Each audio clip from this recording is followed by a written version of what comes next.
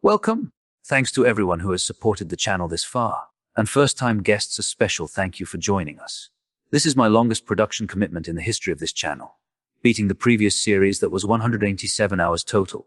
If you enjoy long audiobooks that no one is crazy enough to produce, then you came to the right place. The compilation and rendering time alone takes forever. If you feel compelled to donate at any point, I appreciate you. With that being said, enjoy. This is an audioverse production of Shadow Slave by Guilty 3. Chapter 1. Nightmare begins. A frail-looking young man with pale skin and dark circles under his eyes was sitting on a rusty bench across from the police station. He was cradling a cup of coffee in his hands. Not the cheap synthetic type slum rats like him had access to, but the real deal. This cup of plant-based coffee, usually available only to higher-ranked citizens, had cost most of his savings. But on this particular day, Sonny decided to pamper himself. After all, his life was coming to an end. Enjoying the warmth of the luxurious drink, he raised the cup and savored the aroma. Then, tentatively, he took a small sip and immediately grimaced. "Ah, so bitter!" Giving the cup of coffee an intense look, Sonny sighed and forced himself to drink some more. Bitter or not, he was determined to get his money's worth. Taste buds be damned.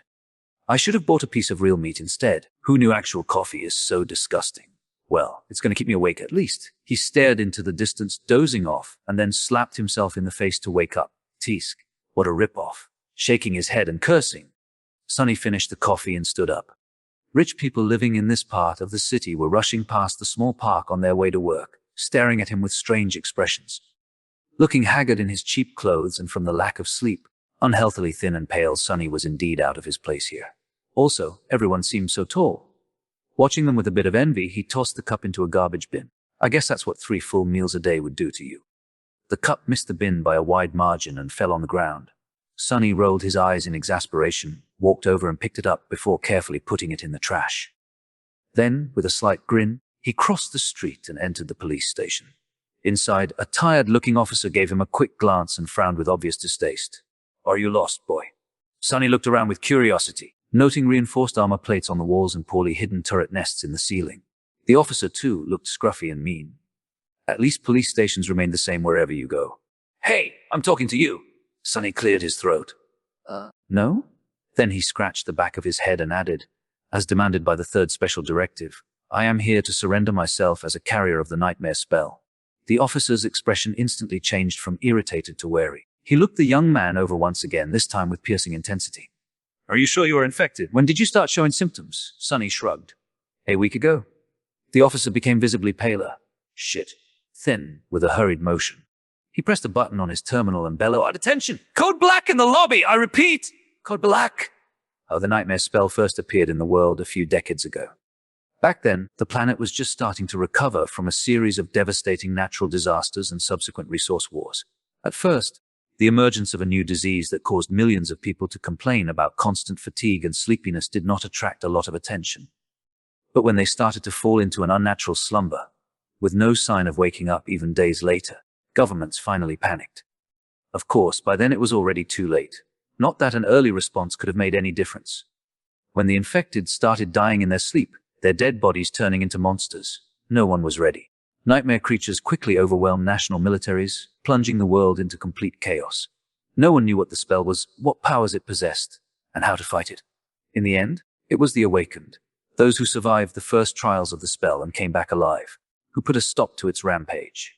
Armed with miraculous abilities earned in their nightmares, they restored peace and created a semblance of a new order. Of course, it was only the first of the catastrophes brought upon by the spell. But as far as Sonny was concerned, none of it had anything to do with him. Not until a few days ago, that is, when he first started having trouble with staying awake. For an average person, being chosen by the spell was as much of a risk as an opportunity. Kids learned survival skills and fighting techniques in school, on the off chance of being infected.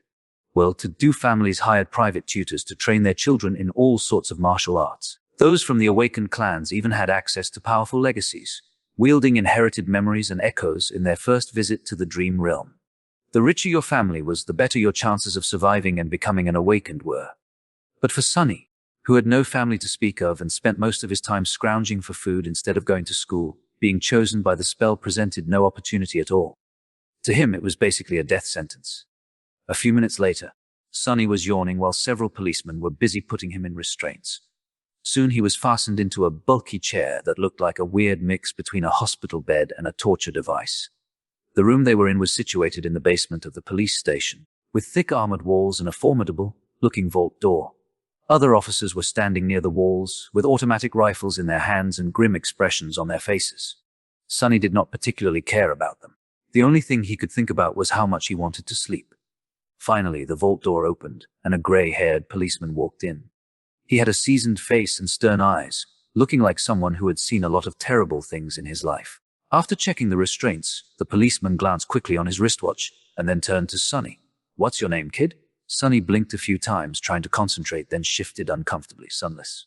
The old policeman raised an eyebrow. "Sunless? That's a strange name." Sonny tried to shrug, but found himself unable to move. "What's so strange about it? At least I have a name. Back in the outskirts, not everyone even gets one." After another yawn, he added, "It's because I was born during a solar eclipse. My mom had a poetic soul, you see. That's why he got this weird-ass name, and his little sister was called Rain. Back when she still lived with them, at least. Whether it was the result of poetic imagination or simple laziness, he did not know." The old policeman grunted. "Do you want me to contact your family?" Sonny simply shook his head. "There's no one. Don't bother." For a second, there was a dark look on the policeman's face. Then his expression turned serious. "All right, Sinless. How long can you stay awake?" "Not long," the policeman sighed. "Then we don't have time for the full procedure. Try to resist for as long as you can and listen to me very carefully, okay?" Not waiting for a response, he added, "How much do you know about the nightmare spell?" Sonny gave him a questioning look. "As much as anyone, I guess. Who doesn't know about the spell? Not the fancy stuff you see in dramas and hear in the propaganda broadcasts. I mean, how much do you really know?" That was a hard question to answer. "Don't I just go into the dream realm, kill a few monsters to complete the first nightmare, receive magic powers, and become an awakened?" The old policeman shook his head. "Listen carefully. Once you fall asleep, you will be transported inside your first nightmare. Nightmares are trials created by the spell. Once inside, you will meet monsters, sure, but you will also meet people. Remember, they are not real. They're just illusions conjured up to test you." "How do you know?" The policeman just stared at him. "I mean, no one understands what the spell is and how it works, right? So how do you know that they're not real?" "You might have to kill them, kid. So do yourself a favor and just think about them as illusions." "Oh." The old policeman waited for a second, then nodded and continued. "A lot of things about the first nightmare depend on luck. Generally, it shouldn't be overwhelmingly hard. The situation you're in, the tools you have at your disposal, and the creatures you have to defeat should be within the range of your abilities, at least. After all, the spell sets up trials, not executions. You're a bit disadvantaged due to, well, your circumstances. But kids from the outskirts are tough. Don't give up on yourself just yet." So Sonny was getting more and more sleepy. It was becoming hard to follow the conversation about those magic powers. "You mentioned you will indeed receive them if you survive until the end of the nightmare. What those powers will be, exactly, depends on your natural affinity as well what you do during the trial. But some of it will be at your disposal right from the start."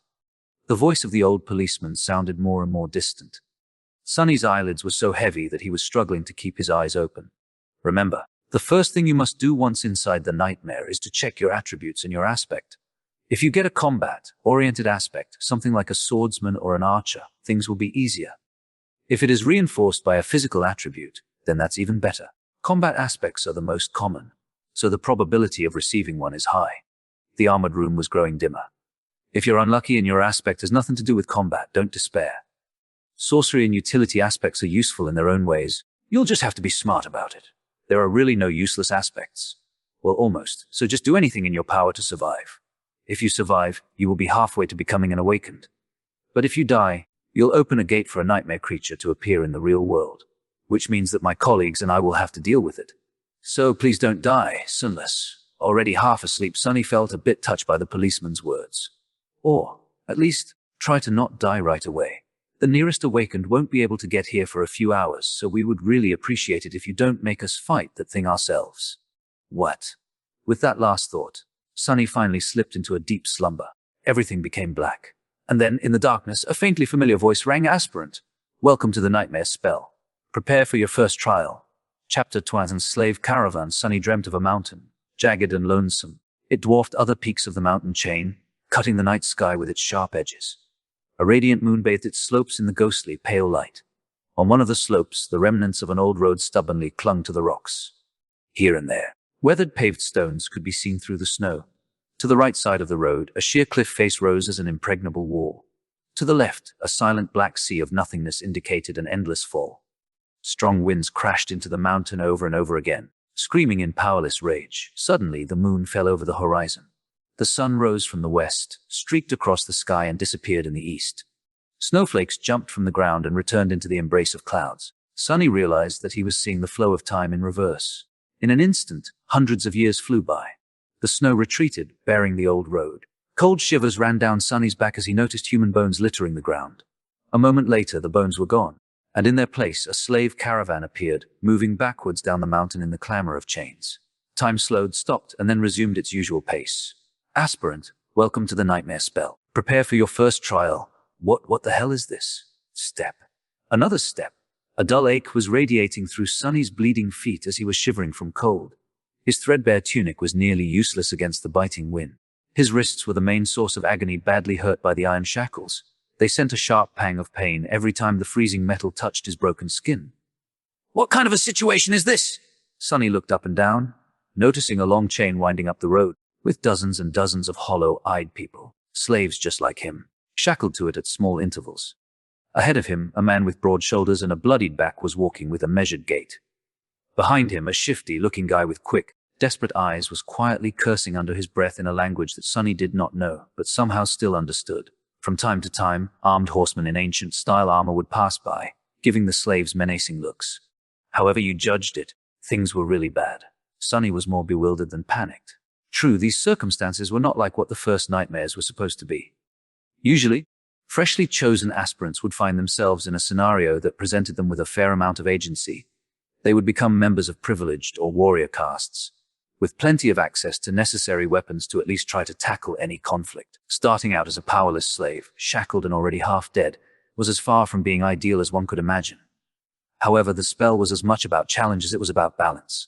As the old policeman said, it created trials, not executions. So Sunny was pretty sure that, to counter this abysmal start, it would reward him with something good. A powerful aspect at least. Let's see, how do I do this? Remembering popular webtoons he read as a child, Sunny concentrated and thought about words like status, myself, and information. Indeed, as soon as he focused, shimmering runes appeared in the air in front of him.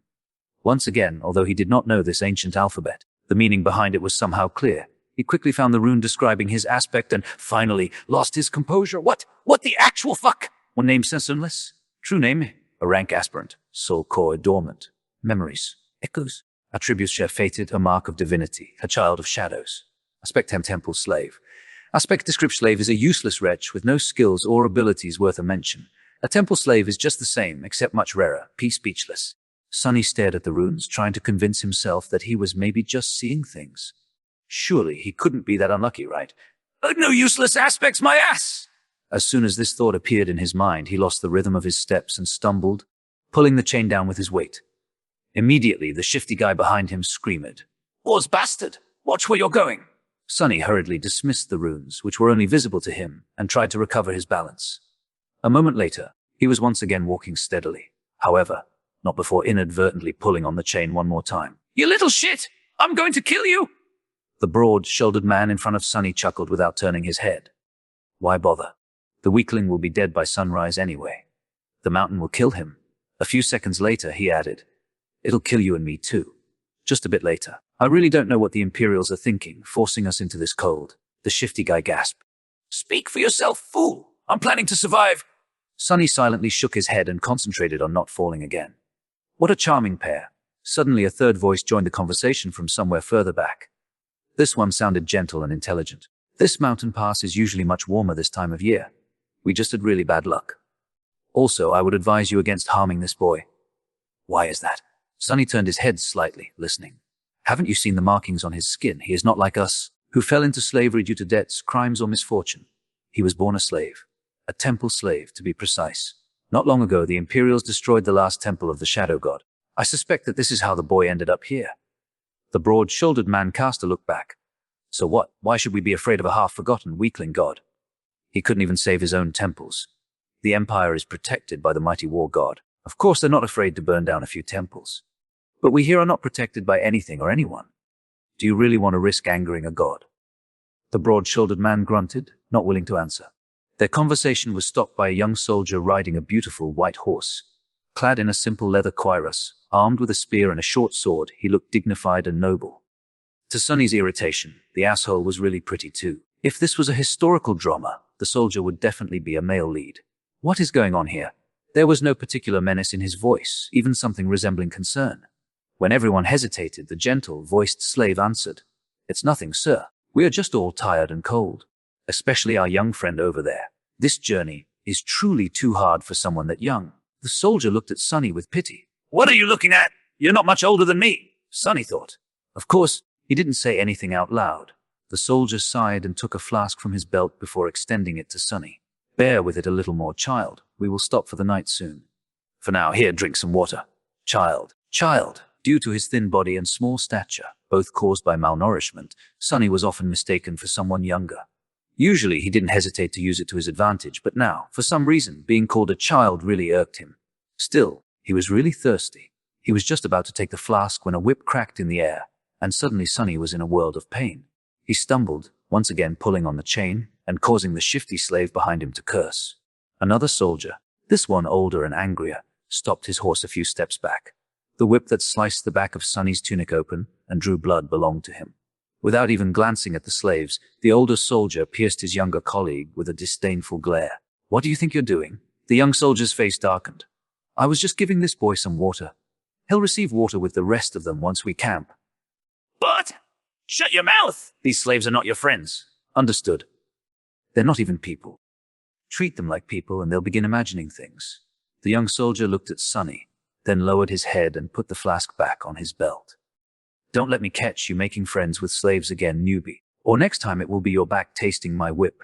As if to illustrate his intention, the older soldier cracked his whip in the air and rode past them, radiating threat and anger.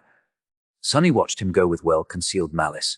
"I don't know how, but I will watch you die first." And then he turned his head and glanced in the direction of the younger soldier, who was falling behind with his head still lowered. "And you, second." Chapter 3, The Strings of Fate. For a few minutes after that, Sonny was in a dark mood. But then he pulled himself out of it and inhaled deeply, trying to enjoy the fresh air. Indeed, air like that was hard to come by in the real world. Microdust and other pollutants made it rough and unpleasant, not to mention the general stench of the outskirts. In the better parts of the city, sophisticated filtration systems worked diligently. However, filtrated air tasted sterile and stagnant. Only the very rich had access to truly pleasant breathing. And here he was, able to enjoy an unlimited amount of pristine, delicious air like a second-generation chaebol. Truly, being chosen by the spell has its benefits. If only there was no dreadful cold, his feet did not ache, and his wrists and back were not in agony. The slave caravan slowly dragged itself up the mountain, with more and more slaves stumbling and periodically falling to the ground. A couple of times, those who could not walk anymore were taken off the chain and unceremoniously tossed off the road, down into the abyss that loomed to the left of it. Sonny watched them fall with a bit of compassion. Poor fellows, rest in peace, you pitiful souls. All in all, he was in good spirits. It was a bit strange to feel good amidst this disaster of a nightmare, but thankfully, Sonny had time to prepare himself for this eventuality. When the symptoms of the spell first appeared, he did not handle it well. Dying before you even turned 17 was not something one could easily cope with. But, in the end, it only took Sonny several days to come to terms with it. After visiting his parents' makeshift resting place. Well, actually, since he was too poor to afford even the cheapest slot in the remembrance facility, it was just 2 lines carved into an old tree. And adding a 3rd line for himself, Sonny suddenly became relaxed and carefree. After all, he didn't have to worry about earning money, finding food, protecting himself, and planning for the future anymore. Once the worst that could happen had already happened, what else was there to fear?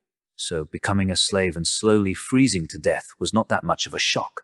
Besides, he knew that cold would not kill him, simply because he had already seen what fate was awaiting the caravan further up the mountain. The picture of piled bones littering the ground was still fresh in his mind. Most likely, it was a pack of monsters that were going to do the caravan in, and by the look of it, the attack was going to take place in a matter of hours, not days. So he still had a chance. Using the opportunity, Sonny decided to take another look at his status and summoned the runes again. The last time he was too outraged by the aspect and didn't study the attributes well. While not as important as one's aspect, the attributes were often the deciding factor between life and death. They represented one's natural traits and affinities, sometimes even providing passive abilities and effects. Have fated attribute description. The strings of fate wrap tightly around you. Unlikely events, both good and bad, are drawn by your presence. There are those who are blessed, and there are those who are cursed, but rarely both. A mark of divinity attribute description. You bear a faint sense of divinity, as though someone briefly touched by it once, a long time ago. A child of shadows attribute description. Shadows recognize you as one of their own. Interesting.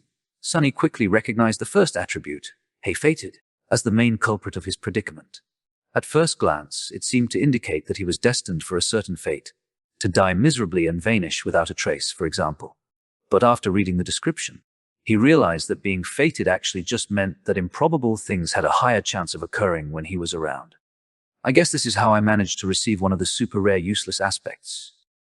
And a weird variant of it, at that. If fated was his innate attribute, then the other two came from the temple slave aspect. A mark of divinity was more or less straightforward. It was supposed to allow passage into certain sacred places inside the dream realm and enhance several types of sorcery. Since there were no sacred places in sight and Sunny's aspect had nothing to do with sorcery, it was useless too. A child of shadows was a stranger one. He had never heard of it and had no idea what it was supposed to do, at least not until the sun hid behind the mountain and the sky began to darken. To his surprise, Sunny found himself able to see perfectly in the darkness, as though it was still as bright as day. This ability alone was nothing to scoff at, and it was quite possible that shadows would reward him with some other, yet unknown, gifts. Finally something good. I wonder if, stop the caravan. Prepare to camp. Following the head soldier's order, the slaves stopped and fell to the ground, shivering and exhausted.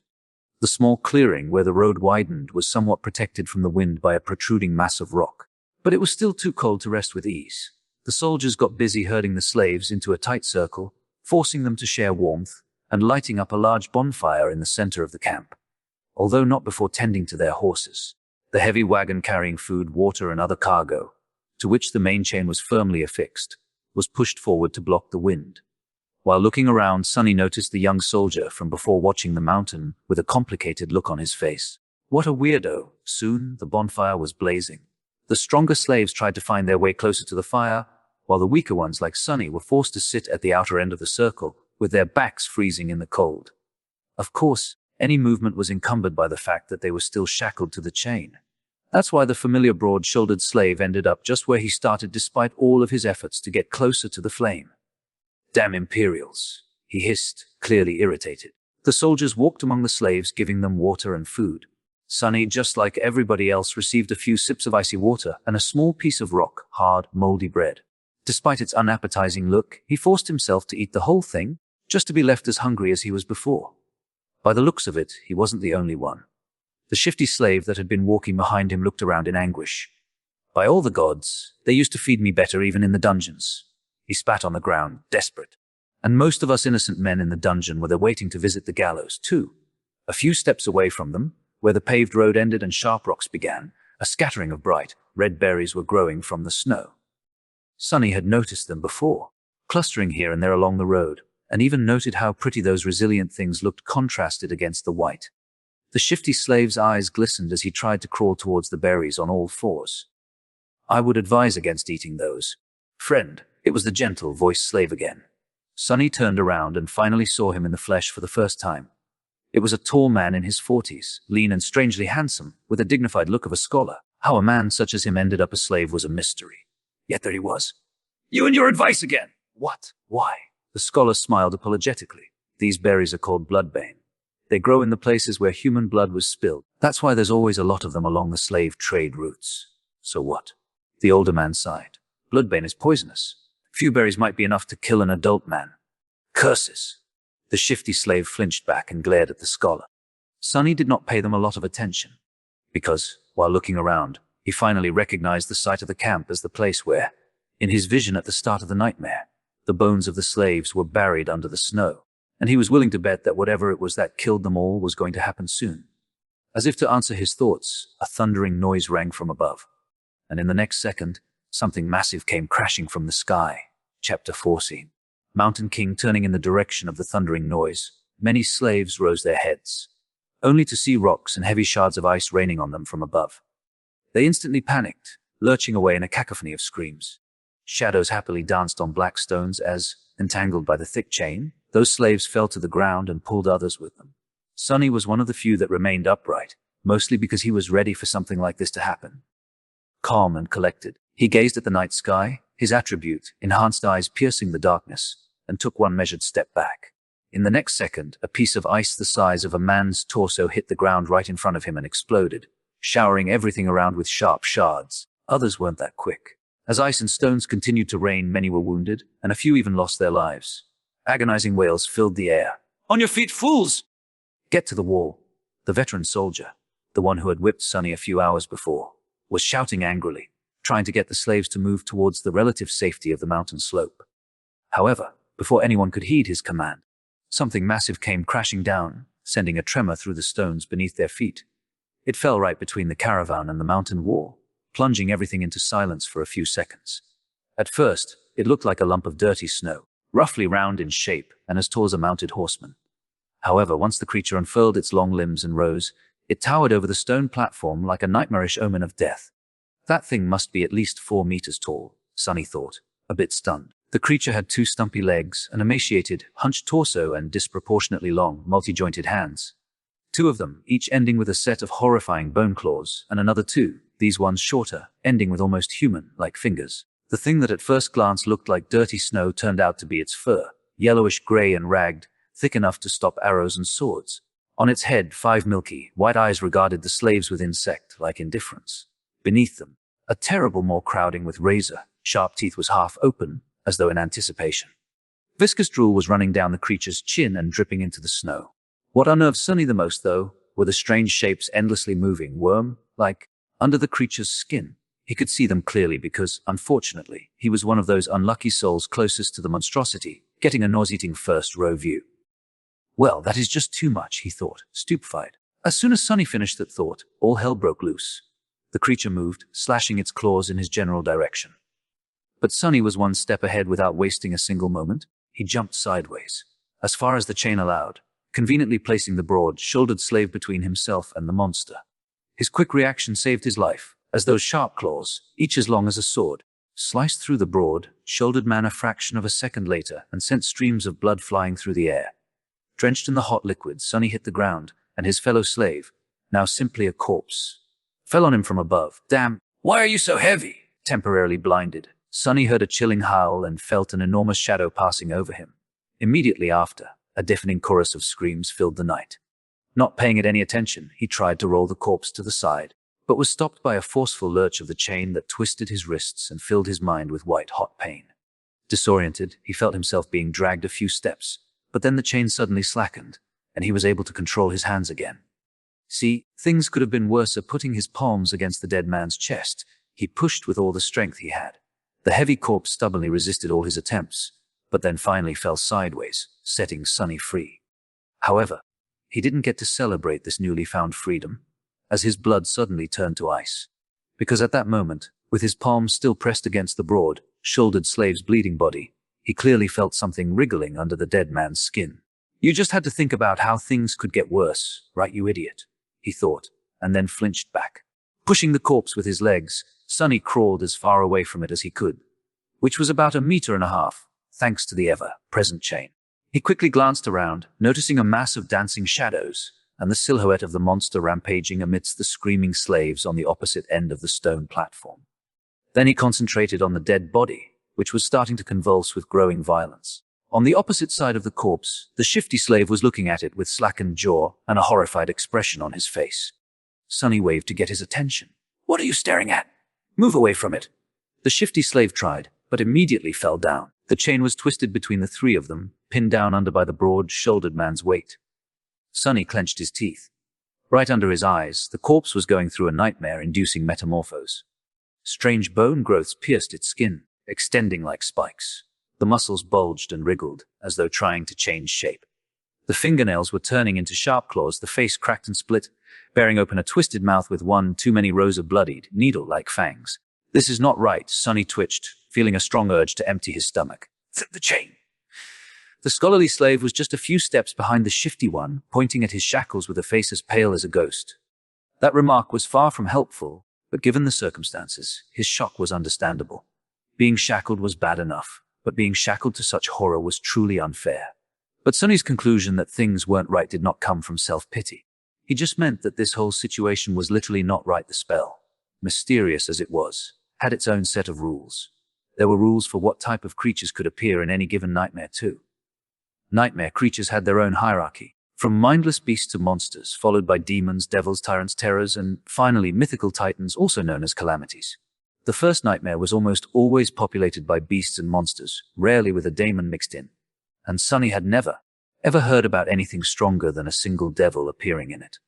However, the creature had clearly just created a lesser version of itself, an ability that belonged exclusively to tyrants, the sovereigns of the nightmare spell, and those above them. What was this tyrant even doing in a first nightmare? How powerful was that damn fated attribute? But there was no time to ponder. Unfair or not, there was only one person now who could save Sonny, himself. The broad-shouldered man, what was left of him, slowly rose, his mouth producing strange clicking noises. Without giving him time to fully come to his senses, Sonny cursed and jumped forward, grabbing onto the length of the slackened chain. One arm of the monster, now fully equipped with 5 jagged claws, shot forward to meet him, but Sonny sidestepped it with one calculated movement.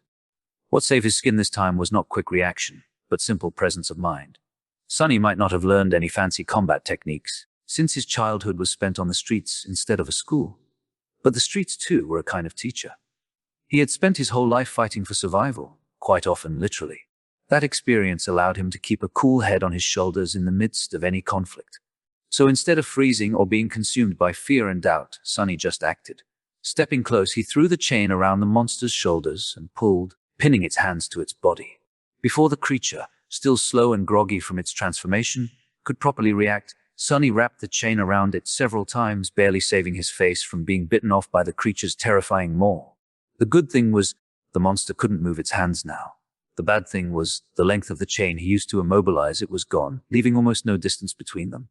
"You too," Sonny screamed, addressing his 2 fellow slaves. "Pull on that chain as though your lives depend on it." Because they were. The shifty slave and the scholar gaped at him, and then understanding what he was thinking started to move. Grabbing the chain from the opposite directions, they pulled as hard as they could, tightening its grip on the monster and not letting it shake loose. Great, Sonny thought. The monster bulged its muscles, trying to break free. The chain creaked, caught on the bone spikes, as though slowly breaking apart. Not so great! Without wasting any more time, he threw his hands in the air and caught the creature's neck with the short, thinner chain connecting his shackles together. Then he circled the monster with a quick step and pulled, ending up back to back with it, as far away from its maw as he could. Sonny knew that he wasn't strong enough to strangle a man with his bare hands, let alone a weird, terrifying mutant like the one trying to eat him. But now, using his own back as a lever and the weight of his whole body to pull the shackles down, he at least stood a chance. He pulled down with all his might, feeling the monster's body pressing against him, bone spikes brushing against his skin. The monster continued to struggle, clicking loudly and trying to break the chain tying him down apart. Now it was just a question of what would break first, the chain or the monster itself. "D, you bastard!"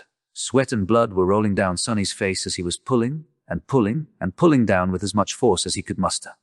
Every second felt like an eternity. His strength and stamina, what little he had to begin with, were quickly running out. His wounded back, wrists, and muscles pierced by the bone spikes were in agony. And then, finally, Sonny felt the monster's body go limp. A moment later, a faintly familiar voice rang in the air. It was the most beautiful sound he had ever heard. "You have slain a dormant beast, Mountain King's Larva." Chapter 50, Broken Chains. You have slain a dormant beast, Mountain King's Larva. Sonny fell to his knees, breathless. His whole body felt as though it just went through a meat grinder. Even large amounts of adrenaline could not wash away all the pain and exhaustion. And yet, he was exhilarated. The satisfaction of killing the larva was so vast that he even forgot to be disappointed about not receiving a memory. The special item tied to a dream realm inhabitant's essence, which was sometimes awarded by the spell to the triumphant awakened. A magic sword or a suit of armor would have come in handy right about now. Damn, he would even settle for a warm coat. 3 seconds. You can rest for 3 more seconds, Sonny thought. After all, the nightmare was far from over.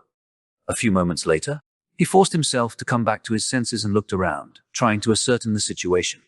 The larva was dead, which was great. However, he was still tied to it by the damn chain.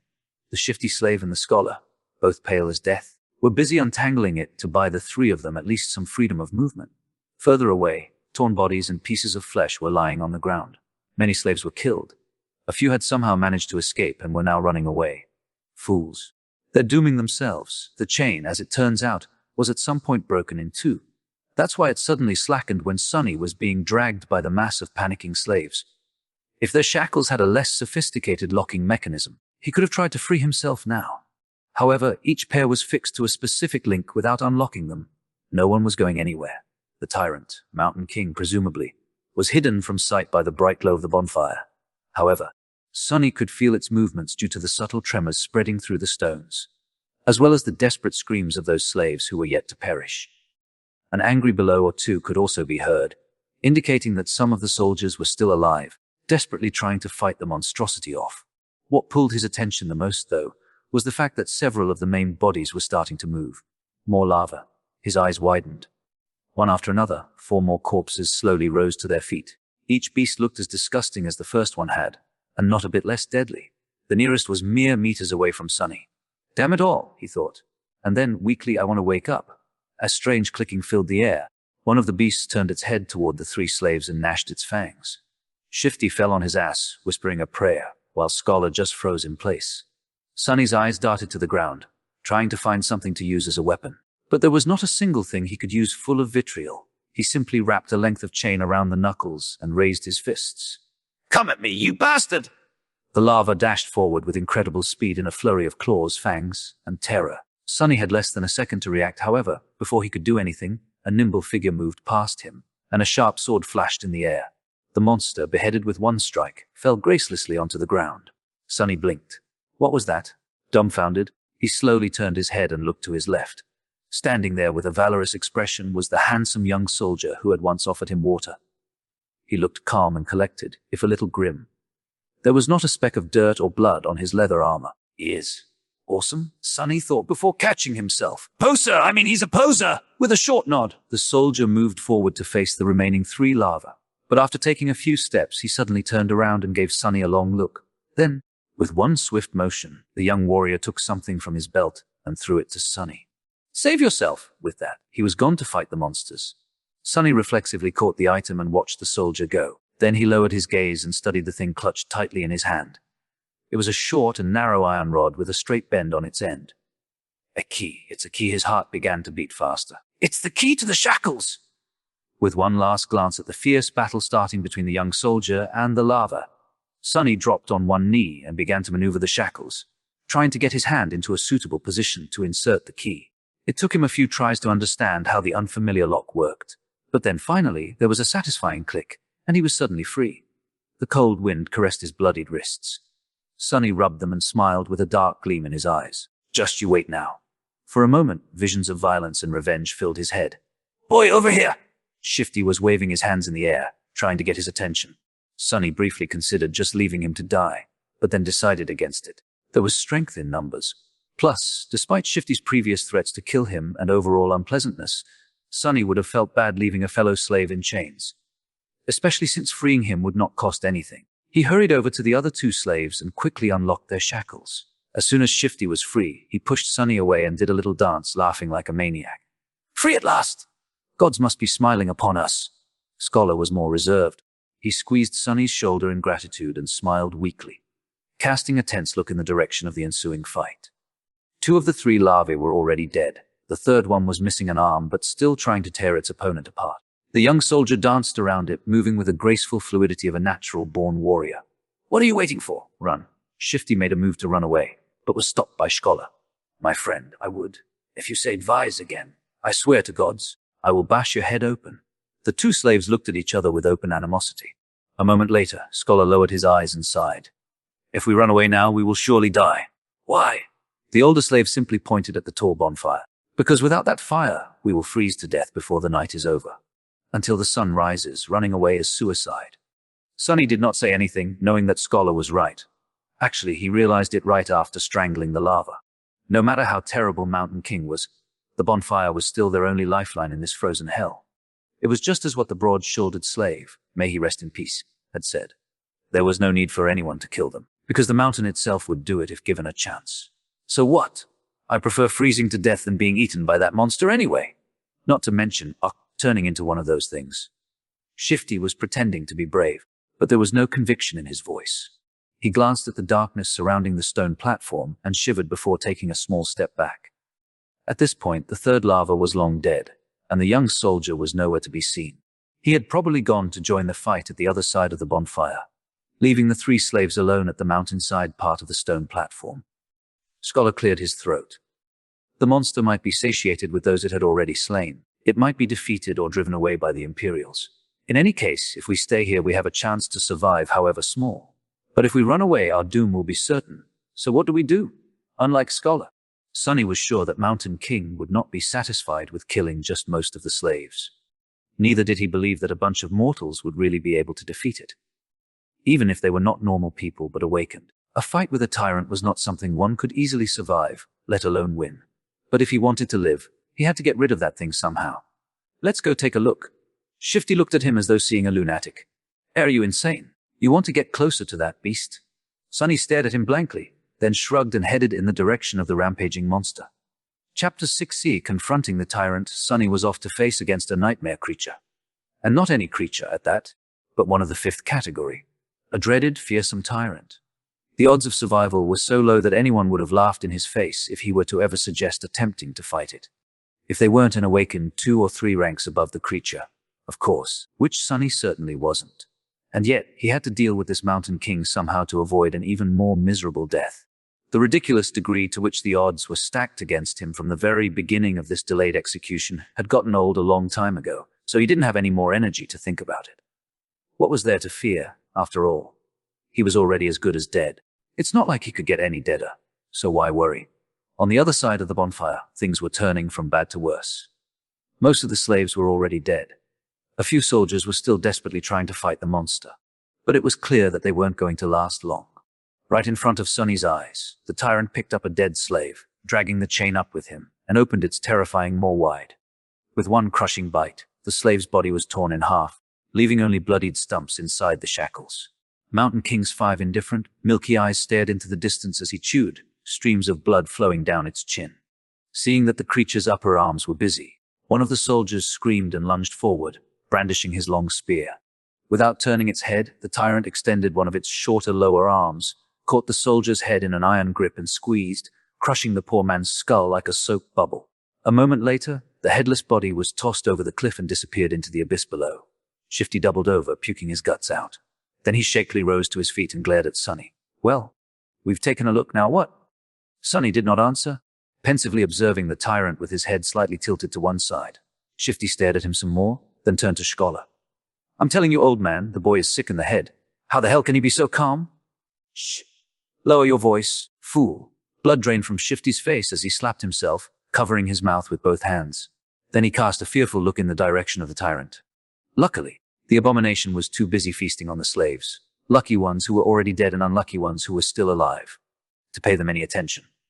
Shifty slowly exhaled. Sonny was preoccupied with thinking, measuring his chances of survival. How do I get rid of that thing? He didn't have any special powers, nor did he have an army ready to bury the tyrant under a mountain of bodies. He didn't even have a weapon to at least scratch the damn bastard. Sonny moved his gaze and looked past the creature, into the endless darkness of the moonless sky. As he was watching the night, a bright flash streaked in the air and collided with one of the tyrant's arms, bursting into a rain of sparks. The young soldier, Sonny's heroic liberator, had just tossed a burning piece of wood at the monster and was now defiantly raising his sword. Face me, devil! A distraction! Just what I needed! Because there was no way for Sonny to kill the Mountain King with his own 2 hands, he had decided to enlist some help. A human wouldn't be up to the task, so instead, he was planning to use a force of nature. Since I can't do the bastard in myself, let's make gravity do it for me. He was in the middle of thinking over the details of the plan when the young hero's foolish bravado presented an opportunity. Now everything depended on how long the pompous idiot would manage to stay alive. Come with me, Sonny said as he started running toward the far end of the stone platform, where the heavy wagon was perched dangerously close to the edge of the cliff. Shifty and Scholar shared a dubious look, but then followed, perhaps confusing his calmness with confidence, or maybe divine inspiration. After all, it was a widely known fact that crazy people were often favored by the gods. Behind them, Hero nimbly ducked under the tyrant's claws, slashing it with the sword. The sharp edge slid ineffectively across the dirty fur, not leaving even a scratch on the creature's flesh. In the next second, the tyrant moved with frightening speed, throwing all four of his hands in the direction of its new, irritating foe. But Sonny had no way of knowing. He was running with all his speed, getting closer and closer to the wagon. Once there, he hurriedly looked around, checking if there were any lava close by, and moved to its rear wheels. The wagon was left at the upper end of the stone platform, where it narrowed and turned back into the road. It was turned sideways to block the wind, with its front facing the mountain wall and its back facing the cliff. There were two large wooden wedges placed under the rear wheels to prevent the wagon from rolling backward. Sonny turned to his companions and pointed at the wedges. "When I tell you, remove both of them, then push. Understand?" "What? Why?" Shifty stared at him with a dumbfounded expression on his face. Scholar just looked at the wedges and then at the tyrant. Hero, miraculously, was still alive. He was weaving between the creature's limbs, always just half a second away from being completely eviscerated. From time to time, his sword flashed in the air, but to no avail. Mountain King's fur was too thick, and his skin too tough to be harmed by mundane weapons. There was a hint of apprehension on the young warrior's face. All the other soldiers, as far as Sonny could see, were already dead, so he really needed that one to live a little bit longer. "Don't die yet," he thought. To Shifty, he simply said, "You'll see." The next moment, Sonny was running again, trying to follow the chain from the brace where it was affixed to the wagon. The thing he was searching for was hard to notice due to all the bodies, blood and viscera littering the stone platform, but for once, luck was on his side. A short amount of time later, he had found what he needed, the torn end of the chain. Finding the nearest set of shackles, complete with a horribly disfigured body of a slave locked in them, Sonny plopped down on his knees and started to fumble with the key. There was a muffled scream, and with a sideways glance, he noticed Hero flying through the air, finally caught by one of the tyrant's strikes. Incredibly, the young soldier managed to land on his feet, sliding several meters across the stones. All of his limbs were still in place. There were no terrible wounds on his body, either. Without skipping a bit, Hero rolled forward, picking up his sword from where it fell on the ground, and then rolled once more, this time sideways, narrowly avoiding a heavy stomp from the creature's foot. Rolling. Who the hell rolls around in this situation? Without any more time to waste, Sonny finally managed to unlock the shackles, shaking the dead slave out of them. He then promptly locked them once again, this time around the chain itself, ending up with a makeshift slipknot and a loop. Now everything depended on his resolve, hand-to-eye coordination and luck. Turning to Shifty and Scholar, who were still waiting by the wagon, he screamed, "Now!" Then, picking up a sizable length of chain, Sonny stood up and faced the tyrant. Hero spared him half a glance. His eyes lingered on the chain for a moment and then quickly followed it to the wagon. Then, without showing a hint of emotion, the young warrior doubled his efforts, drawing the creature's attention away from Sonny. So he's smart too. What a scam! Clearing his head of all unnecessary thoughts, Sonny concentrated on the weight of the chain in his hands, the distance between him and the tyrant and his target. Time seemed to slow down a bit. "Please don't miss!" Gathering all of his strength, Sonny spun and threw the chain in the air, as though a fisherman casting his net. The loop opened as it flew, closing in on the position of the fight between Hero and the tyrant. Sonny's plan was to place the loop on the ground close enough to them that, once one of the tyrant's feet landed in the trap, he could pull on the chain and tighten it around the monster's ankle. But his plan failed spectacularly. Which is to say, it was literally a spectacle. In the last moment, Mountain King suddenly flinched back, and instead of falling on the ground, the chain loop landed perfectly around its neck. A second later it tightened, acting as an iron noose. Sonny froze for a moment, not believing his eyes, and then clenched his fists, holding himself back from triumphantly shaking them in the air. "Us!" he screamed inwardly. Moments later, the wagon would roll off the cliff, pulling the tyrant down with it. Sonny looked back to make sure, and instantly turned even paler than he usually was. Shifty and Scholar did manage to remove the wedges from under the wagon's wheels, and were now desperately pushing it to the edge of the road. However, the wagon was rolling slowly, very slowly, much slower than Sonny had anticipated. He turned to the tyrant, panicking. The creature, surprised by the sudden weight pressing down on its neck, was already raising its hands to tear the chain apart. Sonny's eyes widened. In the next second, Hero crashed into one of the tyrant's legs, throwing it off balance, and buying them some time. Sonny was already running to the wagon, cursing loudly in his mind. Reaching it, he threw himself onto the damp wood alongside Shifty and Scholar, pushing with all the strength left in his rather small, but terribly beaten and enormously exhausted body. "Roll! Roll, you creaky piece of shit!" The wagon sped up a little, but was still rather slow in reaching the cliff's edge. At the same time, the tyrant finally managed to get a hold of the chain tied around its neck, ready to free itself. Now, whether they lived or not was just a question of which thing would happen first. Chapter 73: Slaves and a Hero Role. You creaky piece of shit! Sonny pressed himself against the wagon, pushing with all he had. 4 powerful oxen that used to pull it were now dead, and instead of them, 3 tired slaves were trying to do the job. Even with the slope of the road helping them, the speed of the wagon was agonizingly slow. The tyrant, in comparison, was moving much faster. Pushing Hero back with a deadly swipe of his lower arms, he raised the other 2 to its neck and tried to grab the chain that was wrapped around it like a noose. However, this time Mountain King's fearsome physique turned into a disadvantage. Its long, terrifying bone claws were perfect for tearing flesh apart, but they weren't the best tool for precise manipulations. It took the tyrant some time to get a hold of the chain without slicing its own neck open. By then, the wagon was nearly at the edge of the cliff. Come on! Just a little bit more! What followed happened very quickly. The wagon's rear wheels finally slid from the road, hanging over the dark, seemingly bottomless pit beneath. The creature turned, staring expressionlessly at the 3 slaves with its 5 milky, dead eyes. The wagon careened, throwing Shifty and Scholar off their feet, and then froze, balanced precariously on its middle axis. Sonny was the only one left standing. He cast a last glance at the towering monster, and then slammed his shoulder into the front of the wagon, putting all of his weight behind it. The wagon finally lost its balance and rolled over the edge, scraping its underside deafeningly against the jagged rocks. Sonny fell forward and landed on his knees, narrowly saving himself from tumbling down the cliff with it. Turning his head to the tyrant, he gave it a wicked smile. Mountain King made a move to lunge at the scrawny slave, but it was already too late.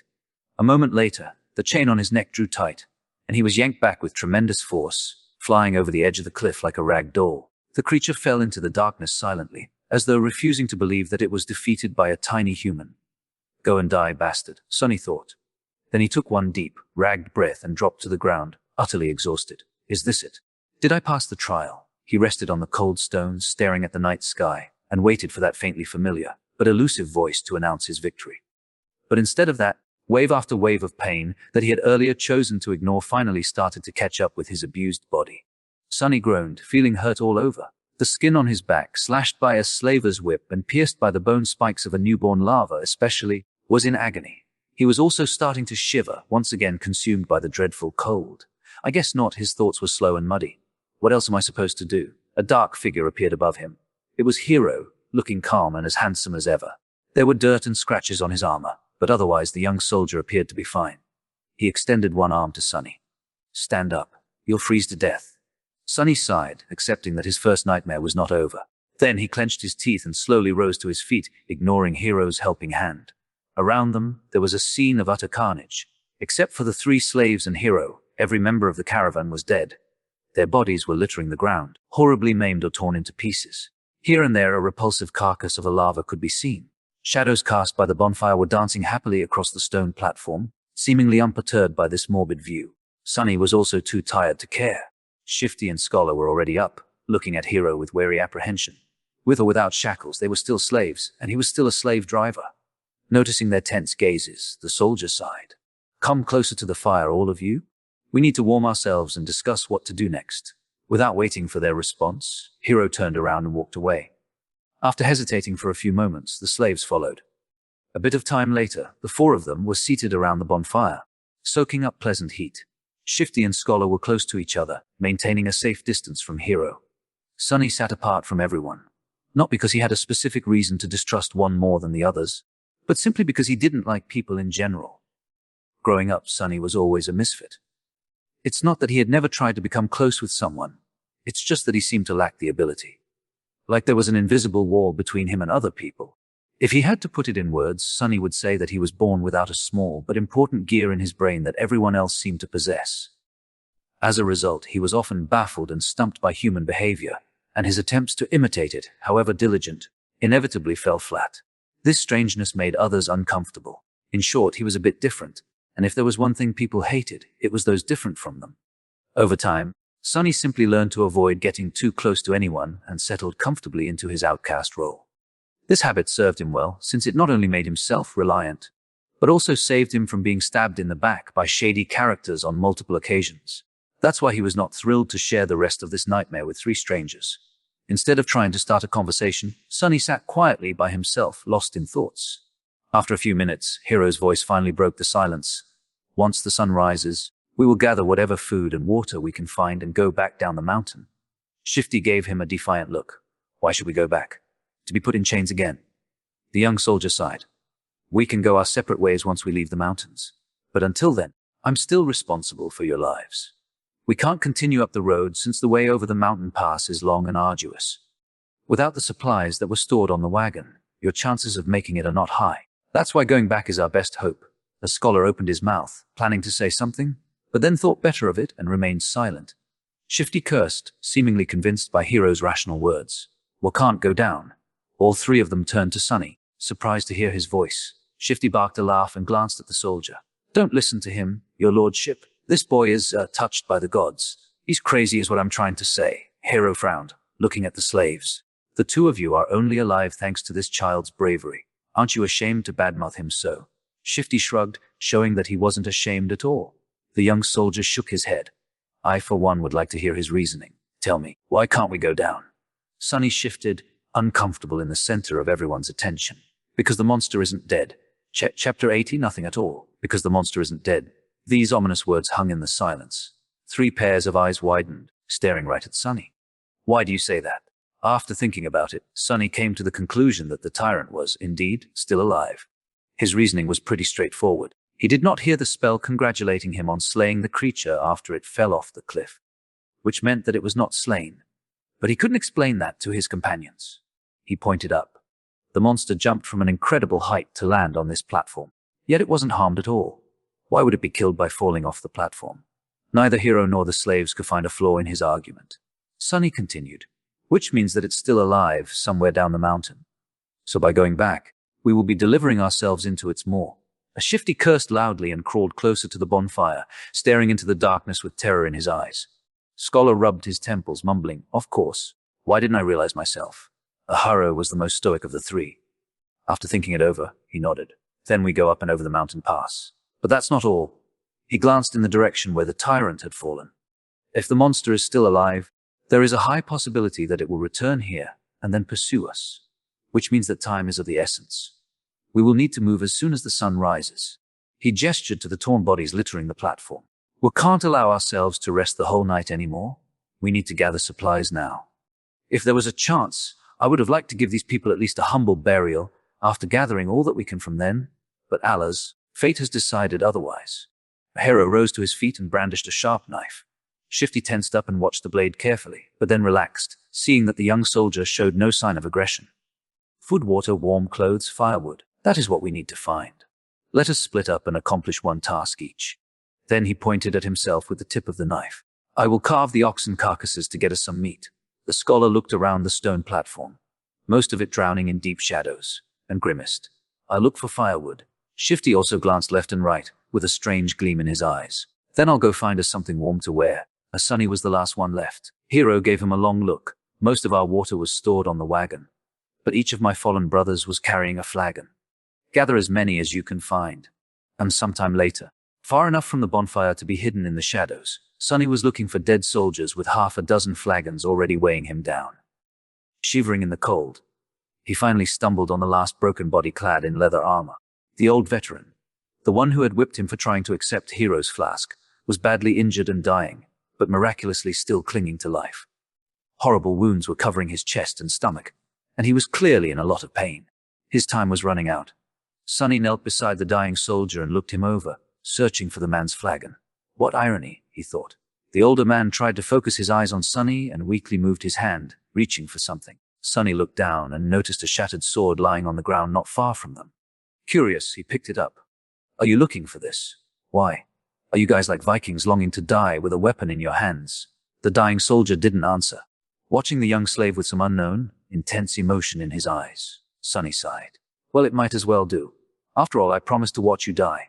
With that, he leaned forward and slit the old man's throat with the sharp edge of his broken blade, then threw it away. The soldier twitched, drowning in his own blood.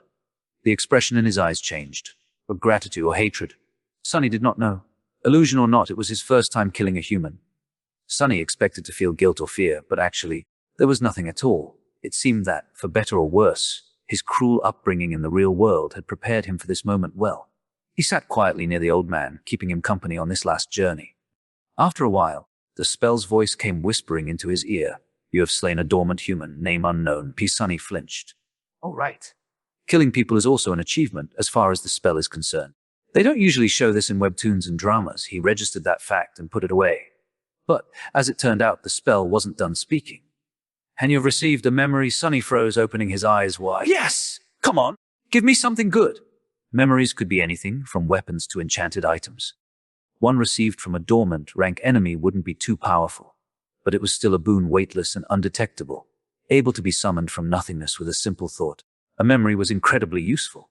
What's more, unlike corporeal things, he would be able to bring it back with him to the real world. The advantage of having something like that back in the outskirts was hard to overestimate. A weapon! Give me a sword! Received a memory silver bell. Sonny sighed, disappointed. Well, with my luck, what was I expecting? Still, this thing was worth investigating. Maybe it had a powerful enchantment, like being able to send out destructive sonic waves or repelling incoming projectiles. Sonny summoned the runes and concentrated on the words, Silver Bell. Immediately an image of a small bell appeared in front of his eyes, with a short string of text below. Silver Bell, a small memento of a long-lost home, which once brought its owner comfort and joy.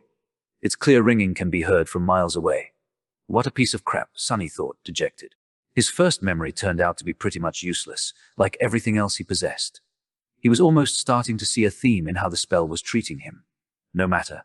Sonny dismissed the runes and then got busy removing the dead man's fur cloak and warm, sturdy leather boots. As an officer, the quality of these clothes was a notch above those of the simple soldiers. After putting them on, the young slave finally felt warm for the first time since the nightmare began, not considering the short time he had spent near the bonfire. Perfect, he thought. The cloak was a bit bloodied, but then again so was Sonny. He looked around, easily piercing the veil of darkness with his tenebrous eyes. Hero and Scholar were still in the middle of their tasks. Shifty was supposed to be looking for winter clothes, but was greedily pulling rings off the dead men's fingers instead. Unseen to them, Sonny hesitated, considering if he had really thought things through well. His companions were unreliable. The future was too uncertain. Even the requirements of passing the nightmare remained a mystery. Any decision he could make would have been a gamble, at best. Still, he had to make some if he wanted to survive. Not wasting any more time thinking, Sonny picked up the flagons and sighed. They spent the rest of the night seating with their backs against the bonfire, staring fearfully into the night. Despite the exhaustion, no one could sleep. The possibility of the tyrant coming back to finish the 4 survivors off was too frightening. Only Hero seemed to be fine, calmly sharpening his sword in the bright light of the dancing flames. The sound of the whetstone scraping against the blade was somehow comforting. At the break of dawn, when the sun had lazily begun to warm up the air, they loaded themselves with all the supplies they'd managed to gather and set out into the cold. Sonny looked back, taking in the sight of the stone platform for the last time. He had managed to get past the place where the slave caravan was supposed to perish. What was going to happen next? No one could tell. Chapter 90, Wishful Thinking. There was a problem. They were planning to follow the road up to the mountain pass and then over it, getting as far away from the scene of the massacre as they could before the night came. However, the road was no more. At some point during the last months, or maybe even just yesterday, a terrible rockfall occurred, obliterating whole segments of the narrow roadway and making its other parts untraversable.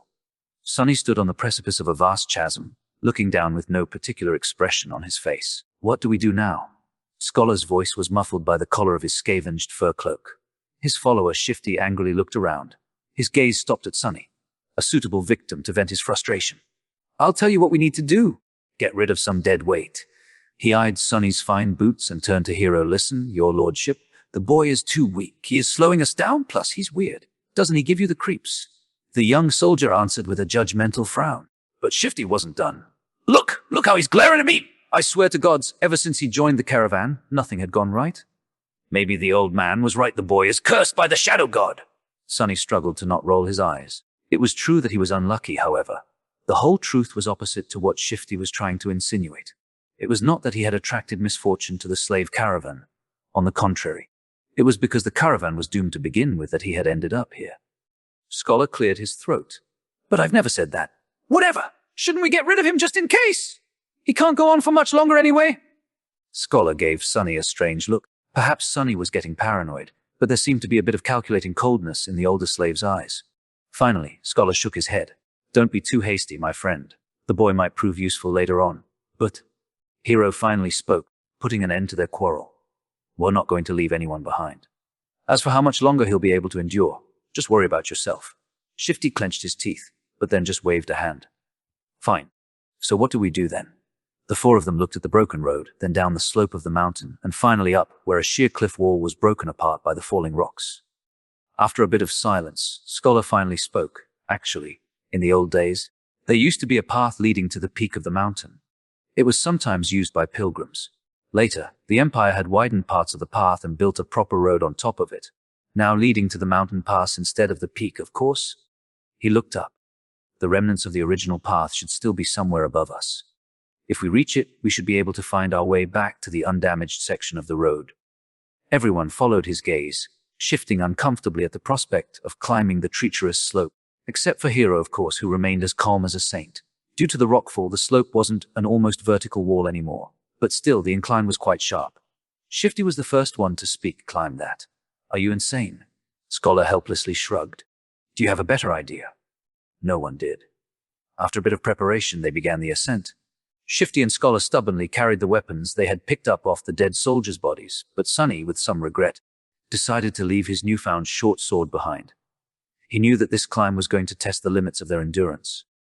The sword might not have seemed to be that heavy right now, but every extra gram of weight was bound to feel like a ton all too soon. As the weakest member of the group, he was already struggling to keep up, so there wasn't a lot of choice. Shading a few kilograms of iron was the right thing to do. Walking up the mountain road with the weight of the supplies on his shoulders was already hard enough, but climbing up the mountain itself turned out to be pure torture. Just half an hour later, he felt like his muscles were going to melt, with his lungs on the verge of imploding.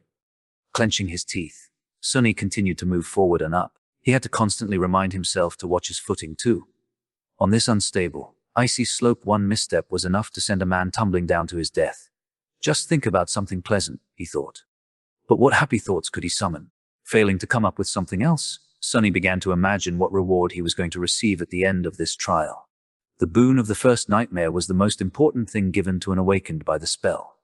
Sure, later trials could provide them with more abilities and vastly improve their power. But it was this first one that determined what role an awakened would be able to play, how great their potential would be, and what price they would have to pay, not to mention giving them the necessary tools to survive and grow in the dream realm. The main benefit of the first nightmare's boon was simple, yet possibly the most important. After completing their trial, aspirants were bestowed with the ability to perceive and interact with soul cores. Soul cores were the basis of one's rank and power. The stronger your core was, the greater your might would grow. The same went for nightmare creatures, with a deadly caveat that, unlike humans, they could possess multiple cores. A lowly beast had just one, but a tyrant like Mountain King had 5. Coincidentally, the only way to improve your soul core was to consume soul shards scavenged from the corpses of other dream realm inhabitants. That's why Awakened went out of their way to battle powerful nightmare creatures, despite the risk of death. The second benefit was less straightforward, but nevertheless vital. After completing the first nightmare, aspirants were elevated to the rank of dreamers, colloquially known as sleepers, and gained access to the dream realm itself. They would enter it on the first winter solstice after passing the trial and remain there until an exit was found, thus becoming fully awakened. That time between finishing the first nightmare and entering the dream realm was very important, as it was the last chance to train and prepare yourself a person would receive. In Sunny's case, that time was only about a month, which was as bad as it gets. And then there was the final benefit unique to every aspirant passing the trial, the first aspect ability. This was the magic power that elevated Awakened above mundane humans. Aspect abilities were diverse, unique, and powerful. Some could be categorized into types, like combat, sorcery, and utility. But some were simply beyond imagination. Armed with the power of their abilities, Awakened had been able to save the world from the flood of nightmare creatures. However, that power came with a catch. With their first ability, every Awakened also received a flaw, sometimes called the counter. These flaws were as diverse as abilities, ranging from comparatively harmless to crippling, or in some cases, even fatal. I wonder what type of ability a temple slave would get. Sunny thought, not too optimistic about his prospects. The choice of flaws, on the other hand, seems to be almost limitless. Let's hope my aspect will evolve at the end of this fiasco. Or, even better, change completely. If the aspirant performed especially well, there was a chance of his given aspect going through an early evolution. Aspects, just like soul cores, had ranks based on potential power and rarity. The lowest rank was called Dormant, followed by Awakened, Ascended, Transcendent, Supreme, Sacred, and Divine, although no one has ever seen the last one. With the amount of crap it had put me through, the spell. If it has any conscience, Has to give me at least an awakened aspect, right? Or maybe even an ascended one. Finally, there was a tiny possibility of receiving a true name, something like an honorary title bestowed by the spell to its favorite awakened. The name itself had no benefit, but every famous awakened seemed to have one. It was considered to be the highest mark of excellence. However, the number of people who had managed to get a true name during their first nightmare was so small that Sunny didn't even bother thinking about it. Who needs excellence? Give me power!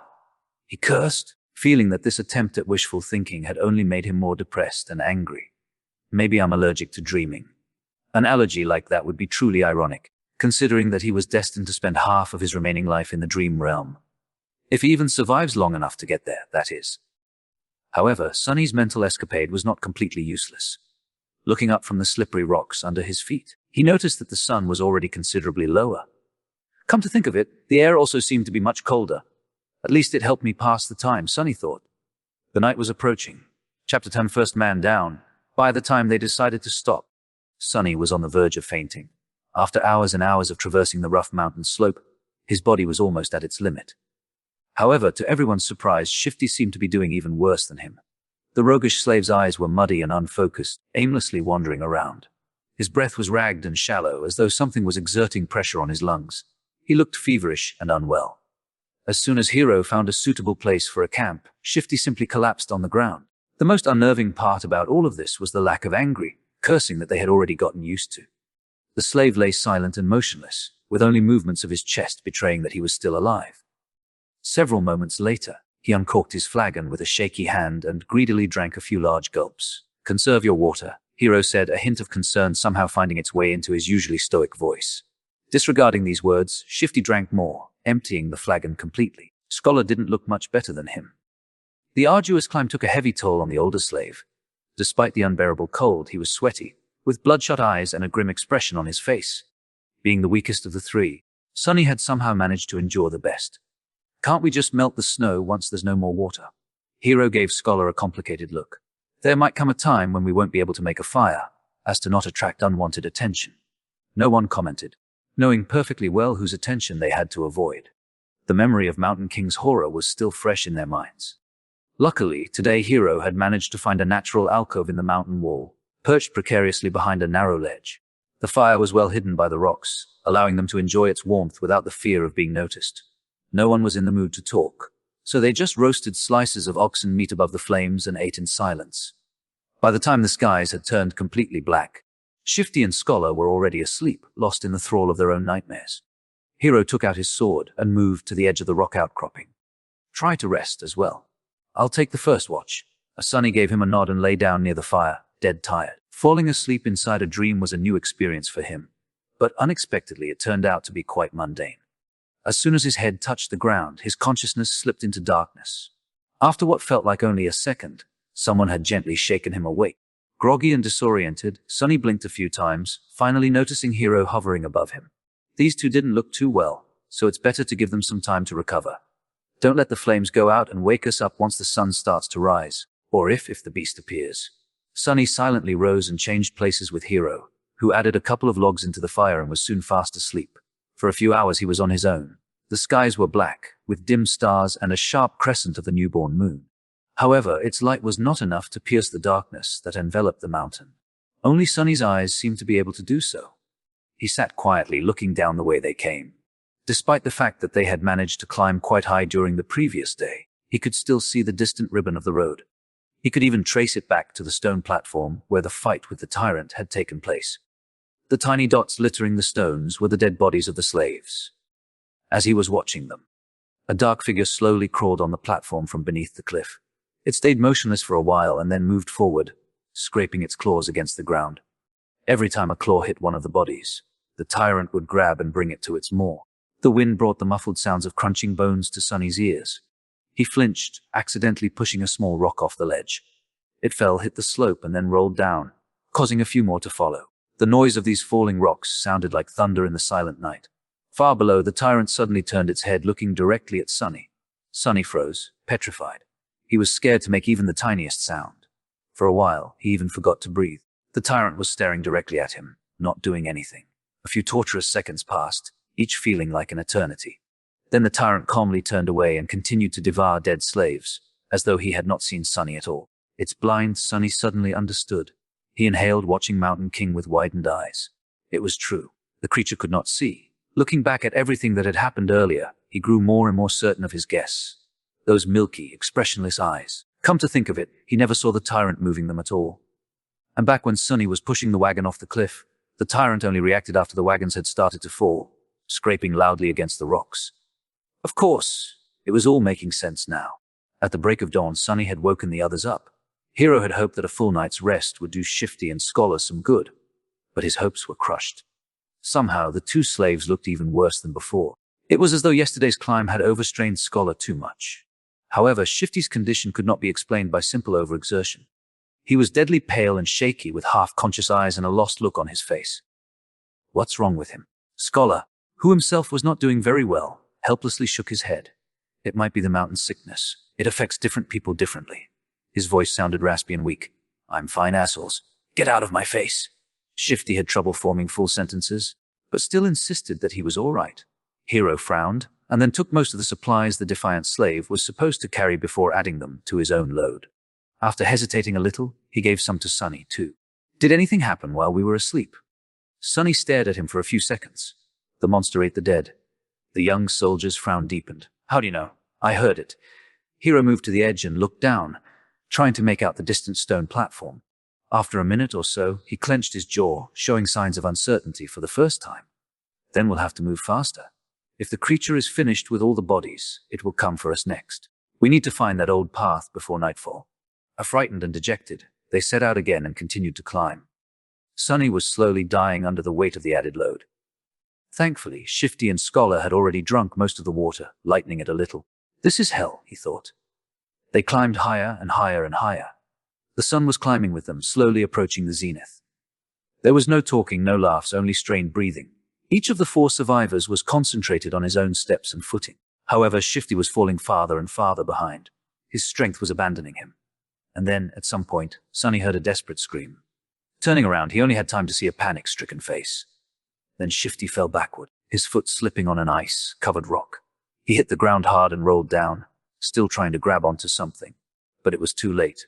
Frozen in place and powerless, they could only watch as his body tumbled down the slope, leaving bloody marks on the rocks. With each second, Shifty looked less like a man and more like a rag doll. A handful of moments later, he finally came to a halt, hitting the top of a large protruding stone in a pile of broken flesh. Shifty was dead.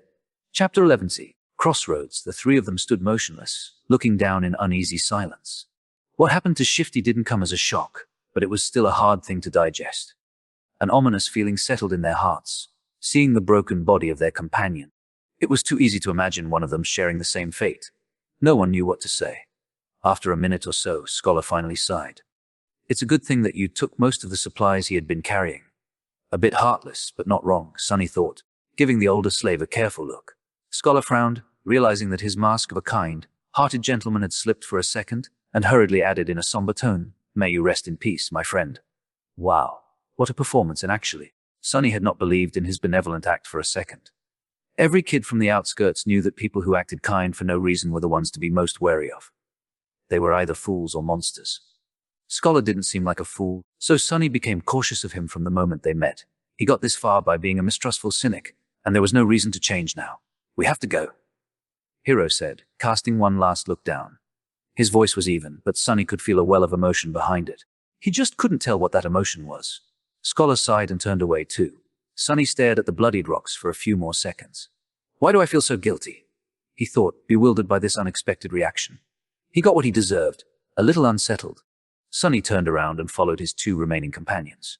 Just like that, they left Shifty behind and continued to climb. At this altitude, traversing the mountain was getting harder and harder.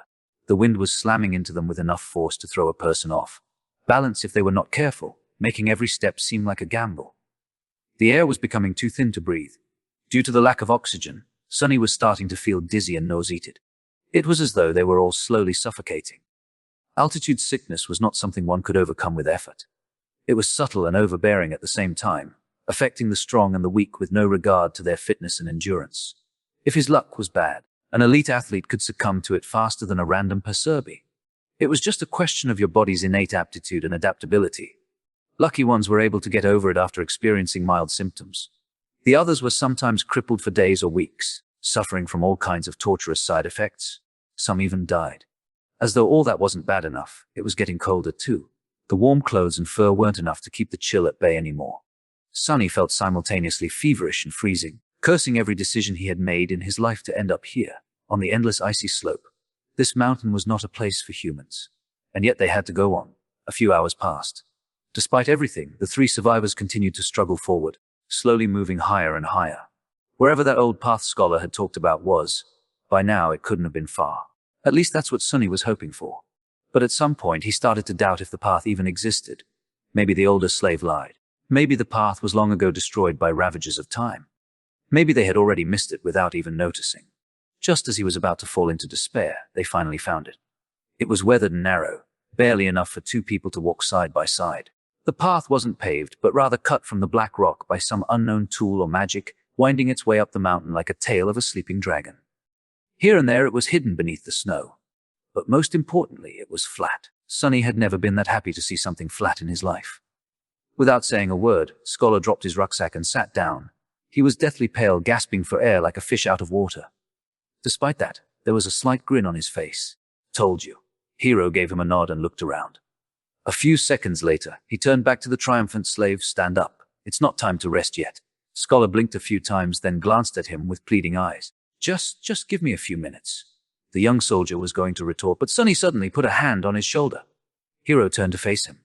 "What is it?" "It's gone." "What is gone?" Sonny gestured down, back the way they came. Shifty's body. "It's gone." The hero stared at him for a few moments, clearly failing to understand what Sonny was trying to say. "Oh, right. They don't know that Shifty's name is Shifty I am." Awkward, he wanted to explain, but both Scholar and Hero seemed to have grasped his meaning. Simultaneously, they moved to the edge of the stone path and looked down, trying to spot the place where Shifty had met his end. Indeed, the splattering of blood could still be seen on the jagged rocks, but the corpse itself was nowhere to be found. Scholar flinched back and crawled as far away from the edge as he could. The young soldier also backed away, instinctively grabbing the handle of his sword. The three of them exchanged tense looks, clearly understanding the implication of Shifty's disappearance. "It's the monster," Scholar said, even paler than before. "It's following us." Hero gritted his teeth. "You are right. And if it is that close, we will inevitably be forced to fight it soon." The idea of fighting the tyrant was as frightening as it was preposterous. He might as well have said that they will all be dead soon. The truth of it was painfully clear to both Sonny and Scholar. But the older slave, surprisingly, did not look panicked. Instead, he lowered his gaze and quietly said, "Not necessarily." Haro and Sonny turned to him, all ears. The young soldier raised an eyebrow. "Explain." "Here it comes," Scholar sighed. "The beast had traced us this far in just a day. That means that there are two most probable possibilities. Either it is smart enough to realize where we are going, or it is following the scent of blood." After a bit of thinking, Hero nodded, agreeing with this logic. The older slave smiled slightly and continued. "Whether it is one or another, we can throw him off our trail and buy some time. How do we do that?" Despite the urgency in Hero's voice, Scholar hesitated and remained silent. "Why are you not answering? Speak!" The older slave sighed again and slowly, as though against his will, answered. "Sonny was waiting for this moment for a while now. We'll just have to make the boy bleed. Drag him down the path, then leave him there as bait and go up instead. His sacrifice will save our lives." Right on time. If Sonny wasn't mad and scared witless, of course, he would have smiled. His judgment, it seems, was eerily on point. Affirmation was always nice, but not in the situation where being right also meant potentially being used as monster bait. He remembered the words Scholar had spoken back when Shifty was campaigning to have Sonny killed. "Don't be too hasty, my friend. The boy might prove useful later on." These words, which had sounded benevolent then, now turned out to hide a much more sinister meaning. What a bastard! Now it all depended on whether or not Hero would decide to follow through with Scholar's plan. The young soldier blinked, astonished. "What do you mean, make him bleed?" Scholar shook his head. "It's simple, really. If the monster knows where we are going, we have no choice but to abandon our plans to reach the mountain pass and go over the peak of the mountain instead. If the monster is following the scent of blood, we have to use one of us as bait to mislead it." He paused. "Only by leaving a bleeding man further down the path can we reliably avoid the pursuit, no matter how it is tracking us." Hero stood motionless, his eyes jumping between Scholar and Sonny. After a few seconds, he asked, "How can you bring yourself to propose something so vile?" The older slave masterfully pretended to look aggrieved and somber.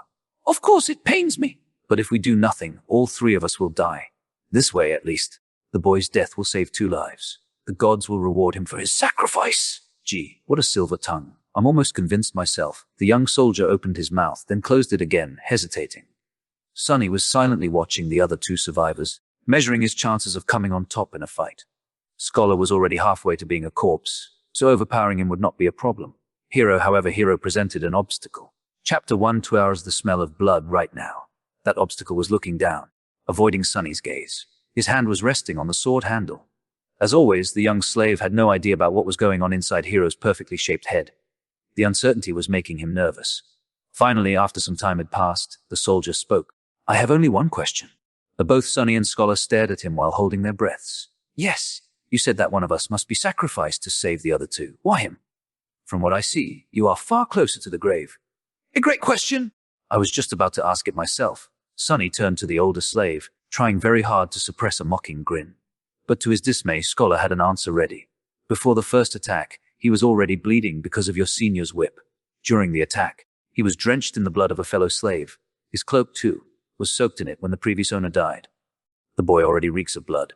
Keeping him alive will put us in danger. That's why he is the best choice. The grin died before reaching Sonny's face. Curse you and your big brain! Scholar's reasoning was appallingly solid. Hero listened, his expression growing darker with each word. Finally, he looked at Sonny, a dangerous light shining in his eyes. That is true. Sonny felt his mouth getting dry. Cold sweat was running down his spine. He tensed, ready to act, but at that moment, Hero smiled. Your logic is almost unassailable, he said, unsheathing the sword. However, you failed to account for one thing. Scholar raised an eyebrow, trying to hide his own nervousness. What might that be? The young soldier turned to face him, the smile disappearing from his face now. He was radiating thick, practically palpable killing intent. It's that I know who you are, Your Grace. I also know what you've done, and how you ended up a salve. Just one of the revolting crimes you have committed would be enough to make me want to kill you. So if there is someone among us who deserves to be sacrificed, it's you. Scholar's eyes widened. But the smell of blood. Don't worry about it. I'll make you bleed enough to overpower whatever residual scent the boy carries. It all happened so fast that Sonny barely had time to react. Hero lunged forward with a speed that seemed almost inhuman. A moment later, Scholar was shrieking on the ground, his leg broken with one strike from the flat side of the young soldier's sword. Not giving him an opportunity to recover, Hero stomped on his other leg, and a sickening sound of shattering bones could be clearly heard. The shriek turned into a sobbing howl. Just like that, Scholar was done for. The brutality of Hero's actions was in such stark contrast with his usually graceful demeanor that Sonny felt blood turning to ice in his veins. This was scary. The soldier gave him a calm look and said in a placid tone, "Wait for me here."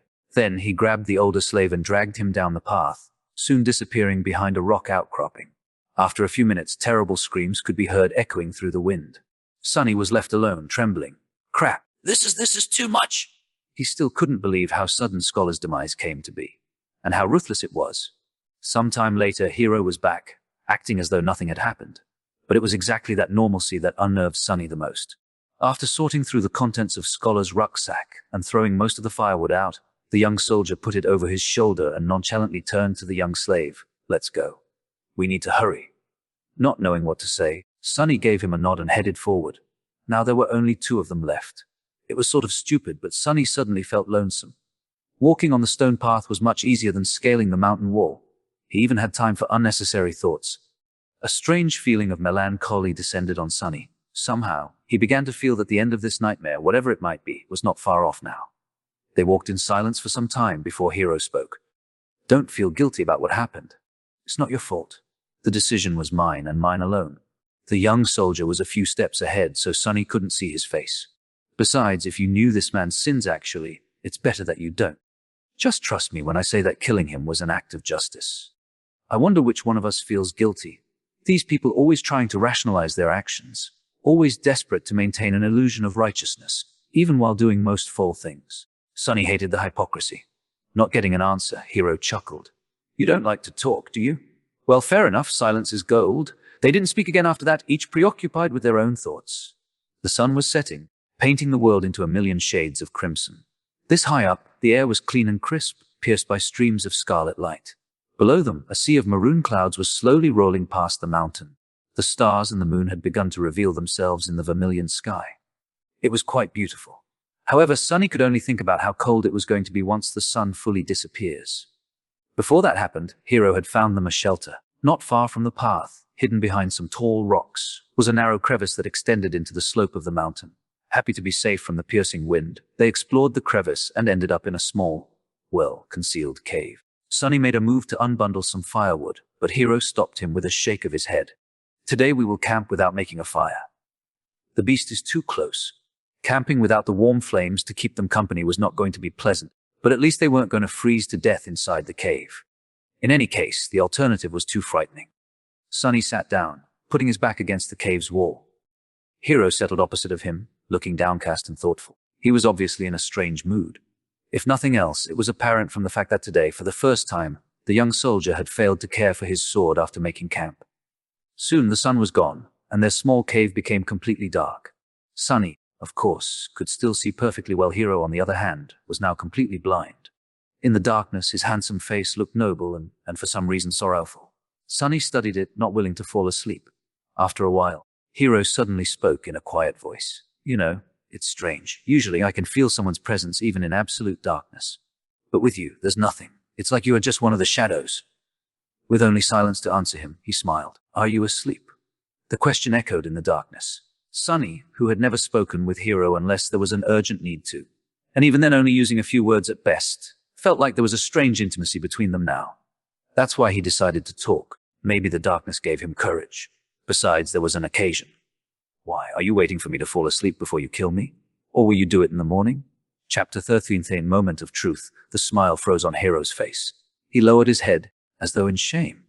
After a minute or so passed, shrouded in heavy silence, he finally answered. Yes, I thought that if I do it when you sleep, you won't have to suffer. Unseen to him, a bitter grin appeared on Sunny's face. A long sigh escaped from the young soldier's lips.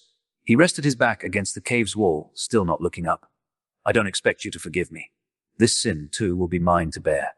But please, if you can find it in your heart to understand. If things were different, I would have gladly faced that monster to let you escape. But my life does not belong to me alone. There is an unencompassable duty I am sworn to fulfill. Until it's done, I cannot allow myself to die. Sunny laughed. You people, look at you.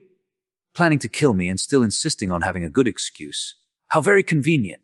I really hate hypocrites like you the most. Why don't you be honest for once? Don't give me that crap. Just say it. I'm going to kill you because it's easy. I'm going to kill you because I want to survive.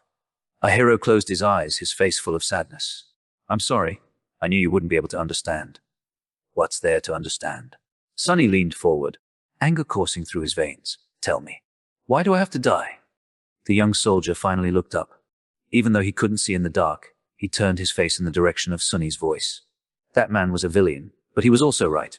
The scent of blood is too heavy on you. It will attract the beast. You can just let me go, We'll part ways. After that, whether or not the monster finds me won't be your problem. Hero shook his head. Dying in that creature's maw is too cruel a fate. It's better if I do it myself. You are my responsibility after all. How noble of you. Sunny leaned back, dejected. After a short while, he quietly said, when I just came here, I was ready to die. After all, in this whole world, 2 worlds, actually, there's not a single soul who cares whether I live or die. When I'm gone, no one will be sad. No one will even remember that I existed. There was a forlorn look on his face. A moment later, however, it was gone, replaced by mirth. But then I changed my mind. Somewhere along the way, I decided to survive. I must survive, no matter what. Hero gave him a thoughtful look. To live a life worth remembering. Sunny grinned. A dark gleam appeared in his eyes. No, to spite you all. The young soldier was silent for a few moments, then nodded. Accepting this answer, he rose to his feet. Don't worry, I'll make it quick. Aren't you overly confident? What makes you think you'll be able to kill me? Maybe I'll kill you instead. Hero shook his head. Doubt that. But in the next second, he staggered and fell on one knee. The young man's face turned deathly pale, and with a pained groan, he suddenly vomited blood. A satisfied smile appeared on Sunny's face. Finally. A Hero was standing on his knees, the lower part of his face covered in blood. Astonished, he was staring at his hands, trying to understand what had happened to him. What magic is this? With wide eyes and a pale face, he turned to Sunny. Was that thief right? Did you put the curse of the Shadow God on us? Sunny sighed. I wish that I had the ability to throw divine curses around, but no. To tell you the truth, I don't have any abilities at all. Then, how? The young slave shrugged. That's why I poisoned you all. Hero flinched, trying to comprehend his words. What? After the tyrant first attacked, you sent me to search for water. While gathering flagons from the dead soldiers, I squeezed bloodbane juice into each one, except my own, of course. Not enough to taste it, but enough to slowly kill anyone who would drink from them. The soldier gritted his teeth, struggling through pain. A sudden realization appeared on his face. So that's why the other two were in such bad shape. Sunny nodded. Shifty drank the most, so his condition worsened the fastest. Scholar was also not long for this world, but you finished him off before the poison could. Yourself, however, it was as though bloodbane had no effect on you at all. I was really starting to get worried. Hero's face darkened. I understand. He thought about something, then looked at Sunny with surprise. But back then you didn't know that we will turn on you. Sunny just laughed. Oh, please, it was obvious. Shifty was the kind of man who would kill for a pair of boots. Scholar was like a wolf in sheep's clothing. People are selfish and cruel in the best of situations. Was I supposed to believe that those two weren't going to do something terrible to me when faced with certain death? Hero spat more blood. Then, what about me? You? A disdainful expression appeared on Sunny's face. You are the worst of them. Why? Sunny looked at him and leaned forward. I might have not learned much in my short life, but I do know one thing, he said, all traces of humor gone from his voice. Now there was only cold, callous contempt. Sunny's face hardened as he spat. There is nothing more pathetic than a slave who begins to trust his slaver. Hearing these words, Hero lowered his head. I see. Then, suddenly, he laughed. You are a wicked little shit, aren't you? Sunny rolled his eyes. There's no need to be rude. But Hero wasn't listening to him. Good. This is good. My conscience will be clearer. The young slave sighed in irritation. What are you mumbling about? Just die already. Hero chuckled and suddenly pierced him with a stare. Somehow he didn't look so sick anymore.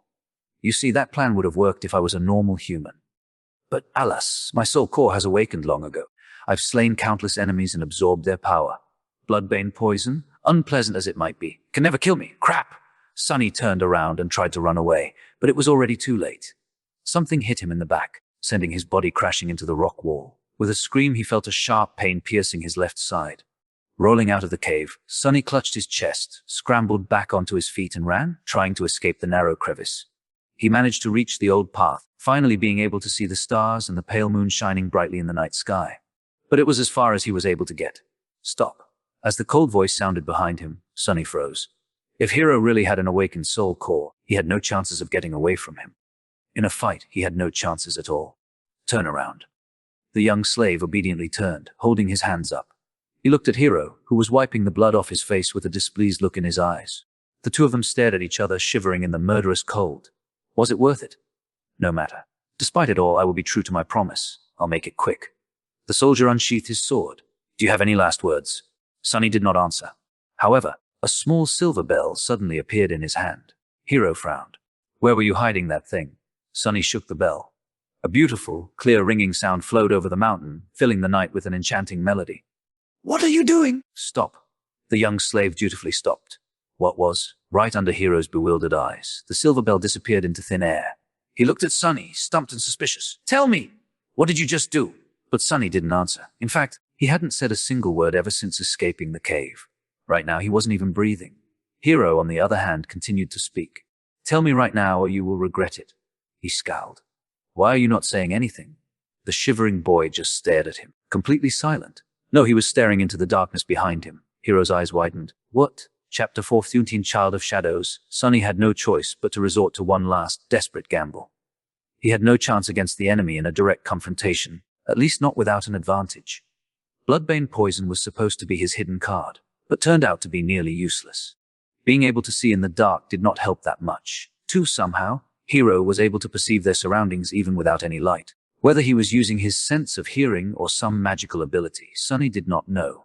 Not that it mattered now that they had left the cave and were standing under the moonlit sky. Now he had only one advantage left. The fact that he knew that the tyrant was blind, and Hero did not. Acting on that knowledge, however, was easier said than done. But what else could he do? That's why he tried to stay as quiet as possible and rang the silver bell. If the description did not lie, its ringing could be heard from miles away. Surely, the tyrant was going to hear it too. Now Sunny only had to stay silent, stall for time, and hope that the monster would come. As he did so, Hero's bewilderment slowly turned into anger. Tell me right now, or you will regret it. His voice was quite threatening, but still the young slave did not answer. He just shivered in the cold and tried not to moan, despite the pulsing pain in his chest. Why are you not answering? But Sunny did not dare to answer. He held his breath and watched, horrified, as the familiar colossal figure appeared behind Hero. His lungs were on fire, and his heart was beating like crazy. It was beating so loud that he was even afraid that the blind tyrant would hear it. But, of course, it couldn't be louder than Hero's voice, who was still talking, turning himself into the only source of noise on this mountain. At the last second, a hint of understanding appeared in the young soldier's eyes. He began to turn around, his sword rising with lightning speed. But it was too late. A massive hand appeared from the darkness and caught him into an iron grip. The bone claws scraped against the armor, pulling it apart. Mountain King dragged Hero back, paying little attention to the sword biting into its wrist. Viscous saliva was streaming from its open maw. Petrified by fear, Sonny slowly turned his back to them and took a couple of steps up the old winding path. Then he darted away, running as fast as he could. Behind him, a desperate scream tore apart the silent night. Then a hungry roar followed. It seemed that Hero wasn't going down without a fight, even though his fate was already sealed. But Sonny didn't care. He was running away, climbing higher and higher. "I'm sorry, Hero," he thought. "I did say that I will watch you die, but as you know, I am a liar. So go and die on your own." A lonesome dark mountain stood tall against the raging winds. Jagged and proud, it dwarfed other peaks of the mountain chain, cutting the night sky with its sharp edges. A radiant moon bathed its slopes in the ghostly light. Under that light, a young man with pale skin and black hair reached the peak of the mountain. However, his looks didn't match the magnificence of the scene. Wounded and staggering, he looked pathetic and weak. The young man looked like a walking corpse. His coarse tunic and cloak were torn and smeared with blood. His sunken eyes were cloudy and lifeless. His body was bruised, beaten and cut. There were specks of bloody foam on his lips. He was hunched over, cradling the left side of his chest. Each step caused him to moan, ragged breath barely escaping through gritted teeth. Sonny was hurting all over, but most of all, he was cold. So cold. He just wanted to lie down in the snow and fall asleep. But instead, he continued walking, because he believed that the nightmare will be over once he reaches the peak. Step, another step. Finally, he had made it. At the highest point of the mountain, a vast expanse of flat rock was covered with snow. In the center of it, illuminated by moonlight, stood a magnificent temple. Its colossal columns and walls were cut from black marble, with exquisite reliefs decorating the Stygian pediment and broad frieze. Beautiful and awesome, it looked like a palace of a dark god. At least it did once. Now the temple was in ruins, fractures and cracks marred the black stones. Parts of the roof had collapsed, letting in ice and snow. Its tall gates were broken, as if smashed into pieces by a hand of a giant. Still, Sonny was satisfied. "Found you," he said in a hoarse voice. Gathering the last of his strength, the young slave slowly limped in the direction of the ruined temple. His thoughts were muddled and confused. "See this, Hero," he thought, forgetting for a second that Hero was already dead. "I've made it. You were strong and ruthless, and I was weak and timid. Yet now you are a corpse, and I am still alive. Isn't it funny?" He stumbled and groaned, feeling the edges of his broken ribs cutting deeper into his lungs. Blood was dripping from his mouth. Dead or not, Hero had gotten him good with that single strike. Actually, it's not. What do any of you even know about being ruthless? Poor fools. In the world where I come from, people had thousands of years to turn cruelty into an art. And as someone on the receiving end of all that cruelty, don't you think I would know more about being vicious than you ever could? He was getting closer to the temple. Truth be told, you never stood a chance. Wait. What was I thinking about? A moment later, he had already forgotten. There was only pain, the dark temple, and the overpowering desire to sleep. Don't fall for it. It's just hypothermia. If you fall asleep, you'll finally... Sonny reached the steps of the Black Temple. He started to climb them, not noticing thousands of bones that were scattered around. These bones once belonged to humans and monsters both. All of them were killed by the invisible guardians, still lingering around the temple. As Sonny was climbing the steps, one of the shapeless guardians approached him. It was ready to snuff out the spark of life that was burning weakly in the defiler's chest, but then stopped, sensing a faint, strangely familiar scent coming from his soul. The scent of divinity. Sorrowful and lonesome, the guardian moved aside, letting Sonny pass. Oblivious, he entered the temple. Sonny found himself in a grandiose hall. Cascades of moonlight were falling through the holes in the partially collapsed roof. Deep shadows were surrounding these circles of silver light, not daring to touch them. The floor was covered in snow and ice. At the far end of the hall, a large altar was cut from a single piece of black marble. It was the only thing inside the temple untouched by snow. Forgetting why he came here, Sonny headed for the altar. He just wanted to sleep. The altar was dry, clean, and as wide as a bed. Sonny climbed on it and lay down. It seemed like he was going to die. He was okay with it. Sonny tried to close his eyes, but was stopped by a sudden noise coming from the direction of the temple's entrance. He turned his head to look, not even a little bit curious. What he saw would have sent chills running down his spine if he wasn't so cold, tired, and indifferent. Mountain King was standing there, looking at him with its 5 blind eyes. He was still massive, terrifying, and revolting. Worm-like shapes were still moving frantically under its skin. It was sniffing the air, salivating. Then it opened its maw and moved forward, slowly approaching the altar. What an ugly bastard, Sonny thought, and suddenly clutched his chest, convulsing in a fit of torturous coughing. Bloody foam flew from his mouth and fell on the altar. However, the black marble soon absorbed it. A second later, it was as pristine as it was before. The tyrant was just about to reach Sonny. It was already stretching its hands to grab him. I guess this is the end, he thought, resigned to his fate. But at the last second, suddenly, the voice of the spell resounded in the dark temple. You have offered yourself as a sacrifice to the gods. The gods are dead and cannot hear you. You soul bears the mark of divinity. You are a temple slave. A shadow god stirs in his eternal slumber. He sends a blessing from beyond the grave. A child of shadows, receive your blessing. Under Sonny's astonished eyes, the shadows crowding the great hall suddenly moved, as though coming alive. Tentacles of darkness surged forward, entangling Mountain King's arms and legs. The mighty tyrant struggled, trying to get free. But how could it resist the power of a god? The shadows dragged Mountain King back, pulling in different directions. The tyrant opened its maw, and a furious howl escaped it. The next second, its body ruptured, torn apart into pieces. Blood, viscera, and severed limbs fell on the floor in a crimson torrent. Just like that, the horrible creature was dead. Sonny blinked. Once again, he was alone in the ruined temple. The great hall was dark and silent. And then the spell whispered, "Here, you have slain an awakened tyrant, Mountain King. Wake up, Sunless! Your nightmare is over. Prepare for appraisal." Chapter 15, Shadow Slave. Prepare for appraisal. Sonny found himself in a space between dream and reality. It was an endless black void illuminated by a myriad of stars. Between those stars, countless strings of silver light were woven into a beautiful and inconceivably complex net, forming various nexuses and constellations. It was truly breathtaking. Somehow, Sonny understood that he was seeing the inner workings of the nightmare spell. He also couldn't help but think that it looked a lot like the celestial equivalent of a neural network. If so, was the spell alive? This was a question that countless people had been asking themselves for the past few decades. The best answer they had come up with was that there was no way to know. The spell was neither alive nor dead, neither sentient nor mindless. It was more of a function than a creature. But Sonny was in no mood to ponder philosophical questions. He was eagerly awaiting his boon. The spell was still appraising his performance. However, the first reward had nothing to do with it. You have received a memory puppeteer's shroud. Yes! Sonny felt incredibly elated. He was almost ready to do a happy dance. That memory belonged to Mountain King, who was an awakened tyrant, which meant that the memory itself was of the awakened rank. Getting it was a stroke of incredible luck! There were 7 ranks to everything in the spell.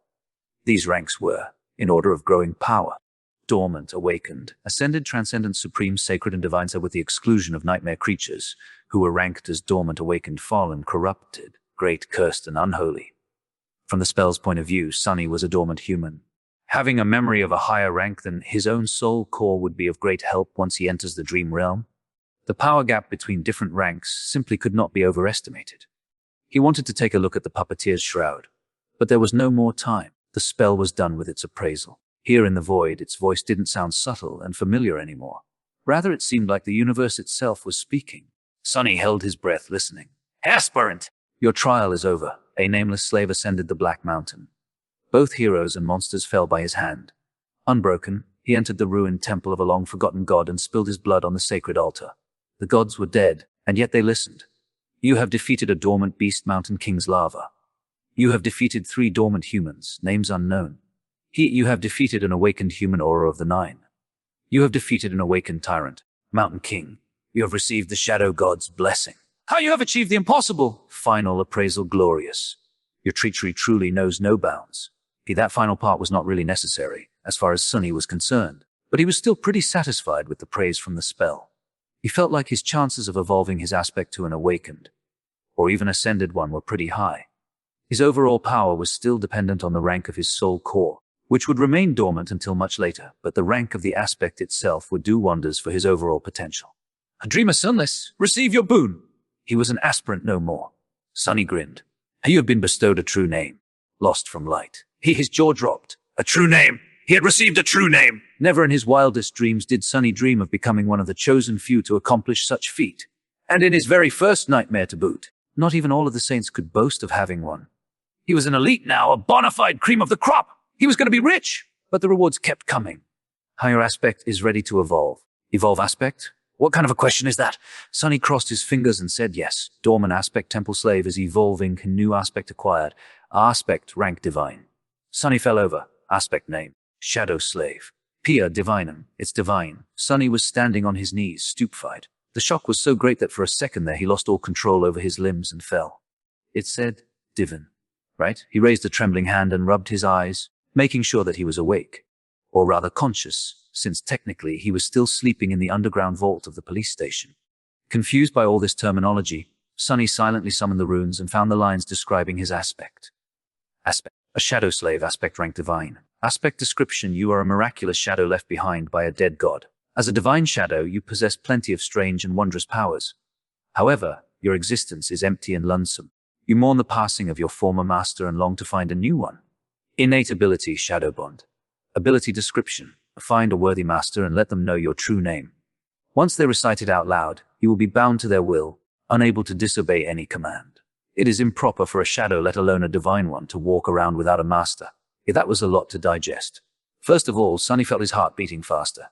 He heard it right. All the suffering and horror he had experienced in the first nightmare paid off in the end.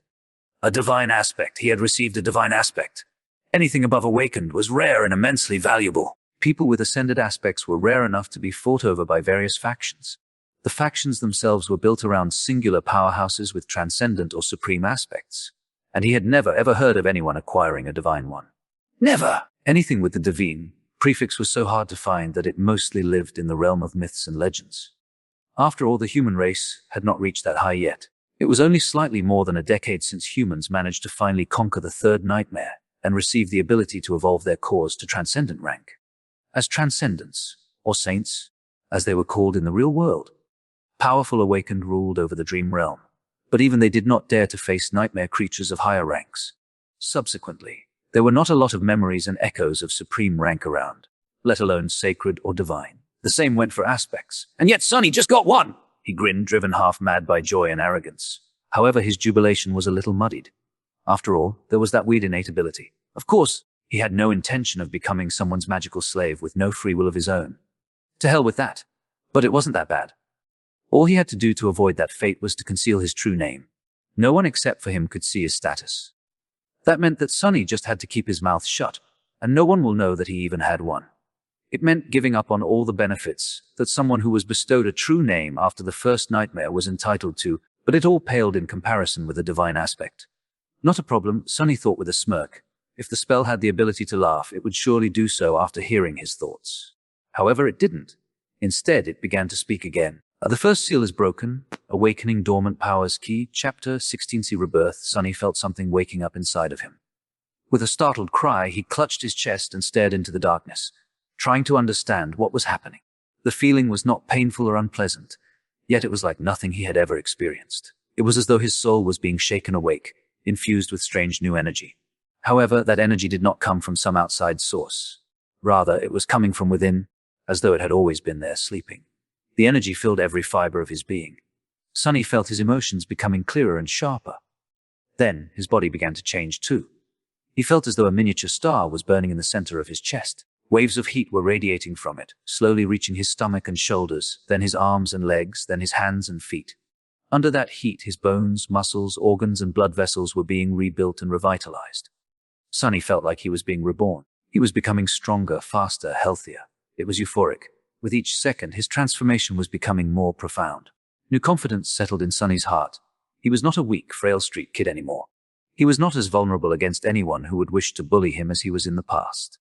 With his powers awakened and his will tempered by the horrors of the first nightmare, he was now someone you would not want to cross. After some time had passed, the star burning in his chest finally cooled down. The heat was replaced with a soothing coldness. That coldness washed over Sunny's body, taking away all the aches and discomforts that had been accumulated there over the years.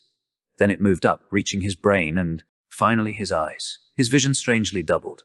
He could still see the void populated by an endless pattern of stars, but he could also see something different. A silent, calm dark sea illuminated by a lonely black sun. From his previous knowledge, Sunny knew that this was his so-called Sea of Soul. But he also knew that it was supposed to look quite different. For starters, it was supposed to be much more lively. The star hanging above, The visual representation of his soul core was supposed to be burning with bright light, filling the soul sea with a warm, blinding shining. However, Sunny's soul was dark and lightless. That's strange. He took a look at the black sun. At a closer examination, it actually turned out to be transparent. It's just that with no other major source of light around, the star had appeared to be as dark as its surroundings. Also, no one was supposed to be here except for him. It was his soul, after all. But Sunny had a nagging feeling that somewhere just beyond the periphery of his vision, hidden in the darkness, shapeless forms were constantly moving.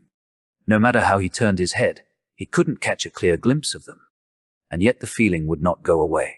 Not wishing to waste any more time on this right now, Sunny turned back to the black sun and finally spotted two spheres of light orbiting around it, as though caught in the soul core's gravity well. A subtle smile appeared on his face. These were his memories, Silver Bell and Papetta's shroud. Later there would be dozens of such spheres here. If he was lucky, he would even acquire an echo or two. The spell's voice suddenly pulled him out of the sea of soul. How awakening aspect ability. This is it. The moment of truth, Sunny thought. Divine aspect or not, his immediate future still depended on the first aspect ability he would receive. His role in the dream realm would be based on its characteristics. If it was a combat ability, he would be most useful on the front lines of the bloody battles against the nightmare creatures. If it was tied to sorcery, he would likely become a powerful, but fragile ranged fighter. If it was something having to do with utility, he would be a vitally important part of the behind-the-scenes workings of the dream realm. Utility abilities were also extremely valued in the real world, where Awakened performed many tasks that kept it going. If he was lucky, he could even become a healer. Healers were very rare, and as such sought after specialists. Her aspect ability acquired, aspect ability named Shadow Control. Sunny hurriedly summoned the runes. He wanted to go to the description of his new ability right away, but then decided to give his overall information a look first. Name Sunless. True name lost from light. Rank Dreamer, Shadow Core dormant. Shadow fragments at 1,000 to me. What? What is that? Where the rank of his soul core was supposed to be written. A mysterious Shadow Core appeared instead. Sunny looked at it, blinking. He had never heard of anyone having a different kind of core before. Was he that unique? This enigmatic Shadow Core would certainly explain why his sea of soul looked so strange. And also, he moved his eyes down, noticing the shadow fragments counter. Usually, there was supposed to be an indicator of the number of soul shards consumed. However, it was nowhere to be seen. Do I actually have a completely different progression path than all Awakened? The idea was as exciting as it was frightening. Not having to fight for resources with anybody else was an incredible advantage. Most of the human society in the dream realm was built around the acquisition of soul shards. If he had no need to gather them to evolve, not only would he be able to become more powerful with incredible speed, he would also be completely self-sufficient. On the other hand, he had no idea how to acquire these shadow fragments. However, he had gotten 12 of them somehow already, so whatever it was that he had to do, he had already done it in the first nightmare. I'll have to explore this carefully. Satisfied with this decision, Sunny continued to study the runes. Memories, the Silver Bell, a puppeteer's shroud. Echoes. Attributes, a faded mark of divinity, a child of shadows. Aspect, Shadow Slave. Aspect rank, Divine. Aspect abilities, her Shadow Control. Aspect ability description, your shadow is more independent than most. It is an invaluable helper. What is that supposed to mean? Sunny held his breath and began to read the description again, but at that moment, a new set of runes appeared just below it. Simultaneously, the spell's voice resounded in the black void. For all power has a price. You have received a flaw, and your flaw is, as Sunny read the runes and his eyes widened in horror. Oh no. No, chapter 17, 3 simple words. He closed his eyes, then opened them again, hoping that the runes would disappear. Please be gone! Please! But the runes were still there, shining slightly as though mocking him. Flawed, clear conscience. Flawed description. You cannot lie. Sunny stared at these 3 simple words, feeling like there was a bottomless abyss opening right beneath his feet. The spell, which was usually frivolous with its descriptions, decided to be straight and on point this time. There were only 3 words. They left him no room to maneuver. Can't lie, I can't lie. Me, how am I supposed to live if I can't lie? Sunny's very survival was predicated on his ability to deceive and outsmart other people. Even the spell itself congratulated him on his treachery. Without the ability to lie, he wouldn't be able to achieve anything. Not to mention, his heart suddenly felt as though it was about to stop. If he could only tell the truth, how was he supposed to hide his true name? Wouldn't anyone be able to turn him into an obedient slave by simply asking a couple of innocent questions? Shh! Sunny was about to scream and curse, but at that moment, the spell spoke again. Hey, wake up! Lost from light, the black void spun and disappeared. Sunny opened his eyes. The armored ceiling of the police station's vault hung above him. No one would call its aesthetics beautiful, but to him, it was the most majestic sight. Only now did he realize how much he had missed the real world. It was safe and familiar. There were no monsters or slaves as well, at least officially. There was no constant fear of torturous death. It was home. In addition, Sonny felt incredible. The cold that had crept deep into his bones during the nightmare was gone, taking with it all the pain that his wounded body had been enduring day after day. His feet and wrists were not in agony. His back had forgotten the bite of the whip, and he could even breathe without feeling the sharp edges of his broken ribs cutting deeper and deeper into his lungs. What a blessing! The sudden disappearance of pain, coupled with the new vitality that permeated his body, almost made Sonny cry. I really survived. He slowly looked down and then froze breathless. On a cheap plastic chair placed beside his reinforced medical bed sat the most beautiful woman he had ever seen. She had short, raven black hair and icy blue eyes. Her flawless skin was smooth, supple, and as white as snow. Actually, this was Sonny's first time meeting someone as pale as he himself was. However, while Sonny's pallor looked strange and unhealthy, the beautiful stranger was nothing short of striking. The woman seemed to be in her late 20s. She was wearing a dark blue uniform with silver epaulets and black leather boots. The jacket of her uniform was casually unbuttoned, revealing a black tank top beneath. Currently, she was stretching her arms above her head, clearly bored and sleepy. The gesture forced the thin fabric to tighten, provocatively accentuating her full breasts. Mesmerized, Sonny almost missed the fact that there was a shoulder insignia on the woman's left sleeve. There were 3 stars on it. 3 stars, ha, he thought, distracted. 3 stars means an ascended, huh? Yeah. Wait, an ascended? But before Sonny could fully digest the meaning of this word, he realized that the woman was staring at him too. What are you looking at? She said, not a gram of humor in her voice. Sonny blinked a couple of times, embarrassed, and quickly came up with an excuse. Then he opened his mouth and answered, your breasts. A second later, his eye widened in absolute horror. Because he wasn't planning to say those words at all, his mouth moved on its own. A wave of terror suddenly drowned his mind. The woman slowly smiled with a dangerous gleam in her eyes. Then, without any warning, she moved her hand and slapped Sonny across the face. Sonny's whole body was turned around. If it wasn't for the restraints holding him in place, he would have probably flown off the bed. For a moment he even saw stars. But it could still be considered getting off lightly. An ascended. The woman was an ascended. She could have torn his head clean off with a flick of a finger. Why did he have to offend someone so powerful of all people? Meanwhile, the woman cleared her throat and crossed her arms. Are you awake now? Sonny held his numb cheek and carefully nodded. Good. Let me give you a piece of advice. Don't just say anything that comes to your mind, especially to girls. It's not like you haven't seen a girl before, right? I'll say, thank you. I definitely will not, Sonny thought. But instead, his mouth moved on its own, and he said, I've seen plenty, but no one as beautiful as you. But then he flinched back, his face as red as a lobster. The woman stared at him for a few seconds and then burst into laughter. I see you haven't met a lot of awakened then. By awakened standards, I'm below average. Sonny glanced at her with doubt. The woman shook her head. As your soul core develops, the body gets rid of all its imperfections. So it's hard to find an unattractive awakened, especially among the stronger ones. Live long enough, and you might just become a flower boy yourself. Then she gave him a thorough look and added, well, maybe. In any case, since you're awake, welcome back to the land of the living. Congratulations on surviving your first nightmare. Sleeper Sunless. Effin' Sleeper Sunless. That was how people would address him now, at least in the short span of days until the winter solstice.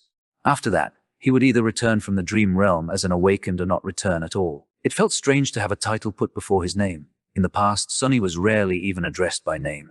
People mostly called him things like boy, punk, or brat, or you. But now he even had a title, Sleeper Sunless, and actually, the correct term was dreamer.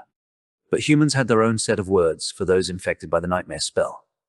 Carriers who had just finished their first nightmare were called sleepers because of how they interacted with the spell. Basically, once his spirit enters the spell, his body was going to fall into slumber. That slumber would continue for days, weeks, or even months, however long it takes him to escape the dream realm. Hence the term sleeper. Once he escapes and becomes an awakened, he would live his life normally during the day and return to the dream realm every time he falls asleep.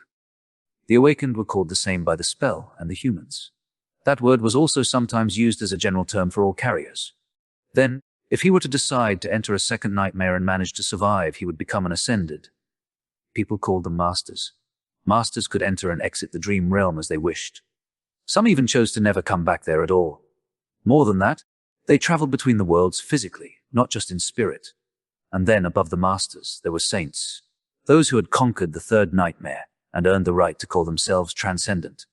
They were as powerful as demigods, and even more rare. Not only could they travel between the real world and the dream realm, but they could also take others with them. But coming back to masters, the beautiful woman stood up and approached the reinforced medical bed.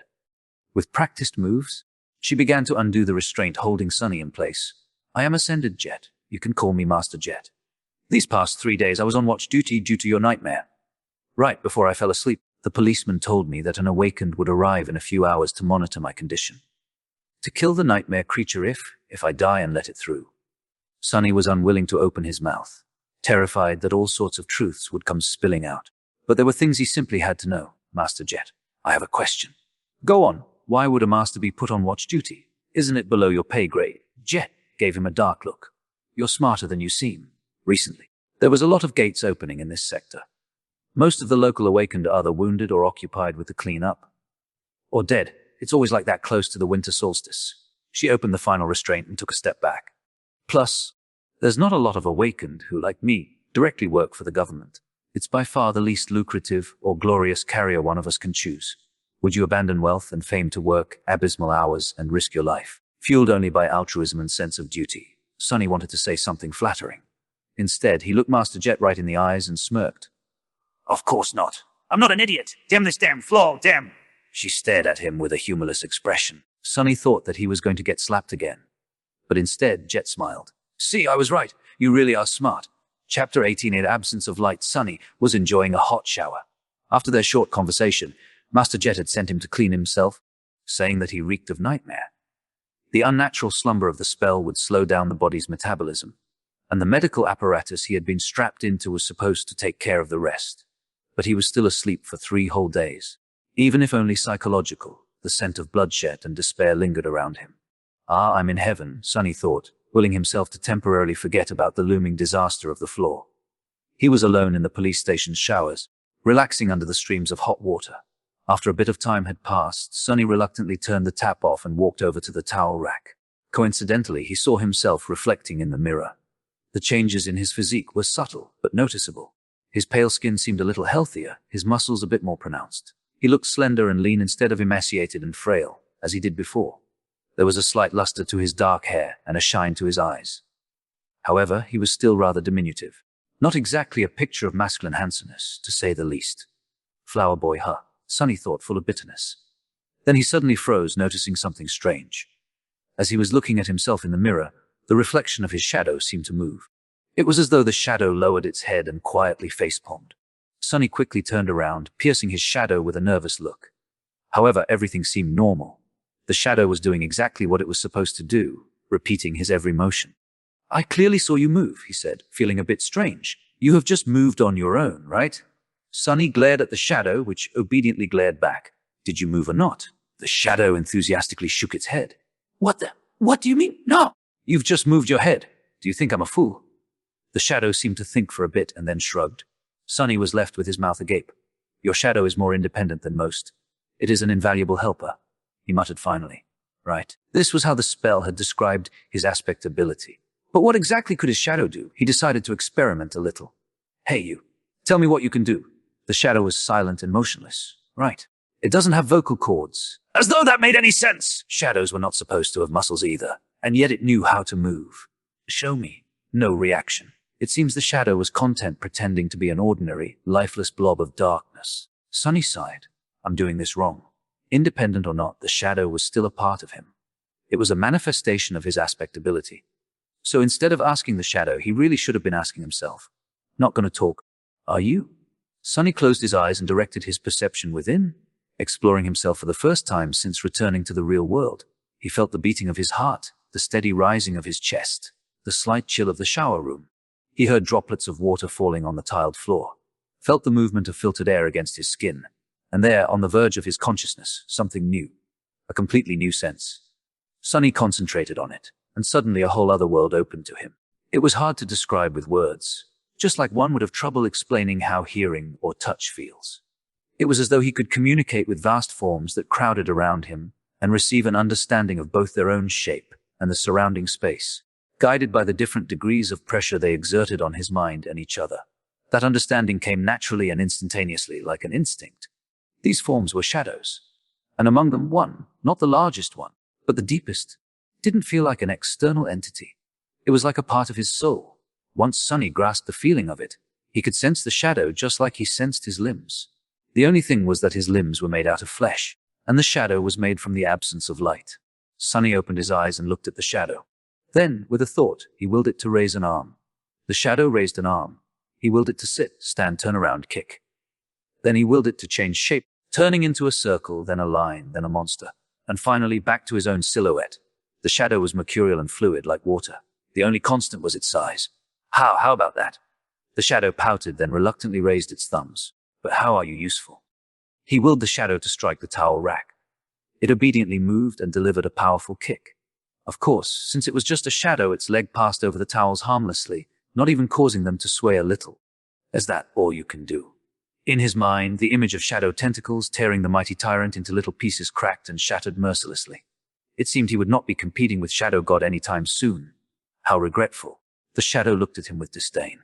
Then it shrugged and stopped moving altogether, clearly offended. Sonny sighed and took a towel off the rack. All right, I will explore it later.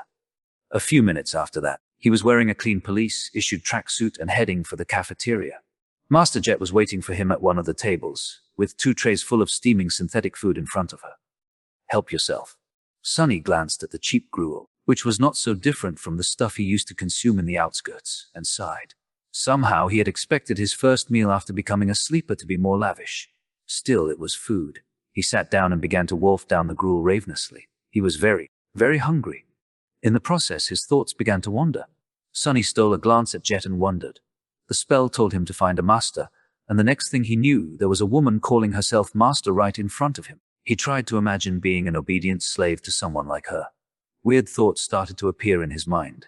You know what, Sonny? He thought with dark irony. Knowing your luck, this would be a perfect moment for her to ask, "What are you thinking about?" Sonny choked on the gruel. He felt his mouth beginning to open and put all of his will into staying silent. A second passed without him saying anything. Then a weird pressure appeared in his mind, which soon turned into blinding pain.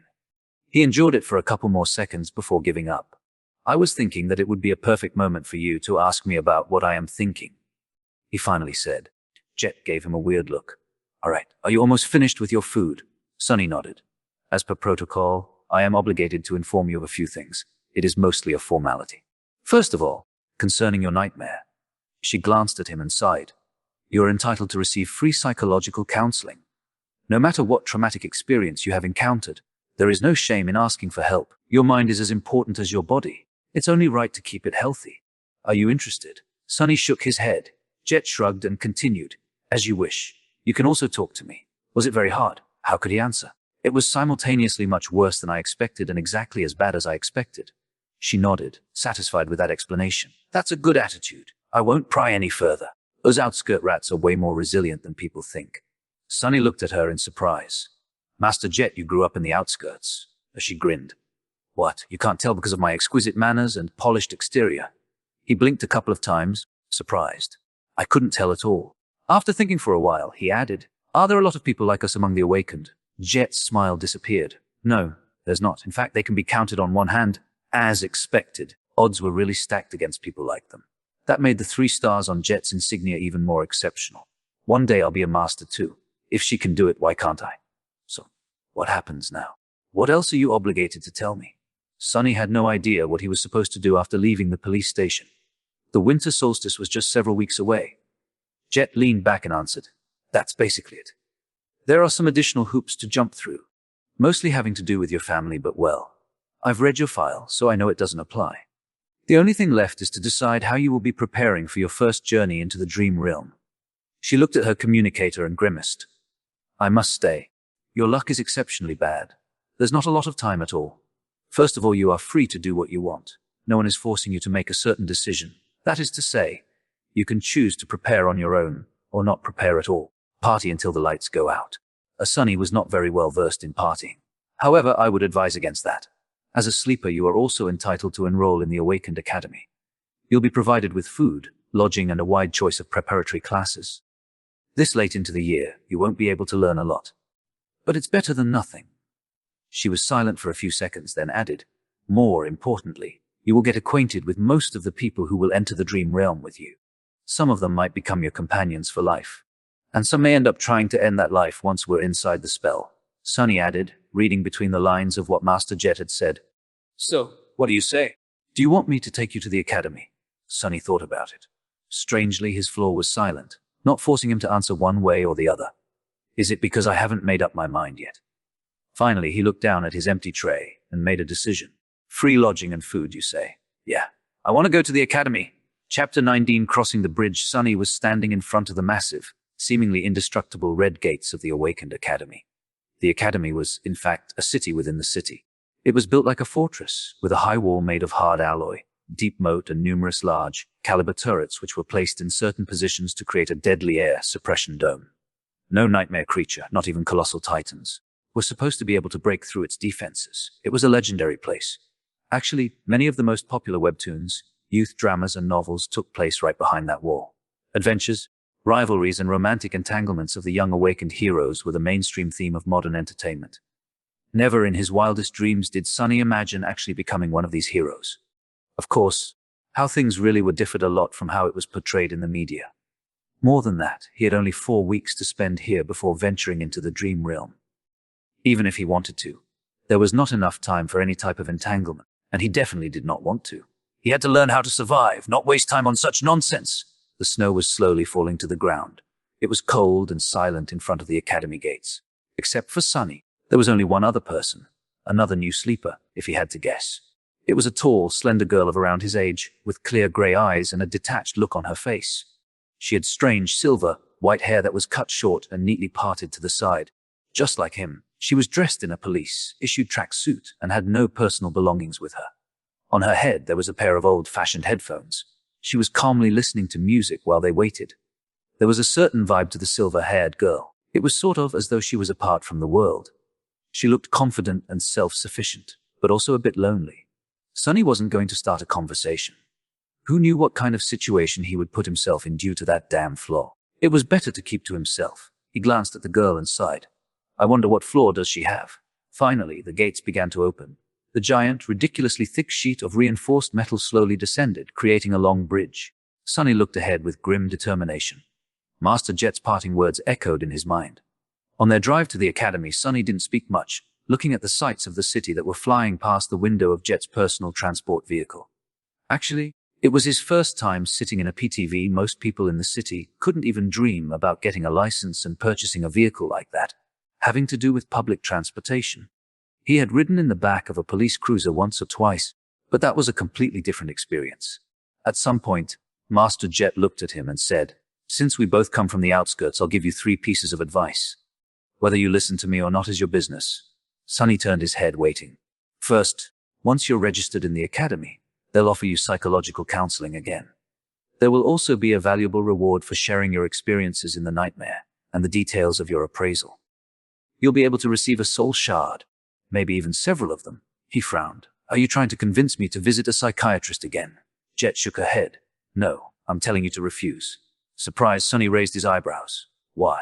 There was a pause before she answered. You're too green to understand, but out there in the dream realm, nightmare creatures are not the only danger. Once you grow powerful enough, humans will become an equal threat. The less they know about your aspect, the better. So that's how it is. The easiest way to defeat a powerful awakened is to use their flaw. That's why young fools in the academy are encouraged in various ways to share the details of their aspects. I'm not saying that the government will leak your information, but once 2 people know a secret, it's no longer a secret. And there's a lot of people working for the government. That made a lot of sense. Thank you, Master Jet. She gave him a nod. Second, there will be a lot of courses to choose from.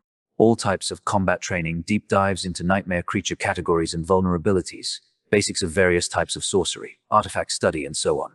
Sunny gulped. Actually, he was already agonizing about what weapon to train with. 4 weeks was not enough to master a weapon, but at least he would have a basic understanding of it. Disregard all of that. The only course you have time to attend is wilderness survival. He blinked. What? Jet glanced at him. It's different for city kids, who learn all sorts of useful things in school and from their tutors. But we don't have that advantage, do we? What was the biggest threat to your life during the nightmare? Sunny thought about it. On the surface, the most dangerous thing he faced was the tyrant, followed by Hero Oro of the Nine. But actually, what almost killed him in the end was the cold. Jet smiled. Smart. You only know how to survive in the city. But the dream realm is mostly made of wilderness. Do you know how to make a fire? How to procure food? How to find safe shelter? No, fighting monsters is important, but it'll be useless if you die of hunger or exposure to the elements. Trust me. I've learned it the hard way. Sonny nodded, angry at himself. It was so obvious. Yet he never even thought about these seemingly simple things. He was blinded by his past habits and experience. Human brains were like that, once accustomed to a certain way of living. It was hard to see past the already familiar routines. It was lazy thinking at its worst. At that point, Master Jet had stopped the car and opened the door, getting out. Sonny followed her and was momentarily stunned, staring at the colossal metal gates in front of them. This was the famous Awakened Academy. After a few seconds, he shook off his amazement and turned to his senior. "This is as far as I go," she said, looking cheerlessly at the walls of the academy. "I've already notified them. Someone will come fetch you in a while." There was something dark in the depths of her icy blue eyes. Sonny suddenly felt a cold feeling spreading through his body. "What's the third advice?" Master Jet glanced at him, then sighed. "Remember, no one can survive in the dream realm alone. That's not an opinion, that's a fact. Try to get along with your peers, even if they don't treat you well. It might save your life." Then she suddenly smiled and patted him on the shoulder. "You've done well to survive until now. Make sure to keep yourself alive in the future too." Then she got back into her PTV and drove off. Just like that, she was gone. The end of the metal bridge hit the special grooves in the ground and stopped moving after a set of loud clicks. Sonny looked ahead, wondering what kind of life he was going to be living in the next 4 weeks. Keep your flaw and aspect secret. Learn to survive in the wilderness. Be nice to other sleepers. It didn't sound too hard. But, for some reason, he was sure that these weeks were going to be as challenging as his first nightmare. Or maybe even worse. Seemingly free of such concerns, the silver-haired girl walked forward and stepped on the bridge. Sonny sighed and reluctantly followed. Chapter 20 of Outcast. Once again, the sleeper part of the compound was relatively small and situated in the southern part of the academy, surrounded on all sides by training fields and parks. It was a low, modern building constructed with reinforced materials. Like the majority of buildings in the academy, most of it was hidden below the ground, leaving only a couple of floors above it. With its white, pristine alloy walls and wide windows, it must have looked beautiful in the summer, contrasted against all the greenery around. Inside, the building was spacious and well lit. Sonny and the silver-haired girl were taken to a large hall where 100 or so of young men and women, sleepers of the same unfortunate timing as the two of them, were already waiting for the beginning of the induction ceremony. Most of them were nervous, tense and excited. Logistics of the academy were a constant headache for the administrators, since the rate at which the spell infected people was always chaotic.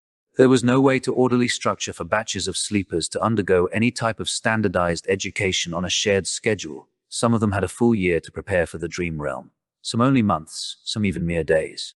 That's why these induction ceremonies were held each month at the beginning of the year, and then every week once the winter solstice began to loom near. Some of the sleepers in the hall had to wait days to be inducted, while Sonny had lucked out and was delivered to the academy just hours before the scheduled event. Once inside the hall, he understood 2 things. Firstly, everyone was well dressed and in possession of a suitcase, a duffel bag, or at least a backpack carrying their personal belongings. They were obviously coming prepared, most likely from home, sent off by their families. So Sonny and the silver-haired girl, who came empty-handed and wearing simple police-issued clothes, were not a norm like he had assumed, but actually an eye-catching anomaly. Right. That makes sense. Secondly, Master Jet was not being overly humble when she called herself below average by Awakened standards. Even though these young people were just starting their paths as Awakened, their looks were dazzling. Everyone was handsome, beautiful, and radiated health. He swallowed. Still, I feel like none of them compare. She might not be as perfectly shaped, but I don't know, she has a presence. It's like shadows become deeper, and the temperature drops by a couple of degrees when she's in a room. Or was this the difference between a sleeper and a master? But all of these thoughts were just him trying to postpone the inevitable. Sonny already knew that he was in for a wild ride. Because he could not lie, and all of these excited youths, regardless of their clothes, gender and looks, wanted to do one thing: talk. Every one of them wanted to talk with fellow sleepers. They wanted to discuss their nightmares, their future journey into the dream realm, and everything in between. They wanted to ask questions. They wanted to be asked questions. They wanted to discuss something important or just chat about stupid things. Everyone wanted to share. "It's a nightmare," Sonny moaned, disturbed and fearful. "I'm doomed." Then, with a bit of grim determination, He gritted his teeth and slowly exhaled. Just think about it as a continuation of your trial. You survived the Black Mountain, so you can survive this too. He had faced heroes, villains, monsters, and even gods. Was he going to be afraid of a bunch of teenagers? He might have underestimated how scary teenagers can be. In half an hour, pretty much everyone in the room hated his guts. After a short series of conversations, Sonny had acquired a reputation of an obnoxious, foul-mouthed pervert. This reputation was quickly solidified. He was slapped a few times and even punched once. He also discovered a couple of new things about his true self, namely, that deep down inside he was apparently rude, arrogant, and more than a little bit lustful. The conversations went something like this. Look at all these young people. How many do you think will return from the dream realm? How many will perish? What do you think our own chances of survival are? I don't know, but I'm pretty sure that a pompous fool like you will die first. Or I even received an armor-type memory in my nightmare. It's an enchanted robe. Would you like to see? Actually, I would prefer to see you without a robe. Or... Then those lowlifes began to rob the bodies. It was disgusting! They even took their shoes! What kind of degenerate would take a dead man's shoes? I once killed a man and took his boots. They were nice boots. What? You killed someone just for a pair of boots? Of course not! There were other reasons. I also took his cloak. Once again an outcast, Sonny was eventually left alone. People seemed to be avoiding him. Unperturbed, he found a quiet corner and stood there, glad that no one wanted to talk to him anymore. His face hurt and there was blood dripping from his nose. Being ostracized from a group was nothing new, but it still stung. However, he was smiling, because in the process of turning the whole batch of sleepers against himself, Sonny had discovered something vital. He learned how to control his flaw. Once asked a question, he could not keep quiet. He also couldn't lie. However, after a lot of experimentation, Sonny had found out that with a bit of practice, he could influence the exact way the truth eventually came out. It was like this: after receiving a question, his mind automatically produced a truthful answer. After that, the flaw would force him to say that answer aloud. Refusal to speak would result in the buildup of pressure, then piercing pain. The longer he kept quiet, the worse the pain would become. Eventually, he would have to surrender and reveal the truth. However, in these moments between receiving the question and surrendering to the pain, the actual wording of the answer could be changed. The more it strayed from the initial thought, the more resistance he would meet, once again in the form of pressure, then pain. It still had to be truthful, but it didn't have to be so stark. For example, if Master Jet were to catch him staring again and ask what he was looking at, instead of embarrassing himself, Sonny would have been able to endure a bit of pain and simply say "you." That would still be the truth, however. The result would be entirely different. Hidden in the corner, Sonny grinned as he observed the sleepers. This is good. This is great. This is something I can work with. After all, one didn't have to lie to deceive a person. Sometimes truth was the best material for creating deceit. If used with a certain devious type of intelligence, truth could be as misleading as lies. For example, in one of his previous conversations, Sonny had confessed that he had once stolen boots from a dead man. The other guy was horrified and asked if he had really killed someone just for a pair of boots. The answer the flaw forced him to give was that there were other reasons, and that he had also taken the man's cloak. The true reason for killing the veteran slaver was that he had whipped Sonny a few hours prior. Besides, he was already dying. The cloak had nothing to do with the killing itself. However, the wording of the answer created an impression that it did. Thus, two truthful statements, when put together, created an effect akin to a lie. This was just a simple example. With a lot of effort and intense thinking, Sonny could create other types of manipulative truths. It was going to be extremely difficult and risky, but it could be done. He just needed a bit of luck. It was time to put his theory to practice. Sonny didn't forget what his main goal was: to make sure that no one ever finds out his true name. To achieve that, he had to create an impression that he was the most pathetic, weak person in this whole building. Someone who would never receive a positive appraisal, let alone a divine aspect and a true name. However, since this would be a lie, he couldn't just go and say it. So how was he to convince everyone that he definitely did not have a powerful aspect and an impressive record with the spell? His eyes fell on a particular group of sleepers. There were 5 or 6 of them gathered around a tall, confident young man. The young man had brown hair and a gentle, handsome face. His eyes were green, with a hint of friendly humor. His posture, figure, and attentive gaze betrayed someone who went through extensive training. Everything about the young man screamed of nobility and strength. Just at that moment, one of his companions was saying with a tone of amazement, "Ascended. You have received an ascended aspect. What was your appraisal?" The young man smiled humbly. "Oh, it was excellent." Sonny stopped in front of the group, as though by accident. After hearing the young man's answer, he frowned and looked at him with disdain. Then, with a voice full of utter bewilderment, Sonny said, "Ascended, excellent. That's it, what's the big deal?" Chapter 21, Scene First Performance. His words hung in silence. The sleepers looked at Sonny with a hilarious assortment of emotions, ranging from bewilderment to shock. The young man with humorous eyes just smiled politely. To be honest, getting an ascended aspect during the first nightmare was extremely rare. He was certainly someone special, maybe even outstanding. Actually, despite their apparent differences, the young man somehow reminded Sonny of Hero, Oro of the Nine. There was a special type of calculating coldness hidden deep inside their eyes. He had encountered such people before, mostly among the veterans of various street gangs in the outskirts. They simply called this type of coldness murder math. Basically, it was a habit experienced fighters developed. No matter where they were and what mood they were in, there was always a sober part of their minds constantly calculating the most efficient way of killing the person in front of them, just in case such need arises. Oh, why do I have to antagonize someone like that, of all people? But Sonny really had no grounds to complain. After all, he brought this on himself. After a few seconds, one of the young man's companions finally blinked and said, "Odd friend, you must not know a lot about the spell. Caster's results are truly remarkable." Then, with a furtive glance at the remarkable caster, he added, "He is a legacy after all, an actual living and breathing descendant of an awakened clan." Sonny reevaluated his opinion of the humorous young man. Legacies were known to be trained for their eventual entrance into the spell from the moment they could walk. For them, being infected was a certainty instead of a possibility. They were extremely formidable people. Just great, he thought bitterly and made his frown deepen. "Are you trying to pull a prank on me? You call this remarkable?" The bewilderment in the eyes of these sleepers was slowly being replaced by hostility. "Listen, friend, if you don't think that an ascended aspect is remarkable, then please share with us your own amazing results." "What, pray tell, was your appraisal?"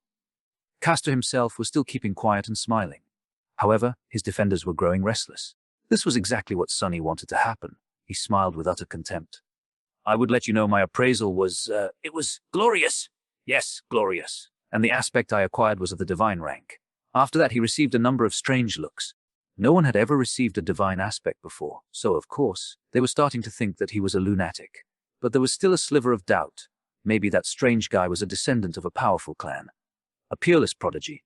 Maybe his appraisal was, indeed, glorious. Sonny had to dispel the tiny bit of doubt. "Mind you, I'm not some lofty legacy. Puffed, I'm from the outskirts. I've never even received combat training. All that training and he only got an excellent." What did he do during the nightmare? Pick his nose the whole time. The expressions of all the sleepers that were listening to his bragging instantly changed. An outskirt rat with no training, yeah sure. Who was he trying to fool? Finally, with the same polite smile, Castor spoke, "Glorious. That is interesting.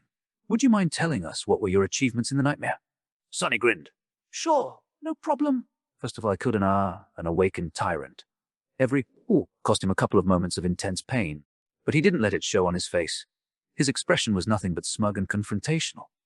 The mere mention of a tyrant, let alone an awakened one, made a couple of sleepers smile with ridicule. "Oh really? How did you kill it?" An arrogant look appeared on Sonny's face. "How? Let me tell you, I didn't even have to lift a finger. I just spat, and it was torn to pieces," which was true. Sonny had spat a mouthful of blood on the altar, and as the result, Mountain King was ruthlessly dismembered by Shadow God. Someone openly laughed. "This guy is either insane or purposefully messing with us. Listen here, shorty. Have some decency, okay? Who would believe such a lie?" Sonny was genuinely angry. He wanted to retort, saying that he wasn't short, but he couldn't, because that would be a lie, damn it. So, instead, he just gritted his teeth and said with a voice full of outrage, "I can't answer that, because it's not a lie. Are you really insisting that you'd killed an awakened tyrant? A tyrant!" And with a bit of spit, no less. Sonny knitted his brows. "That's the truth." More laughter followed. "Crazy bastard. He actually believes in his own crap. Insane, he's insane." Unexpectedly, Castor stopped his companions. "Guys." After the laughter quieted down, he asked in a friendly manner, "What else did you achieve?" "What? That wasn't enough." Sonny raised his chin. "Let me think. Oh, I also killed an awakened swordsman." "Really? How did you do that?" Acting as though he was a little bit embarrassed, Sonny looked down. That time I had to lift a finger. I even had to shake it a couple of times. That was enough to kill him, though. He was holding the silver bell between his fingers, which led to Hero being attacked and eventually killed by the tyrant. So, technically, all his statements were true. What a crackpot. Can you believe this idiot? Poor bastard. Not only is he weak, he's also lost it. Castor gave his companions a long look and then turned to Sonny. Anything else? Sunny blinked. Time for the finishing touch. Something else. Oh, well? Oh, right. I communicated with a bunch of gods, even though they were all dead. I made one of them wake up. He gave me a blessing. I was blessed by a god. Do you all understand? The sleepers were silently shaking their heads or looking at him with pity. Castor sighed. I see. Well, in comparison to your achievements, mine do look rather average. Thank you for sharing with us. I hope you'll be as successful once we enter the dream realm. Sunny smiled with a look of smug superiority on his face. You better believe it. With that, he turned around and walked away. That's a job well done. He was pretty sure that after this performance, no one would ever believe that he actually had some kind of a powerful aspect or did anything worthy of notice during the nightmare. He only told them the truth, and yet managed to make everyone believe in the opposite of the truth.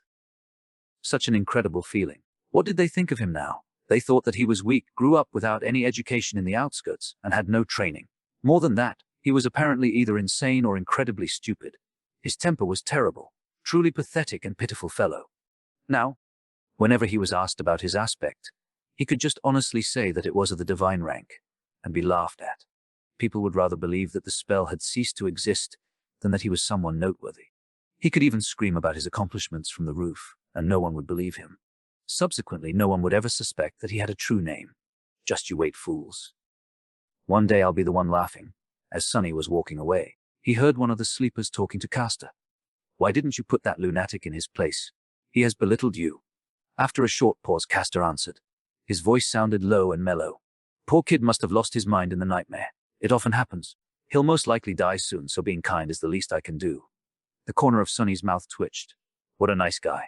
He knew that Castor's words were based on a false assumption, but for some reason, still felt a cold chill running up his spine. Chapter 2-2c. Corpse Corner. Satisfied with his performance, Sunny walked back to the deserted corner of the hall. He felt people looking at him with mockery, contempt and pity. No one seemed to be willing to stay close to him. It was just as well. He didn't want to be bothered anyway. Still, weren't their reactions a bit exaggerated? It's not like he was carrying an infectious disease. Well, except for the spell. But it wasn't really a disease, which everyone here should have known already. Finally, he extricated himself from the crowd and reached the corner. For some reason, sleepers were unwilling to approach it currently. There was only one girl sitting quietly on the bench. Sunny gave her a look. The quiet girl was delicate, demure and very pretty. Her clothes were tidy and neat. They weren't very expensive, but still rather tasteful. With her pale blonde hair, big blue eyes, and exquisite face, she looked like a beautiful porcelain doll. She was subtly breathtaking.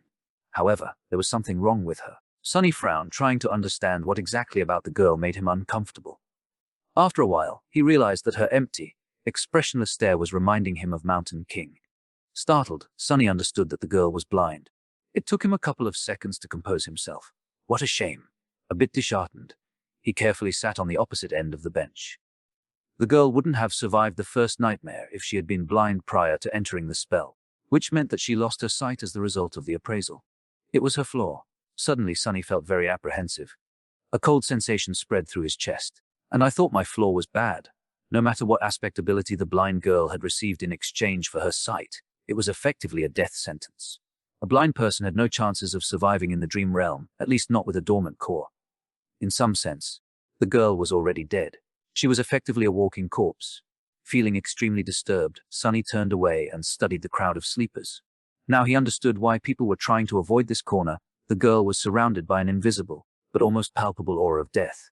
Sleepers usually weren't very superstitious, but anyone would feel uncomfortable in her company. Armed with this knowledge, Sunny suddenly saw a pattern in how the young people in the hall were grouped. Instinctively, they all tried to stand close to those of their own circumstance.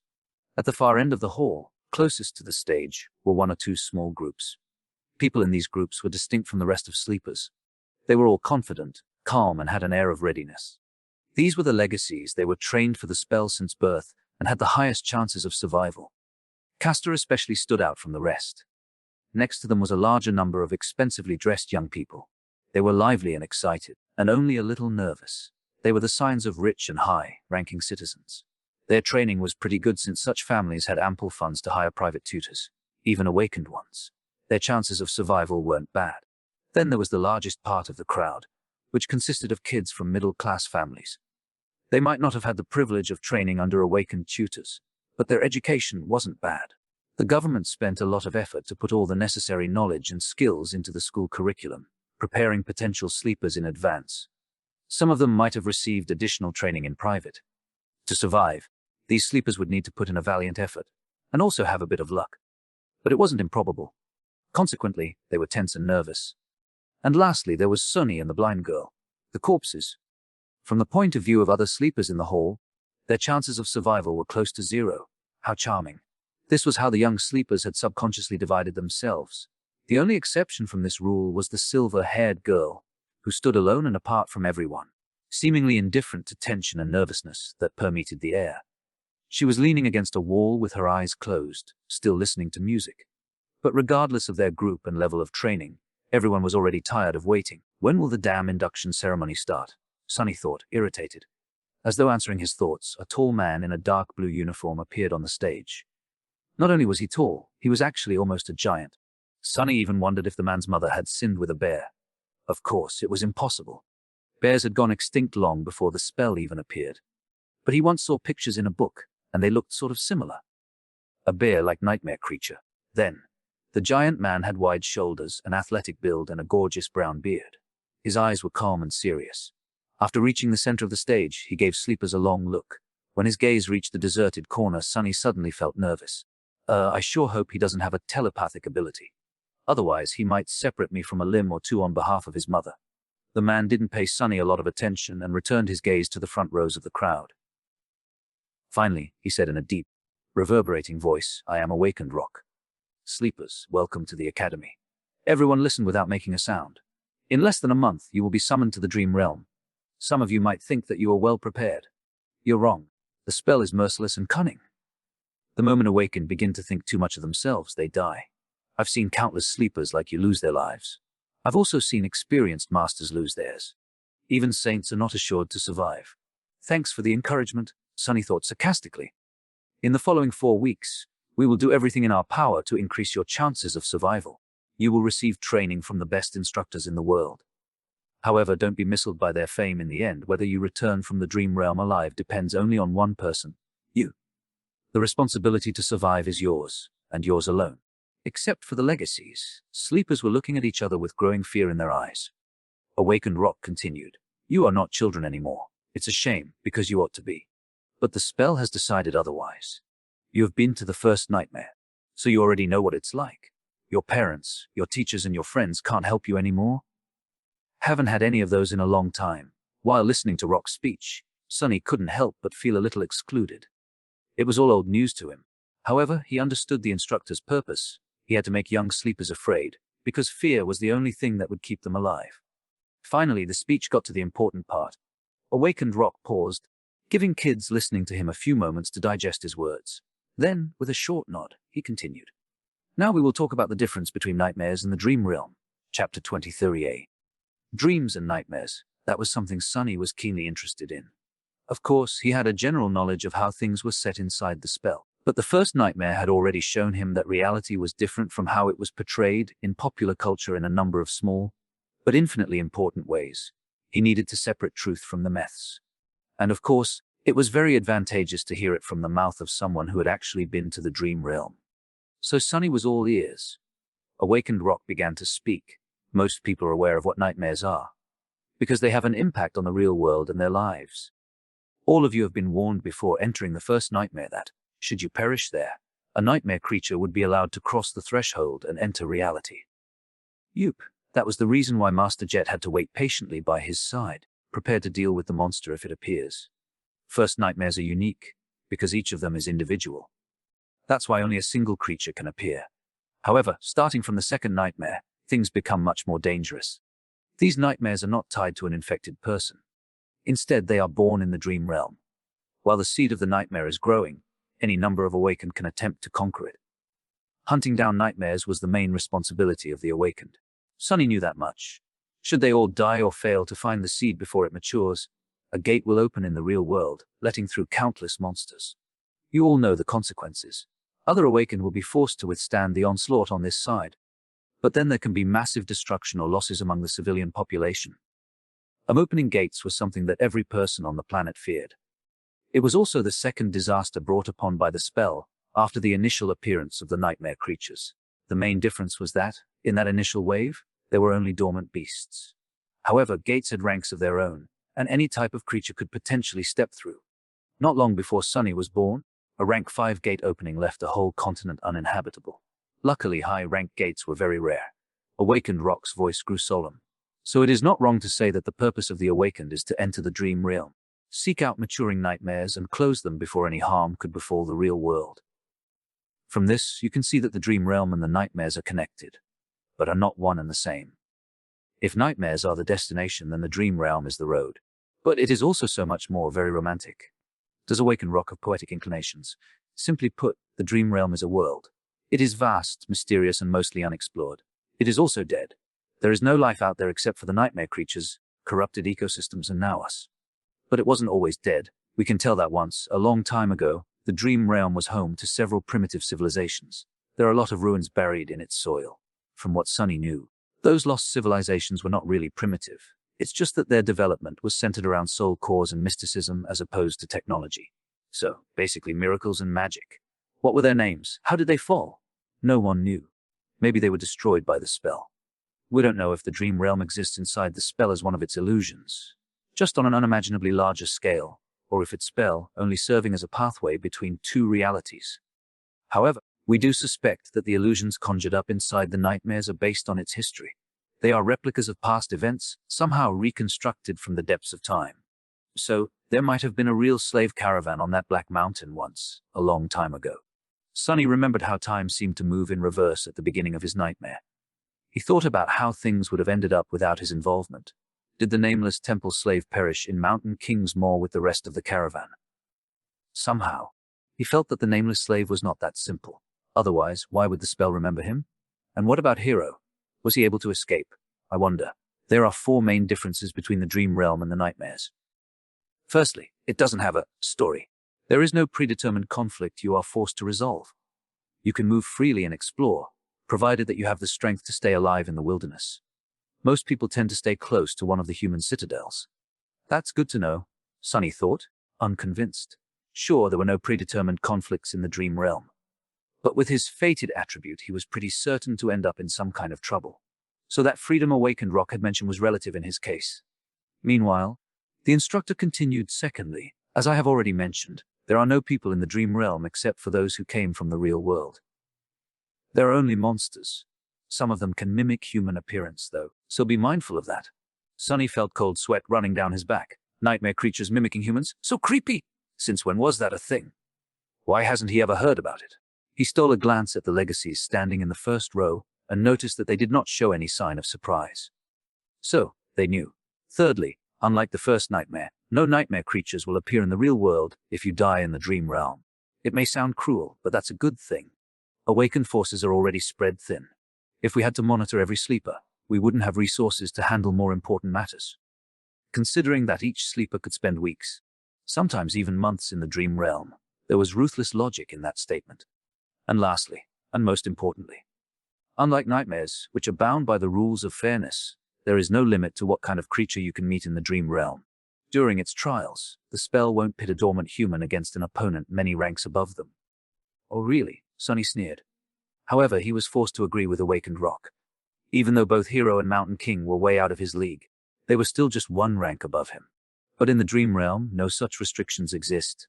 Theoretically, you can stumble upon an unholy titan and die before even realizing what happened. So be careful and stick to the regions with enemies on par with your own rank.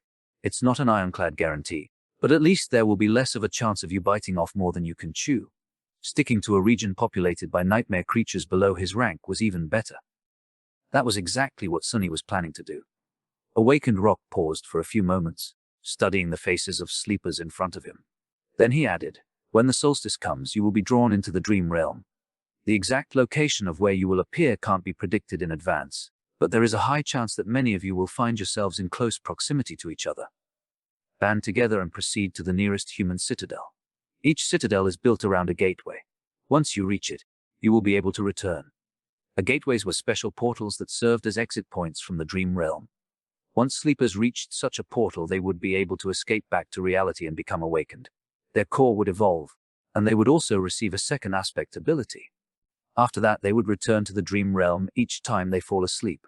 If you can't locate or are unable to reach the nearest human citadel, search for an unclaimed gateway. It will usually be inside or near the most prominent landmark of the region. Work together to defeat its guardians and come back alive. He gave them a heavy look. That is all for today. Next, follow the instructions sent to your communicators to find your assigned dormitory. Once settled, you may proceed to the cafeteria for some late supper. There will be a round of interviews after that to prepare your suggested curriculums. Get a good night's rest. Your training starts tomorrow. With that, he gave them a short nod and left. Sunny sighed. Can't be predicted in advance, huh? With his luck, he would either drop right in the middle of a prosperous human citadel and immediately roll into a gateway, or appear in some region of the dream realm so remote and deadly that no one had ever heard about it or returned from it alive. Let's hope for the former, since he couldn't do anything about it. Sunny wasn't very worried. There was something much more important on his mind. What exactly do they serve here for supper? Chapter 24a. Moving up in the world, everything having to do with sleepers was situated in the same building. Sunny followed the instructions sent to his communicator and quickly found the dormitories, which were situated on one of the lowest levels. To his surprise, he actually got a whole room to himself. It had a bed with a soft mattress, a table, a dresser, and even a separate bathroom. The materials were new and aesthetically pleasing, the air crisp and sterile. It was warm inside, and the outer wall was equipped with a hidden screen that seamlessly imitated a wide window, opening to a picturesque vista of a snowy park. There were even several sets of clothes with the Academy emblem provided to him for free. How extravagant, Sunny thought, a little stunned. Rationally, he understood that such an arrangement was not really luxurious. However, to him, who grew up wandering the outskirts, this room was like a palace. He scratched his head. Looks like I've made it. Sunny glanced around, then winked at his shadow and smiled. I guess we're moving up in the world, huh? The shadow didn't respond, apparently not very impressed. Perhaps it didn't care about such things, right? What would a stupid shadow know? Sunny changed into new clothes and studied himself in the mirror. Then, remembering something, he summoned the runes. He finally had time to study the Puppeteer's Shroud. Memory Puppeteer's Shroud. Memory rank awakened. Memory type armor. Memory description. Hey, worm of doubt once found its way into a righteous king's heart. With time, the king was devoured from inside and became its puppet. A lifetime later, the puppeteer worm escaped from the king's dead body, leaving behind a cocoon of black silk. No one knows where it went, however. Once people dared to approach the silent castle. They found the silk among the mountains of gnawed bones and fashioned it into an armor. Sunny made a sour face. That is not that terrifying. Yeah, I'm not creeped out at all. Come to think of it, the first creature he killed was called a lava. If he were to assume that Mountain King was a mature puppeteer worm, and already a tyrant, then what the hell would it transform into after becoming a moth? No, it's better not to think about it. With a sigh, he summoned the puppeteer's shroud. Thin black threads immediately appeared around his body and wrapped it into a set of armor. It was made of dark gray, soft fabric with several elements, such as braces and shoulder guards, fashioned out of black, lusterless leather. The armor was light, understated, and did not restrain his movements at all. It also made no sound when he moved. Perfect equipment for someone who likes to lurk in the shadows, Sunny smiled. He knew that this armor would be tough to pierce for any creature below the awakened rank, which gave him a great advantage in dealing with all dormant monsters. He also felt a sort of strange, faint calmness while wearing it. A worm of doubt, does it have enhanced protection against mental attacks? Somehow, he was sure of it. A great trophy! He wouldn't expect anything less from the memory of a powerful tyrant. The only problem was that the puppeteer's shroud was obviously not meant to be worn on top of a full set of clothes.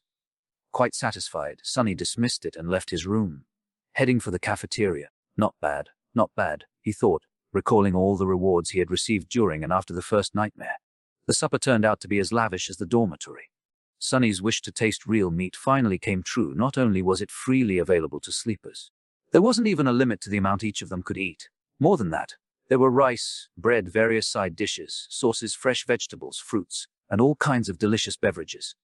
Extravagant, Sunny thought, steering clear of the coffee. After building a small mountain of food on his plate, he found an empty seat and, for a while, forgot about the world's existence. As juicy textured, perfectly seasoned meat filled his mouth, Sunny's vision suddenly was full of stars.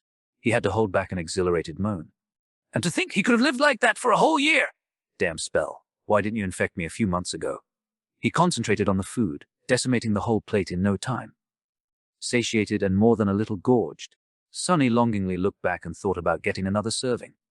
But it was already time for his appointment with the academy personnel. Full of regret, he stood up and left the cafeteria.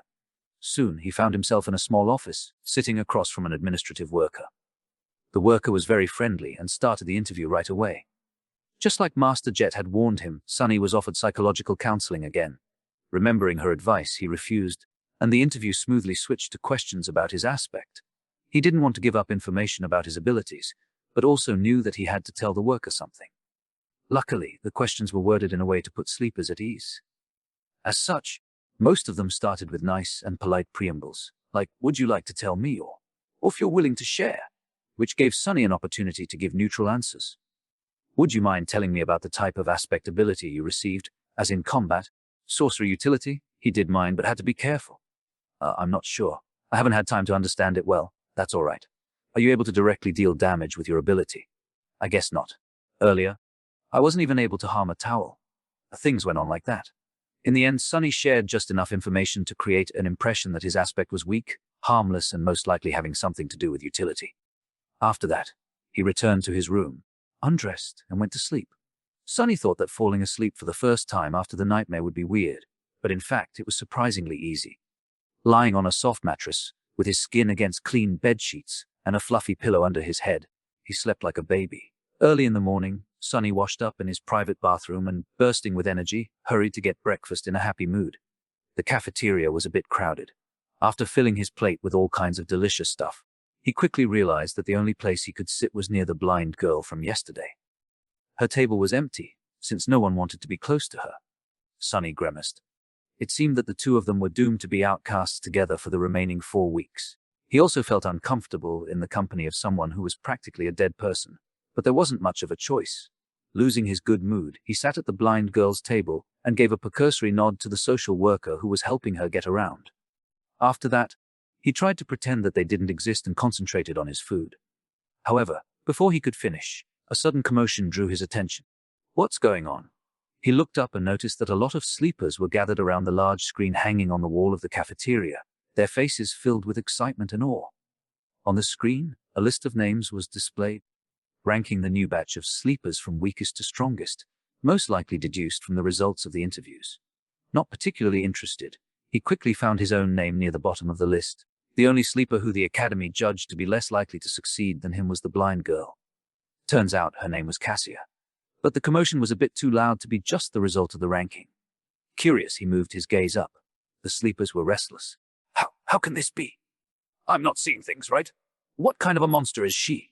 Castor was placed in second place, and right above him, the portrait of the silver-haired girl could be clearly seen. To the right of it, 2 simple lines of text were displayed. Name Nifis, true name Changing Star, Chapter 25 of Wilderness Survival. So, the silver-haired girl, Nephis, also received a true name in her first nightmare. To get his own, Sunny had to deal with Hero and Mountain King while possessing a completely useless aspect. An impossible feat that seemed to have pleased the spell very much. I wonder how she had gotten hers. Sleepers in the cafeteria were struck dumb by the revelation of this achievement.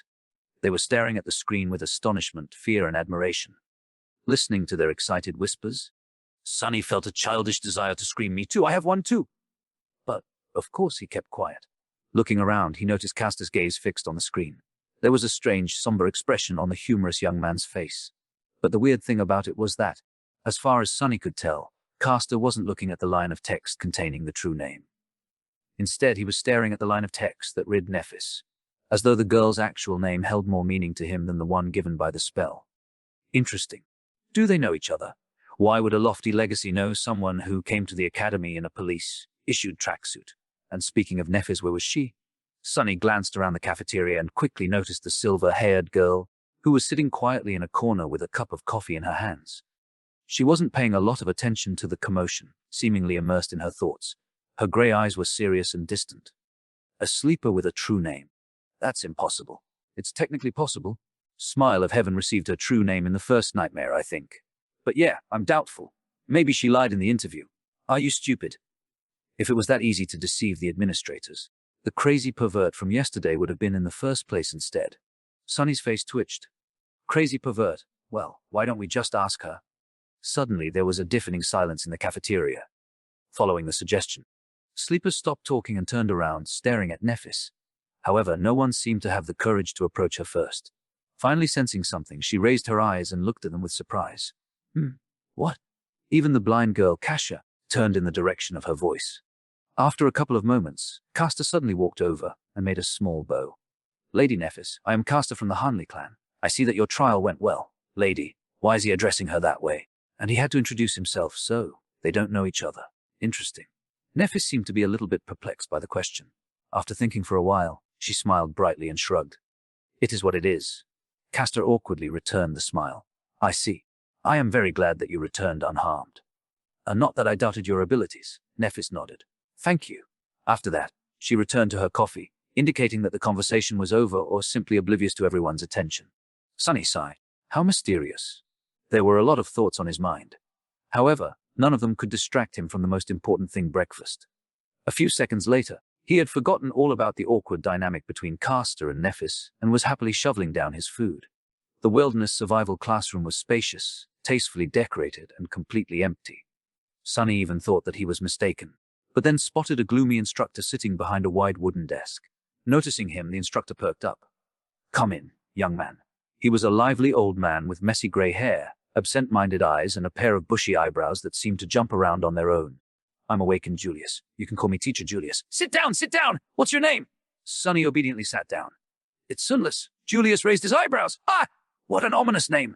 But that is good, very good. After all, we have to deal with a lot of ominous things. Sunny carefully looked around. I'm sorry, teacher. Did I come too early? No, not. You're right on time. Are other students late? The instructor grunted with incredible contempt. No one else is coming. Those brutes are only interested in swinging their fists and swords around. Very few are smart like you and know the true value of knowledge. Oh, so it was that unpopular. Sunny inwardly sighed, hoping that he won't regret the decision to abandon combat training in favor of this course. Say, young man, why did you choose wilderness survival, of all things? There was no point in hiding the true reason. Not that Sunny would have been able to anyway. The Awakened that monitored me during the first nightmare, Master Jet, had advised me to study it above all things. Very wise advice! That master truly knows what's important. Wait, did you say Jet? His eyes widened. Soul Reaper Jet? That murderous savage, him! Who would have thought that a barbarian like her would know the value of intricate knowledge, Soul Reaper? Sunny's curiosity was piqued. Teacher, do you know Master Jet? Julius carefully looked behind his back before answering. Who doesn't know the Soul Reaper? She might not be the most powerful Awakened out there, but she is certainly one of the most feared. That's because her aspect abilities disregard flesh and target soul cores directly, which means that no amount of armor, damage, resistance, and physical protection can stop them. He leaned forward. The only good thing is that she's young and not likely to become a saint anytime soon, or even ever. Yes, luckily, there's a very low probability that she'll ever advance. Sunny blinked. Why? Julius looked at him as though trying to comprehend how someone could be so ignorant. Because of her problematic personality, of course. Who would want to help a psychopathic killer become a saint? You need a team of outstanding companions and a lot of support to attempt conquering the third nightmare. Soul Reaper Jet isn't. Wait. Suddenly, Julius frowned and leaned back. Why am I gossiping with you? You're too young to know such things. More than that, it's not in my character to badmouth others behind their backs. I would beg to differ. Sunny thought sarcastically, but didn't say anything out loud. He already got a lot of juicy information out of Teacher Julius. Maybe choosing wilderness survival was the right choice after all. Let's get back to your curriculum. What other courses are you taking? Sunny sighed. None. For the next 4 weeks, I'll be fully concentrated on wilderness survival. Julius stared at him for a whole minute, an expression of utter astonishment written clearly on his face. Then slowly an excited gleam appeared in his eyes. Finally he grinned. Wonderful! This is wonderful! You're such an astute young man. Don't you worry. In 4 whole weeks I will make you immortal. Sunny's lessons with Teacher Julius started pleasantly and without much tension, but just an hour later, he felt like his head was ready to explode.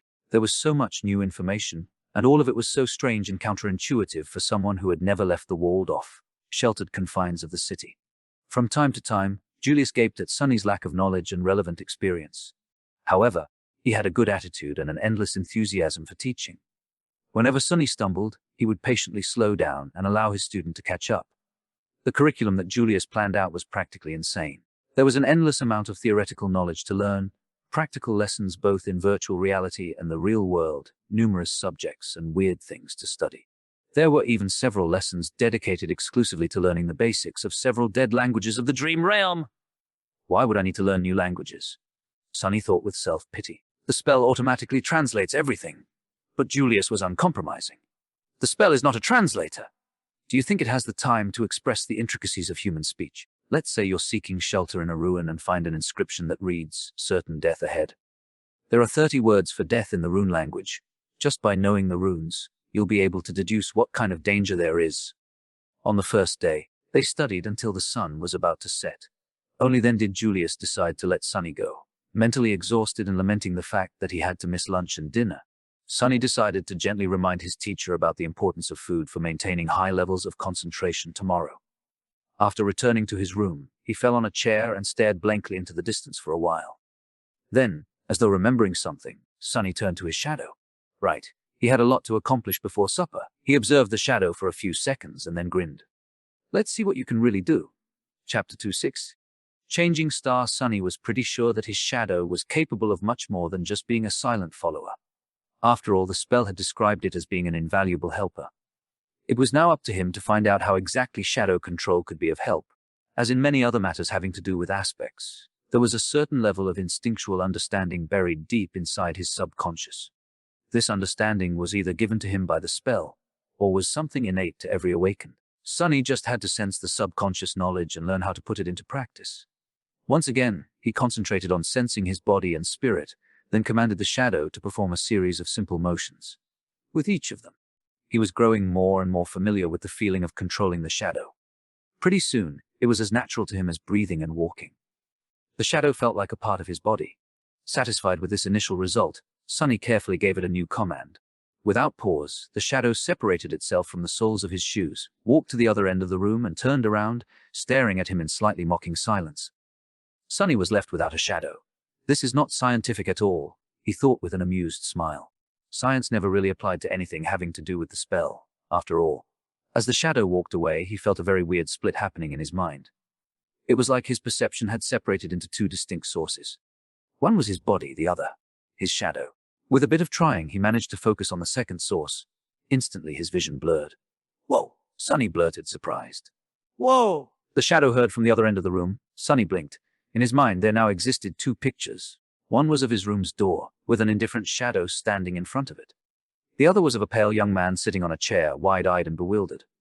"That's me." He raised an arm and waved it in the air. Simultaneously, the pale young man raised and waved his. "I can perceive the world through my shadow." He sat for a while thinking. An ability like that opened up a lot of possibilities. With his Child of Shadows attribute allowing him to see and move stealthily in the darkness, and shadow control, allowing him to send out a sneaky shadow as a scout, he was pretty much a perfect spy. A spy was someone who gathered information without exposing themselves to a lot of risk. A role like that suited Sunny's taste very much. Of course, spies were also able to strike from the shadows with deadly precision. Armed with information, they were masterful ambushers. With the prior knowledge of the opponent's weaknesses, their attacks were surgical and lethal. But any direct confrontation would mean putting himself in danger, so Sunny wasn't very keen on becoming an assassin. After all, his aspect still lacked the means of directly enhancing his combat performance. "Shall we test it?" He looked at the shadow and gave it a command. With an exaggerated sigh, the shadow bent down and nimbly slid under the door. Instantly, he could see both the room and the hallway outside. Sunny closed his eyes to focus on the picture projected from the shadow.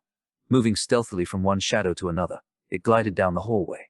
With a bit of timing and consideration, his scout was practically invisible. Sunny passed by a couple of sleepers and listened in on their conversation. Not finding it very interesting, he continued forward. Finally, the shadow stopped at a corner. To its left were the elevators. To its right, the way to the girls' dormitory. All sorts of provocative images immediately entered Sunny's head. "Oh my," he thought, blushing. "Yes, with this ability, it was also very easy to fall into utter depravity."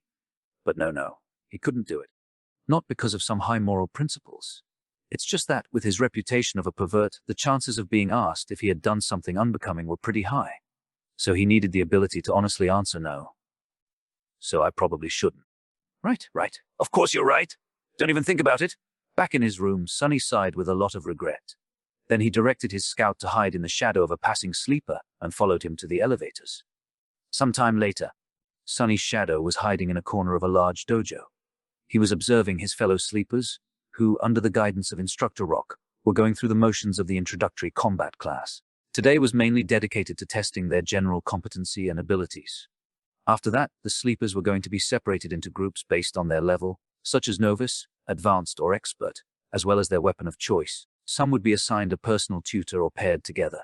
Currently, sleepers were taking turns delivering their strongest punches to a wide plate attached to a special measuring machine. After each strike, the machine would display a number corresponding to the sleeper's physical strength. In theory, a machine like that was not hard to build. However, considering that many of sleepers had combat-oriented aspects that enhanced their might in a variety of ways, it was actually a marvel of engineering and durability. Their technique and training also affected the final result. Most people were getting numbers ranging from 10 to 14. It was considered a good result, something that only the most athletic people could reach. However, a lot of sleepers, obviously those with enhancing aspects, were able to achieve a score of 15 or even 16. I would probably get 10 or 11, Sonny thought, feeling a little bored. Then he suddenly perked up, noticing that it was turn for Nefis, the highest-rated sleeper of their batch, to strike the plate. The slender girl approached the machine and, without much preparation, delivered a sudden, crushing blow. Sonny wasn't very well versed in martial arts, but even he was impressed by the flawless economy and speed of her execution. She had a lot of training. Nefis was becoming more and more intriguing. What's her actual background? After a short pause, the machine displayed the result 16. Sonny felt a bit disappointed. Not that impressive. I was expecting more. She was the proud bearer of a true name, after all. After that, only Castor remained. This time, Sonny couldn't even see the flying fist. It was just too fast. The machine trembled and took more time calculating. Finally, 2 numbers appeared. 21. Everyone gaped at the display. Stunned, more than a few admiring looks were thrown at Castor, who simply bowed and took a step back. Instructor Rock smiled. Not bad. Now, we will move to sparring and evaluate your general level of training. I need 2 volunteers to begin. Nefis was the first to step forward and walk to the center of the ring. A couple of seconds later, a tall and extremely muscular sleeper followed and faced her. The rules are simple. Make your opponent's back touch the floor or throw them out of the ring. Use whatever abilities and techniques you find appropriate. Oh, the show is starting! Watching sleepers fight each other was not only entertaining, but could also provide Sonny with knowledge of their powers. Back in the room, he leaned forward and rested his chin on his palms. Go Nefis! The tall guy attacked without wasting any time. His muscles bulged, threatening to tear the soft fabric of his white dobok. He advanced like an unstoppable mountain, sending a vicious kick flying. A second later, he was lying on the floor with a dumbstruck look on his face. Nefis didn't even change her stance. Instructor Rock gave her a cheerful look and grinned. Next. What followed could only be described as a massacre. One after another, Nefis managed to defeat almost every single sleeper present in the dojo. She didn't seem to be faster or stronger than them, but each time someone entered the ring to fight her, they would inevitably end up beaten and thrown to the ground. Sonny watched the process with a growing sense of amusement. However, at some point, even he felt a bit of unease. Nefis moved with the calm precision of a battle machine. Her technique was clean, graceful, and ruthless. No matter what type of attack was thrown at her, she was able to either predict or instantly react to it, then deflect and turn it against the attacker with the minimum amount of effort. It didn't matter whether her opponent was poor, rich, or a legacy. Everyone would end up dealt within a matter of seconds. What's more, through the whole process, the composed expression on her face didn't even change once. It was like Nefis was made out of metal. Is she even human? Sonny thought, suddenly apprehensive. What was he going to do if this changing star were to end up as his enemy? The best course of action would be to run away. Or better yet, try not to antagonize her, to begin with. After all, the sun was also a star, and shadows didn't mix well with sunlight. Finally, Castor was the last one remaining, once again. However, he didn't seem to be perturbed by the miserable failure of every other sleeper. With a soft smile on his lips, the young man stepped into the ring. Castor and Nefis faced each other, their eyes locked for a few seconds, and then Castor slightly bowed. Lady Nefis, please excuse me in advance. What is he going to? A moment later, Sonny opened his eyes in shock. Chapter 27. Measure of power. It seemed like Castor suddenly ceased to exist. However, it was only an illusion. The truth was that he was just moving so fast that the human eye wasn't able to keep up with his movements. If it wasn't for the special properties of shadow sight, Sonny wouldn't have been able to perceive anything either. Even then, he only noticed a hazy blur streaking through the air. In a fraction of a second, Castor covered the distance between him and Nefis and delivered a devastating blow. However, despite his astonishing speed, she somehow managed to react in time, slightly turning her body to deflect the strike. But it still wasn't enough.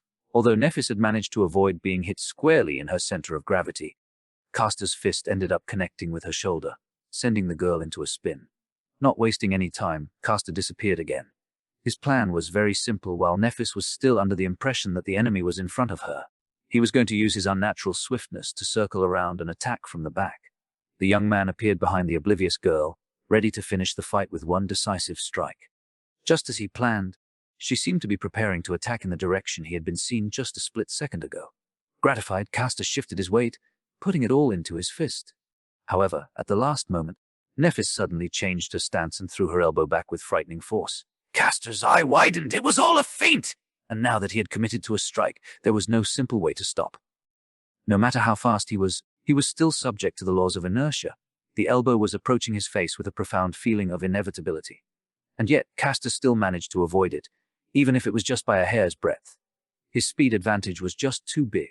He then proceeded to trip and push Nephis, sending her flying to the ground. However, just before she was about to hit the mats, the young man carefully grabbed the collar of her duboc and gently pulled, slowing down the fall and allowing Nephis to land on the floor without any impact. Lying on her back, the girl blinked a couple of times and looked up at him. The whole altercation lasted no more than 2 seconds. Back in his room, Sonny opened his eyes in shock. So that's an ascended aspect. That's cheating. A sleeper had no business being that fast. The powers bestowed upon them by the spell was supposed to be in their infancy. But Castor was a legacy after all. Who knew how many soul shards were fed to him prior to enrolling into the academy? Back in the dojo, Instructor Rock grunted and gave Castor a nod. Nephis slowly rose to her feet. The rest of the sleepers were gawking at the young man with reverence, whispering among each other in hushed tones. It seemed that his performance left them with a deep impression. However, Castor himself wasn't very elated. He glanced at Nephis with an unreadable expression. That was because, unlike the rest of them, he came to a certain realization. The truth of the matter was known only to him, Nephis, Instructor Rock, and Sonny, who was very observant and quickly picked up on such things. The thing that sleepers failed to notice was that Nephis did not use her aspect ability when facing Castor. In fact, she had not used it at any point during today's testing. No one even knew what her ability was. And yet, despite his powerful aspect, Castor barely managed to clutch a victory against her. What a monster, Sonny thought, full of unease. The shadow hiding in the corner of the dojo seemed to agree with him wholeheartedly. After that, the introductory combat class was over. Sore from the beating they received, sleepers headed for the showers. Sonny waited for a bit, and then directed his shadow to sneak into the boys' locker room. He wasn't very interested in watching a bunch of teenagers changing clothes, but there was a slight possibility that Castor would either comment on his duel with Nephis or answer some questions about his incredible aspect ability. Just as he had expected, the young man was surrounded by a group of newly converted fans.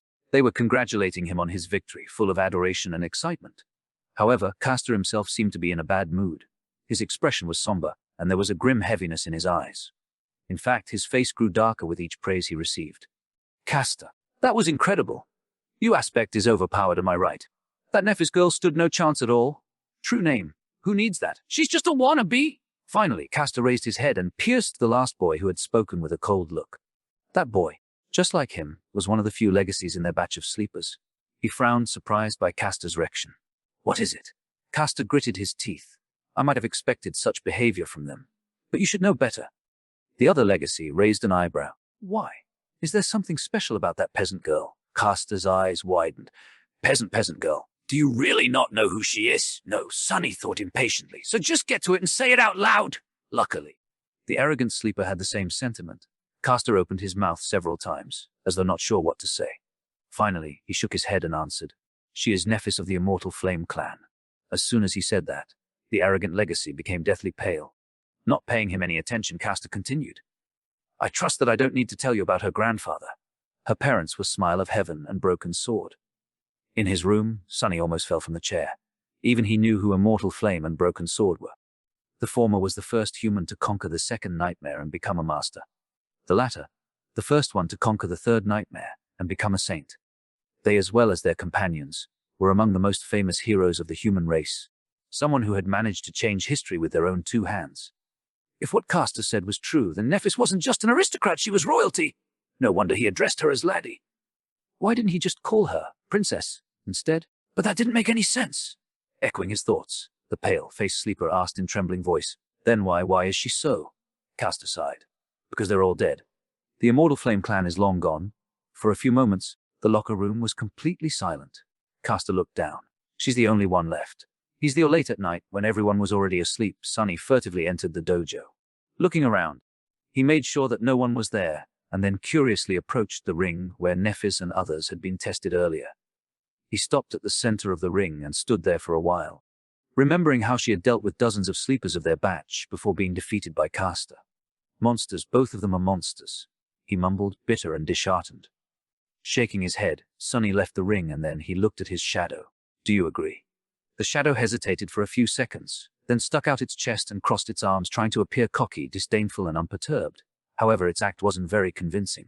Yeah, you're right. Exactly. What's the big deal anyway? Both Immortal Flame and Broken Sword, Nephis's father and grandfather, were as monstrous in terms of power as one can get. But they still failed to protect their family from being eviscerated. So, power wasn't that important in the end. Even royalty was not safe from the cruelty of the world. Sunny sighed and proceeded to the measuring machine. Making a fist, he swung it and delivered his best punch. The machine hummed for a few seconds and then displayed a single number. 9.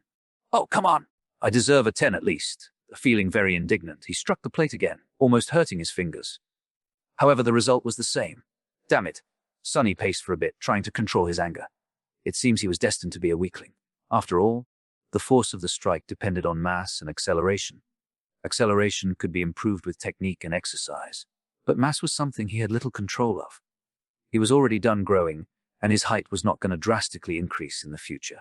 No matter how hard Sunny trained, he was always going to be a lightweight. How is this fair? Suddenly filled with resentment, he punched the plate again, putting all of his frustration into this one strike. At that moment, a strange instinct suddenly awakened in Sunny's mind. Following the command of this instinct, his shadow flowed up and wrapped itself around his hand, sticking to it like a black glove.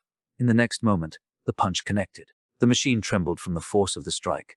Sunny's yelped in pain and took a step back, cradling his bruised fist. After a while, the result was displayed.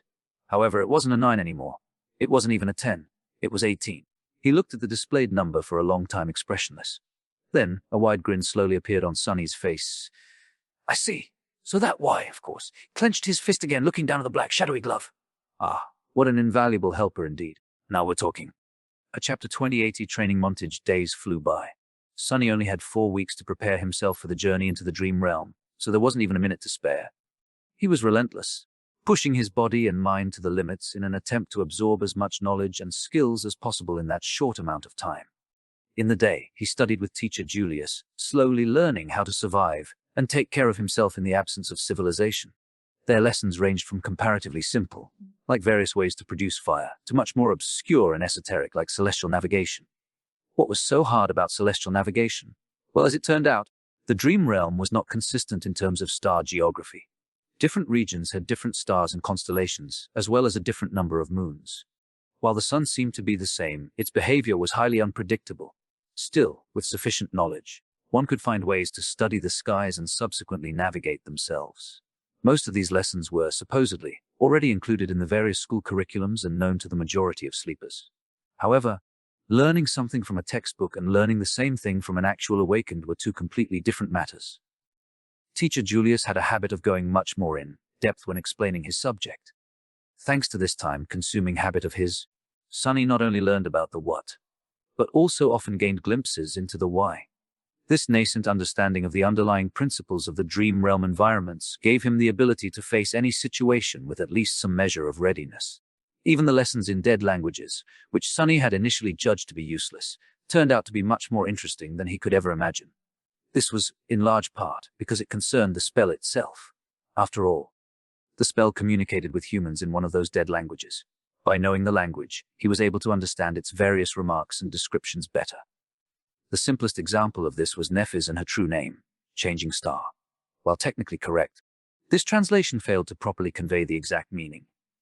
By understanding the grammatical structure of the rune language, it was easy to extrapolate and see that the more correct translation would have been Star of Change. More than that, there were different runes for change, each with its own connotation. Depending on what exact rune was used to relay the meaning of the name, it could also mean Runa Star or Star of Misfortune. A small change in wording and connotation could mean a world of difference in real life. Sunny, who had never seriously studied before, found the process of acquiring vast amounts of theoretical knowledge strange, numbing, and exhausting. However, in a sense, it was also exhilarating. After all, knowledge was something that only the privileged had access to. It was also this authority over knowledge that kept them in the position of power, creating a vicious circle of inequality. The poor had no opportunity to study, and without the advantage of good education, they had no way to stop being poor. The weirdest part about all of this was that Sonny was now one of those privileged people. More than that, he was at the pinnacle of social hierarchy. Not only had he gained access to an unlimited amount of knowledge, but even his basic needs like food and shelter were also taken care of by the government, allowing him to fully focus on the single goal of developing himself as an awakened. This sudden transformation would have sent him into a whirlpool of philosophical reflection if he had any time to spare. But he didn't, because teacher Julius also insisted on holding practical lessons every other day. Even if some of them had to be done in virtual reality simulations, he insisted on using the full immersion stations with enhanced physical feedback. As a result, Sonny was bone tired and utterly exhausted. The good thing was that with such amount of exercise, coupled with his newly reforged body, Sonny had never been in better shape. Even without combat training, he could feel his strength, stamina, and agility improving by leaps and bounds. Basically, the peculiar rebirth he had experienced after completing the first nightmare had enhanced the innate potential of his body, bringing it to the peak of the human condition. However, it was up to him to realize that potential with sweat, effort, and a lot of hard work. Practical application of wilderness survival techniques provided him with the opportunity to do so. And as though this wasn't enough, Sonny secretly collected information about other sleepers and practiced shadow control every night. His shadow was independent enough to be sent on scouting missions without his direct control.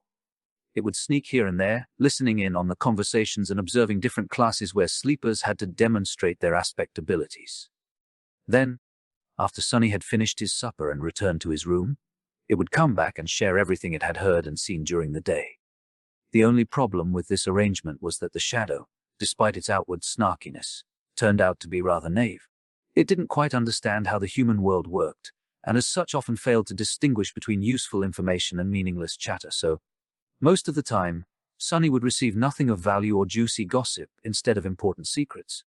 This is how he learned that in the sleeper center, romance was in the air. After all, there were 100 beautiful young people locked underground in close proximity to each other, with the added spice of a deathly threat hanging above their heads. Many felt that life was short and it was their time to seize the day. Passion bloomed in the shadow of approaching danger. Sonny was excluded from this whole side of the thing, of course. Firstly, he had already positioned himself to be perceived as an unlikable lunatic. Secondly, he simply had no time for anything except for his lessons and training. And lastly, he was wary of getting too close to anybody, afraid that a situation would arise where he would have no choice but to divulge his true name.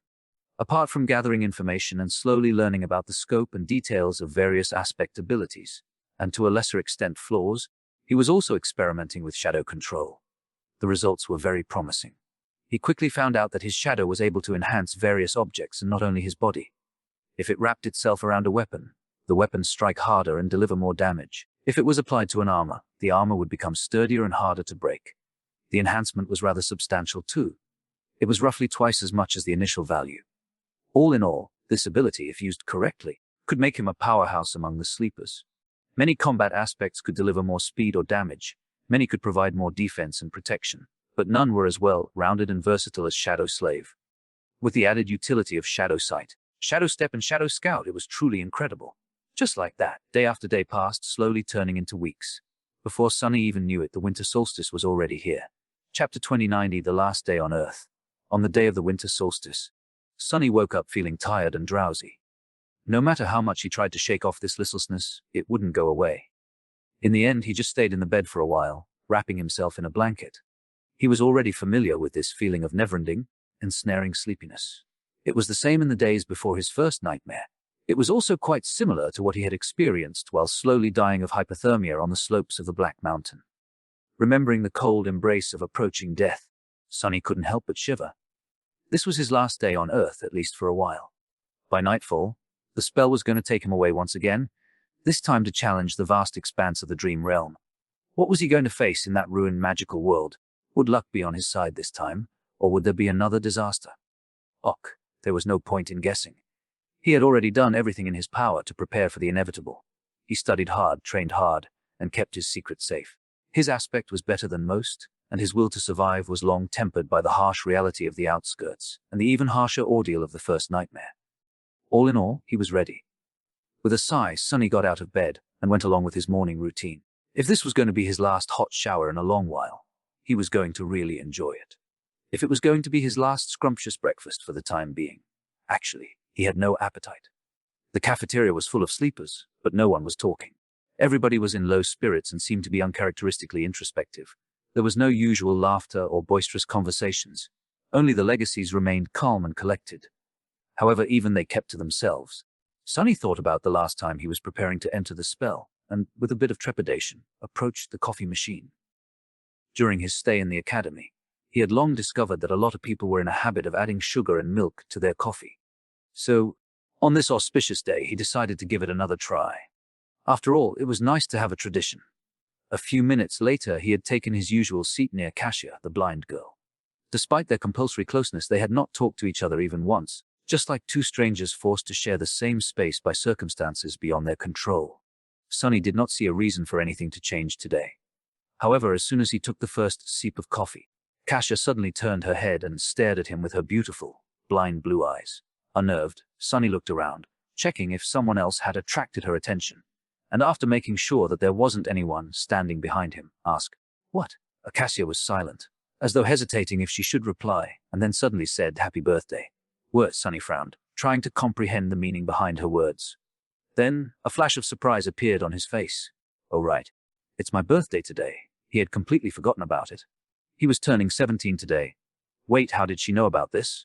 Sonny gave the blind girl a strange look, opened his mouth, and then decided to let the issue go. She was just too creepy. Thanks." With a nod, Kasia turned away and seemingly lost interest in having a conversation once again, which was for the better. Sonny returned to his coffee, finding it not too bad this time.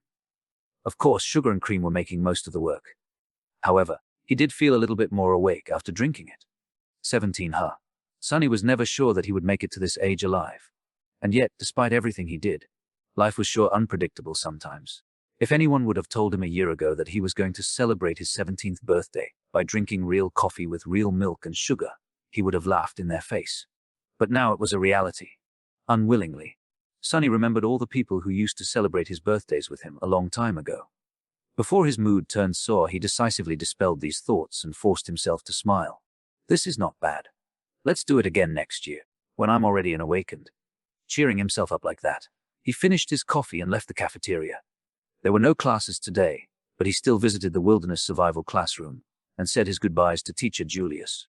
The old man got pretty emotional when sending him off. He gave Sonny one last tip, a dozen or so times in a row, and even promised to apply for a research assistant position to be opened after the young man had become a full awaken. Sonny left thanking him for his time and patience. After that, there wasn't much to do. When the sun was close to setting, Instructor Rock gathered them in the foyer of the sleeper center and led them outside.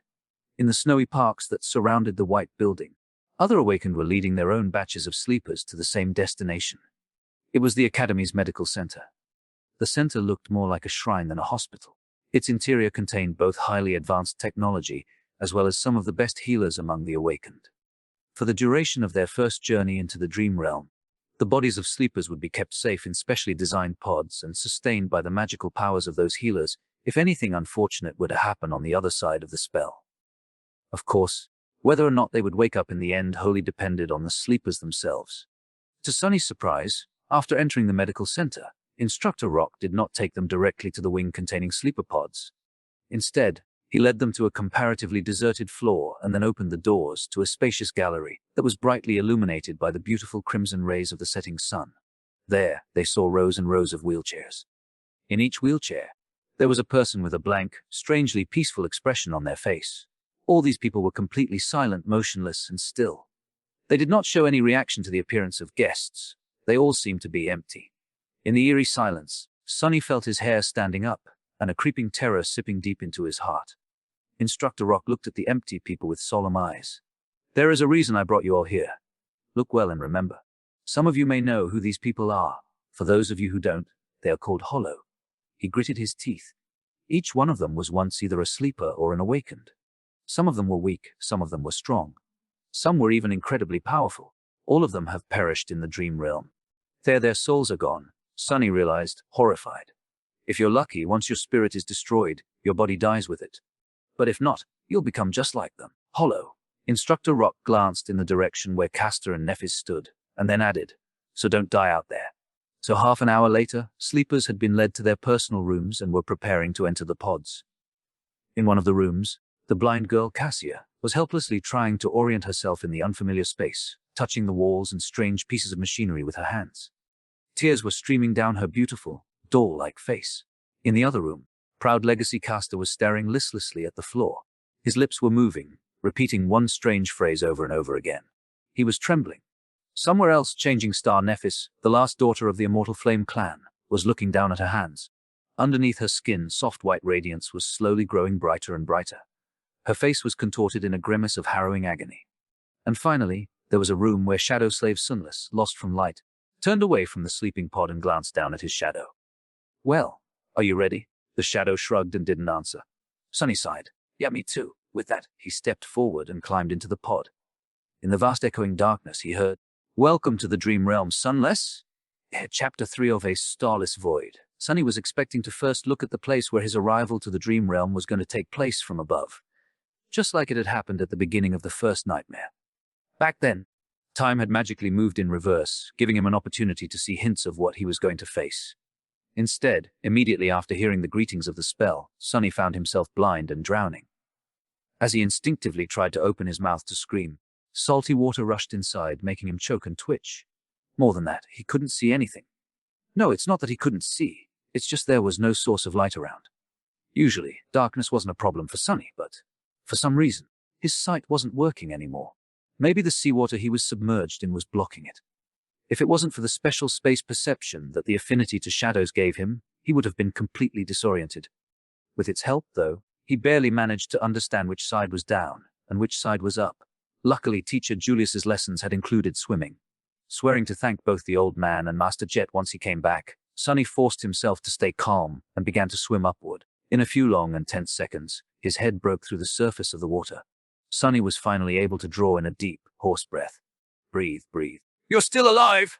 After sucking in enough air to soothe his burning lungs and compose himself to a certain degree, Sunny carefully spun in the water, trying to take in his surroundings. What met him was an endless, jet-black expanse of undulating waves. Above them was an empty black sky. There was no moon, no stars, just a dark vastness of repressive nothingness. Sunny blinked a few times, cold dread taking hold of his heart. This is a sea, an ocean. Was I dropped in the middle of an ocean? No, it couldn't be. There had to be solid ground somewhere nearby. As he was gripped by a momentary panic, a remote sound suddenly drew his attention. Sunny turned around and saw a triangular dorsal fin moving in his direction. Luckily, it was still hundreds and hundreds of meters away. Wait, if it's so far away, then how come I can see it so clearly? Despite being submerged in water, Sunny still felt like there was suddenly cold sweat all over his body. By his estimation, that dorsal fin was at least 5 meters tall. It was rapidly approaching, growing visibly larger with each second. "Damn you, spell!" With eyes full of horror, Sunny spun again, desperately trying to find something, anything, to save him. And there, a short distance away, he finally noticed a black mass protruding slightly above the water. Not wasting even a second on thinking, he started to swing his arms and legs, swimming in the direction of the black mass with a considerable speed. However, no matter how fast he swam, the giant shadow of the unknown creature was closing the distance between them much faster.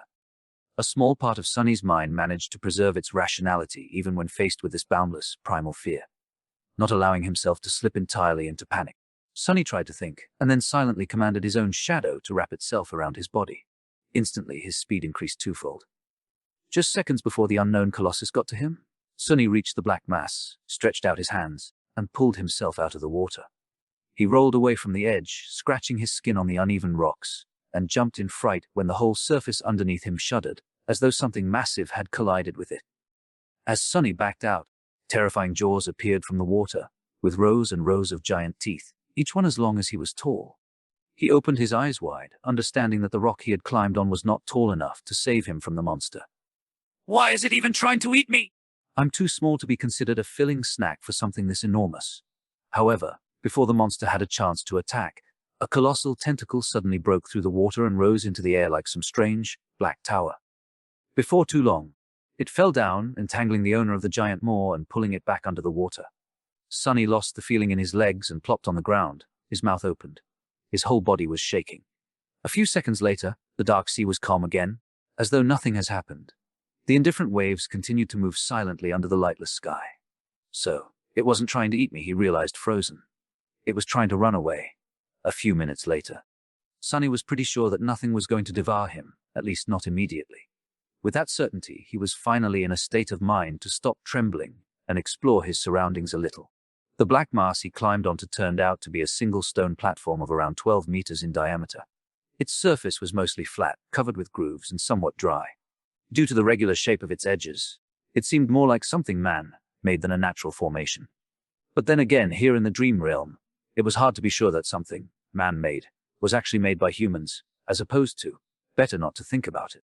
The platform wasn't connected to anything, existing as a tiny island in the sea of darkness. There wasn't anything else above the water for as far as Sonny was able to see. After discovering that fact, he also realized something else. It was that he was wet, cold, and completely naked. In his defense, the clothing situation was the last thing one would think about when trying to save themselves from abyssal monsters. Also, it's not like someone was here to witness his stark paleness and private bits. Still, it was sort of cold. Sonny summoned the puppeteer's shroud and watched as dark gray garments covered his body. It even came with a pair of high, soft-soled leather boots. Clad in gray fabric and lusterless leather, he suddenly felt much safer. Not to mention warm. After that, Sonny sat down in the middle of the platform, as far away from water as he could, and tried to remember the unique characteristic of every explored region of the dream realm he could think of. Unfortunately, none of them matched this starless, dark void. Of course not, he thought with a bit of resentment. Even if some unlucky humans had ever come here, I doubt that they were able to return to the real world alive. Not with those things hiding underwater. Not yet desperate enough to leave the platform and try to swim away in search of land, Sonny decided to wait and see. Maybe something was going to change as time went by. With a soft sigh, he habitually looked for his shadow. However, due to the total darkness that surrounded him, it couldn't really be seen. He just barely felt its presence. This must be a paradise for you, right? All this gloom and not a star in sight? The shadow, of course, did not answer. Anyway, good job earlier. With a nod, Sonny lay down, using his hands as a pillow. Not thinking about much, he stared into the black sky and waited. The sound of the undulating waves was actually quite relaxing. After a while, he closed his eyes and listened. Minutes merged together, growing into hours. Suddenly, Sonny caught a slight change in the sound of the sea. It was as though something was shifting. He opened his eyes and noticed that one corner of the sky was slowly turning gray. Soon, a glimpse of a pale sun could be seen rising above the horizon. A new day had come to the starless void, and with it, the dark sea suddenly surged. Chapter 31. Low tide. The black, opaque water suddenly surged and seethed, as though a living creature desperately trying to avoid the pale light of the coming dawn. Sonny slowly rose and, after some thought, carefully approached the edge of the stone platform. Looking down, he blinked and then kneeled to make sure that what he saw wasn't an illusion. The sea seemed to be receding. Slowly at first, and then faster and faster, the water level was dropping. The circular stone formation he had been taking shelter on used to barely protrude out of the waves, but now there were meters and meters of wet rock between him and the restless surface of the sea. As the sun climbed up, the monstrous ebb tide continued. Soon, Sonny found himself standing on the edge of a tall cliff, with a 100-meter drop separating him from the churning waters. Beneath him, the rock formation broadened and changed shape. However, from his vantage point, it was hard to determine what that shape was exactly. At that time, the dark surface of the water began to be punctured here and there by sharp crimson blades. As it dropped even further, it was as though a crimson forest was slowly rising from the black depths. The trees were made of something resembling coral, growing chaotically into each other and stretching toward the sky. They were colossal in size, with irregular protrusions entwining and merging together, looking monumental and eerie in the black and red reality of the sunlit void. The labyrinth formed by this strange reef stretched, as far as Sonny could see, broken here and there by protruding cliffs, sudden chasms, and distant natural features. Half an hour later, utterly shocked, Sonny stared down and realized that the sea was completely gone. If not for the black seaweed left hanging on wet rocks and scarlet pillars of coral, he would even doubt if it was ever there. His small circular island had turned into the peak of a strange, towering, irregularly shaped cliff. Looking down, he felt his head spinning. By then, the night had already fully retreated, letting morning finally take its place. I'm not seeing things, am I? Sonny thought, pinching himself. What the spell was that? Despite the sudden disappearance of the dark sea and its hidden monsters, Sonny was in no rush to climb down from his circular stone platform. Firstly, he felt that if the sea was able to disappear, it was surely able to come back, perhaps at any moment. Secondly, he did not know what dangers the coral labyrinth was hiding. Perhaps there was something even scarier than the owner of the giant tentacle down there. But that did not mean that he wasn't going to explore. Coming back to his spot in the middle of the platform, Sonny sat down and commanded his shadow to separate itself from his body. Then, taking control of it, he approached the edge of the platform and nimbly slid down. Habitually moving from one shadow to another, he began the descent. At this moment, Sonny was glad that shadows had no weight and were not affected by gravity. While the shadow was busy climbing down, Sonny yawned. "Say, don't you think that you need a name?" Although his shadow was already too far away to hear him, they still could communicate through their shared connection. Of course, the fact that it could did not mean that it would. The shadow was sort of taciturn, mostly because it didn't have vocal cords and was unable to speak. Plus, its temper wasn't that great. How about shameless? No, what about shady? Also, no, what about something simpler, like what?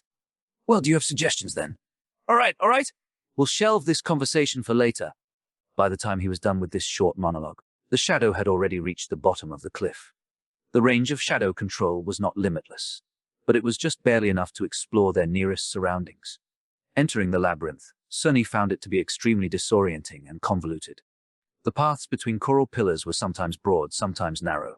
They twisted and turned without any logic, often leading to dead ends or even back to where he started. More than that, some paths entered inside the coral mounds, turning into dark tunnels. The labyrinth was vast and multi-layered, making Sonny's head hurt after multiple fruitless attempts to memorize the layout of the nearest pathways. In the end, he sent the shadow up, forcing it to climb on top of the crimson forest and start jumping from one sharp coral blade to another, knowing full well that he himself would not be able to do the same. Soon, he circled the strange cliff and froze, scared by the sight of what was happening in its shadow. There, the corpse of the giant shark-like creature that had briefly pursued him the previous night was laying on the ground, the pillars of coral around it shattered and broken. More precisely, half of it was there, with grotesque innards spilling out of the terrible wound and stretching far away into the distance. The other half was gone, as though it had never existed. Around the corpse, hundreds of smaller monsters were scurrying, tearing away and devouring its flesh bit by bit. Each of them was about 2.5 meters tall, looking like a weird mix of a demonic crab, a centaur, and a nightmare. They had 4 pairs of long, segmented legs that ended in scythe-like protrusions. At the front, a human-like torso was protruding from the carapace, also clad in thick chitinous armor. The head, if it was even the appropriate word, was situated directly on top of the torso, with no neck in between. It had 2 narrow eye slits and a viscous-looking mouth with several slimy mandibles. Instead of hands, the monsters had 2 enormous pincers. Currently, they were all using those pincers to tear off chunks of meat off the desiccated corpse and stuff them into their mouths. From time to time, a fight for an especially juicy piece of meat would break out, ending up in a few monsters being torn apart and quickly devoured by the victors. Sonny swallowed, both because the sight of heavily armored, powerful monsters made him nervous, and because looking at them feasting, he suddenly felt very hungry. Each of them seems like trouble, and there are hundreds of them. His luck, like always, was awful. At least I don't have to wonder why the labyrinth feels so empty. All the inhabitants are having a party. Feeling a little bit comprehensive about turning his shadows back to the monsters, Sonny commanded it to look back and study the cliff he was taking shelter atop of. Something about it was making him feel uneasy. The shadow turned around and looked up, taking in the sight of the strangely shaped cliff. It took Sonny a few minutes to shift his perspective and recognize it for what it was. That's a finger, that's a hand, that is a sword. He blinked. It's a statue. Indeed, the cliff was man-made. It was an ancient, colossal statue at least 200 meters tall. The scale of it was so massive that it boggled the mind. From what Sonny could see, it depicted a knight clad in elaborate plate armor, with 7 shining stars carved into his breastplate. In his hands, he was holding a gargantuan sword, pointing it to the ground. However, the most striking thing about it was that the giant stone knight was missing his head. In fact, the roughly circular platform Sonny was standing on turned out to be the top of his neck. And by the looks of it, the head wasn't missing by design. It was as though something, or someone, had violently tore it off at some point in the distant past. Sonny walked around the platform, looking down from all sides, but didn't notice the head lying anywhere near. What on earth is this place? Without any hints to find the answer, he led his shadow back to the giant's neck and settled at the western edge of it, studying the feasting monsters. He didn't move until the sun was about to set. Just as Sonny expected, as soon as the sun touched the horizon, a deafening rumble could be heard coming from somewhere below. The monsters instantly stopped their feast and scurried away, some hiding inside the coral pillars, some simply burying themselves in the soft soil. A few minutes later, The first streams of black water appeared in the labyrinth. Their volume quickly grew, and soon an apocalyptic flood devoured everything around. The sea was returning with the approach of the night. Sonny stared at this unimaginable process, thoughts churning in his head. In an hour, the circular platform was the only thing above the dark waters once again. Chapter 32. Making a choice, with an empty stomach and a head full of thoughts, Sonny returned to the center of the platform and sat down. After a while he beckoned to his shadow and said, "Wake me up if anything happens." Then, he closed his eyes and tried to fall asleep. His consciousness quickly slid into the sweet embrace of darkness, giving Sonny some well-needed rest. In the middle of the night, however, a sudden impulse stirred him awake. Sonny jumped to his feet, his groggy mind full of tense apprehension. He was afraid that the owner of the giant tentacle had come back to finish the job. Or maybe some other horror from the depths had sensed him and decided to snack on human meat. However, the sea was quiet and calm. He didn't hear any abnormalities around the night statue. "What is it?" Sonny whispered, addressing the shadow. The shadow silently pointed him in a particular direction. Turning his head, Sonny squinted. He quickly understood why it was a good idea to wake up. Otherwise, he wouldn't have been able to see. Out there in the distance, a few kilometers away, a small orange light was shimmering in the darkness. Its reflections were rising and falling with the movement of waves. It was too far away to make out any details, so Sonny just stared at it for a while. Pretty soon, the light disappeared. Other sleepers, natural phenomenon, or some monster laying a trap? Memories of nightmarish deep-water creatures immediately came to his mind. Shaking his head, Sonny lay back down and attempted to return to his slumber. However, this time sleep was escaping him. Pangs of hunger were still not unbearable, but slowly becoming more and more intense. The thirst, however, was worse. In the end, he remained awake up until the sun rose again, sending the dark sea in retreat. As soon as the morning came, the pincer monsters crawled back from their hiding spots and rushed to the giant carcass to continue their feast. Sonny watched them for some time, and then walked to the opposite side of the platform to take a look in the direction where he had seen the mysterious light the previous night. At a considerable distance from the headless statue, 5 or 6 kilometers away, the ground rose naturally and formed something akin to a hill. On top of that hill, an especially massive coral pillar rose to the sky. From the looks of it, its upper branches were just high enough to stay above water in the night. Various ideas stormed into Sonny's head, but at the end of it, only 2 questions were really important. First of all, would he be able to find the way through the labyrinth and cover that distance during the day? And more importantly, should he even attempt to do it? After all, there was no indication that the source of the mysterious light was something beneficial, as opposed to dreadful and deadly. Not having enough information to make a choice, Sonny settled back to study the monsters. He did, however, send the shadow to investigate as far into the labyrinth as the range of shadow control allowed, hoping to chart at least the beginning of the path that could potentially lead him to that hill. Logically speaking, he was as safe atop the headless statue as he probably could be in this strange place.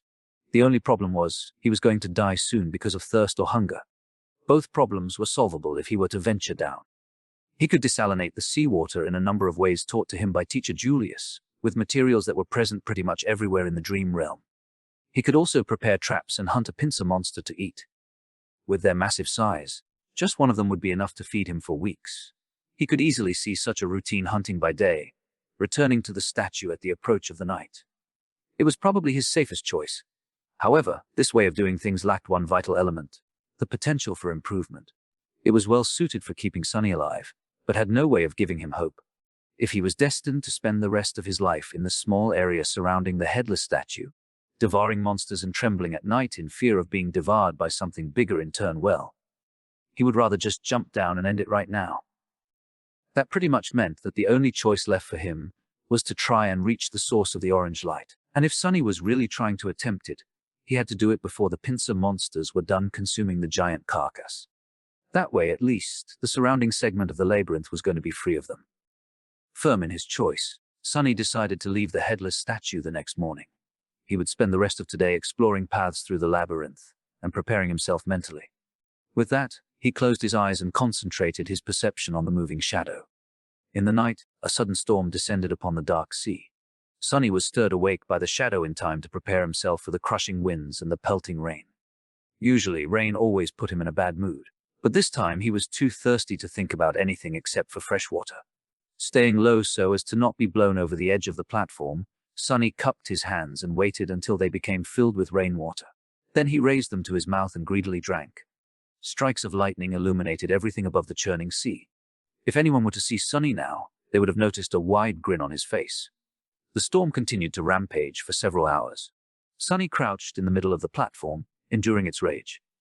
More than once, a tall wave would crash into the headless knight's neck, threatening to wash him away. But Sunny held tight to the deep grooves in the stone surface of the platform, sticking to it like glue. By morning, when the storm finally dissipated, all of his muscles were sore. But there was no time to waste. As soon as the monsters came back to the carcass, with a few stragglers quickly following behind, he slid over the edge of the platform and began to nimbly climb down. Sunny had to thank wilderness survival classes once again, since he had been taught the basics of rock climbing as well. Teacher Julius was adamant about giving his student a crash course in all possible forms of traversal. Additionally, Sunny had already scouted the optimal way down and memorized the best holds and indentions to grab onto with the help of his shadow. Soon, his feet finally touched the ground. Despite the fact that leaving the safety of the headless statue was going to put him in considerable danger, Sunny instantly felt his mood improving. Remaining passive for the last couple of days did not suit his character well. Now, even if his plan were to end in failure, at least he was going to go down doing something that he had decided to do. Trying and failing was better than not trying at all. The black mud was deep enough to slow him down, but not to the extent he had been afraid of.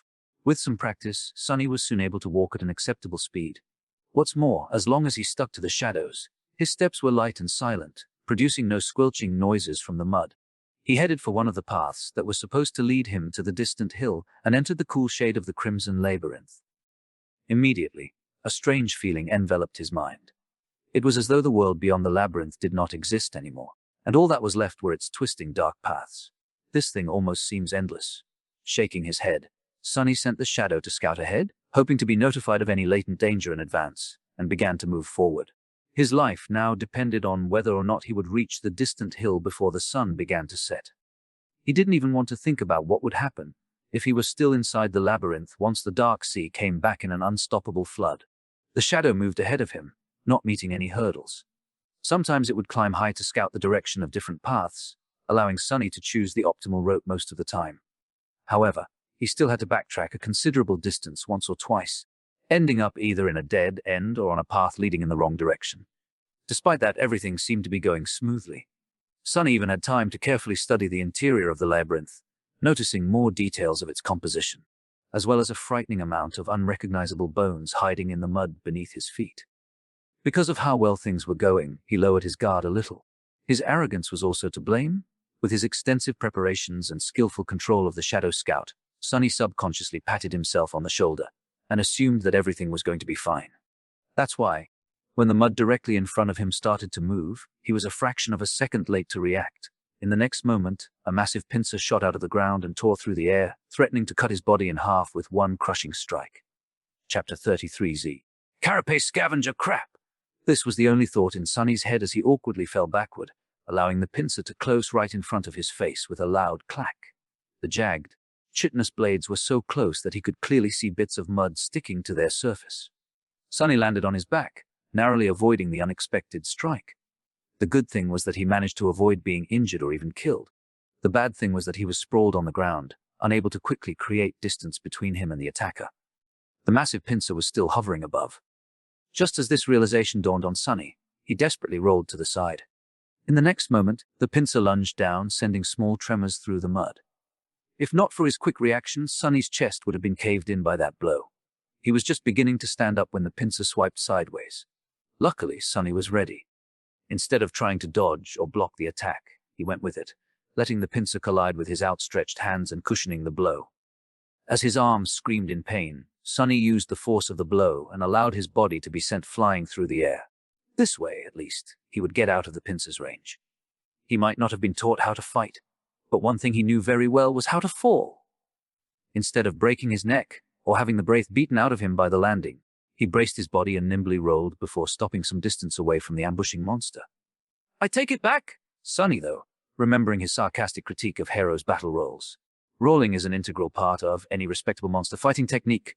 Then, he looked up, trying to ascertain the situation. In front of him, the attacker had finally shown itself. It burrowed from under the mud, casting a vast shadow over kneeling Sunny. Its tiny eyes were full of rage, hunger, and malice. It was one of the pincer monsters he had spent so much time observing. Towering over him at almost 3 meters in height, the bulky creature moved its mandibles and produced a jarring, piercing screech. "Why aren't you devouring the giant carcass with the rest of your buddies, you crab bastard?" However, the answer to Sonny's indignant plea was rather obvious. The monster seemed to be in a rather bad shape. Half of its 8 scythe-like legs were broken, and there were cracks in its thick carapace, each oozing with viscous azure blood. Additionally, he was missing one of its 2 pincer arms, which seemed to have been torn off entirely at the shoulder. If not for this pathetic state, the creature would have had no need to hide in the mud, hoping to catch easy prey. It could have just followed the other monsters and joined on the feast. Sonny was just unlucky to stumble directly upon its ambush. He had relied too much on the scouting abilities of his shadow, forgetting that it wasn't much more observant than an awakened human. It was also weightless and inaudible. That's why the monster did not react when the shadow had passed over its trap a minute earlier. On the other hand, Sonny could also consider himself lucky. By the same logic, he would not have been able to dodge the creature's sudden attack, if not for its crippled, slowed state. But pondering on his luck could wait for later. Right now, Sonny had a far more pressing thing to do. Namely, try to survive. "Get back here," he ordered the shadow, and jumped to the side. In the next second, the space he occupied a moment before was torn apart by the attacking monster. Its heavy pincer crashed into the side of a coral pillar, sending crimson shards flying in every direction. Sonny caught his balance and continued moving. He was hoping that the bulky, heavily armored, wounded creature would not be able to match his speed, but unfortunately it turned out to be surprisingly agile. Its scythe-like legs pierced the mud behind him, and the pincer was already flying through the air again, threatening to decapitate the young man at any second. Sonny ducked, dodging the pincer, and finally caught a second of reprieve. His eyes darted around, desperately searching for something to use as a weapon. Almost instantly, he noticed a long, smooth, sharp bone left behind by some unknown creature sticking from the mud. Without slowing down, he bent down and grabbed the bone, pulling it out with one forceful tug. The bone was almost 1.5 meters long, ending in a narrow, sharp tip. It was almost like a spear. The problem was, even with the added length of this makeshift spear, Sonny's range of attack was still shorter than the monster's. He also doubted that it was capable of piercing the hard carapace. In short, he had to get close and aim for one of the cracks in the creature's armor. However, he didn't dare to. At that short of a distance, the monster could easily crush him into a paste by using just its weight and hulking frame. A crazy idea entered Sonny's mind. A bit shocked, he momentarily couldn't decide whether it was the product of audacity or foolishness. Either way, he wasn't insane enough to actually consider it. At that moment, the pincer lashed out again. This time, Sonny was a little late to evade, and as a result, a sharp pain pierced his left leg. It was grazed by the edge of the pincer. The puppeteer's shroud held, not allowing the monster to draw blood, but the force of the impact was enough to throw Sonny tumbling to the ground. There was no time to recover. As his eyes opened wide, Sonny understood that it was time to act crazy. So, instead of trying to dodge, he stopped moving and allowed the monster to grab him across his torso with the pincer. Immediately, a terrible pressure descended on his ribs. Sonny felt as though he was going to be split apart, but his armor, received from defeating an awakened tyrant, resisted the crushing bite of the monster's pincer. Every muscle in his body tensed, delaying the moment when his insides would be turned into mush. In the next second, Sonny's shadow fell from above, wrapping itself around the puppeteer's shroud. With the protective properties of the armor enhanced, he was able to better resist the pincer's pulverizing embrace. Sonny and the monster appeared to be at an impasse. The young man couldn't free himself from the monster's grip, while the monster could not kill the prey by cutting it in halves with its pincer. They stared at each other. Then, an insane fire ignited in the creature's eyes. It clicked its mandibles and raised Sonny in the air, bringing him closer to its mouth, obviously intent on biting his head off. "Why is everyone trying to eat me? Am I that tasty?" Sonny didn't struggle as the monster brought him close to its mandibles. He knew he only had one chance to live. In the last moment, Sonny allowed the shadow to flow from Puppeteer's shroud onto the sharp bone he was still clenching in his hand. Then, he gathered all his strength, leaned forward and thrust the bone forward with as much power as he could. Guided by his hand, the dark bone spear shot forward and pierced through the creature's tiny eye, sinking in deep. The other eye of the monster narrowed. Gritting his teeth from the unbearable pain in his ribs, Sonny twisted the bone, trying to do as much damage to the creature's brain as possible. For a couple of seconds, nothing happened. Then, he felt the pressure on his body diminishing. The pincer opened, letting Sonny fall down. As he hit the mood, the hulking monster crashed to the ground, too. The bone spear was still sticking from its head, bathed in the streams of azure liquid. Sonny moaned and drew in a raspy, painful breath. And you have slain an awakened beast, carapace scavenger. You have received a memory, azure blade. Your shadow grows stronger. In chapter 3014 only Steel remembers Sunny was sprawled in the mud trying to catch his breath. The subtle voice of the spell echoed in his ears. Han, your shadow grows stronger. Immediately, he felt a slight change. His body grew a little bit stronger, his vision a little sharper, his skin a little smoother. The change was minimal but apparent. What was that? He had a guess and it was easy to confirm. Sunny summoned the runes. And shadow fragments 1-2-1000. Previously, he only had 12 of the mysterious shadow fragments, with no knowledge on how to acquire more. Now it seemed that the process was automatic. He only had to kill an enemy to absorb a part of their shadow and enhance his own core. More than that, the number of fragments he was able to receive wasn't directly correlated to the number of slain enemies. After a bit of thinking, Sunny came to a preliminary conclusion. Dormant soul cores gave him 1 fragment, while awakened ones gave 2. However, only enemies he defeated directly, more or less, counted. Killing the Mountain King's larva, a dormant beast, had given him 1 shadow fragment. Finishing off the veteran slaver, a dormant human. Another Mountain King itself was an awakened tyrant, which meant that it had 5 awakened cores. With each giving Sunny 2 shadow fragments, he ended up with a total of 12. And now, after killing the carapace scavenger, he had 14. Interestingly, he didn't receive any fragments from the deaths of Shifty, Scholar and Hero, even though they perished as a result of his machinations. It seems he had to finish an enemy off with his own 2 hands to absorb a part of their shadow. Well, or at least by summoning an ancient dead god. The process was quite similar to how normal awakened increased their power, with the only difference being that the steps of extracting and consuming the corresponding material, soul shards, were skipped in favor of instant absorption. That meant that shadow fragments could not be stored, and subsequently could not be bought or traded. He won't have an opportunity to receive them as a reward for completing missions, providing services or selling various spoils.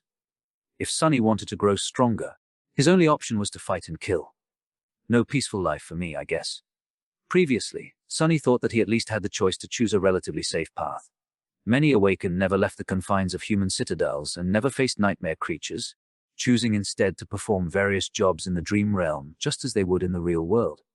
They received payments in the form of soul shards, which were simultaneously the fuel of one's progression and the universal currency inside the citadels. Sunny was never set on pursuing such a life, but not even having a choice was sort of irritating. Luckily, there was a bright side too.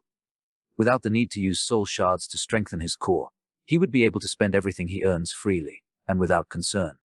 After all, after he kills an enemy and absorbs the shadow fragments, the soul shard would still be there, ready to be collected and exchanged for something Sunny might need in the future. That would effectively make him twice as efficient in terms of earning and spending, which was not a small advantage. Additionally, there was the matter of the shadow core. Since both Sunny and his shadow were tied to it, strengthening the core would not only increase Sunny's power, but also enhance the shadow. So, if he were to use it to further empower himself, the actual effect would be stacked, producing a twofold enhancement. So for each shadow fragment he collected, Sunny would actually be able to rip twice as much benefit as an awakened would from a soul shard. Not bad at all. The future was bright, provided he survives and gets the opportunity to even have a future, of course. Sitting up, Sunny moved his eyes and found the cluster of runes describing his memories. Azure Blade had he finally gotten a weapon. Memory Azure Blade, memory rank awakened, memory type weapon. Memory description, on this forgotten shore, only Steel remembers. Ha! Interesting. Not very informative, but interesting. Sunny summoned his new weapon, and a sharp, light sword immediately appeared in his hand. It was about 1 meter long, including the handle. The blade was straight and single-edged, ending in an angular tip. It was forged out of azure steel with a beautiful layered pattern. Deep inside the steel, white sparks could be seen. The crossguard was minimalistic and simple, offering almost no protection to the wielder's hands. If Sunny knew his way around cold weapons, he would have called it a tangdao. However, he had no idea about such things. All he could gather was that the blade was single-edged, which meant that it was probably meant for slashing and cutting as opposed to piercing, and that the handle was long enough to accommodate 2 hands. Also, the sword was pretty. He summoned the shadow and made it wrap itself around the azure blade. Immediately, the steel became bluish-black, with a scattering of white sparks. It looked like a starlit night sky.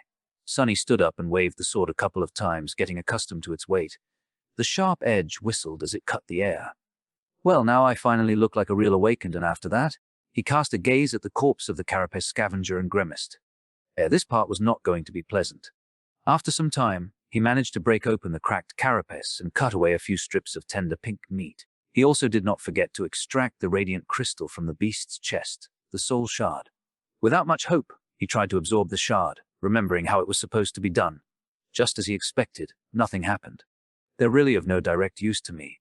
But with a shrug, Sonny places the shard and the meat in a makeshift rucksack he weaved from black seaweed and looked at the sun. The day was still young. He still had a good chance of making it to the distant hill before the sea came back. However, his left leg was banged up in the fight with the scavenger beast, so walking wasn't as easy as it was before. He gritted his teeth and began limping. Hours passed. Due to his bruises and increased vigilance, Sonny's progress slowed down considerably. He was sweating and grinding his teeth, feeling pain with each step. What's worse, the further he reached into the labyrinth, the more confusing and entangled the paths became. Even with the shadow's help, he constantly had to backtrack and struggled to move in the right direction. Crap, crap, crap. If nothing changed, Sonny would not reach his goal, which meant that he'll be crushed to death by the returning sea. Not allowing himself to think about dying, Sonny tried to walk faster. However, he couldn't be too hasty. Making a wrong turn would have taken precious minutes away from him, so he had to choose the way carefully. Additionally, missing to notice another ambush could end his life directly. Curses!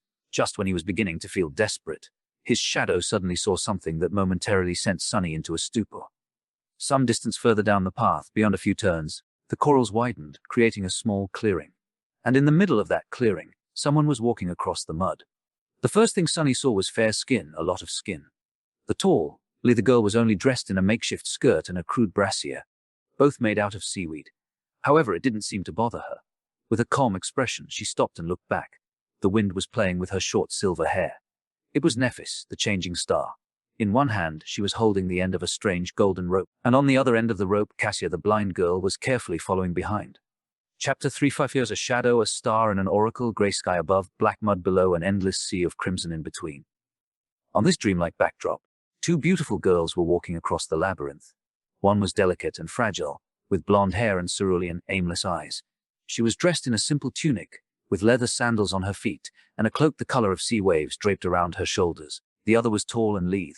She had silky silver hair and clear gray eyes. Her revealing clothes were crudely made out of black seaweed, leaving her fair skin and athletic build exposed. She was poised, alert, and barefoot. A golden rope connected two girls together.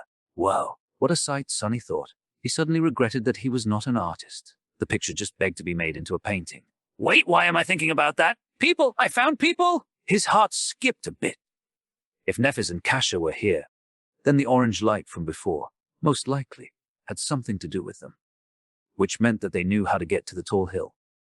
Which meant that Sonny didn't have to be crushed to death by the high tide. So what do I do now? He wasn't the best at ingratiating himself to other people. In fact, he was the polar opposite. People usually instinctively avoided him, and that was in normal circumstances.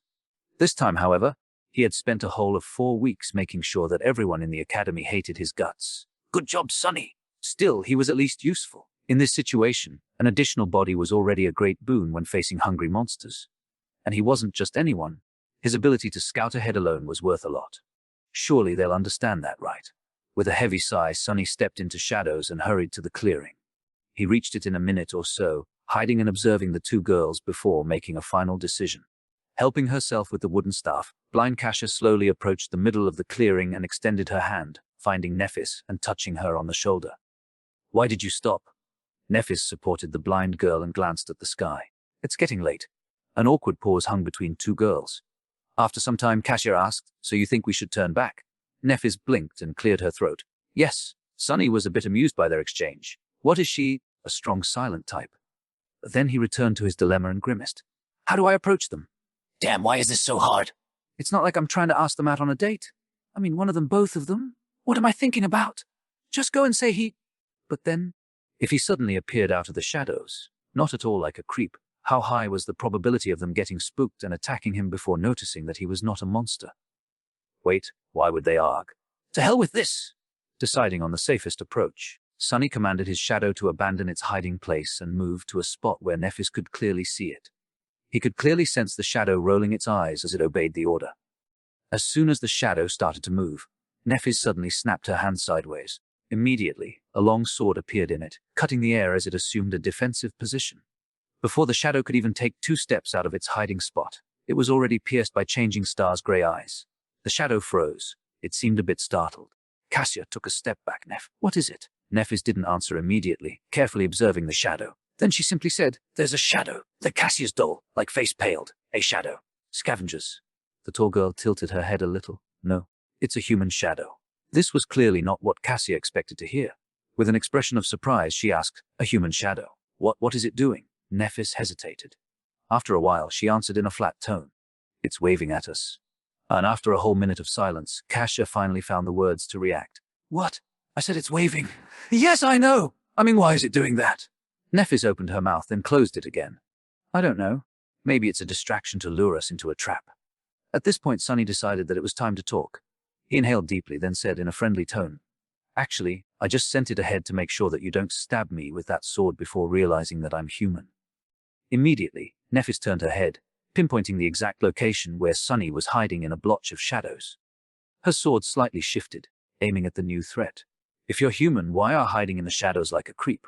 God damn it! I'm not a creep! Sunny hoped. But his flaw was merciless. He had to provide an answer, and a truthful one at that. I mean, you're changing star, Nephis. To be honest, I'm a little afraid. Nephis did not answer. Because of her hard, to-rid face, it was almost impossible to determine whether she believed him or not. However, he included her true name in his answer for a reason. If he was some monster pretending to be human, he wouldn't have known it. Luckily, Cassia was more expressive. Are you the boy who sat with me in the cafeteria? Sunny smiled. Meanwhile, Nephis glanced at the blind girl. Do you know him? Cassia nodded. I recognize his voice. His name is Sunless. He was in second, to last place in the rankings, right above me. The tall girl frowned as if trying to remember. Then she asked, the pervert. The smile disappeared from Sunny's face, replaced by exasperation. Come on. Cassia hesitated and didn't answer. Hey, I'm not really a pervert, you know. I just, said a few things. To a few girls, it was all a misunderstanding. Nephis was silent for a few seconds, and then finally dismissed a sword. Okay, you can come out. Sunny limped out of the shadows, summoning his own back. It flowed to his feet and reattached itself, visibly shaking.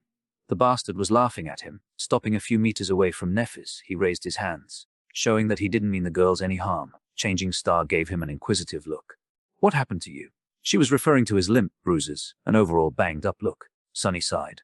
Carapace scavenger. Nephis raised an eyebrow. You managed to get away alive. You bet I did. Sunny subconsciously straightened his back. I didn't get away. I killed it. To prove his point, he gestured at his rucksack, full of delicious monster meat. Nephis looked him over again, re-evaluating her opinion of him. Now, there were hints of approval in her eyes. Carapace scavengers were only beasts, but they were still awakened. With the addition of their mighty physique and natural armor, defeating one was not an easy feat for any sleeper, who all had a dormant core, let alone someone from the very bottom of the ranking list. Come to think of it, it was even a bit too outstanding. Sunny lowered his eyes.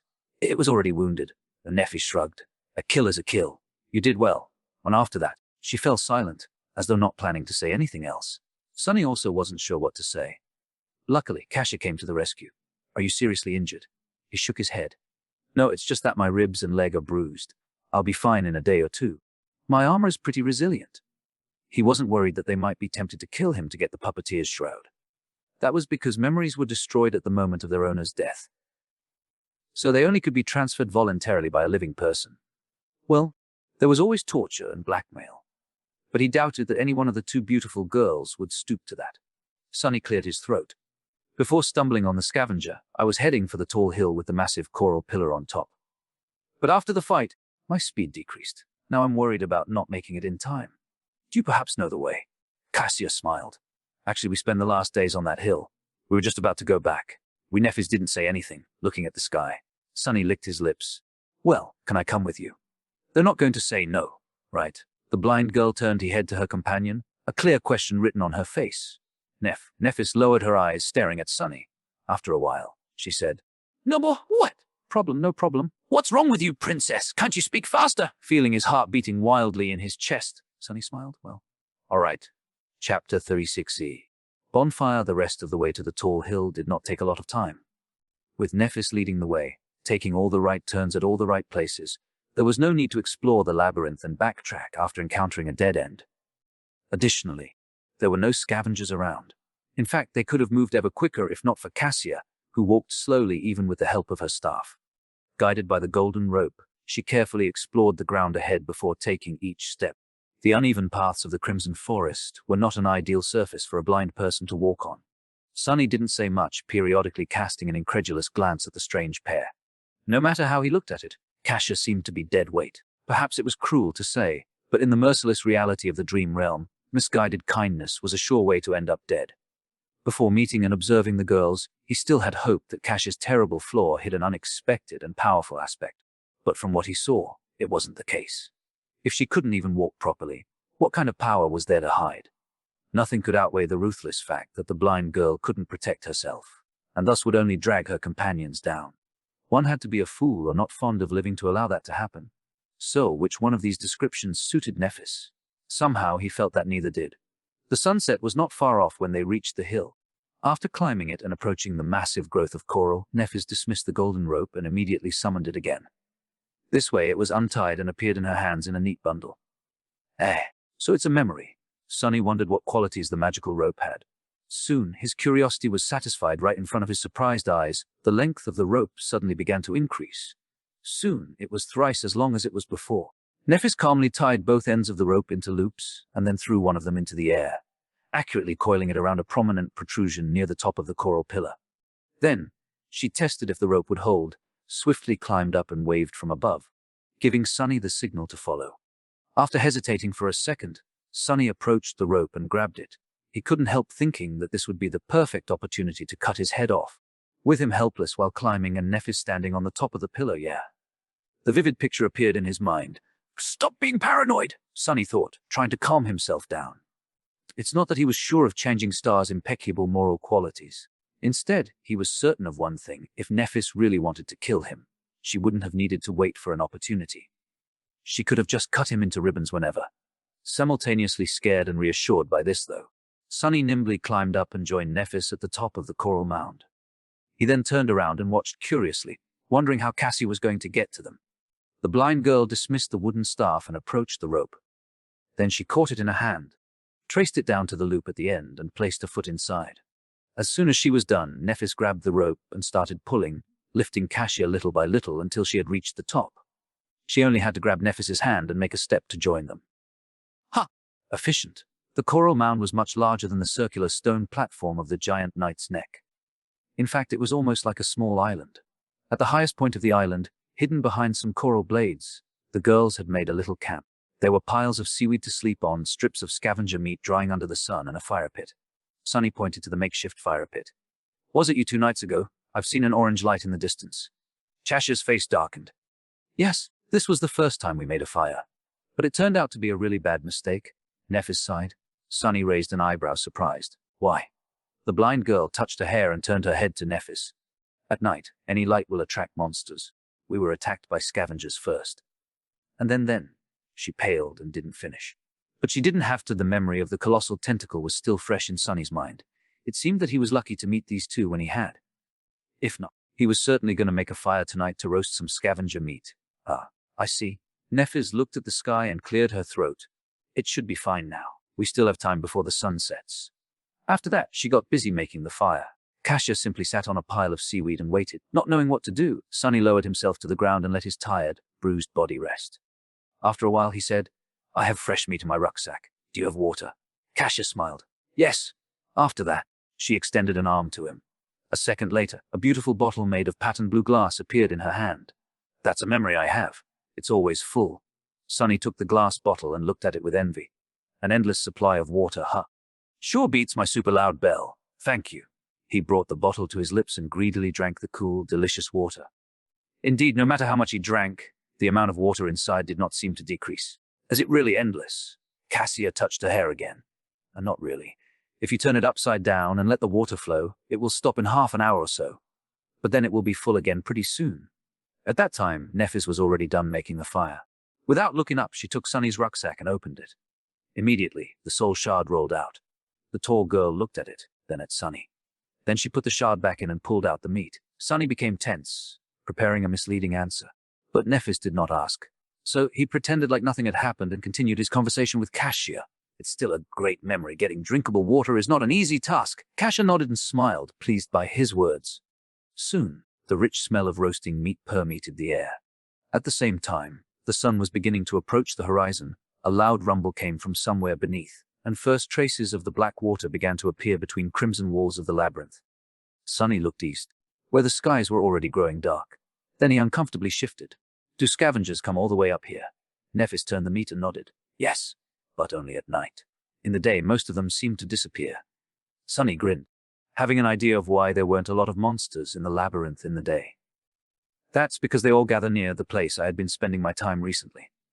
You should have seen it, the tall cliff to the west of here. Well, it's actually a statue. Cassia opened her eyes wide. Oh, a statue. But for you to survive, it should be. Yes, it's a giant statue of a knight, at least 200 meters tall. He is missing his head, so I hit on top of the neck. Anyway, the day we were sent here, 2 sea creatures fought each other near that statue.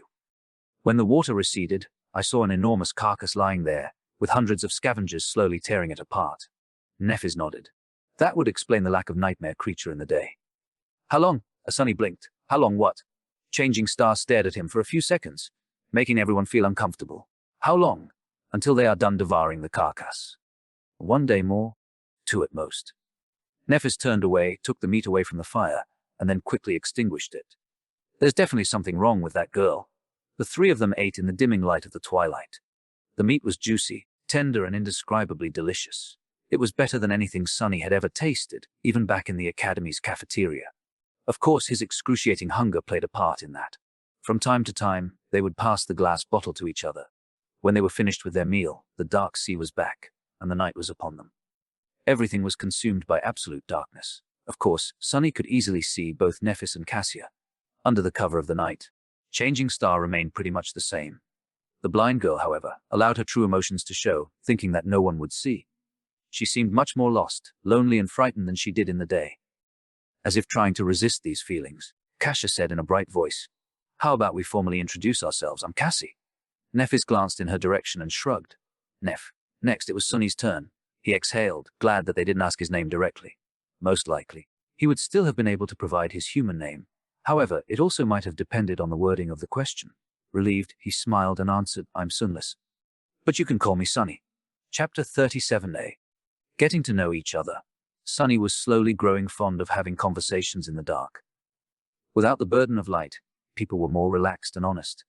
It reminded him of the frequent blackouts that used to sweep through the city when he was a little kid. His family had no choice but to huddle together and spend a few hours doing nothing but talking to each other. Now, these dark hours had become some of his most precious memories. He was silent for a few moments and then said, "Since we're going to be depending on each other, should we share what abilities and memories we have at our disposal?" This was a logical suggestion. If they were going to fight side by side, knowing each other's strengths was more or less vital. Still, he noticed Nephis glancing in his direction with a guarded look on her face. Luckily, he was obscured by darkness. "I'll start," Sunny said, both to show his sincerity and to reveal information about himself in a controlled manner. If he took the initiative to talk, he still had to tell the truth, but how much and to what extent was still for him to decide. If they were to ask and he had to answer, however, things would become unpredictable. "My attributes give me an affinity to shadows. I also have a slight affiliation to divinity. Lastly, I am prone to finding myself in unlikely situations." Cassie listened carefully and then lowered her head as though embarrassed. "He is telling the truth. Not that we doubted your honesty." "Why not? I spent so much time earning the reputation of a pathological liar." Sunny cleared his throat and smiled, hiding his nervousness. "Really? That's good to know. But why are you so sure that I am being honest?" The blind girl shifted a little. "Oh, that's my ability. I can see people's attributes. Sometimes I also receive visions. They can be about the future or the past. I mean, that's what I think. It only happened a couple of times." Sunny swallowed but then relaxed. "So, she is an oracle of sorts. Luckily, her insight is limited to attributes, otherwise I'd be in real trouble. Still, I'll have to be careful around her." He finally realized how the blind girl had known about his birthday. The question was whether she had seen it in a vision of the future or in a vision of the past. If it was the former, was it safe to assume that he would certainly be able to celebrate at least one more birthday? Or did knowing the future actually affect it and changed it? For example, after learning that he was definitely going to survive, Sunny might have naturally relaxed and lowered his guard. Then he would die as the result of it. It surely seemed possible, right? That's assuming that the future could be changed. But maybe it wasn't. Then, feeling his head hurting, Sunny decided to avoid this line of thought for now. Instead, he hid his inner turmoil and said in a friendly tone, "That's a good ability. Speaking of abilities, You have already seen mine. My shadow can move independently and explore. It can't affect the material world, but we share sight and hearing. That way, I can spot danger before encountering it. The shadow is fast and stealthy. It can go anywhere and is almost impossible to notice. Oh, I can also see in the dark. He smiled, expecting the girls to understand and appreciate the utility of his shadow scout.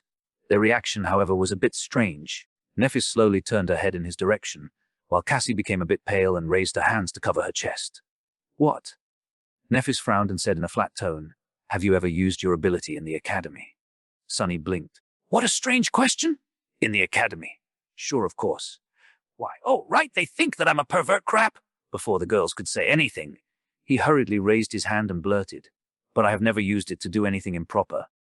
You have to believe me. Fortunately, it was the honest truth. However, both Nephis and Cassie looked skeptical. Sunny gritted his teeth. I had more important things to do then than whatever you're thinking about. I spent almost every waking hour learning how to survive. Nephis raised an eyebrow. I haven't seen you in class even once. Sunny chuckled. Of course you didn't. While you were busy wiping the floor with other sleepers, I was studying wilderness survival. It was Changing Star's turn to blink. Wilderness what? There is such a course. Cassie seemed equally puzzled. Yes, there is. It might seem like an afterthought for most people, but for an outskirts kid like me, who never went to a fancy school or saw a private tutor, learning how to survive in the wilderness is the difference between life and death. Without it, I would have drowned the moment we were sent to the dream realm. On a rare occasion, Nephis looked completely bewildered. She rubbed her wrists and stared thoughtfully in his direction. I see. I didn't know. Sunny grimaced and struggled to keep the venom from sipping into his voice. When he finally spoke, his tone was light and amiable. That's okay. It's natural for someone of your status not to know. When he mentioned her status, a strange smile appeared on the Changing Star's face. But in the end, she didn't reply. Sunny continued. Anyway, that's my ability. As for memories, I have 3. One is an armor, one is a sword, and the last one is a really loud bell. And now it was their turn to share. After a short pause, Nephis spoke. My attributes give me an affinity to light and fire, as well as a strong affiliation to divinity. I have 2 memories. A rope. While she was speaking, Sunny was looking at Cassie, trying to read her expression. From what he saw, Nephis was telling the truth, but also not the whole truth. And judging by how hard the blind girl was trying to hide her true feelings, the secret hiding among Changing Star's attributes was not at all trivial. Interesting. And a sword. The rope is very sturdy and can change its length. The sword is very sharp and can protect its wielder against Soul's attacks, to a certain extent. My ability can be used to heal. Sunny didn't miss the wording of the last part. Can be used to heal. Does this mean that its main purpose was something else? He was pretty sure that Nephis would not reveal all of her cards, just like him. However, healing abilities were extremely rare. Having one that could heal, but was not limited to healing, that would be simply unheard of. But then again, she was Changing Star, one of the few people in history to receive a true name in the first nightmare. If Sunny were to consider his own aspect ability, nothing seemed impossible. I wonder what's her aspect rank is. Outwardly, he pretended to be excited. You're a healer! That's great! Having a healer among us is incredible luck! Cassie nodded and smiled. Neph is also an amazing fighter! You should have seen her dealing with those scavengers. Well, I also did not actually see it, but it sounded very scary. Sunny didn't need anyone to tell him how formidable of a warrior Nephis was. He had seen it with her own 2 eyes, sort of. Actually, they were his shadow's eyes. Well, whatever it had instead of eyes. Meanwhile, Cassie sighed, it's my turn. Oh, my attributes are nothing special.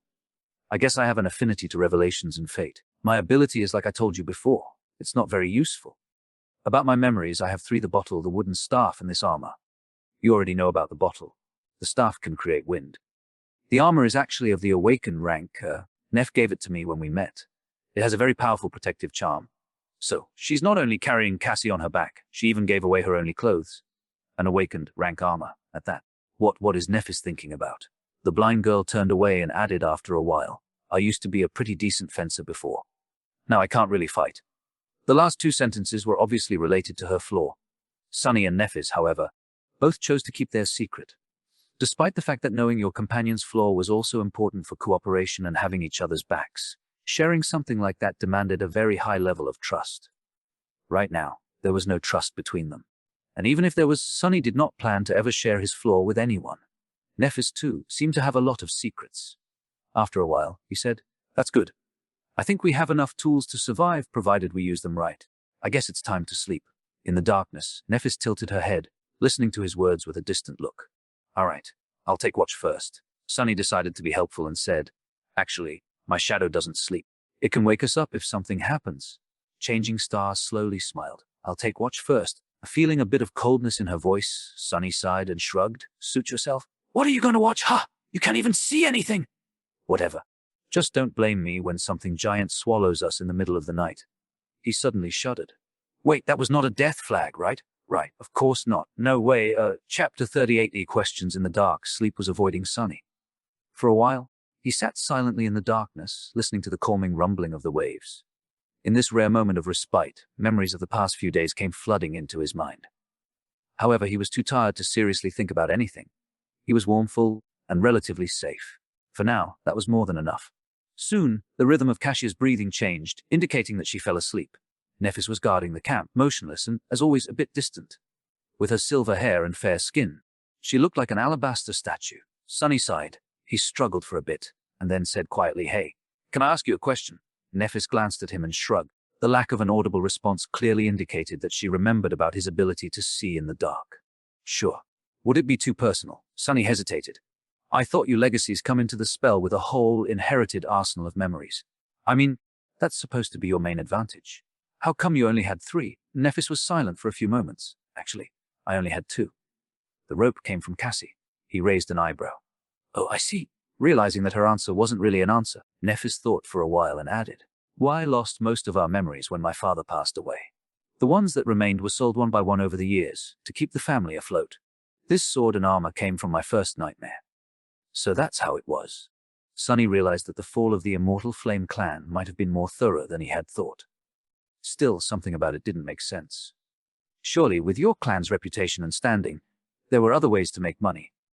Without any strong reaction, Nephis simply said, there were other reasons. Then, she unexpectedly turned her head in his direction. Can I ask you a question in return? Sunny swallowed. Yeah, go ahead. Nephis tilted her head. How did you know that I'm a legacy? What? That's it. Simple, I heard Caster mention it. He was scolding other sleepers to make them treat you with respect. She gave him a nod and turned away. What thoughts were hidden behind her calm grey eyes, Sunny did not know. Some time had passed before he gathered enough courage to ask the question that he really wanted to ask. Before doing it, though, he made sure that Cassie was sound asleep and lowered his voice. Can I ask another question? Without getting a negative response, he continued, Why are you burdening yourself with her? A corner of Changing Star's mouth curled up slightly. Why wouldn't you? Sunny gritted his teeth, feeling the floor pushing the truthful answer out of his mouth. No? To be honest, he wanted to believe to the last moment that the answer would be yes. But one of the things he had lost after the nightmare was the ability to lie to himself. Truth was merciless.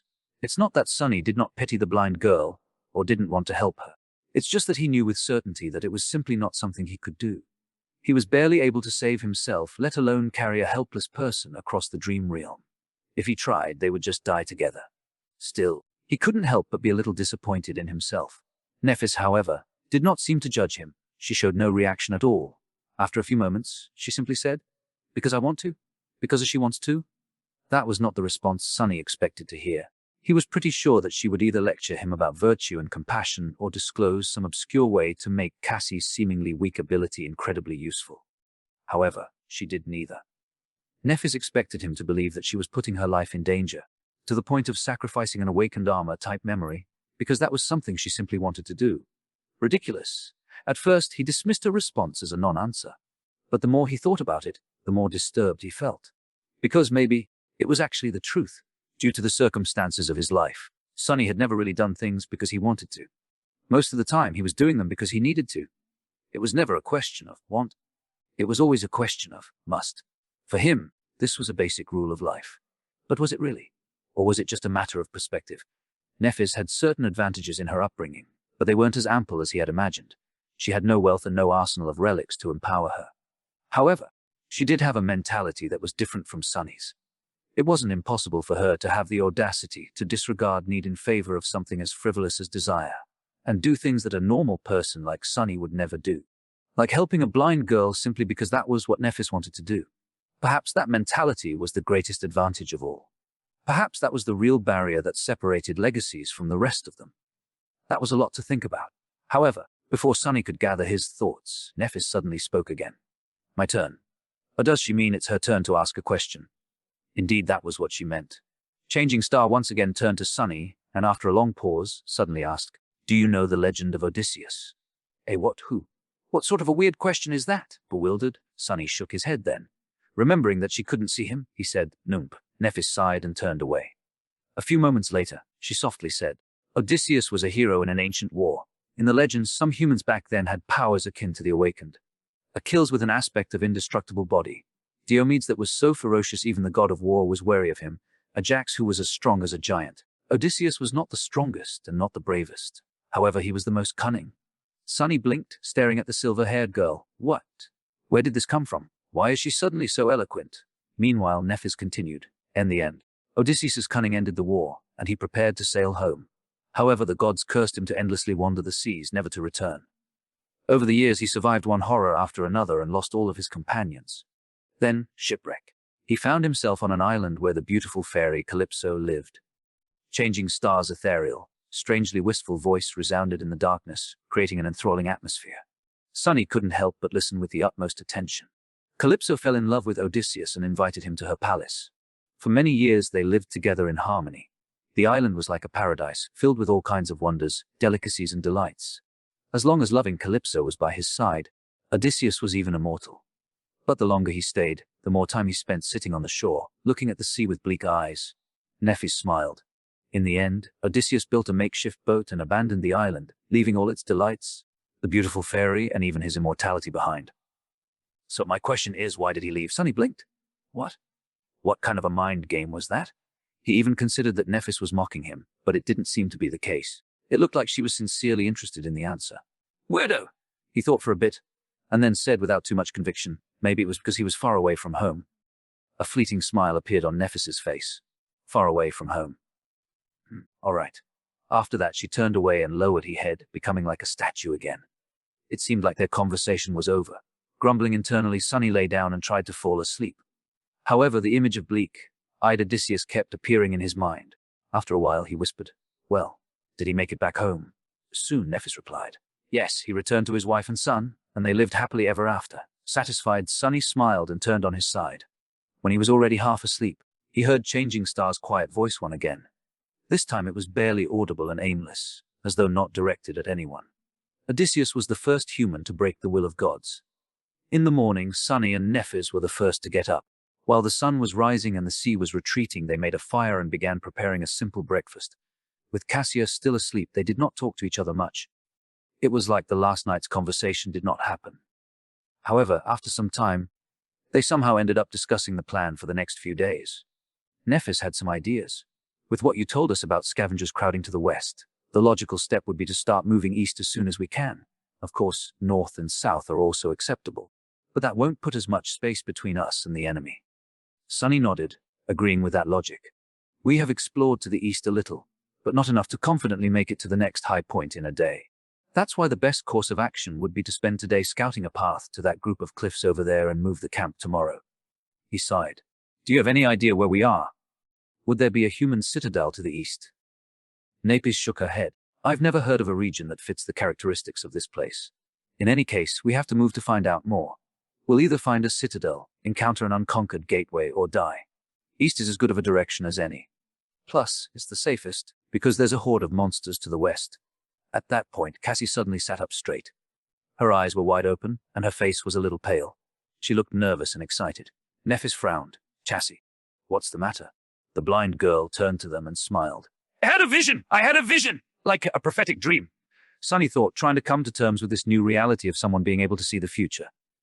Or the past.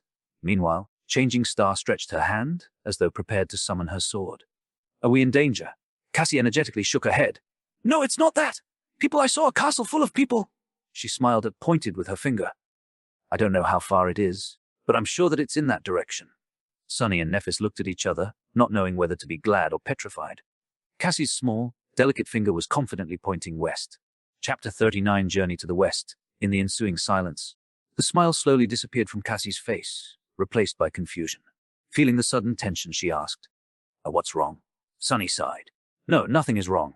It's just that direction is the one we wanted to avoid. After some thought, he added, That's where I came from yesterday. There's a lot of scavengers down there. The blind girl's face fell. Oh.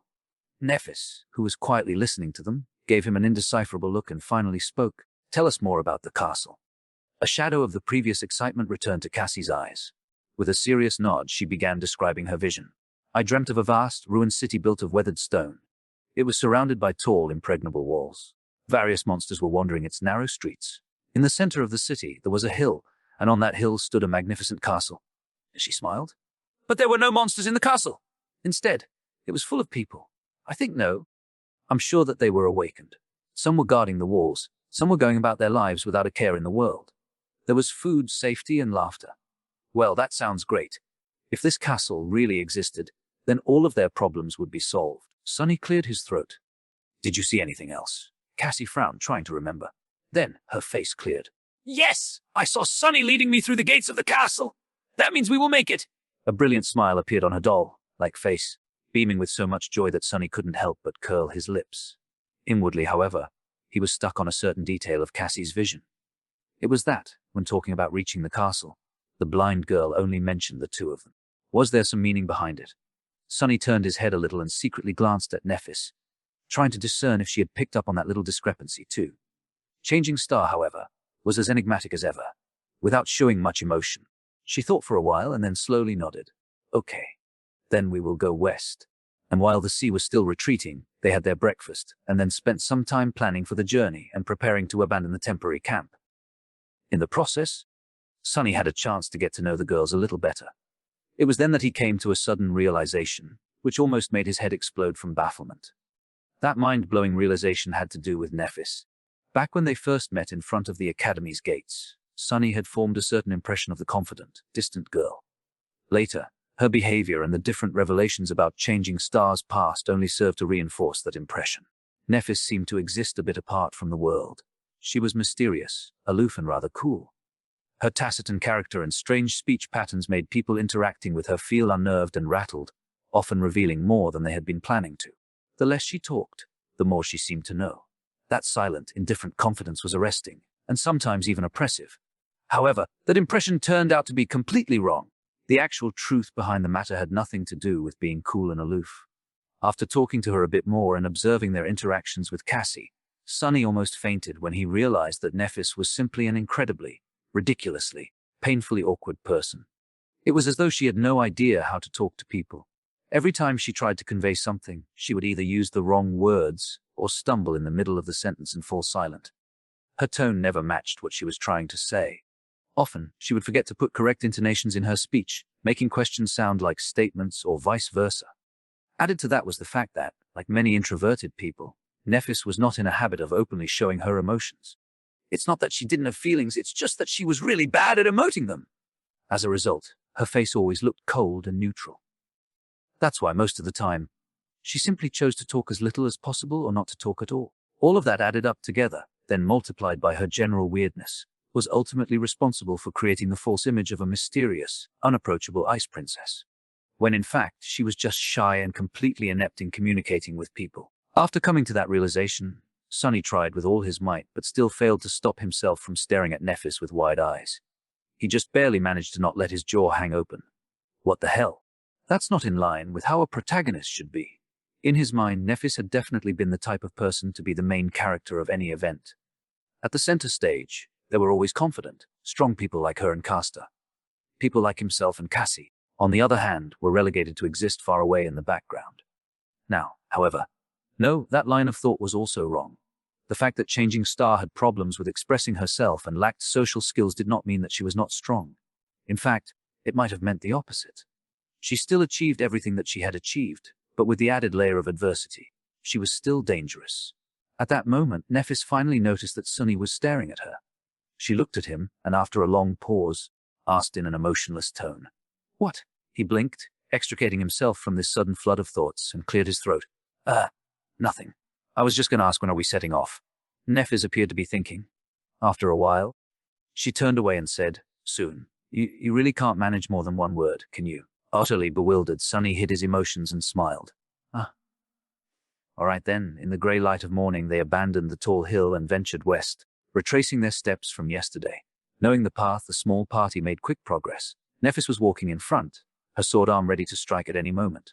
A bit behind her was Sunny. This time, The responsibility of holding the golden rope and guiding Cassie along was entrusted to him. Of course, the actual person creature leading them was his shadow. It scouted ahead, carefully observing the labyrinth for signs of danger. The labyrinth was just as it was before, confusing and seemingly endless.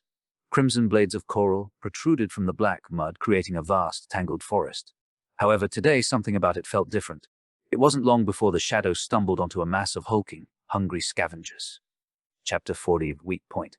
Helt, Sonny whispered, observing the group of scavengers through his shadow. As soon as the word left his lips, Nephis immediately summoned her sword. After studying the surroundings for a second, she turned her head and glanced at him with a question in her eyes. Cassa, meanwhile, froze in place and hesitantly raised her staff. Sonny counted the monsters 1, 2, 3, 5 curses! The hulking beasts seemed like the losers of the pack, similar to the one he had killed. However, their wounds were not as pronounced and terrible. Each of them was much more of a threat than the mangled one from before, and there were half a dozen of them at least. There are scavengers on the path ahead, 6 of them. They're slowly moving in our direction. Nephis cast a gaze forward. There was a calculating look on her face. They're done with the carcass. Sonny thought for a moment and then shook his head. No, I don't think so. But maybe there's not enough meat for everyone anymore, so some stragglers had no choice but to leave with an empty stomach. Nephis nodded and gestured to a nearby branching path. We'll circle around them. The 3 sleepers hastily moved forward and changed paths, giving a wide berth to the group of monsters. Tense and grim, they continued walking, trying to stay on course and not get lost in the labyrinth. However, in the next hour, they had to turn in a random direction again and again, avoiding other scavengers. The distance between them and the giant statue was not shortening at all. At some point, they were catching their breath near one of the numerous dead ends of the Crimson Labyrinth. They had no choice but to wait, since a large number of creatures was moving past their hiding spot, separated from them by a long length of a twisting coral passage. Sonny sighed and shook his head. We can't go on like that. At this rate, we'll never make it to safety before sunset. Cassie was the first one to react. Maybe we should turn back. That was a reasonable suggestion. However, Sonny felt reluctant to agree. Nephis shared his thoughts. With a blank expression, she said, "It will only get harder tomorrow." She was right. By tomorrow, there would be even more scavengers flooding the labyrinth. Then what should we do? Changing Star tilted her head, thinking. After a while, she turned to Sonny. Fight against dozens of those monstrosities. Was she crazy? Sonny tried to hide his derision as he spoke. I know that you are skilled with the sword, but have you forgotten that each of those things is a whole rank above us? We won't survive in a fight against many. Nephis nodded. We'll avoid large groups. Cut down smaller ones. After a moment, she added, if there's 1 or 2 of them, there's a chance. Sonny wanted to retort, but couldn't find a good reason. In the end, he gave up. Fine. Nephis stared at him for a while. Then, she suddenly asked, have you studied the corpse of the scavenger you had killed? What was that supposed to mean? A bit surprised, Sonny shook his head. No, he was too busy being in pain and trying to make it to safety before the sea returned. And why would he study a corpse? Wait. I think Teacher Julius mentioned something. After a short pause, Nephis spoke. Scavengers have 3 weak points on their bodies. The first one is obvious, it's their joints. Anything that has to be flexible can't be too rigid, so there's gaps in the armor above the joints. By targeting the joints, you can diminish their mobility and attack capacity. Also, by studying a dead monster, one could better understand their strengths and vulnerabilities. This idea was so obvious that Sonny admonished himself for not realizing sooner. Meanwhile, Nephis continued. The second one is the same. It's where their torso connects to the carapace. If you manage to accurately hit that spot, you can heavily injure a scavenger and deal serious damage to its body.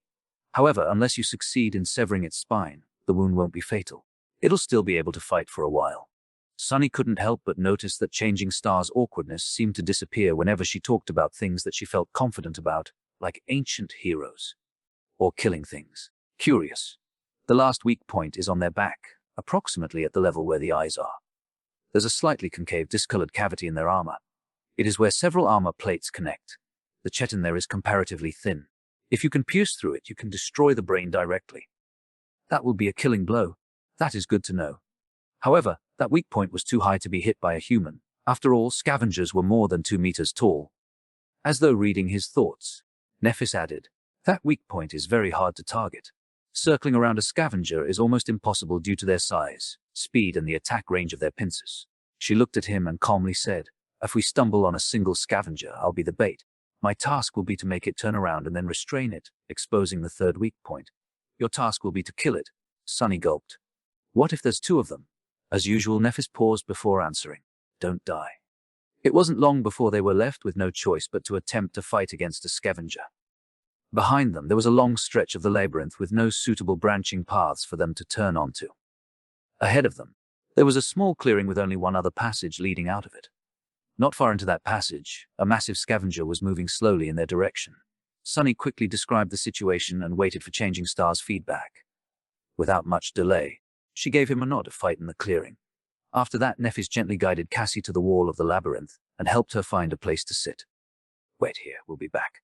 After some thought, she added, soon. As Nephis moved to walk away, Cassie grabbed her hand. Her face was pale and tense. Neph, you be careful, okay? Nephis blinked and tilted her head a little. Then she smiled. Sure. With that, she and Sunny hastily headed for the clearing.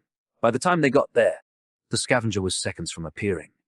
Sunny's shadow flew out of the passage and reattached itself to his feet.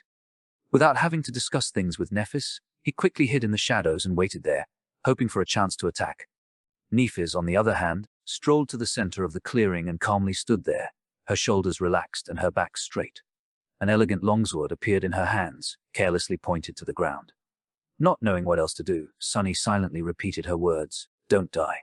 A second later, the scavenger walked into the clearing. When his tiny eyes spotted Nephis, an evil light ignited in them. Without wasting even a second, the massive monster screeched and rushed forward to attack. Its huge pincer shot forward with terrifying speed, tearing the air in its path. Nephis swiftly sidestepped, dodging the pincer, then leaped backward, removing herself from the path of the rushing monster. Simultaneously, her sword flashed in the air, cutting deep into the joint of one of the scavenger's front legs. Azure blood spattered on the ground. Of course, this small wound was too insignificant to slow the scavenger down. With surprising agility, it twisted and delivered a crushing sideways swipe. Nephis, who just barely landed on her feet, had no choice but to deflect the blow with her sword. She managed to disperse most of the impact by holding the blade at the right angle, but the remaining force was still enough to throw her off balance. At that moment, the second pincer came down. Instead of trying to regain her equilibrium, Changing Star went with the fall and somersaulted over one hand, ending up distancing herself from the monster a bit. Her sword lashed out again. The follow-up attack followed almost immediately. However, Sunny did not care about the details anymore.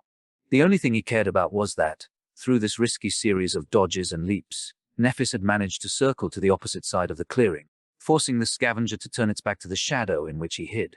"It's now or never!" Gritting his teeth, Sunny lunged forward.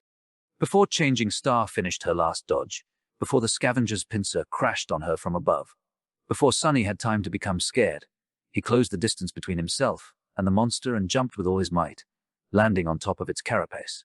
Then, he used all of his weight to thrust a hand forward. Azure blade shimmered into existence in his grip and was immediately swallowed by the shadow. A breath later, the dark blade hit precisely into the concave, discolorated cavity in the scavenger's armor. With a crack, the chitin broke, allowing the tip of the sword to sink deep into the scavenger's body.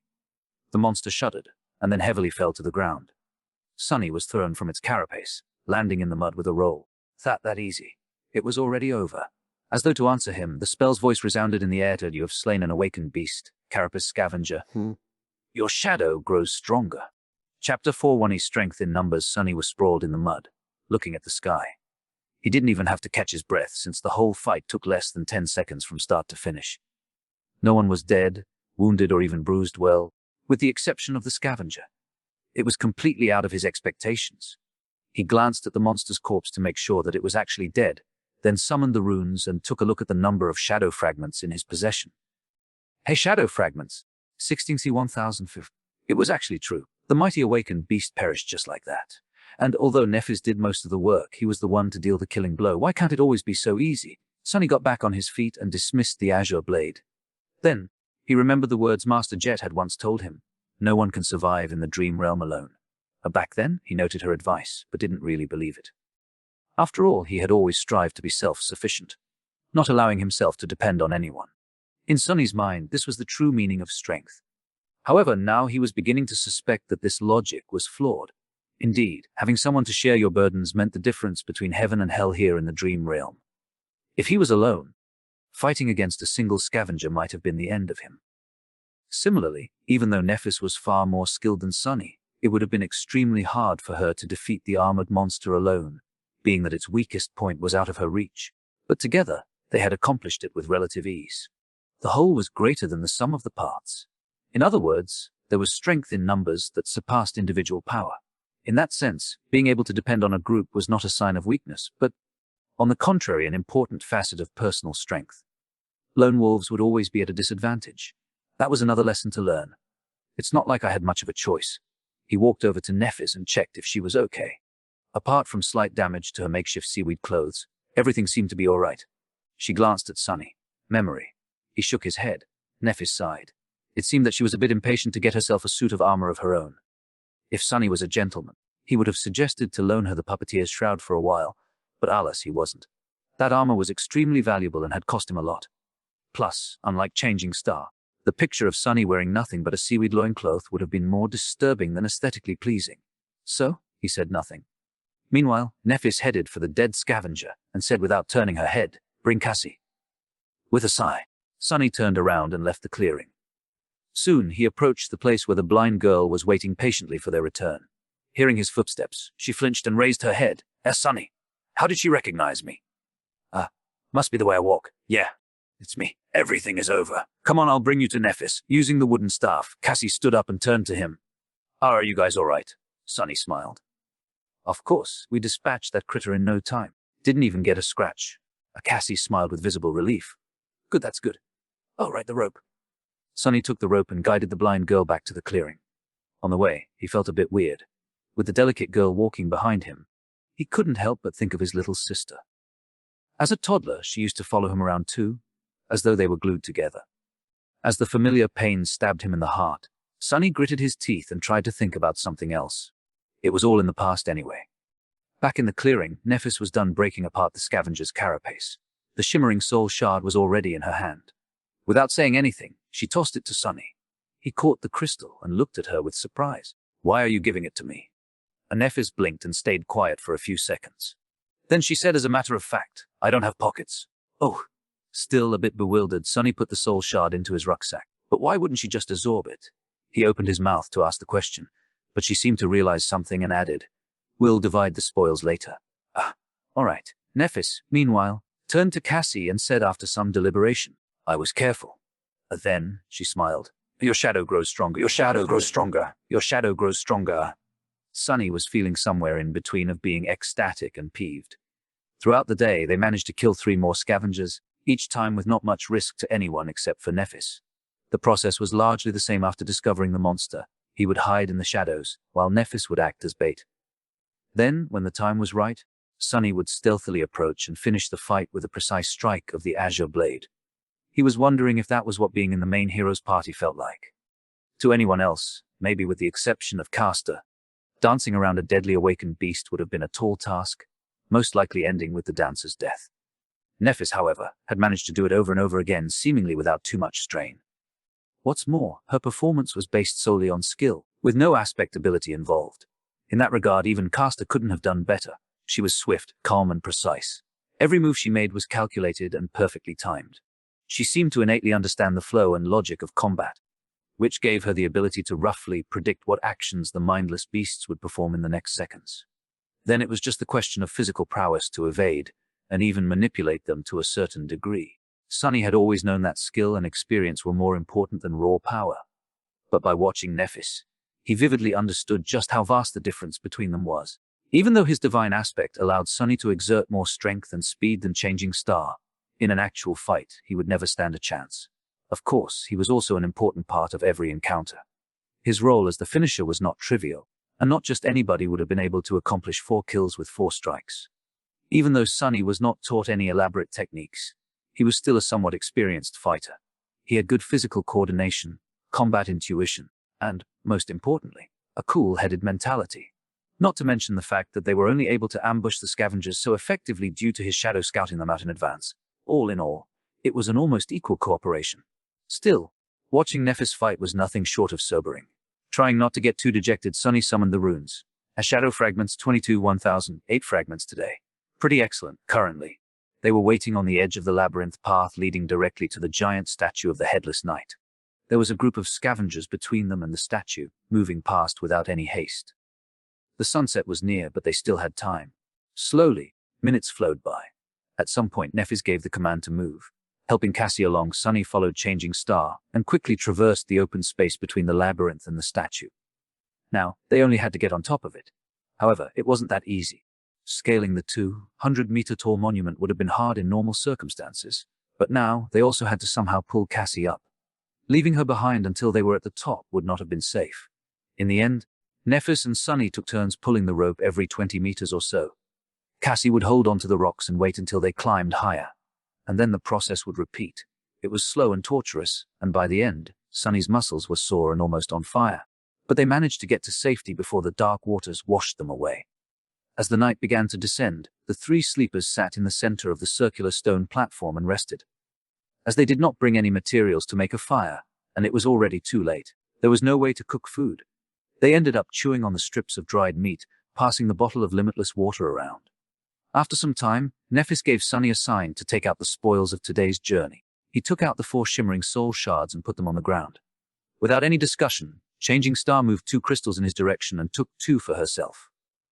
Then she gave one of hers to Cassia. Sunny watched it in silence. By the time Nephis and Cassie had absorbed their soul shards, he still didn't make a move to take his. After a while, he took another crystal out of the rucksack and moved all 3 to Nephis.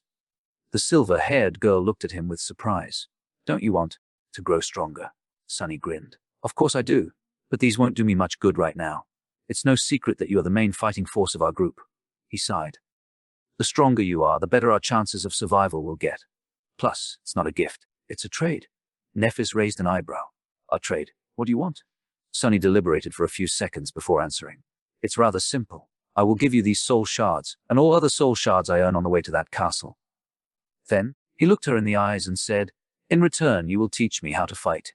Chapter 4:2 The Essence of Combat. Nephis looked at him and contemplated.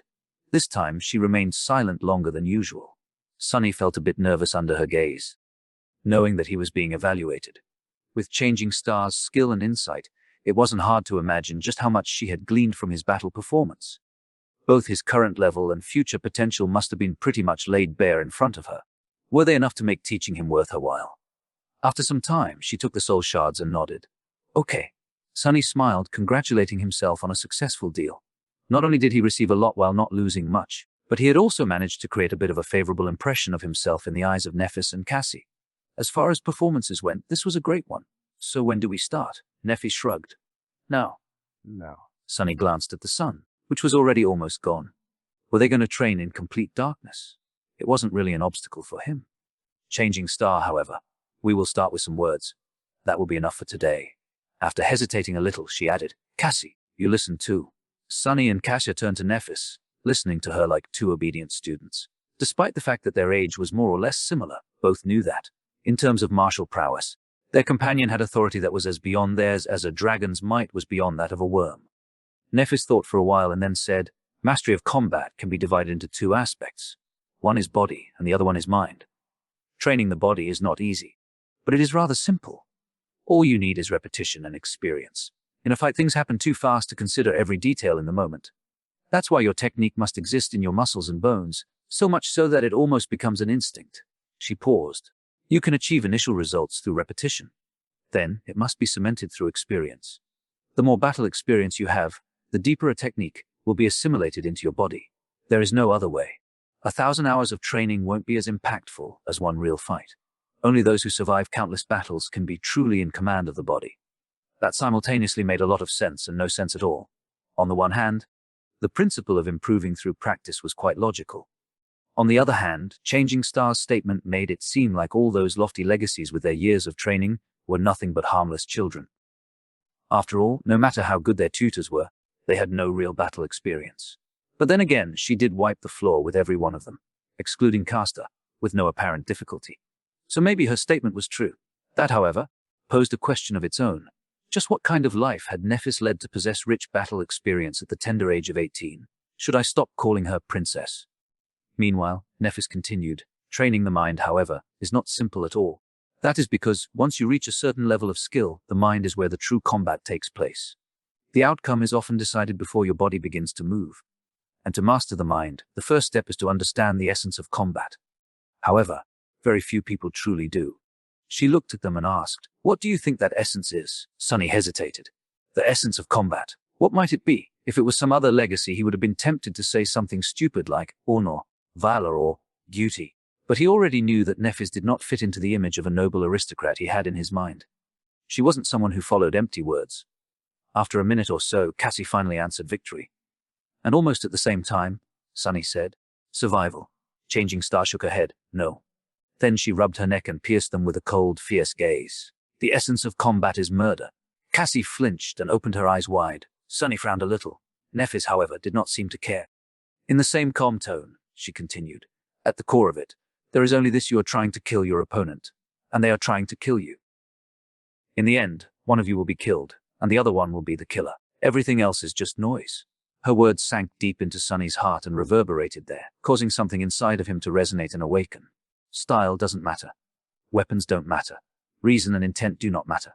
The only thing that matters is to be the last one standing. In this way, anything you do in combat must be viewed as only serving one of two purposes: either to kill your enemy or to prevent the enemy from killing you. Nephis lowered her eyes. If you can understand that, you will have enough clarity to master the mind. And after that, Sunny couldn't fall asleep for a long while. He lay on the cold stone looking into the darkness and thinking about what Nephis had taught them. Repetition, experience, clarity. These were the three keys to becoming a fearsome warrior. All three were important, but the last one was the most vexing. Was it really how Changing Star had said? Was there nothing at the core of being a warrior than a cold will to kill? Intuitively, he felt that it was indeed so. This ruthless truth was, in a sense, an amalgamation of all his life experiences. After all, for someone like him, life was nothing but a constant battle for survival. Someone always won and someone always lost. The former got to live for a few more days, the latter no one cared what happened to them. Of course, life was life, and combat was combat. To most people, they weren't one and the same. But what about the awakened? The sole purpose of their existence was to fight against the nightmare creatures. Very few could escape that fate. After coming to the academy, Sunny allowed himself to think that he had escaped the fate of always having to struggle at the edge of survival. But now, it seemed like he had just exchanged one battle for another. This was an uncomfortable thought. However, if he looked at it from a different perspective, did it actually mean that he always had a crucial advantage? Most of those chosen by the spell were forced to somehow adjust to this merciless way of life. But he had always lived like this. Was he actually one of the few perfectly suited to be an awakened? With this thought, Sunny fell asleep. In the early morning, he was awakened by a piercing scream. Chapter 4, 3 repetition. Sunny was on his feet even before fully waking up. Somehow, Azure Blade was already in his hand. His shadow was hovering beside him, ready to either wrap itself around the sword in case he needed to attack, or around his body, in case it was already too late for that. He tried to understand what was going on. Nephis was nearby, her longsword raised in a defensive stance. Cassie, where's Cassie? Fearing what he might see, giant tentacles reaching for them from the darkness. He looked around. The eastern horizon was just beginning to show the first hints of dawn, adding a tiny shade of gray to the blackness of the world. In that blackness, there were no signs of danger. Finally, he saw Cassie. The blind girl was stumbling at the edge of the platform with a horrified expression on her face. With her blonde hair in a mess, she was stretching her hands out, clearly lost in space. Of course, there were no walls for her to find. The platform was open to the elements, and the only thing waiting for Cassie was a plunge into the dark, tumultuous waters. Before Sunny knew what he was doing, he was already running. That wasn't a very smart thing to do. After all, he did not know what had caused Cassia to scream, and if there was some hidden danger nearby. Plus, it was still too dark for Nephis to see. His sudden lunge could have caused her to lash out with the sword before asking questions. All of these were good reasons to wait and observe first, but in an uncharacteristic and completely irrational manner, Sunny acted before thinking. He caught Cassie moments before she took a step off the platform and, holding her tightly in his arms, dragged the blind girl back. "I got her!" Sunny yelled, letting Changing Star know that there was no need to stab him with a sword. And then, in a quiet voice, he said to Cassie, "I got you. It's all right. Everything is fine. Calm down." He felt the girl's body trembling and looked around again, trying to understand what had scared her so much. But there was nothing. Nephis was listening to the sea for the same reason. After a few seconds, she asked, "Do you see anything?" Sunny helplessly shook his head. "No." He helped Cassie sit down in the center of the platform, while Nephis stood guard above them. He looked the blind girl over to make sure that there were no wounds on her body. Everything seemed to be fine. "She's not hurt anywhere." A Changing Star looked down. Although her face remained indifferent, he could tell that she was a bit flustered. After a second or two, she asked in something that might have been her version of a calming tone. It sounded pretty much exactly the same as usual. Cassie, what happened? Magically, that did seem to calm the blind girl down a little, at least enough for her to speak in a quivering voice. Cassie extended one hand and pointed down. Thitch, the head I saw. Oh, gods! Sunny frowned and looked at Nephis. Did she see a vision? The tall girl was silent for a moment. I don't know. It never happened before. Both of them turned to Cassie, not sure what to do. Since there was no apparent danger around, they took turns trying to calm the horrified girl down. However, after that one sentence, she fell quiet and refused to speak again. Nothing seemed to help. After a while, Nephis sighed. Let's leave her be for now. Maybe she needs time. Sunny was about to retort, but truth be told, he didn't have any ideas either. In the end, he just nodded. Okay, I'll keep an eye on her. Changing star, however, had other ideas. As the sun was rising and the surging sea was receding, Nephis chose to give Cassie some space and led Sunny to the edge of the platform. However, she made sure to always have the blind girl in the periphery of her vision. Kasia sat hugging her knees. Her eyes were closed, but small tremors that periodically ran through her body betrayed that she was awake. Sunny's eye twitched. Are you sure it's okay to leave her like this? Nephis gave him a complicated look. Yes.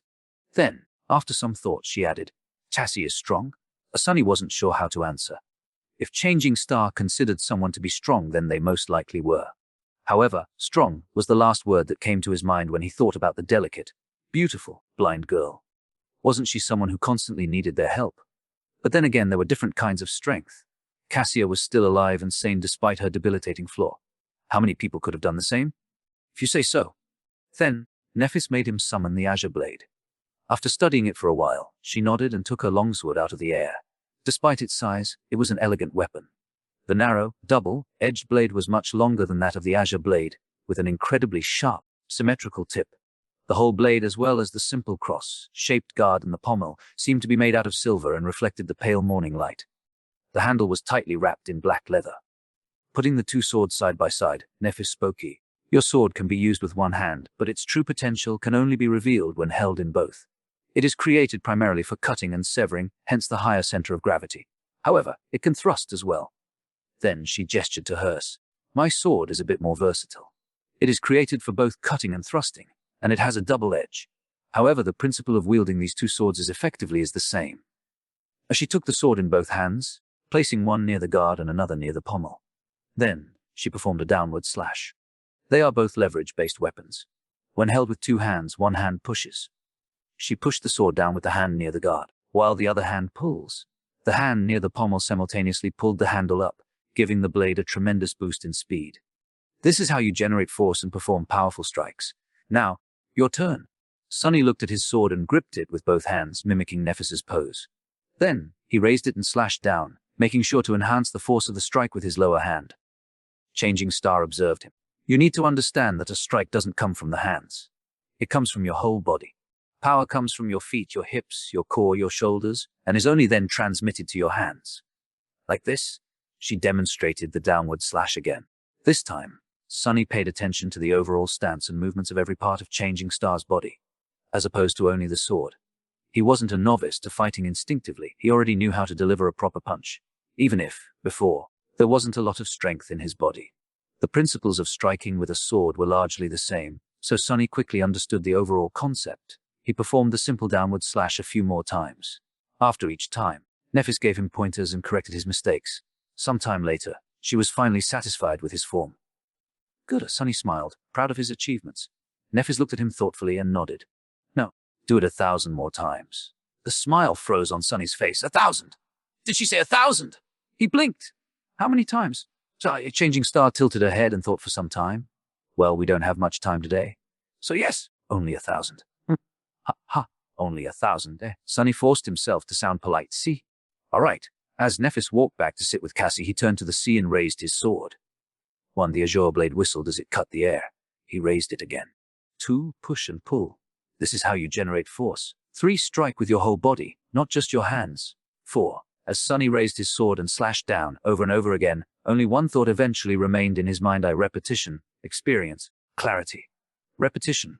By the time he was done performing 1,000 strikes, Cassie was finally ready to speak. Chapter 44. In Cassie's dream, with pretty much every muscle in his body sore, Sunny walked over to the girls and fell on the ground. After catching his breath, he looked at Kasia. Cassie, do you feel better? Several seconds later, the blind girl slowly nodded. That's a relief. He shifted and hesitated for a bit. Kasia didn't look too well. Her face was still very pale with a distant, dazed expression on it. Her body at least was no longer trembling. Sonny wasn't very good at talking to people, let alone placating them. He wasn't sure what to say. He cast a gaze at Nephis and sighed inwardly. Who knew that one day he would turn out to be the most sociable person for as far as the eye could see? What a joke! Can I have some water? Cassie turned to him and scowled, as though confused by the question. Then she suddenly gasped and opened her eyes wide. Oh, sorry. Yes, of course. She summoned the limitless water bottle and offered it to Sonny. He took it with a grateful smile and greedily drank a few gulps before giving the bottle to Nephis. Eventually it returned to Cassie. You drink some too? After she did, he awkwardly patted the blind girl on the shoulder. Everything seems to be fine now. Did you dream of another vision? You can tell us, if you want. Cassie hesitated for a bit before saying, Don't know. Maybe it was just a nightmare. Sonny and Nephis exchanged glances. They both doubted that what Cassie saw was a simple nightmare. After all, people usually did not dream in the dream realm. The blind girl, meanwhile, continued, I don't really remember. It's all in fragments. Sonny carefully considered his words, not wanting to pressure Cassie too much. You can just tell us what you remember. Maybe we'll be able to make sense of it together. Kasia sighed and tentatively nodded. After a long pause, she finally found the courage to speak. At first, I saw a boundless darkness locked behind 7 seals. Something vast was churning in the darkness. I felt like if I directly saw it, I would lose my mind. As I watched, terrified, the seals broke one after another, until only one remained. And then that seal broke too. She trembled a little. After that, I don't know. It was as though my mind shattered into 1,000 shards, each shard reflecting its own image. Most of them were dark and scary. Some I have already forgotten. The other, Cassie fell silent, remembering. I saw the human castle again. Only this time it was at night. There was a lonely star burning in the black skies, and under its light the castle was suddenly consumed by fire, with rivers of blood flowing down its halls. I saw a corpse in a golden armor sitting on a throne, a woman with a bronze spear drowning in a tide of monsters, an archer trying to pierce the falling sky with his arrows. Finally she looked up, her face full of horror. In the end, I saw a colossal, terrifying crimson spire. At its base, 7 severed heads were guarding 7 locks. And at the top, a dying angel was being consumed by hungry shadows. When I saw the angel bleed, I suddenly felt as though something so precious that it can't be described with words was taken from me. Her voice became quieter. Then I felt so much sorrow, pain and rage that what little remained of my sanity seemed to disappear. That was when I woke up, I think. And Nephis and Sonny remained silent for a while, trying to make sense of what Cassie had told them. Even if Nephis had an idea, she didn't show it. Sonny, however, was totally lost. He couldn't even begin to decipher the hidden meaning behind the vision, if it even was one. Previously, Kasia's vision about the castle was pretty much straightforward. It showed her a human fortress, and even the direction in which it was situated. This time, however, her dream was disjointed, full of weird symbolism and vague, uncertain images, much more like a charlatan's prophecy than a vision gained through an aspect ability. Finally, he sighed. Maybe it actually was just a nightmare. Your previous visions weren't like this, right? Cassie silently shook her head. Sonny scratched the back of his head. Well, people don't usually dream in the dream realm, but you do. Perhaps seeing a random nightmare once in a while is a side effect of your ability. The blind girl turned to him, a faint relief written on her face. You really think so? He hesitated, trying to find the right words. Why not? It's a possibility. Inwardly, however, he felt uneasy. A dying angel being consumed by shadows, why does it sound so ominous? I should try and stay away from angels in the future. Gee, what has become of my life? A sentence like that doesn't even sound insane anymore. With that, they were finally ready to welcome a new day. Some time later, they were sitting on the western edge of the stone platform, looking at the scavengers below. Sonny's shadow was busy scouting a path to the next high landmark. Were there always that many? Sonny glanced at Nephis and shook his head. No, there were much more. They seem to be almost done with the carcass. I doubt it will last until nightfall. Which meant that, by tomorrow, all these beasts would be roaming the labyrinth, making it hard for the 3 sleepers to make any progress. It would be best to leave today and put some distance between themselves and the horde before the scavengers were done with their feast. However, without scouting a path in advance, there was a chance of not making it to safety in time. Both options were risky. Nephis frowned, seemingly thinking the same. After a while, she said, I don't want Cassie to spend another night near this statue. Let's leave now. Sonny thought for a while, then opened his mouth to offer his own opinion. However, a sudden commotion below prevented him from speaking. Down at the bottom of the disappearing sea, Amidst mounds of broken coral, the carcass of the giant shark-like monster. The remaining half of it, to be precise, was almost stripped of meat, and between its white bones, something was shimmering in the mud. Two extremely large, luminescent crystals. Sunny's eyes widened. Are those? Yes. Shards of two transcendent soul cores. Transcendent, two of them. Suddenly he was simultaneously filled with greed and fear. Greed because of how rare and precious transcendent soul shards were.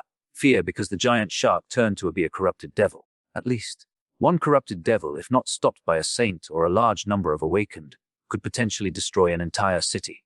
Sunny belatedly realized that he was much closer to death on that first night than he had previously thought. Should we wait and listen? He stared at Nephis and then obediently listened to the distant, barely audible clamor of the scavengers. After a while, he noticed some disharmony in it. Nephis suddenly tensed up. There. She pointed in the direction of the labyrinth. After concentrating on it, Sunny was finally able to notice two massive shadows stepping out of a particularly wide passage. A second later, the creatures casting those shadows appeared in sight. Sunny gulped. Damn, the monsters looked like the scavengers, but not quite. To start with, they were much larger, towering above the surroundings at more than 3 meters of height. Their carapace seemed to be thicker. It was colored in deep black and scarlet, like an ancient armor drenched in blood. Here and there, vicious-looking spikes were growing out of the carapace, making their every move much more dangerous. Additionally, instead of heavy pincers, their upper arms ended with long, curved, terrifying bone scythes. Sunny felt cold sweat running down his spine. What the hell are those things? Nephis tilted her head. Monsters, I guess. Nightmare creatures with one soul core were called beasts. They were dangerous and strong, but mindless. If they were able to develop or were created with a second core, they became monsters. Monsters were much more devastating and possessed some rudimentary, warped form of intelligence. They were the next step in a nightmare beast's evolution, and these two seemed to be bigger, deadlier versions of carapace scavengers. Sunny and Nephis watched as the two monsters approached the carcass. The scavengers were visibly afraid of them, rushing to get out of the way. Those who were too slow were mercilessly thrown to the side or cut apart by the bone scythers. Rivers of azure blood were flowing into the mud. What are they doing? Did they come to absorb the soul shards?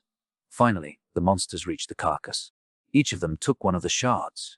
However, instead of absorbing them, they simply turned around and carried the precious crystals away. The scavengers made way, following the shards with their little, hungry eyes. Sunny blinked and looked at Nephis. Do we still leave now? Changing Star frowned and hesitated. A few moments later, she shook her head. No, we'll go tomorrow. Then she turned west and observed the retreating monsters.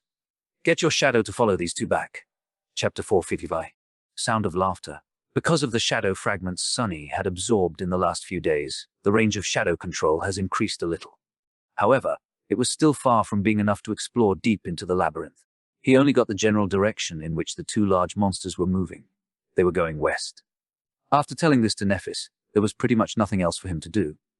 In the end, Sunny decided to simply rest. The next day was promising to be full of hardships and danger, so it was in his best interest to let his body recover as much as it could. Some time later, Sunny was lying on his back, staring at the grey sky. Cassie was sitting beside him, lost in her thoughts. Nephis was meditating. At least, that's what it looked like. She might as well have been asleep for all Sunny knew. After a while, Cassie turned to him. Sunny. He tilted his head to look at her. Yeah. The blind girl hesitated. Do you think we'll be able to return home? Sunny glanced at her and furrowed his brow. A few seconds later, he turned away and looked at the sky again. Sure. Cassie smiled. You really think so? Why? What's with all these questions? He sighed and tried to find the right words. Because of her. He pointed at Nephis, knowing that Cassie won't see it. There was no one else on the stone platform, though, so it was pretty obvious who he was referring to. I'm also not someone to die easily. In fact, I'm willing to bet that you couldn't have found a better duo of sleepers to escort you across the dream realm. If anyone can survive this, it's us. So, yeah, I think that our chances of making it back are pretty high. Cassie suddenly giggled. Aren't you a little too full of yourself? You were in the second to last place. Sunny shrugged. That's only because someone smart told me to keep a low profile. Otherwise, I would have ranked higher. Then, with a grin, he added much higher, third to last at least. The blind girl couldn't help but laugh. The melodic sound of her laughter made Sunny feel much better. He had not heard anything like that ever since coming to the dream realm. It was nice to see that people were still able to preserve a bit of mirth even in this hellish place. Come to think of it, this was the first time he heard Cassie laugh at all. Back in the academy, she was always dull and bleak. After this sudden outburst, Cash's expression slowly turned wistful. A few seconds later, she asked, "What do you miss the most about home?" Sunny tried to think of something, but failed. He wasn't sure that he even had a home in the real world. The tiny room he had been renting previously was nothing but a temporary shelter from the rain. As for the real world as a whole, his life there wasn't that pleasant either. Finally, he said, "I don't particularly miss anything." Cassie was very surprised. "Really? Don't you miss your family?" Sunny smiled. "I don't have a family. Well, I guess I have a sister somewhere. But we haven't seen each other in many years." "Oh." The blind girl fell silent. Several seconds later, she said quietly, "I miss my family the most." There was longing and sadness in her voice. Sunny didn't know what to say, so he stayed silent. "Mom and Dad must be really worried about me right now." No, actually, they wouldn't be worried. They would be heartbroken. They must think that I'm as well as dead already. Sunny glanced at her and sighed. "You seem to care about them a lot." Cassie turned to him in confusion. "Of course, is it normal?" Sunny stared at the grey sky. The wind smelled of rain. After a while, he said, "I wouldn't know." In the evening, Nephis made Sunny perform the 1,000 strikes again. After that, they ate the last strips of dried scavenger meat and took turns sleeping, so that one of them could always keep an eye on Cassie. Thankfully, nothing happened during the night. When the morning came and the dark sea retreated, they prepared to leave the giant statue. Nephis was the first one to climb down. Before that, she had a few words to say. Today will be different from before. There will be much more scavengers roaming in the labyrinth. We might not be able to create an ambush or avoid fighting several of them at once. She looked at Sunny. "If anything happens, your job is to bring Cassie away. We can retreat by using passages that are too narrow for the scavengers. If we get separated, proceed to the high point by yourselves. Don't wait for me. Do you understand?" With a somber expression, he gave her a nod. Nephis returned it. "Good. Time is of the essence, so let's go." With that, she began the descent. After Nephis reached a point 20 or so meters below them, she found purchase and waited. Using the golden rope, Sunny lowered Cassie down. Just like while climbing up, they took turns helping the blind girl. Luckily, climbing down the statue was much easier. Soon, they reached the ground. Entering the labyrinth, the trio moved forward with haste. The shadow was ahead of them, scouting for monsters and optimal paths. Despite that, their progress was slow and chaotic. They had to constantly change direction to avoid groups of scavengers, often ending up in dead ends or moving further away from their destination. Sunny, who played the role of the scout and navigator, felt his brain slowly starting to boil. At some point, however, they inevitably ended up in a situation where a fight was unavoidable. There was a large group of scavengers at their heels, and a pair of them blocking the path ahead. Neither of the two groups had noticed the sleepers yet, however. Since there were no other passages to turn into, it was only a matter of time. Nephis considered their options for a few seconds. There was a scowl on her face. Finally, she said, "If there's only two, we can take them." Sunny looked at her with uncertainty in his eyes. But there's no time to set up an ambush. He wasn't quite sure how they could fight two scavengers at once. Despite how good of a teacher Nephis was, he only practiced with the sword for a day. Facing against a scavenger alone was risky. Changing Star shrugged. "It's almost the same. I'll attack first. You follow behind in the shadows and finish one off once they turn. Then, we kill the second one together." The whole plan was based on the assumption that Nephis could survive under the onslaught of two scavengers, both attacking her simultaneously. Sunny was very impressed by her prowess, but he wasn't sure that it was possible. There was a large probability that Nephis would die. He still remembered that she wasn't present in Cassie's first vision. But what else could they do? A bit rattled, Sunny gritted his teeth. "All right." After a short pause, Nephis summoned her sword. Then, she stepped forward. Chapter 460 Experience. After finding a good hiding spot for Cassie, Sunny and Nephis proceeded forward to face the scavengers. Soon, they saw two hulking silhouettes in the distance. With her lips pursed together, Nephis threw over her shoulder. "Keep up." Then, like a runner preparing for a race, she got down on one knee, inhaled deeply, and lunged forward. Damn, Sunny dove into the deep shadow cast by the wall of the labyrinth and followed, running as fast as he could. However, the distance between them kept growing. Suddenly, he remembered walking behind Nephis as they crossed the bridge to the academy. Was it his fate to always follow behind her? Changing Star's running speed was incredibly fast. She was practically flying through the air, like an arrow let loose from a bow. One of her arms was stretched backward, holding the sword with its point to the ground. The other was cutting the air with each stride. It took the two scavengers a couple of seconds to realize what was happening after noticing her. By that time, she was almost upon them. With madness burning in their eyes and viscous saliva dripping from their mandibles, the monsters screeched and charged forward. Nephis did not slow down, as though planning to ram them with her body. Sunny's heart skipped a bit. 4 terrifying pincers shot through the air. At the last moment, Nephis fell backward, falling on her side. The inertia carried her forward as she slid through the mud, passing between the scavengers. Then, she twisted her body and stopped herself by plunging the sword into the ground. A bit slower, and she would have been impaled by one of the scavengers' legs. Crazy! She's crazy! By the time Changing Star got back to her feet, one of the scavengers had already turned around. However, Sunny couldn't see what was going on as his sight was blocked by the bulky carapace creatures. He only heard the sound of chitin striking against steel. There was no time to worry about that anyway, since he had his own problems to solve. Due to the insane maneuver that Nephis had pulled off, the second scavenger lagged a little behind the first one. It was just about to turn around when Sunny finally got close enough to launch an attack. Silently cursing, he ran up a narrow protrusion on the coral wall and jumped, aiming to pierce the weak point at the scavenger's back from above. His shadow was already wrapped around the azure blade. But at the last moment, the scavenger suddenly moved, slightly turning its torso to the right. The blade missed the concave spot where the armor plates connected and instead hit one of them square in the center, sliding helplessly across adamantine chitin. Crap! Instead of killing the beast with one decisive blow, Sunny ended up dealing no damage at all. What's worse, he landed right on top of the scavenger, practically hugging it from behind. In the next moment, the scavenger shook its carapace, throwing the irritating human off. Sunny flew sideways and crashed into the labyrinth wall, feeling breath being knocked out of him. Suffocating and disoriented, he fell gracelessly into the mud. Not good. By some instinct, Sunny rolled to the side. Something tore past him and hit the wall, sending pieces of crimson coral flying through the air. Then he was lifted into the air and thrown backward. But by that time, however, he had already come to his senses. Twisting his body, Sunny managed to land on his feet and take a few steps back without falling. In the next second, his sword was in front of him, held in both hands just like Nephis had taught him. The scavenger was already charging at him with a menacing fire burning in its eyes. Repetition. Experiencer. The shadow flowed from the azure blade to his hand, then spread to his arm, shoulder, and then finally covered his whole body. Sunny instantly felt stronger, faster, more resilient. But was it enough? No. To survive, he would definitely also need some luck. One pincer flew at him from the right, the other from the left. There was no time to retreat or dodge sideways. So, instead, Sunny did something that made every instinct in his body scream in protest. He jumped forward, closing the distance to the charging monster. The pincers clashed together with a loud crack behind his back. Instinct or not, it was the only logical step. After all, the attack range of his sword was much shorter than that of the scavenger. He could only fight back by getting close. Before the beast had time to react, Sunny did what he had recently done thousands of times. His muscles moved even before his mind gave the command.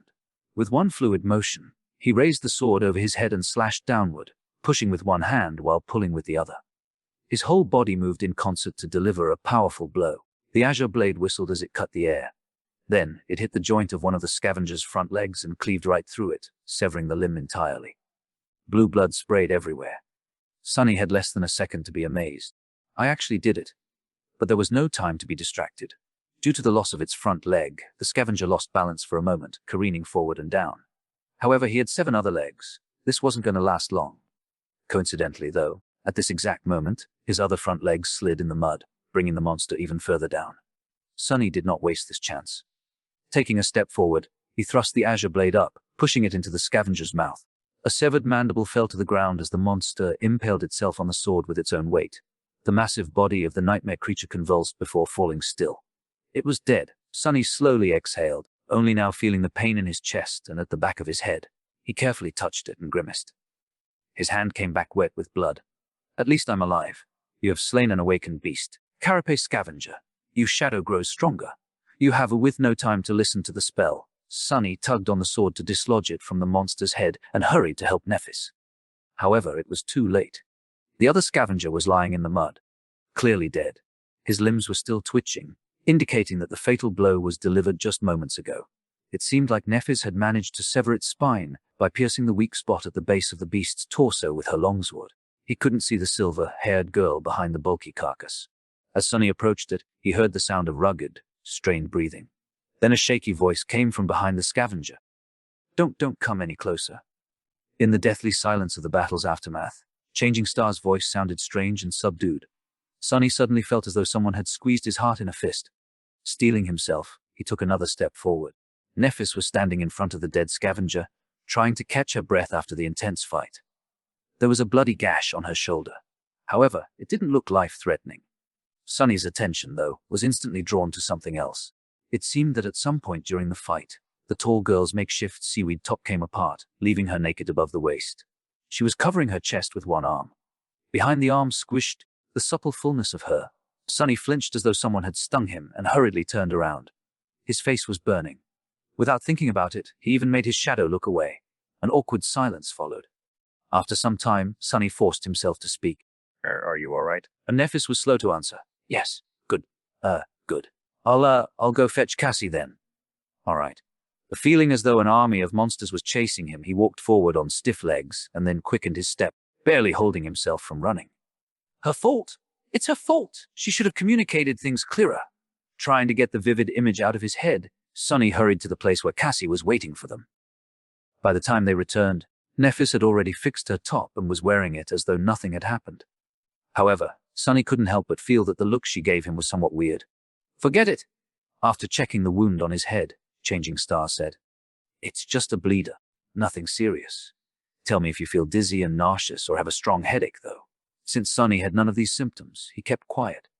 Nephis looked down at his clothes and sighed. Memory? He opened his mouth to say no, but then fell silent. Come to think of it, when he killed the scavenger, the spell did say something else after informing him about the absorbed shadow fragments. At the time, he was too busy to pay it any attention. Let me check. He summoned B runes and quickly found the cluster representing his memories. Memories: a silver bell, puppeteer's shroud, Heajo blade. Nothing new. Then what was the spell talking about? Suddenly, he noticed a new set of runes in the neighboring cluster. His eyes widened. Echo Sacrapa Scavenger.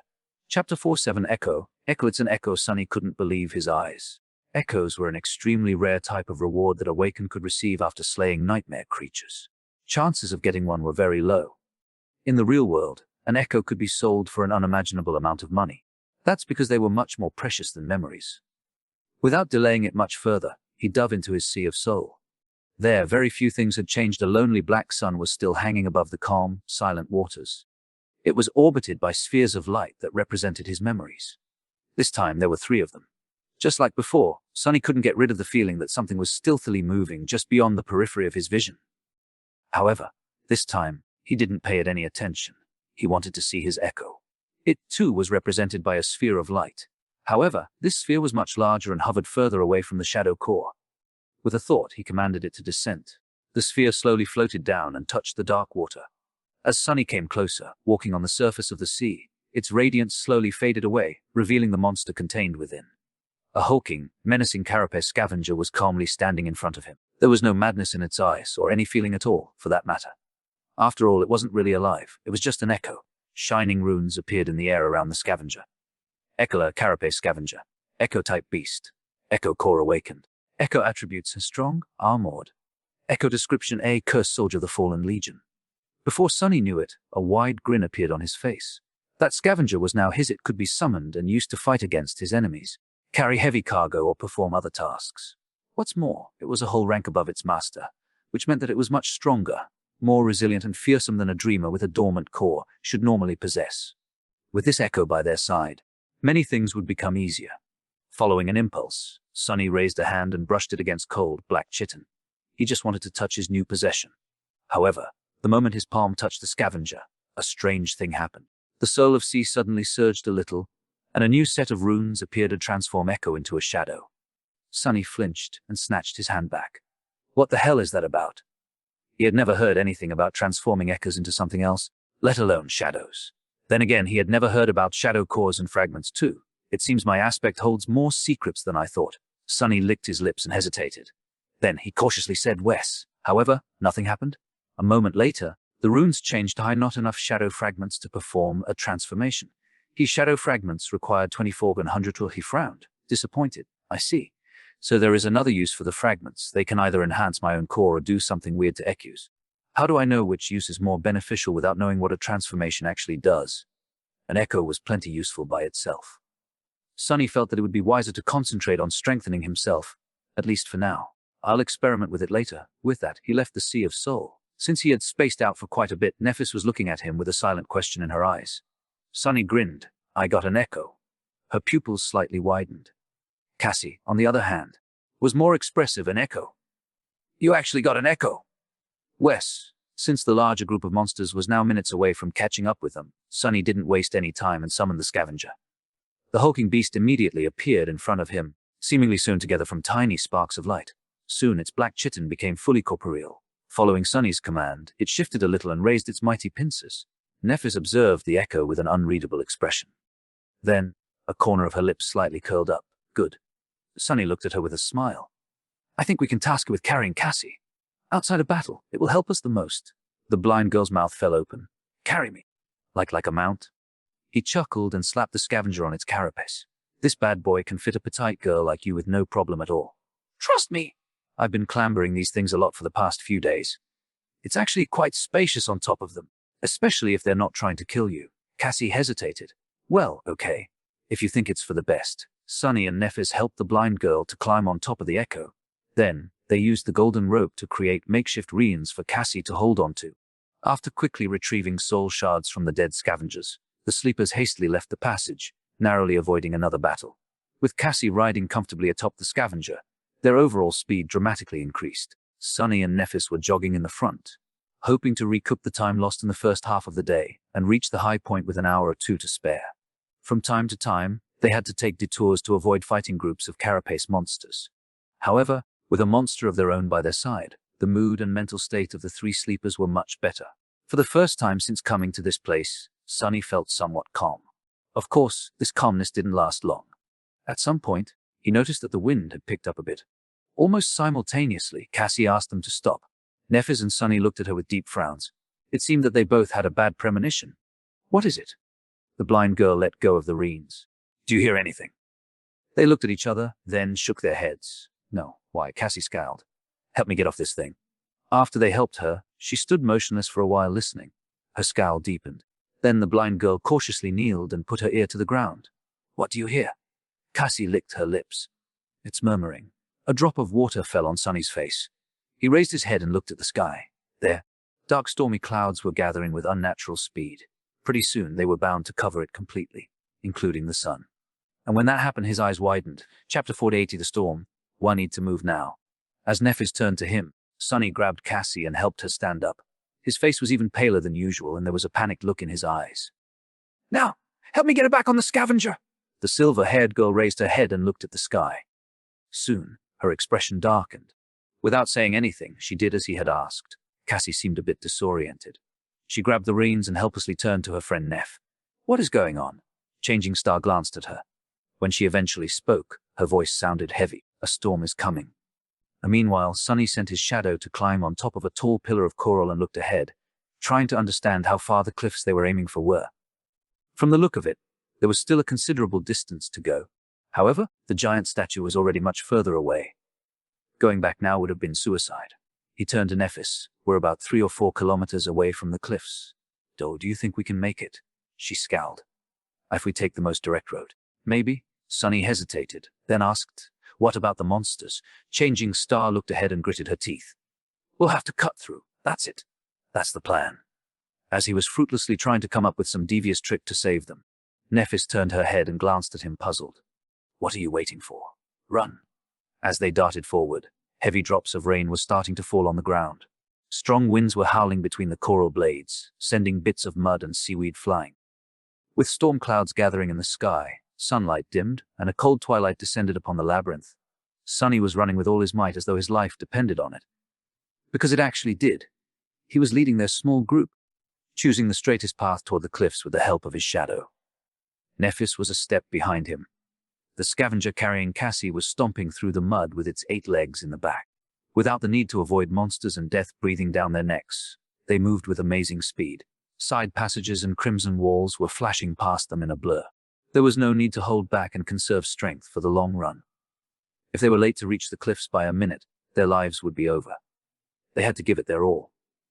Sunny was ready to fight a series of bloody skirmishes all along the way, but, to his surprise, the inhabitants of the labyrinth did not give them much trouble. The scavengers seemed to be as panicked as they were. The bulky beasts were busy trying to hide inside the coral mounds or burrowing underground. On the rare occasions when one of them showed aggression, a quick slash of the sword or a threatening clack of a pincer was enough to make the monster change its mind. However, no matter how fast they were moving, the storm was faster. The rain quickly turned into a pelting downpour, each drop becoming a torrent. The winds grew in strength, striking against their bodies with enough force to make them stumble. The light dimmed even further, reducing visibility to almost zero. Finally, a blinding bolt of lightning tore through the darkness, followed almost immediately by a deafening thunderclap. In the next moment, the ground under Sonny's feet trembled, causing him to lose balance and fall. He rolled in the mud and tried to stand up, but slipped and fell again. Someone's arm grabbed him by the shoulder and helped him rise. In the darkness of the storm, Sonny saw Changing Star's face. She opened her mouth and shouted, "Don't stop! Run!" He almost couldn't hear her behind the roaring wind and rain. By the time Sonny began to move, the dark, salty water was already as high as his shins. He gritted his teeth. The sea was coming back. He couldn't determine where the water was coming from, but with each minute it was rising higher. Soon it was up to his knee, then up to his waist, making running almost impossible. The speed of the group slowed down considerably. It was then, in a sudden flash of lightning, when they saw a dark mass of stone ahead. They had made it to the cliffs. Almost at the same time, a terrible rumbling sound came from the depths of the labyrinth. Turning back, Sonny saw a colossal, crushing torrent of black water rushing through the crimson forest. Some distance away, a tardy scavenger was caught by it and thrown against the coral walls. The unbreakable carapace of the mighty creature cracked and burst open like a rotten egg. "Curses!" He turned to Nephis. "Time is up! Start climbing!" She caught him by the arm. "Dismiss your echo!" Sonny didn't know whether the scavenger could scale the cliff. In any case, Cassie wouldn't have been able to hold on if it did. He helped the blind girl get down and then sent the monster back to the Sea of Soul. Nephis lowered herself to let Cassie climb on her back, then tied them together with the golden rope. Not wasting any time, she gritted her teeth and stepped forward to grab onto the wet rocks of the cliff wall. They began the ascent, rushing to get as high as possible before the black torrent hit. Sometime later, Sonny screamed, "Brace!" In the next moment, a wall of dark water hit the rocks mere meters beneath their feet. As Sonny held for dear life, the whole cliff shuddered. A few boulders fell from somewhere high above, missing his head only by chance. Somehow all three of them were still alive. However, things were far from being over. The black water was still rising now with frightening speed, threatening to swallow them at any second. They had to keep climbing, and they had to be faster than the surging sea. Sonny cursed as he searched for the next hold to grab onto. To survive, he had to scale the face of the cliff with crazy speed. However, hastily climbing wet rocks was a recipe for disaster. One slip of a hand, and he would plunge down to be crushed against the cliffs, drown, or be eaten by some giant monster. The torrential rain and hurricane wind made everything even worse. And yet there was no choice. He frantically kept climbing, tearing his skin on sharp rocks. Every muscle in his body was in agony. If not for the shadow wrapped tightly around his body, Sonny would have been long dead. But even with its help, the surging dark water was getting closer and closer. Damn it! Damn it all! No matter how hard Sonny tried, he couldn't win back any distance. Soon, the water was at his feet. The sea slowly swallowed his legs, then his torso. He kept climbing, now fighting against the weight of the water and the force of the tide that was trying to tear him away from the cliff. But it was useless in the end. When the water covered his shoulders, he felt his fingers slipping from the wet rocks. Sonny tried to hold on, but the current was too strong. He was pushed away like a weightless toy, losing any purchases. No. In the last second, a golden rope fell into the water beside him. Shaken, Sonny grabbed onto it and held with all his strength. The rope drew tight and lifted him out of the water. His feet touched the cliff wall again. Not wasting any time, he resumed climbing with the help of the rope. Finally, a strong hand grabbed him from above and dragged his body over the edge of the cliff. Sonny fell to the ground, struggling to breathe. After some time, he looked at Nephis, who was lying in a similar position to his right, equally as drained. She was still clutching the golden rope in her hand. Cassie was sitting a few steps away from them. He wanted to laugh, but had no strength for it. They survived. Chapter 4090 Natural Element. For a few minutes, Sonny simply lay on the ground, letting the rain hit his face. From time to time, a bolt of lightning arced through the skies, drowning everything in blinding light. Other than that, it was almost completely dark. If not for his attribute, he would have had trouble discerning the shapes of Nephis and Cassie, who were resting nearby. After some time, however, a feeling of uneasiness entered his mind. Something was off. Sonny scowled, trying to understand where that feeling was coming from. Finally, he realized that it was his shadow. It was trying to draw his attention to something. "Please, let me rest. I just want to rest." He was too tired to do anything. Both his body and mind were exhausted. However, the shadow was very persistent. It remained adamant. In the end, Sonny moaned and rolled over on his stomach, then slowly stood up. Nephis turned her head and looked at him. "What is it?" he grimaced. "I don't know yet. Something feels wrong." Cassie shivered and got closer to Neff. Following his shadow's warning, Sonny looked around, trying to find any sign of danger in their surroundings. Even with his vision, he couldn't see anything out of place. The upper part of the cliffs was well above the stormy sea, forming a small island. Its surface was rugged and uneven, with several protruding ridges breaking the line of sight. There was a large space between their group and the nearest ridge. That space was littered, seemingly at random, with piles of dirt and tall boulders. Neffis got up and summoned her sword. "Do you see anything?" Sonny frowned. "Not really." At that moment, another lightning flashed, briefly illuminating the small island. His eyes widened. The tall boulders surrounding them were massive and irregularly shaped.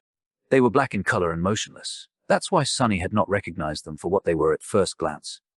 All around them, scavengers were silently lying on the ground. Sonny froze, suddenly consumed by terror. The hairs on the back of his neck bristled and stood up on ends. 1, 2, 3, he lost count because of panic and gritted his teeth. 7, no, 8 of them. It seemed the 3 humans were not the only ones who thought of taking shelter from the dark sea on these cliffs. He trembled. These cliffs were a death trap, and noticing something on his face, Neffis tensed. "Sonny." He slowly turned his head to her and whispered, "Don't speak, don't move. Just stay where you are." She followed his instructions without asking for the reason. However, a silent question appeared on her face. Cassie did the same. Sonny closed his eyes and breathed in, trying to calm his panicking mind down. There were no hopeless situations. Every problem had a solution. He just had to think of one. The scavengers did not attack yet. Maybe they were asleep or patiently waiting out the storm, trying not to move in fear of attracting more terrifying monsters. Maybe they simply did not notice the humans. After all, it was unknown how well these creatures could see. Were they able to see in the dark? Probably not, or at least not as well as he could. There was still hope. Sonny opened his eyes and looked at the small island again. But this time his perspective was different. He saw the deep darkness, the clamor of the storm that drowned out most of the sounds, the large distance between the scavenger. This was his territory. It was perfectly suited for a murderous shadow. Didn't he dream of becoming a silent assassin? Well, here was his chance. He just had to execute each step perfectly, crawl through the darkness, strike without alerting the enemy, kill each of them with one precise blow. Rinse and repeat. He already knew their strengths and weaknesses. All that was left was to put that knowledge to practice. And even if he makes a mistake, there were other means to fall back onto. Echo and Neffis could do their part if he were to land himself in danger. Yes, that could work, it had to. Sonny looked at Changing Star and Cassie. "I'll take care of this." Before they could react, he seemed to dissolve into the shadows. Under the cover of darkness, Sonny sneaked forward. His steps were soft and measured, his breathing controlled. He quickly determined the optimal order of attack to minimize the chance of being discovered and proceeded to the first target. A hulking scavenger that was the furthest away from the pack. Hidden in the shadows, Sonny suddenly felt calm and focused. He felt as though he was finally in his natural element. As the looming silhouette of the scavenger approached, he slowed down and circled around his target. The monster did not move, oblivious to the lurking threat that was drawing closer with each second. Sonny held his breath and prepared to attack. He only had one chance. Do it right? With that thought, he silently lunged forward.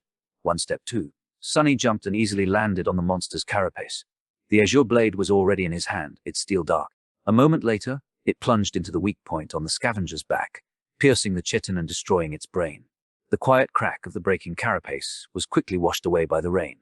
It was done. Sonny felt a sense of triumph appear in his heart and quickly suppressed it. This wasn't the right time to celebrate. 7 targets were still waiting for him in the darkness. He retrieved his sword and jumped down from the scavenger's corpse. Then, Sonny frowned. Why was the spell silent? It didn't announce his kill, nor the absorption of the shadow fragments. Feeling his skin crawl, Sonny turned around and looked at the scavenger. At first, he was afraid that the beast was still alive, but that wasn't the case. It was as dead as could be. However, on closer inspection, Sonny noticed something that he had missed before, and when he did, his face paled. Chapter 50 Death Trap. The scavenger was dead. However, it wasn't Sonny's blade that killed it. While circling the target, he was focused on staying unnoticed and not alerting the enemy to his presence before reaching the optimal position for an attack. After that, he only saw the monster's back. That's why he didn't notice the terrible wound that ran from the top of the creature's torso to its segmented legs, obscured by the rain. The unbreakable carapace was cut open like a tin can. The scavenger's flesh and mangled organs could be easily seen through the large gap, oozing azure blood. It streamed down only to be washed away by the storm. Sonny gulped. He might have felt awkward about performing a perfect ambush on a long, dead monster if not for the fear of whatever had killed it in the first place. Looking around, he hesitated and summoned the azure blade back, then wrapped himself in the shadow. The small island was silent except for the howling of the wind. The rain was still falling down, forming a constant veil that hid away all details and distant objects. A rare flash of lightning sometimes flooded this bleak world with stark whiteness. Then, a thunderclap would come, making the skies tremble. With cold fright settling deep into his bones, Sonny cautiously moved to the next scavenger. He could tell from some distance that it was also dead, but had to come closer and make sure. Indeed, he was right. The creature was almost severed in half by the unknown assailant. Its wet innards were lying on the ground in a messy pile. The darkness had long ago stopped being comforting, becoming terrifying and oppressive instead. Sonny shivered. By the time he checked on all 8 monsters and confirmed that they were all dead, he was nauseous and scared out of his wits. When Sonny had first realized that the black shapes were, in fact, scavengers, he thought that the situation was as bad as it could get. Now he wasn't sure anymore. In fact, he was pretty convinced that things went from bad to worse. Standing near the last scavenger, Sonny observed his surroundings and thought about returning to Neff and Cassie.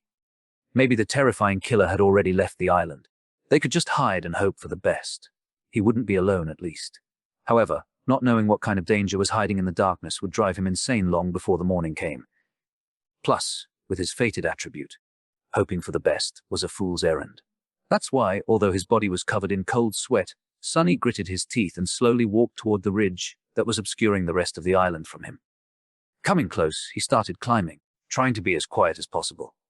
The ridge wasn't very high, so he was able to scale it without much effort. Sticking close to the rocks, he raised his head and looked down. Then, he immediately wanted to let go and fall to the ground. Right beneath him, just a few meters away, a dark silhouette was outlined against the rocks. It was much larger than the scavengers, with jagged spikes growing out of its thick carapace. Its chitin was black and crimson, like an ancient armor splattered with fresh blood. Instead of pincers, 2 terrifying bone scythes were protruding from the joints of its arms. Each one was long and sharp enough to split a scavenger in 2. Sonny froze, afraid to move. He even stopped breathing. So that's the killer. It was one of those monsters that they had seen retrieving the transcendent soul shards from the giant shark's carcass, or another of their kind. He remembered how the 2 creatures had cut through the horde of scavengers, killing or throwing aside any beast that got in their way. Slaughtering just 7 of them would not pose a problem for something that deadly. Not to mention getting rid of 3 sleepers.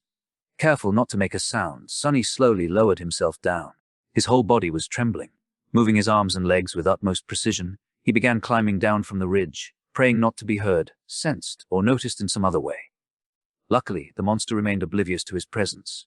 Reaching the ground, Sonny took a few steps back, still facing the ridge. He had to force himself to turn around. Feeling as though his back was being pierced by invisible needles, the young man stealthily moved in the direction where he had left his companions. A couple of minutes later, he returned to Nephis and Cassie. The girls were tense and nervous, waiting for his return in the darkness. Before coming out of the shadows, Sonny let them know that he was approaching. "It's me." Nephis moved, lowering her sword a little. Her face was a little grim. "What is the situation?" she said, careful to keep her voice low. Sonny slowly exhaled, finally feeling a bit safer. For the first time, he was genuinely happy not to be alone in this cursed place. "There are 8 scavengers around us, but they're all dead. The killer is one of those big monsters we saw, the thing with the crimson pattern on its carapace and scythes instead of pincers. It's hiding from the storm beneath a stone ridge not far from here." A bolt of lightning flashed, illuminating everything around. In its aftermath, it looked as though 2 white sparks ignited in Changing Star's eyes. Soon, the reflection was gone, leaving them gray and inscrutable again. She tilted her head and whispered, as though talking to herself, "An awakened monster." Sonny licked his lips. "Yeah, so what should we do?" Nephis thought for a while, leaning on her sword. Then she looked at him and said, "Kill it." Sonny stared at her, lost for words.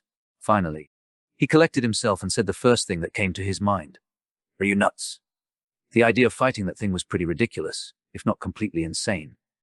Realizing that his words might have sounded a bit rude, he cleared his throat and added, "I mean, have you thought this through? How are we supposed to kill that monstrosity?" Nephis slowly inhaled. "It's not a question of thinking things through. We simply have no choice." She glanced at Cassie, who was listening to them with a pale face, and explained, "We can't leave the cliffs before morning, and neither can the monster. However, once the sun rises, it will easily see us and attack. Then, our only advantage, the element of surprise, will be gone. If we have to fight it anyway, it's better to be the ones initiating the fight." A Changing Star looked around and added, "It's not completely dark yet. Although barely I can still see. Once the night comes, this won't be the case. So we will have to attack it first, and do it soon. Sonny shook his head. This still doesn't explain how we are going to kill it. That thing just dispatched 8 scavengers like it was nothing. We are not its opponents. We don't even know its weaknesses. Nephis frowned. After a short pause, she said, "It's just an awakened monster." Sonny couldn't help but stare at her in disbelief. "What do you mean, just an awakened monster? Have you forgotten that all 3 of us are only sleepers?" Dormant humans are not supposed to be able to deal with awakened beasts, let alone monsters. The fact that we can reliably kill scavengers is already abnormal. She looked back at him, undisturbed, and simply answered, "But we are abnormal." Sonny stood there with his mouth open, not knowing what to say. Nephis sighed. "You and I both are not exactly ordinary sleepers, aren't we? Don't try and deny it. Someone ordinary simply would not have survived in this place." He frowned, not happy about her line of thought. Meanwhile, Changing Star continued. "You, me, plus the awakened beast you have as an echo, plus the advantage of a surprise attack. I'm not saying that it will be easy, we might die, but there's a good chance that we won't." She looked down at the silvery blade of her sword and added after a couple of seconds, "In any case, as I have already said, we don't have a choice." Sonny gritted his teeth, trying to find a logical retort. However, her reasoning seemed unassailable. He just had a really bad feeling about fighting that monster. In the ensued silence, Cassie, who had been quiet all this time, suddenly spoke. "You are forgetting about the main advantage we have over that thing." Both of them looked at her, surprised. The blind girl turned to face them and slightly lifted her head. "We are intelligent, and the monster is not." Her words echoed in the darkness. Sonny sighed. It seemed that a fight with the bone-scyther monster was inevitable. Some time later, he was standing in the darkness, looking at the terrifying creature in front of him. His expression was grim and somber. Tightly gripping the azure blade, Sonny slowly inhaled. The ominous feeling he had before was still there, now stronger than ever. "I don't like this." With this thought, he exhaled and raised his hand. Chapter 51 Scene Carapace Centurion. Monsters did possess some rudimentary intelligence, however. They could not compare to humans. At their core, they were still predators who acted mostly on instinct. Their cunning was beastly in nature, and was not that hard to overcome. That gave the 3 sleepers a chance to leverage their advantage. After finalizing the plan, they made some preparations. While Changing Star was getting ready, Sonny had retrieved the soul shards from the 8 dead scavengers. After delivering them to the silver-haired girl, he watched as she brought them to her chest and crushed them in her fist one after another, absorbing the essence of each shard into her soul core. After a few minutes, when the changes caused by the absorption were over, Nephis opened her eyes and slowly inhaled. To a sleeper, consuming the shards of 8 awakened beasts was equivalent to slaying 16 dormant creatures. While not tremendous, it was still a significant boost in physical ability. Her body had become stronger, faster, enhanced in every way. They were going to need every bit of that strength to survive. Because of how attuned Nephis was to her physicality, getting accustomed to her new limits did not take long. Very soon, she looked at him and asked, "Are you ready?" Sonny sighed, glanced at his shadow, hoping to get some moral support. The shadow pretended to not notice and ignored him. "Disloyal bastard, as ready as I'll ever be." And Nephis nodded and turned to Cassie. There was nothing really to say. They had already discussed everything there was to discuss, and empty words could not make the blind girl worry any less. Come to think of it, Sonny wouldn't have wanted to trade places with her. Even though out of the 3 of them she was the only one who didn't have to risk her life in combat. Facing the enemy, no matter how terrifying, was better than waiting powerlessly for the outcome, knowing that there's nothing you can do to change it. From that point of view, he was actually the lucky one. Cassie tried to put on a brave face. She turned to Nephis and forced a smile. "Go and kill that thing. Maybe you'll finally get something decent to wear and stop making me feel so guilty." A corner of Changing Star's lip curled up. "Okay." After that, she turned to Sonny and returned to her usual serious self. "Let's go." Or a few minutes later, he was standing on top of the rocky ridge, looking down at the deadly monster. The shadow was wrapped around his body, enhancing Sonny's physical abilities. Their plan was pretty solid and had a high chance of working. However, he still couldn't get rid of the ominous feeling that this was not going to end well. "I don't like this." With a sigh, Sonny raised his hand and summoned the silver bell. Then he lightly shook it, causing the clear melodic ringing to resound amidst the storm. Immediately, the monster below moved, turning its massive torso around and looking for the source of the sudden noise. As he saw Sonny, a mad crimson flame ignited in its eyes. However, Sonny did not see any of this because he was already facing the other way. As soon as the bell rang, he turned around and jumped down from the ridge without a second of hesitation. The ridge wasn't very tall, but there was still a considerable distance to the ground. Sunny hit the rocks hard and rolled, trying to disperse the force of the impact. As soon as he got back to his feet, he ran, trying to get as far away as possible. A moment later, the ridge exploded behind his back. The monster simply crashed into it with its hulking body, breaking through the layers of rocks as though they were paper. Simultaneously, there was a flash of lightning and a thunderclap, drowning the loud rumble of the falling debris. The creature locked onto retreating Sunny and lunged forward, trying to pierce his body with one of its scythes. Shards of rock were flowing like a torrent from its spiked carapace. Luckily, Sunny was already far enough. Without slowing down, he lowered his body, ran for several more meters, and then turned around. The picture of the monster, who was more than 3 meters tall, rushing at him like a speeding train, was enough to make any person falter. However, Sunny stood his ground, raising the azure blade above his head. After all, he was the bait. Half a dozen meters away from him, the monster finally reached their trap. Almost unnoticeable in the darkness and the pouring rain, the golden rope was strung between 2 massive boulders at the height of the creature's leg joints. Earlier, Sunny had lowered his body to run beneath it. Overwhelmed by bloodlust, the monster did not notice the tautly drawn rope and ran into it at full speed. If it was a normal rope, it would, without a doubt, immediately snap. However, the golden rope was a memory, and being incredibly sturdy was one of its attributes. The rocks it was tied to, unfortunately, were quite mundane. They shattered almost immediately, but the damage was already done. With its front legs suddenly jerked backward, the Scyther Slayer lost its balance and crashed into the ground face, first sliding forward on wet stone and leaving behind a shallow trench. Sunny jumped away. The monster was unperturbed. Almost immediately, 2 bone scythes pierced the ground, jerking its massive body to a stop. In the next moment, unexpectedly swift and nimble for its size, it was already beginning to rise. If it was allowed to stand up, their fates would be sealed. Fortunately, Sunny's echo was faster. The moment the monster fell, it stopped pretending to be one of the dead scavengers, got up and dashed forward. Just as their enemy was about to rise, it jumped on its carapace from behind, pinning the creature down with its weight, and locked its pincers on the creature's arms just beneath the point where the bone scythes began. Despite the fact that the echo was wounded by the spikes growing from the monster's carapace, it succeeded in immobilizing it, at least for a second. A second was enough. As though out of nowhere, Nephis, who was lying in ambush, appeared in front of the monster. Darting between its terrifying scythes, she leaned forward and delivered a devastating thrust with her longsword, putting her whole weight behind it. They didn't know if the awakened monster had the same weak spot on its back as its lesser relatives, the scavengers, had. However, there was no reason to assume that there was no gap between its carapace and torso armor. It was a mechanical issue. Anything that had to be flexible could not be too rigid. The tip of Changing Star's sword plunged into the narrow gap. Then the sword disappeared into the monster's body, penetrating so deep that its hilt ended up brushing against the chetin. "Hell yes," Sunny thought, triumphant. However, in the next second, his expression dimmed, because the creature didn't even seem to notice the wound that was supposed to be, if not fatal, then at least heavily debilitating. Straining its body a little, it suddenly twisted, throwing the echo off its carapace, and rose to its feet. The bone scythes scraped against the rock as it pulled them out from the ground. Defenseless, Nephis was right in front of it, her sword still stuck in the monster's flesh. Oh no, Sunny was too far away to do anything, circling around the massive creature to attack it from behind. The echo was on the ground, still reeling from being thrown off the enemy's back. It didn't seem like it could help either. For the moment, Changing Star was on her own. The scythes pierced the air, aiming for her flesh. At the last moment, however, a pair of pincers locked one of them into an iron grip. That gave Nephis another fraction of a second to react, letting go of the sword. She dove under the creature's body, hiding in the blind spot of the remaining scythe's attack range.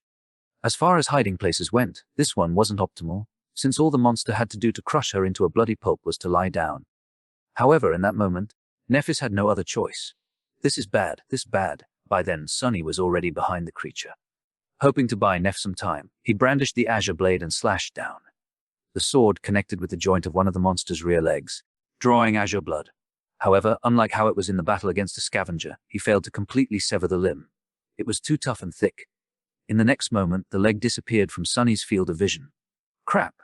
As that thought appeared in his mind, Sunny raised his head and looked at the monster. Somehow it had already turned around and was now facing him, 2 crimson flames burning with bloodlust in its eyes. Before Sunny could properly react, the sharp tip of a bone scythe hit him in the chest with the force of a siege ram. The only thing he managed to do was to transfer the shadow from his body to the puppeteer's shroud. Because of this lightning-fast decision, the armor held. He wasn't pierced through the heart and impaled on the scythe. However, It was a small consolation. The force of the blow was still enough to make his ribcage cave in and send his body flying through the air like a rag doll. But somehow, Sonny found himself lying on the ground. His body felt weird, and he couldn't breathe. Something bitter was flowing from his mouth, making him choke. It was blood. He was drowning in his own blood. Weakly, Sonny tried to move, but his limbs wouldn't listen to him. Only the shadow listened, enveloping his body and delaying the inevitable a little. "I'm hurt." With his thoughts moving slower and slower, as though submerged in a dense fog, he looked up, hoping to see the stars. Instead, he saw two burning crimson eyes approaching him from the darkness. Chapter 5:2 Clarity. In that moment, hovering on the edge of nothingness, Sonny realized that he was about to die. He had to struggle against the fog that permeated his mind, slowing down his thoughts and dampening all emotions. All except for fear. Despite the fact that his body was broken and his mind was paralyzed, some stubborn part of Sonny was still refusing to give up. He wasn't ready to die. At least not without giving his all to survive. He was revolted at the thought of giving the world the satisfaction of the win. That would be so infuriating. Hadn't he told Hero that he was going to survive no matter what, to spite them all? That's right. He might be a shameless liar, but a promise was still a promise. But how was he even supposed to survive? No matter how he looked at it, the situation seemed to be hopeless. As the Scythe Slayer approached, its eyes shining menacingly with bloodthirsty crimson light, Sonny tried to pierce through the fog that enveloped his mind. However, his attempts were aimless and weak. It was hard to find purchase in the fog. He needed an anchor. Suddenly, a simple thought caught his attention. It was something that he had repeated 1,000 times, burning it into his mind. Repetition, experience, clarity. Clarity. He remembered what Nephis had taught him. The essence of combat was murder. Any action performed during a battle served only one of two purposes. It was either to kill your enemy or prevent the enemy from killing you. If he could learn that, he would have enough clarity to master the mind. Back then, he didn't really understand the profound meaning behind the simple word, clarity, that Nephis had used. But now, with his mind in shambles, he was finally able to grasp it. The two truths behind the essence and purpose of combat were simple and solid, almost tangible. Even in his half-conscious state, he was able to use them as a stable foundation in the fog. Then, he reformed his mind around this foundation, building it along the stark lines of that truth. Suddenly, he was able to think again. What's more, his thoughts were clear and incredibly fast, free of all unnecessary distractions. This was clarity. Sonny looked up at the advancing monster, calmly weighing his options. His body was pretty much useless. He couldn't move his limbs at all. The shadow still followed his commands, but it was busy doing an important job, keeping him from dying immediately. Even with its help, he wouldn't be able to last long. But this was a useless thought. He couldn't do anything about it, so there was no sense in wasting time considering it further. With his body immobilized, memories couldn't be used. That left only the echo. The carapace scavenger was going to have to be his only tool to either kill the enemy or prevent the enemy from killing him. The monster was quickly approaching Sonny. Its mandibles moved, viscous saliva flowing down from them in a torrent of transparent mucus. In a flash of lightning, he was able to see and instantly register every spike, every scratch, every abrasion on the creature's carapace. The handle of Changing Star's sword was still protruding from its body, washed in azure blood. What an ugly bastard. Sonny was being hypocritical. Truth be told, with its black carapace painted with crimson patterns and a mighty body specially designed for mayhem and slaughter, the Scythe Slayer looked striking and incredibly menacing. It was almost majestic in a terrifying, murderous kind of way. Unable to move, he had to look helplessly as the monster closed the distance between them and loomed over Sonny's broken, bleeding body. Its scythes rose into the air, ready to strike down. Looking right into the monster's burning eyes, Sonny thought, "Go to hell, you overgrown bug." The scythe shot toward his body. In the last moment, something massive and furious rammed into the monster from the side, throwing it away. It was Sonny's carapace scavenger, not bothering with its own safety anymore. The echo entwined itself with the enemy in a chaotic mess of limbs as they rolled on the ground. Despite the fact that it was smaller and weaker, its crazy assault and complete disregard for its own life were enough to give the bigger monster some pause. The echo lashed out with its pincers, ramming them against the creature's carapace in a crazy whirlwind of blows. For a moment, the howling of the wind was drowned out by the clamor of chitin striking against chitin. The Slayer's carapace mostly held, but a couple of cracks did appear on its black surface. However, it was still superior to the scavenger in every way. Even with one of its scythes pinned awkwardly under its body, the monster was more than able to repel the sudden attack. With an angry screech, it sliced with the other scythe, cutting one of the scavenger's pincer arms clean off. Then, it strained its legs and threw the smaller creature away. In the process, the rear leg that was already wounded by Sonny broke off, but the monster didn't pay it any attention. Burning with madness and fury, it untangled its limbs and slowly stood up. Another deafening screech resounded in the howling darkness of the storm, hurting Sonny's ears. Now what? He thought, momentarily lost for ideas. But then, something very unexpected happened. As the Slayer moved to finish off the echo, it had to slightly raise and lean its torso back to account for the loss of a rear leg and keep its balance. At that moment, a bolt of lightning landed right in the middle of the small island. With how tall the monster was, the lightning was immediately attracted to the handle of the sword that was still sticking from its body, aimed at the sky at a slight angle. At that moment, Changing Star's longsword suddenly became a lightning rod. Instantly, hundreds of millions of volts of electricity coursed through the Slayer's body. In a blinding flash of light, it was thrown to the ground. Wisps of smoke rose from the cracks in its carapace. In a strange turn of events, arcs of residual electricity danced on the monster's chitin, slowly accumulating on the crimson patterns on it. Under that influence, the crimson pattern changed its color, becoming white and incandescent. Sonny stared at all this in bewilderment. It's glowing. For a second, he hoped that the monster was dead. But no, a single strike of lightning was not enough to kill a creature like that. Just a few moments after being electrocuted, the Slayer moved, slightly shaking its body. Although it was in a rather bad shape, it was still alive and full of murderous intent. Looking somewhat dazed, the monster gathered its limbs and tried to stand up. Slowly but surely, it was coming back to its senses. The bone scythers scraped against the rocks, helping it rise. However, before it did, Nephis was suddenly right in front of it. Grabbing the hilt of the longsword, she grimaced as the heat burned her hands. Then, she twisted the blade, making the Slayer's body twitch, and pulled it out, breaking apart a large portion of its lower torso armor. The monster tried to slash at her with a scythe, but Changing Star was quicker. Dashing to the side, she simultaneously lashed out with her sword. The glowing, white, hot blade caught the creature's arm right below the joint and cleaved through it, sending the terrifying bone scythe flying through the air in a rain of azure blood.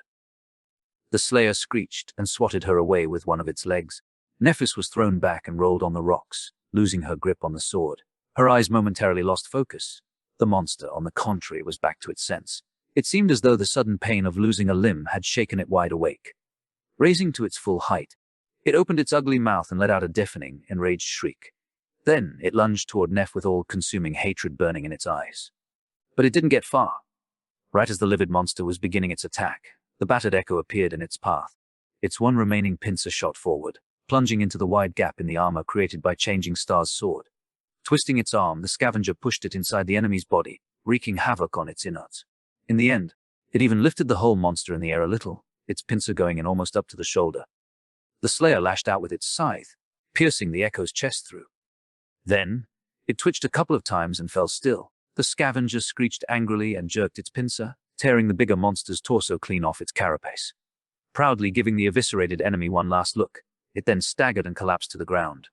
Sonny tiredly dismissed the echo, hoping that it can survive. He wasn't feeling too well. In fact, he was pretty much done for.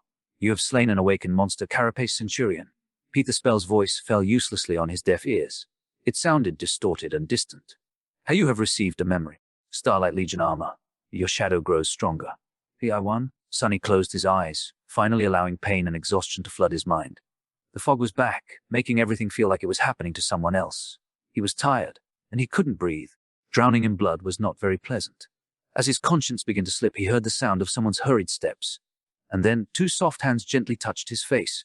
Chapter 53, Immortal Flame. Somewhat surprised, Sonny struggled to open his eyes. As his vision slowly focused, he saw Neff's pale face looming above him. Her short silver hair was wet, sticking close to her skin. She was standing on her knees beside his broken body, caressing his face with her hands. In her eyes there was a strange expression. It was as though she was frightened, but resigned to something. Her pupils were wide and dark. What?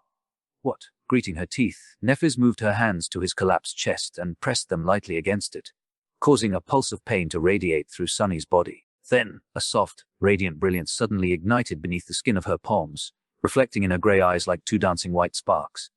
Almost immediately, Changing Star's face contorted in a grimace of excruciating agony, and she let out a terrible, muffled scream. Her skin became white as a sheet of paper, and as she bit her lower lip, drops of blood soon rolled to her chin. As the radiance grew in intensity, Nephis shut her eyes tightly, tears streaming down her tortured, bloodless face. Sonny, on the contrary, felt like he was in heaven. All pain disappeared from his body, replaced by gentle, all-encompassing warmth. He felt as though he was being cleansed by something pure and sacred. by a white, pristine, purifying flame. Under the influence of the flame, his dying body began to repair itself. His shattered bones were reassembled from the shards. His torn flesh regenerated and became whole again. His collapsed lungs and damaged heart were brought back to life and rejuvenated, instantly turning strong and healthy. Suddenly he could breathe again. As his chest moved, drawing in a new breath, Nephis flinched away with a harrowing moan. The white radiance beneath her skin dimmed and disappeared, letting the darkness return to its rightful place. Crawling away a few steps, Changing Star stopped, standing on her knees and hands, and violently vomited. Her whole body was shivering uncontrollably, as though on the verge of a seizure. As the shivers died down, she slowly lowered herself to the ground and lay there motionlessly, catching the raindrops with her mouth. Sunny, meanwhile, raised his hands and carefully explored his body. To his surprise, nothing really hurt. It was as though he was never wounded in the first place, let alone almost died. With the help of Nephis and her mysterious aspect ability, he was completely healed. It was a miracle. By the time the storm was over, it was already deep into the night. Sunny, Nephis, and Cassie huddled together for warmth and slept as though they were dead, too tired to make someone keep watch. If anything were to happen, the shadow would probably alarm them in advance. If not, so be it. They were just too exhausted to care. Luckily, the rest of the night went without incidents. In the morning, no one was in a hurry to make any plans or suggest leaving the cliffs. They just gathered some meat from the dead Carapace Centurion and the scavengers, collected the 2 soul shards and moved to the opposite side of the small island, afraid that the remains would attract some creature's attention. As it turned out, they were right. Not long after the group left the place of the battle, a dark spot appeared in the sky. Soon, it became larger and approached the cliffs, landing near the corpse of the Centurion in a whirlwind. Sunny had never seen anything like it. The creature was massive in size, easily weighing twice as much as the carapace monster. Its body was white as a corpse and muscular, like that of a lion. It had 2 mighty paws in the back and 6 in the front, protruding messily out of its wide chest. Each ended with long, sharp talons. The neck of the flying monstrosity was covered in long black feathers, as well as its enormous wings. Its head resembled that of a raven, with large round eyes and a terrifying black beak. While they hid behind rocks, the creature feasted on the dead Centurion, easily breaking its carapace apart with its talons and beak. Then, satisfied, it grabbed a few scavenger carcasses with its paws and rose back into the air, creating a small hurricane with each flap of its black wings. The creature left the cliffs and flew back the way it came. It was moving west, following the black dot as it disappeared into the distance. Sunny sighed. "Neph, what do you think that thing is?" Nephis was also looking at the sky. After a few seconds, she lowered her gaze. "I have no idea." Sunny simply nodded and went about his business. He still had to perform his 1,000 strikes.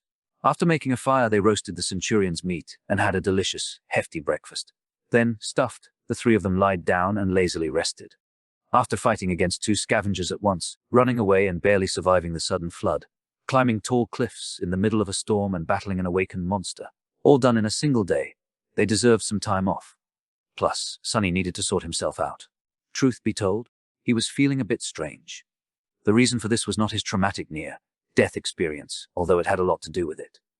The thing was that, after the unexpected epiphany he had, while trying to fight against the deathly mind fog, Sunny felt as though he had been changed. Because the clarity he gained never went away. It was still here at the center of his being. He felt as though his very way of thinking and perceiving the world was now completely different. It was stark, streamlined, and dauntless. Sunny felt that he had become calmer. He was now able to think much faster and act without hesitation. Many things that previously seemed obscure and frightening suddenly became predictable and thus surmountable. It was as though he had discovered an underlying order to the world that wasn't there before. That inner understanding gave him an advantage that was hard to explain with words. In a sense, this change was even more profound than the transformation of his body at the end of the first nightmare.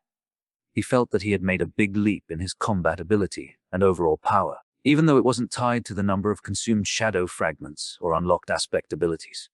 Looking at the sky, Sunny wondered if this was how Nephis always felt. Probably. Mastery of the body, mastery of the mind. Right? He was still far away from being a master, but it felt as though he was on the right track. Sometime later, Sunny approached the western edge of the cliffs. Nephis was sitting there, her feet dangling over the edge. She was looking west, lost in her thoughts. He sat down beside the silver-haired girl and followed her gaze, trying to guess what she was thinking about. Just like always, he failed. Changing Star was hard to understand. Sunny shifted, feeling incredibly embarrassed. Finally, he gathered his courage and said, "You saved my life twice yesterday." And Nephis glanced at him and turned away again. "I did." He hesitated, trying to find the correct words. In the end, he couldn't come up with anything and simply said, "Thank you." This time, she looked at him a bit longer. Her face was calm and indifferent. "There's no need to thank me. Without you and your shadow, we would have drowned before reaching the cliffs or been torn apart by a large group of scavengers after stumbling on them in the labyrinth." After that uncharacteristically long sentence, she fell silent and added after a while, "We're allies." Sunny nodded, knowing that she was right. Still, Nephis went above and beyond to keep him alive. Even if he had also done his part, not everyone would have gone to such lengths to return the favor. However, he didn't say anything about it, mostly because he could already imagine her answer. Staring right at him, she would stay quiet for some time and then say something like, "I just wanted to," or "It is what it is," in a flat tone. And then there would be an awkward silence. With a subtle smile, Sunny looked away. A minute or two later, he said, "It's you, Floor, isn't it? The pain you feel every time you use your ability." Nephis was silent for a while before answering. "Then," she simply said, "Yes." Sunny looked at her. Changing Star's profile was calm and distant. The wind was playing with her short silver hair. "What does it feel like?" She was staring into the distance. "Like burning alive." He sighed, trying to imagine what kind of suffering someone being burned alive would have to endure. As always, the spell was vile and cruel. "I'm sorry," he said quietly after some time. Nephis shrugged, not turning her head. "It's just pain." Sunny looked away, trying to hide his expression. Just pain. These might have been the saddest words he had ever heard. Chapter 540, Spoils of War. For a long while, they just sat quietly together. Nephis was looking at the horizon, thinking about something only she knew about. Sunny's mind was strangely empty. From time to time, he would cast a glance inside his soul sea, observing the recuperating echo. The scavenger managed to survive its fight against the Carapace Centurion, even if it was just barely. Now, enveloped in a cocoon of light, it was flowing in the calming darkness of Sunny's soul and slowly regenerating. If an echo managed to retreat into the sea of soul alive, it would eventually recover from any wounds. The holes on the scavenger's carapace were already beginning to close. Its lost pincer arm, however, was not growing back any time soon. Sunny sighed and summoned the runes. He decided to go over the spoils of the harrowing battle. Shadow fragments, hand twin 8-1000. Since it was his echo that delivered the final blow, the kill was considered to be his. Thus, he received 4 shadow fragments, 2 for each of the Centurion's awakened cores. The shards of the cores themselves went to Nephis as per their agreement. She decided to consume one herself and give the other one to Cassie. The reward was sizable, but seemed disproportionate to the amount of trouble they had gone through to get rid of the terrifying monster. Ultimately, dormant humans like them were really not supposed to battle awakened nightmare creatures. No way. Really, he thought to himself, full of sarcasm. It was just their bad luck that there was not a single dormant, rank creature in this whole damned region of the dream realm. Sunny remembered his lofty plans of hunting weak monsters while safely protected from all their attacks by his Tier 5 awakened armor and couldn't help but smile bitterly. Who knew that the puppeteer's shroud would turn out to be merely a minimum requirement for survival, as opposed to a huge, odds-defying advantage? Still, that armor had already saved his life twice, so it was doing its job. Speaking of armor, he lowered his gaze. Memory Starlight Legion armor. Memory rank awakened. Memory type armor. Memory description: born in the all-consuming darkness, 7 valiant heroes made an oath to return light to the cursed land. Time has erased their names and their faces, but the memory of the defiant oath still remains. Teacher Julius would have been ecstatic to be reading this stuff. The old man used to be an avid explorer and student of the Dream Realm's history, before becoming a professor in the Awaken Academy and settling down in one of the most prosperous human citadels. He was still one of the leading researchers in that field, often irritating hunting expeditions with requests to explore this or that ruin. Sadly, Sunny had no idea when they would meet again. He cleared his throat and looked at Nephis. "Away, I have a present for you." As she turned her head and looked at him with a bit of confusion. "A present?" Sunny smiled. "Yeah. I forgot to tell you that I received a memory after we finished off the Centurion. Guess what type it is?" He glanced at her expectantly. However, Changing Star did not guess. In fact, her expression did not even show a hint of curiosity. After an awkward pause, Sunny had to look away. It's an armor. So, give me your hand." Physical contact was required to transfer a memory, otherwise he would have preferred to avoid it for as long as possible. There had already been too much contact between them for his mental composure. In retrospect, being invaded by the healing flame was a strangely intimate experience, not to mention the memory of her soft touch, not that he had been in any condition to think about such things back then. Staring right at him, Nephis slowly held out a hand. Sunny hurriedly grasped it in his own, wishing to be done with this part of the process as soon as possible. Her skin was cool and soft. Trying not to get distracted, he willed the Starlight Legion armor to be expelled from his soul sea. One of the spheres of light disappeared from the Shadow Core's orbit. Immediately, he felt something akin to a spark of electricity moving through his body and into changing stars. She blinked and retracted her hand. Then Nephis stood up, walked a few steps away from the edge of the cliff, and summoned the memory. Spinning sparks of light appeared around her. A moment later, they covered her porcelain body and turned into a black, skin-tight bodysuit made out of an unknown, durable material. It looked quite similar to the rubbery seaweed that permeated the area. Then, intricate pieces of pristine white plate armor materialized over the black bodysuit. First the greaves and vambraces, then articulated pauldrons and rear braces, then cuisses and sabatons. Finally, a breastplate engraved with 7 shining stars appeared to protect Neph's torso, short enough to pose no hindrance to her mobility. It was followed by a helmet with a white plume. The engraving of the 7 stars was identical to those carved into the giant knight statue's cuirass. The armor looked light and elegant. It was simultaneously functional and flattering, both providing high levels of protection and accentuating the graceful lines of changing star's body. A stark contrast of black and white made for quite a striking sight. Nephis dismissed the helmet, letting her silver hair move in the wind. Then, she summoned her sword and performed a few tentative pirouettes, testing out the weight and flexibility of the armor. Seemingly satisfied, she then let the sword disappear into the air. Sunny observed all this in silence. When Neph was finally done, he asked, "Well, how is it?" She turned to him. Soon a wide smile appeared on her face. Beaming with delight, Nephis hesitated and finally said with a bit of embarrassment, "Much better." Sunny heaved a sigh of relief. At least now all 3 of them were properly clothed. That was good, really good!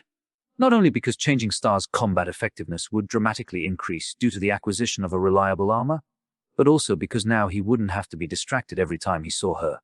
Chapter 55 Fame. Lucky people, when they returned to the makeshift camp, the first thing that Nephis did was come up to Cassie. "Hey, Cass, guess what?" The blind girl turned to her and smiled. "You've finally received an armor-type memory." Simultaneously, Nephis said, "I found something decent to wear." Then she fell silent and stared at her smiling friend. Cassie laughed. "The sound of your footsteps changed." Changing Star blinked. "I see. Well, it's from the Carapace Centurion." While she was describing the armor to Cassia and letting her touch the mysterious white metal, it was forged out of, Sunny relaxed and rested by the fire. Some time later, Nephis was busy preparing dinner. Sunny was once again lying lazily on the stones and staring into the sky. The sky, like always, was grey and unfriendly. With all 3 of them equipped with decent armor, they were finally starting to resemble a real awakened cohort. In fact, Sunny thought that their group was rather eye-catching even by awakened standards. In her light tunic and sea-wave cloak, beautiful and delicate Cassie looked like a princess. Lithy and poised, Nephis was like a noble knight tasked with protecting her. Sunny. However, if he was generous to himself, he would say that he looked like a young squire. But truthfully, he resembled a page boy a lot more, at best. If a random stranger were to see the 3 of them, that stranger would most likely assume that Sunny was either a lowly servant or a feeble ruffian that had been captured by the noble lady's guard. Well, that'll just add to their surprise when I stab them in the back. Wait, why would he stab a random stranger? Who cares? I'm sure there'll be a reason. At that moment, Cassie sat down by his side. Sunny turned his head, looking at the blind girl with a bit of surprise. She bit her lip. "Nephis told me that you almost died yesterday." "Oh, so that's what this is about." He shrugged. "Yeah, then," with a silent sigh, Sunny added, "but don't worry about it too much. It's not my first brush with death." Although it was, as far as he knew, the closest. The memory still sent shivers running down his spine. Cassie was silent for a while. Then, she quietly said, "I'm sorry." Sunny raised his eyebrows. "Sorry? What are you sorry for?" The blind girl lowered her eyes. "For being so useless." Sunny frowned and looked away. A second or 2 later, he said in his usual careless tone, "You're not useless." Cassie softly chuckled. "Aren't I? If I want to walk, I need to be leashed to you or Neph. If I want to eat, I need to wait for one of you to feed me. That's my life now. I can't do even the simplest of things without your help, let alone be of use to either of you in return." Slowly, her voice turned raw with emotion. This was the first time Sunny had seen her mask of resolve slip a little, revealing the desperate, angry, frightened face beneath. He was silent for a long time. Then, he said, "Hey, have I ever told you about my first nightmare?" The blind girl shook her head. Sunny half closed his eyes. "My first nightmare was as bad as it gets. To tell you the truth, the situation was pretty hopeless. I was a slave destined to die of cold or mistreatment, chained, bleeding, defenseless. What's worse, my aspect turned out to be completely useless. I mean, literally. If I remember correctly, the phrase the spell chosen to describe it was, a useless wretch with no skills or abilities worth a mention." Cassie turned her head slightly, visibly drawn in by his words. Then how did you survive? Did things change for the better? Sunny smiled. Gods no. In fact, they quickly turned worse. Much, much worse. But what would you know? In a strange twist of fate, my useless aspect turned out to be the only thing that could guide me through that mess alive. In that regard, I was incredibly lucky. He shifted a little and glanced at the delicate girl, noticing a thoughtful frown on her face. But here is a thing about luck. People usually speak about it as though luck is something that just happens to you. It's not. Luck is 50% circumstance and 50% your own ability to grasp it. Luck is something you have to make happen yourself. I fought with everything I had to survive. That's one of the 2 reasons I'm still here. Saying that, Sunny remembered the cold, dark mountain and shivered. Then, pushing the chilling memories away, he continued. The second reason is the spell itself. I won't go as far as to call it reasonable, but it is fair in its own perverted way. The spell takes with one hand and gives with the other. It was like this with my first nightmare. And it is the same with you. Cassie's frown deepened. Sunny chose his next words very carefully. Eventually, he said, Your flaw is the most debilitating one I have ever seen or heard of. You are right. Without help from someone like Neff, it would have been a certain death sentence. And people like her, well, I'm not even sure that someone else like that exists.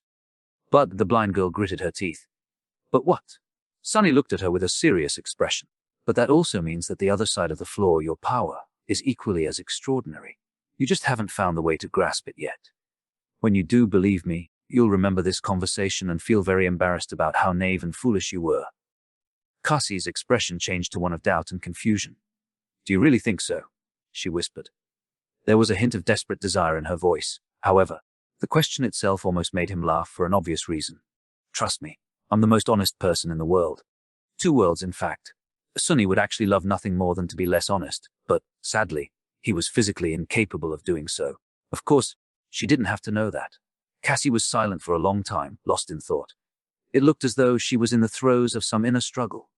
Sunny almost assumed that their conversation was over, but then she suddenly said in a low, raspy voice, I had more visions than I told you guys about. At chapter 56. The heaviest thing in the world, he blinked, staring at the blind girl with surprise and a bit of apprehension. Her sudden statement really threw him off. Why would she keep something like this secret? And why tell him now? Confused, he asked carefully, More visions. Why haven't you told us? A fleeting tired smile appeared on Cassie's face. She lowered her head and remained silent for a while. Then, closing her eyes, she said, You probably don't know. How could you know? But knowledge can be really heavy. It can be as heavy as the heaviest thing in the world. Then a sad smile appeared on her face. I am afraid that by telling you I will actually cause the things I saw to come true. Sunny tensed up, alarmed by the implication behind her words. If she was afraid of the visions coming true, then their content must have been pretty bad.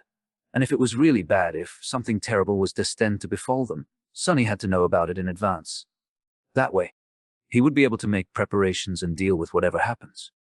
As long as he was prepared, many things would become much less dire. However, what if his preparations would become the very reason for that terrible thing to happen, making Cassie's vision a self-fulfilling prophecy? This was the danger of knowing the future. Damn it, my head hurts. I hate this crap. Sunny struggled for a long time, trying to decide if he should pressure Cassie to reveal her visions. Either outcome was going to leave him uneasy, so he was really not sure what to do. In the end, unable to make a decision, Sunny simply remained silent. Cassie also didn't say anything. After some time had passed, she finally spoke. Can you just promise me one thing? It seemed as though this was her attempt to find a compromise between revealing everything and doing nothing. Sunny frowned. That depends on what it is. The blind girl hesitated before speaking. Can you promise that you'll take care of Neff, no matter what? He delayed answering for as long as the growing pain allowed him. When it became almost unbearable, Sunny reluctantly said, I can't. I can barely take care of myself. He also didn't trust Nephis enough to make a promise like that. He had nothing against Changing Star and even liked her quite a bit, but they didn't really know each other. Their alliance was one of necessity, not choice. Who knew what would happen once their need for each other was no longer there? No matter what, was too steep of a requirement. Of course, he could have misled Cassie by answering, yes. After all, the question was whether or not he could make a promise, not whether or not he would follow through with it. But at that moment, Sunny was strangely reluctant to deceive the blind girl. Maybe that whole honesty thing was slowly growing on him. Cassie sighed and turned away. Suddenly, it felt like something imperceptible about her changed. I see. Yeah, that's fair. With that, she summoned her staff and walked away, leaving Sunny in a somber and uneasy mood, just like he had expected. No matter how much he tried to relax after that, his thoughts kept wandering. Eventually, Sunny found himself trying to find connections between various pieces of information about the Starless Void, or the Forgotten Shore, as it was called in the Azure Blade's description. If nothing else, it could distract him from thinking about the latter part of their conversation with Cassie. Also, for some reason, the need to understand their environment suddenly seemed much more vital. His sword, the Starlight Legion armor, the carapace monsters, and the giant headless statue seemed to be connected in some way, but he couldn't quite understand how. Was the statue a monument to one of the 7 founders of the Starlight Legion? The line of runes describing the armor said that their names and faces were lost to time. The statue's missing head would certainly fit that description. The scavenger's echo suggested that the carapace monsters were cursed soldiers of the Fallen Legion. Was that Fallen Legion the Starlight Legion? The fact that he had received the Starlight armor after slaying a carapace centurion was almost a certain confirmation of that theory. If so, why were they cursed? Starless Void, Starlight Legion. What did all of it mean? The 7 heroes were described as being born in the all-consuming darkness. Their oath was to return light to the cursed land. What light did they seek? Starlight. And what was the nature of the all-consuming darkness? Was it the manifestation of the curse that befell their land? And if so, was it the same curse that eventually turned soldiers of the Starlight Legion into carapace monsters? If the curse was still around, was Sunny going to wake up one day with patches of chitin growing over his skin? What a creepy thought. The 7 heroes were forgotten, but the memory of their oath, apparently, still remained. On this forgotten shore, only Stell remembers. That was the Azure Blade's description. Was there a hidden meaning behind these words? Were the memories received on the forgotten shore hiding a secret? Inwardly, Sunny groaned. So many questions, and not a single answer. And then there was the main mystery. Cassie's vision, the one she chose to reveal to them. She dreamt of a boundless darkness locked behind 7 seals. Once the seals were broken, the darkness escaped. She also saw a crimson spire with 7 severed heads guarding 7 locks. Were these locks connected to the seals? And was the giant knight's missing head one of the 7 guarding them? Or was he completely wrong about everything, leaping to conclusions and forcing connections where none existed? Sunny sighed, knowing that his curiosity would not be quenched anytime soon. He had too little information to make a proper theory. If so, there was no point in torturing himself right now. Maybe things would become clearer in the future. The word future made him frown. Chapter 57. Day use of weapons. In the evening, Sunny continued to practice with the sword under Nef's watchful eye. With his new insight, every movement felt different from before.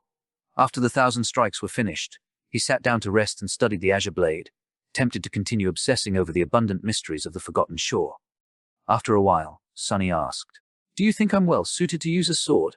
Should I consider switching weapons in the future?" Nefis shrugged. "That depends on your goals. However, the sword is considered to be the king of weapons for a reason." Sunny smiled. "And why is that?" She tilted her head and deliberated for a few seconds. Then she asked, "Do you know how natural selection works?" He raised an eyebrow. "Survival of the fittest. The strongest species survives." Changing Star glanced at him. "Somewhat correct. But actually, it's not the strongest species that survive, it's the most adaptable. Otherwise, lions and tigers and bears would have been the ones ruling the world instead of humans." Sunny knew about lions and bears from archival footage, but he had no idea what a tiger was. Probably another extinct predator. Meanwhile, Nef continued, not at all like her usual taciturn self. She seemed to be much more eloquent when talking about subjects she was confident in. The same logic can be applied to combat. A sword is not the most effective tool in every situation. A spear is more useful against enemies with long reach. A warhammer is much better against armor. A mace is easier to maintain. However, swords are the most versatile. She cast a gaze at the Azure Blade. A sword can pierce, it can cut, it can bash. It can be used effectively at a variety of ranges. It is swift and maneuverable. Every part of the sword, from tip to pommel, can be used to attack. While wielding a sword, you won't be the best at everything, but you'll be the most adaptable. Nefis turned to him. "Do you understand?" Sunny thought for a bit before answering. "I think I do." She gave him a nod and looked away. "But in the end, you must remember one thing. It doesn't matter that much what's in your hands. A sword, a spear, a club, that's just tools. You are the weapon." He sighed and dismissed the Azure Blade. As always, Changing Star's lesson gave him a lot to think about.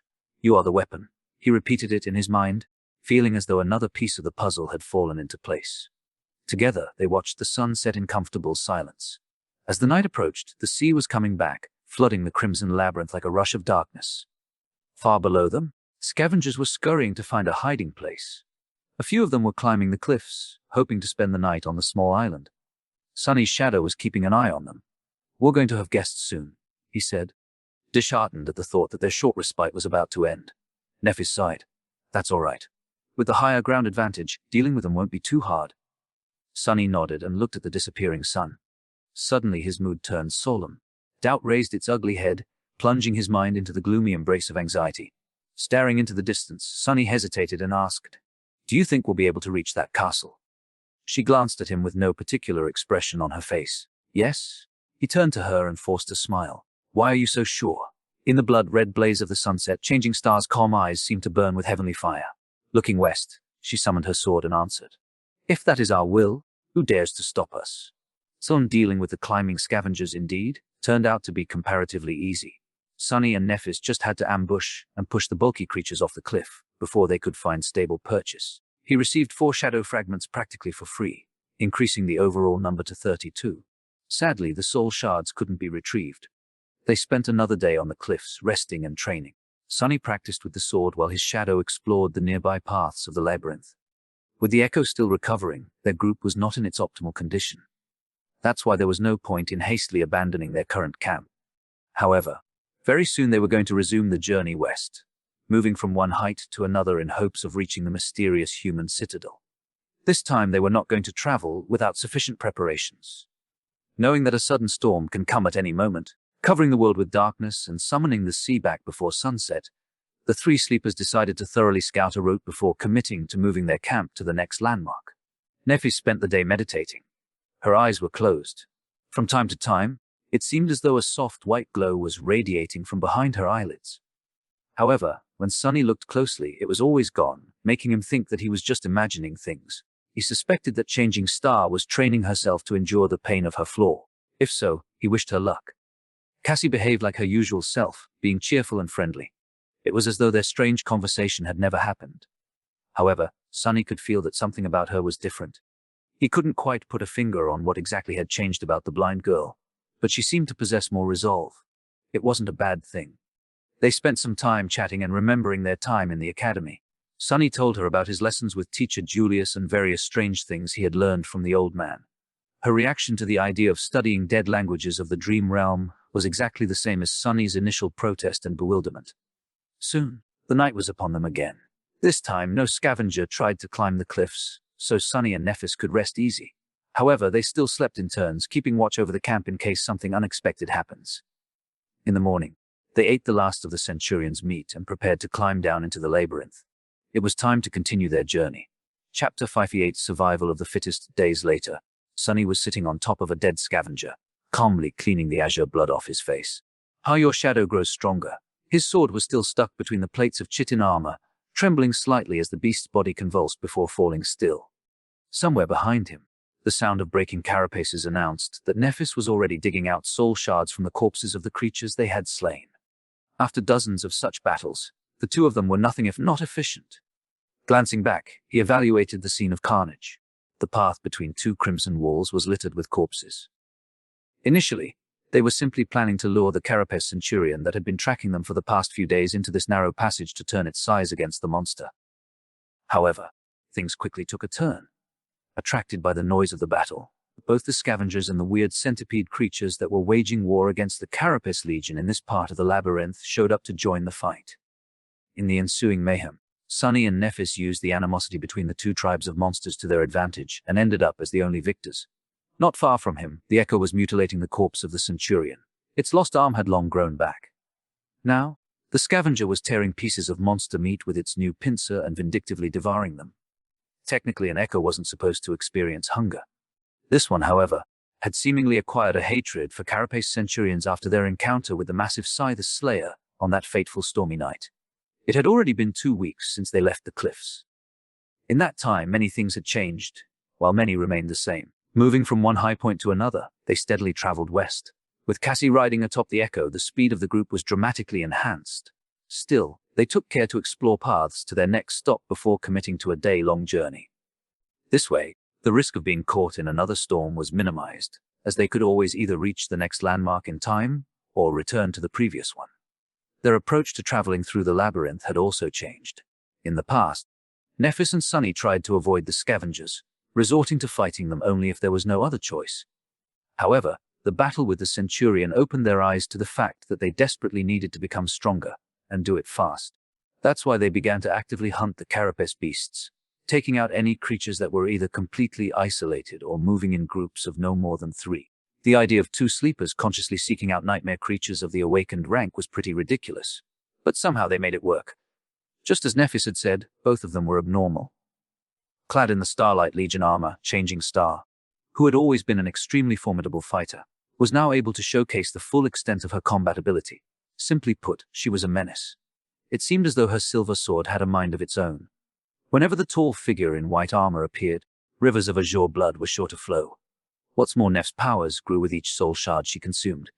Every increase was barely noticeable, but with dozens of them added up together, the difference was apparent. She was slowly approaching the line between the peak of human physical form and the threshold of superhuman prowess. The same could be said about Sunny, although in his case, it was predicated on the timely use of the shadow. His own body had become considerably stronger due to the rigors of the dream realm, but it was still far away from reaching its peak potential. While Nephis was growing more powerful through the consumption of soul shards, he was quickly collecting shadow fragments. Of course, he wasn't able to get every kill, so their amount was less than that of the shards. But he also didn't have to share them with Cassie, which Changing Star was continuously doing. As the result, the rate of their progress was more or less the same. However, the slow accumulation of power was not the only factor that influenced the rapid growth of their combat effectiveness. Sunny's skill level and battle sense were also improving by leaps and bounds. Under the tutelage of sword goddess Nephis herself, he was quickly learning the ins and outs of wielding the blade. Then, he was forced to apply these lessons to practice, participating in bloody battles each day with his life on the line. This brutal, merciless reality was, for better or worse, the best training grounds for a true fighter. There was no room for mistakes, only progress. Because a single mistake would most likely become his last. One real fight was worth 1,000 hours of training. With experience, Sunny was able to gain knowledge. With clarity, he was able to turn this knowledge into a seed of understanding. But even that wasn't the biggest contributor to the dramatic increase in the group's overall might. The main culprit was, to his endless surprise, teamwork. After fighting side by side for so long, Sunny and Nephis had developed a tacit, intuitive understanding. Without the need for words and signals, they were able to act in unison with each other, perfectly coordinating their attacks and actions to better control the battlefield and destroy their opponents. The importance of this unity was hard to overestimate. With proper cooperation, it was as though their numbers doubled. The effect was immediate and overwhelming, at least as long as they chose their battles carefully. It was nothing short of jolly. With all this added up together, their group had turned from a trio of lost kids into a cohort of well-equipped, experienced and battle-hardened survivors. Even Cassie was becoming stronger.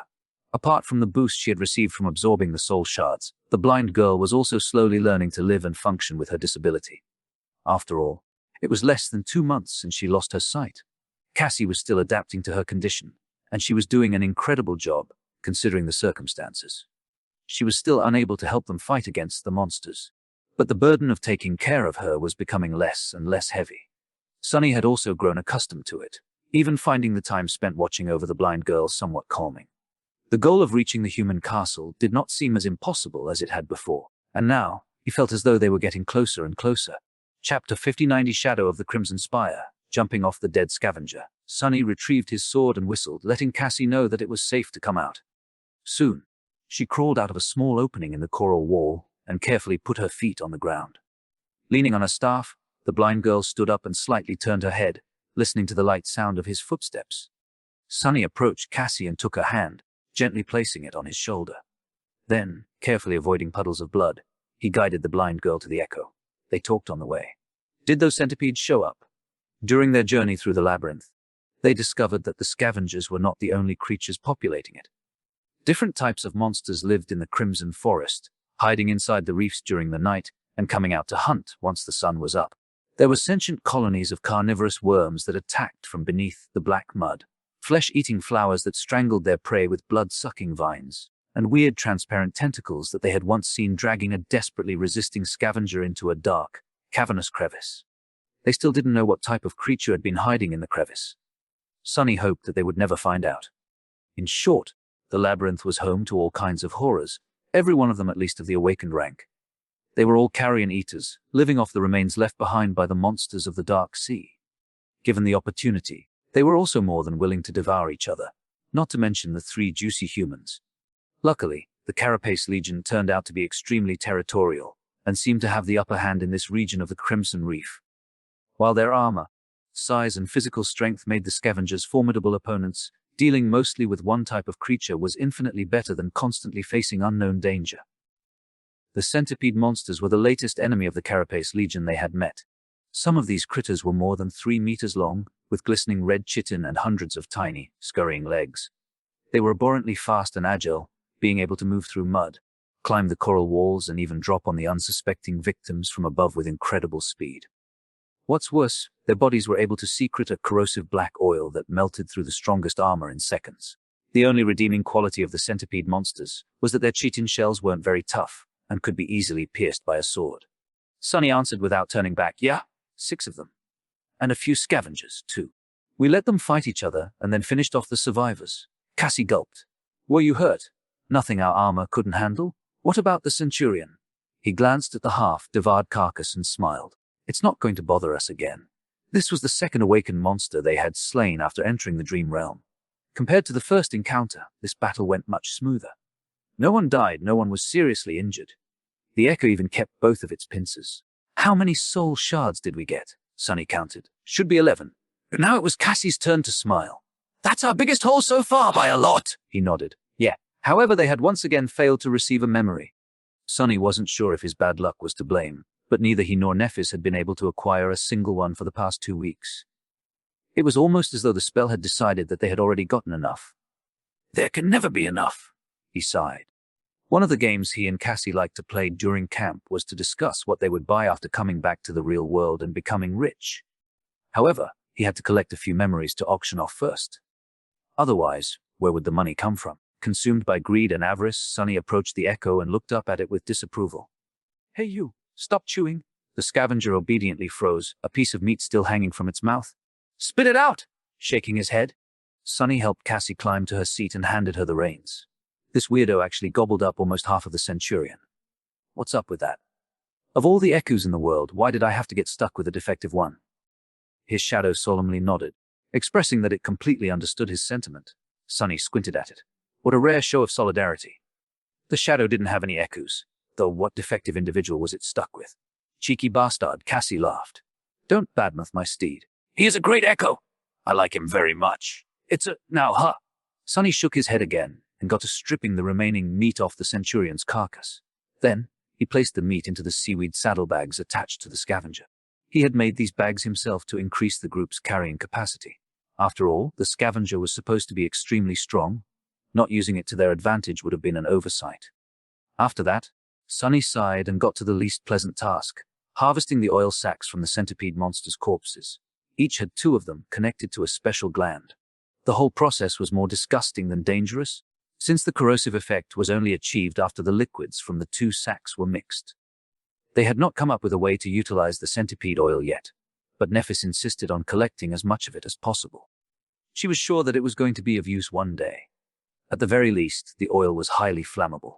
Speaking of Nephis, by the time Sunny was done collecting the sacs, she had already gathered all the soul shards and was standing in front of the Echo. He showed her his trophies and carefully placed them in a separate saddlebag. "All done," she nodded.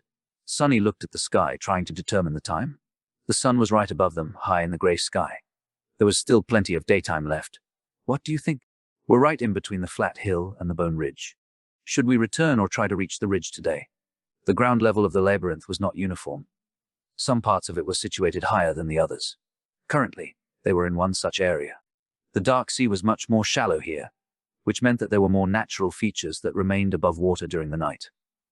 That made for shorter distance between them.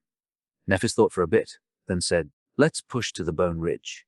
They had already scouted most of the way to it yesterday, so there wasn't much danger of getting lost in the labyrinth and not making it on time.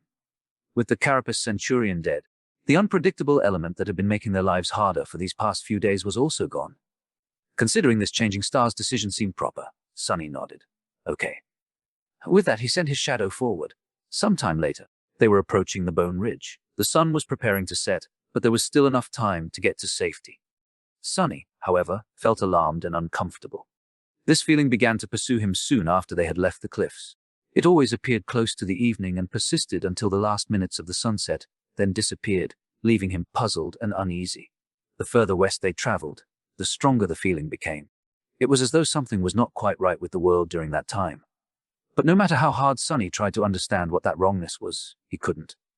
In the end, he decided to share his uneasiness with the group. After listening to him, the girls were surprised. It seemed that they did not notice anything strange. Even Cassie, whose affinity to revelations provided her with an incredible intuition, didn't experience the strange feeling. However, she did suggest a theory. Since Sonny was the only one susceptible to the feeling, it was logical to assume that there was something unique about him that made it possible. And the only difference he had from the girls in terms of perception was his shadow sense, which meant that the source of the wrongness, most likely, had something to do with the behavior of shadows. Guided by her advice, Sonny was finally able to understand the reason for his discomfort. As it turns out, Cassie was right. In the hours closest to sunset, when the sun was hanging low in the western skies, a vast shadow moved through the labyrinth, affecting his senses and making his skin crawl. The shadow was too distant and colossal to be seen, but he could still feel its presence. When he told Cassie about the immense shadow, she nodded, as though it explained everything. Then, she said, "That is the shadow of the Crimson Spire." Chapter 16, Bone Ridge. Back then, it took him a couple of seconds to realize what she was talking about. "The spire from your vision. The one with 7 seals, Cassie nodded. "Yes, in my dream it seemed to be as tall as a mountain. I could even see it from the walls of the human castle, looming in the distance like a crimson spear piercing the skies. When the sun sets, the spire's vast shadow falls over the castle and stretches east. As far as you can see." She was silent for a moment, then added, "The feeling I got when looking at the Crimson Spire was very similar to what you had described, only much more intense." Sonny frowned, trying to remember the exact words Cassie had used to describe her vision. 7 severed heads guarding 7 seals, a dying angel being devoured by hungry shadows, feeling of extreme terror and loss. What was the deal with that spire exactly? Is it crimson because it's made out of the same stuff as the labyrinth? The crimson, coral, surrounding them was not, in fact, coral. It's just what they called it based on some resemblance, for the sake of simplicity. The actual nature of the strange material remained a mystery. Cassie hesitated. Maybe it's the other way around. Maybe the labyrinth is made from the same stuff as the spire. In other words, the Crimson Spire might have been the source of all this madness. Still, it was just a theory. There was too little information to confirm it. However, Sonny did feel that the spire was, in one way or another, at the center of all things that they had encountered. He just hoped that it wouldn't be their final destination. Knowing the reason behind his restlessness, Sonny was able to endure it much better. He even found a hidden benefit to this situation. As long as he sensed the shadow of the Crimson Spire, he could pinpoint the direction to the human castle, since it was situated somewhere between their location and the source of the shadow. In a sense, the Crimson Spire had become his inner compass. "Get ready." Neff's voice took Sonny out of his reverie. Shaking off the distracting thoughts, he focused on the task at hand. They were getting close to the Bone Ridge. This name came to their minds as soon as they had first laid their eyes on this towering landmark. It was visible from quite a distance, sharply contrasted against the crimson coral and the grey sky in all its ivory splendor. The Bone Ridge was in fact made of bone. The skeletal remains of a colossal sea monster lay on an enormous mound of chaotically growing coral, with its arching spine protruding especially high above the ground. It was impossible to say what the terrifying creature had looked like while it was still alive, but one thing was certain. It was gargantuan even by the standards of the Dark Sea. This wasn't the first giant skeleton they saw during their journey. In fact, the labyrinth was littered with remains of dead leviathans, their massive bones forming natural arches and palaces throughout it. They were easy to spot because the coral formations were especially tall and dense in their vicinity, as though trying to bury any sign of whiteness in the sea of crimson. Sonny, however, had a feeling that the situation was actually reversed. To him, it seemed as though the coral was actually growing out of the old bones and spreading in every direction, slowly consuming the world. When he looked at the crimson mounds surrounding the colossal remains, he couldn't help but see them as rivers of ancient, solidified blood. He was almost sure that if they were to dig deep enough into the black mud to find the roots of the crimson forest, they would find nothing but endless layers of bones. What a scary image. Regardless of what Sonny thought about the nature of the labyrinth, the beast whose remains formed the Bone Ridge was especially large.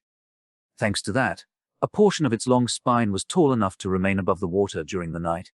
That's why they had chosen it as the next stop on their journey. With the evening approaching, the next task was crucial.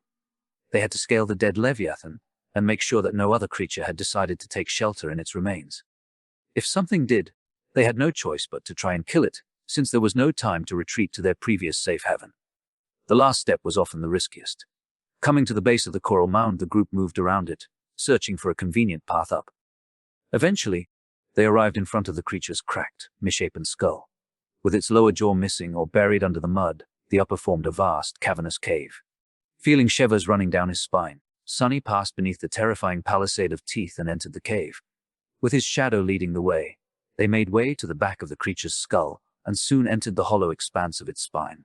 Inside the spine, the bone surface under their feet was as wide as a road. Actually, it looked a lot like a highway running through a long tunnel, with stark beams of light falling through the gaps between the massive vertebrae. The tunnel was inclined upward, most of its length hidden behind the bend of the ceiling. When the echo entered the spine, its chitin legs produced a loud echoing clatter. Nephis grimaced. Any movement. Sonny checked with the shadow and shook his head. Changing Star looked forward and slightly lowered her chin. Let's proceed. Despite the fact that the shadow had not noticed any danger, they still summoned their swords before moving forward. It was not their first time being ambushed at the edge of safety. Luckily, their precautions turned out to be unnecessary. Nothing was hiding inside the gargantuan remains, so they were able to reach the highest point of the spine without having to cut their way through an unknown number of monsters. By the time they got to safety, the sun was already setting. The dark sea was returning, filling the inside of the sea monster's spine with the echoing sound of rushing water. Sonny took the saddlebags off the echo and dismissed it, making their camp instantly feel much roomier. All three of them were in desperate need of a bath. Leaving the girls alone to give them an opportunity to wash themselves, Sonny walked some distance away and sat down, letting his tired body rest. His shadow returned to the lower parts of the spine, watching the black, dim water slowly rise and devour the ivory whiteness. He had to make sure that nothing would crawl out of the water at the last minute. With half of his mind preoccupied with observing the rising tide, the other half was free to wander. Sonny summoned the runes and checked the number of shadow fragments in his possession. Shadow fragments are 961,000. Not bad, he only had 12 at the beginning of all this. In less than a month, the amount increased dramatically. He was stronger and faster now. He was also more experienced. However, that still left him far inferior to even the weakest nightmare creatures of the Forgotten Shore in terms of raw physical might, even with the help of the shadow. How long before I'm able to wrestle a scavenger with my bare hands? The answer was pretty obvious, not to mention extremely disappointing.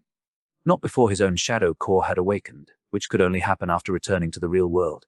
Sonny sighed. Soon, it was his turn to wash. Taking the bottle of endless water from refreshed, rosy Cassie, he walked back to his secluded spot and dismissed the Pupetta's shroud. A cold breeze touched his pale skin, making Sonny shiver. He looked down, shaking his head at the amount of dirt, sweat, and dried blood that was covering his body. Being an awakened was not the cleanest of professions. While he was washing up, Nephis used the remaining time before nightfall to make a fire and cook some meat. These days, they even had salt to season it. At first, the idea of using the sea salt left behind by the dark sea did not seem very appealing, but after a while, they grew accustomed to it. Salt made every meal they had much tastier. They ate in silence, too hungry and tired to talk. Soon it was time to sleep. Sonny took the first watch, planning to fit in some sword practice before it was his turn to rest. Going through the motions of the basic kata, he split his mind in two. One part was concentrating on the movements of his body, while the other, smaller part, was observing the surface of the black water through his shadow. In the absence of wind, the dark circle covering the lower part of the spine was strangely calm. This was his first time seeing the black water without the constant undulation of waves, with its surface strangely flat and absolutely still. It looked like a giant mirror, one that was made of pure darkness. It was unnaturally mesmerizing. Suddenly, he felt a strong desire to come closer and take a look at his reflection. However, Sonny didn't move. He was terrified of what might look back. Chapter 61, Sea of Ash. In the morning, Sonny woke up feeling grim and uneasy. The memory of the frightening dark mirror was still fresh in his mind, making every shadow seem sinister and foreboding. He scowled sullenly. What the hell? I'm the child of shadows. Why do I have to be afraid of my own domain? But then again, darkness and shadow were not the same, even if a lot of people tended to mistake one for another. Shadows were born from the absence of light. In a sense, they were manifestations of emptiness. True darkness, on the other hand, true darkness was its own entity. In a sense, shadows shared more in common with light than they did with darkness. I mean, I guess they do. Do they? Philosophical debates with his internal monologue were not the best way to start the day, at least as far as Sunny was concerned. His already sour mood only got worse. With a short sigh, he sat up and stretched his arms, yawning. Good morning. The sound of his voice was almost drowned by the echoing noise of rushing water. With the sun rising, the dark sea was in a hurry to retreat. Sunny was finally able to relax a little. Morning. Nephis had been guarding the camp during the latter part of the night, so she was already awake. As usual, she was meditating with her eyes closed. In the absolute darkness of the night, watching over, something actually meant listening for suspicious sounds, so keeping one's eyes open was not that useful. For everyone except Sunny, that is, who had perfect night vision thanks to his attributes. Hearing him stand up, Changing Star slowly opened her eyes. A soft afterglow left behind by the dancing white flame could still be seen in their depth, quickly disappearing as her sight adjusted to the twilight of dawn. She looked at Sunny and offered him a polite smile. In the past 2 weeks, Nephis had also been training, perhaps even more diligently than him. However, she wasn't trying to improve her swordsmanship. She was actually trying to learn how to behave like a normal human. As the result, their interactions had become slightly less awkward for the most part. Sunny was able to recognize Changing Star's efforts, because they were very similar to a phase he himself had gone through many years ago. On several occasions, he had caught her intently observing how Cassie talked and behaved around them. Sometime later, Neph would randomly try to mimic small details of her friend's behavior. The results were a mixed bag, to say the least. The first time she tried to greet him with a smile in the morning, Sunny panicked and almost summoned the Azure Blade. However, Nephis was very smart and persistent. Today, her polite smile looked almost natural. He had no idea why Changing Star decided to work on her social skills, of all things, during their perilous journey through the monster-infested hellscape that was the Forgotten Shore. But he didn't mind. It was actually rather entertaining to watch. Watching her torture herself every day, enduring terrible pain in hopes of learning to better control her aspect ability, on the contrary, was not fun at all. They never talked about it, but Sunny knew that every time Nephis pretended to meditate, she was actually subjecting herself to the excruciating agony of her flaw. When he thought about it, his heart ached. Sunny wasn't used to feeling such things, but he suspected that this was what other people called compassion. At least it was similar to how it was described in books and dramas. Not that he knew a lot about that stuff.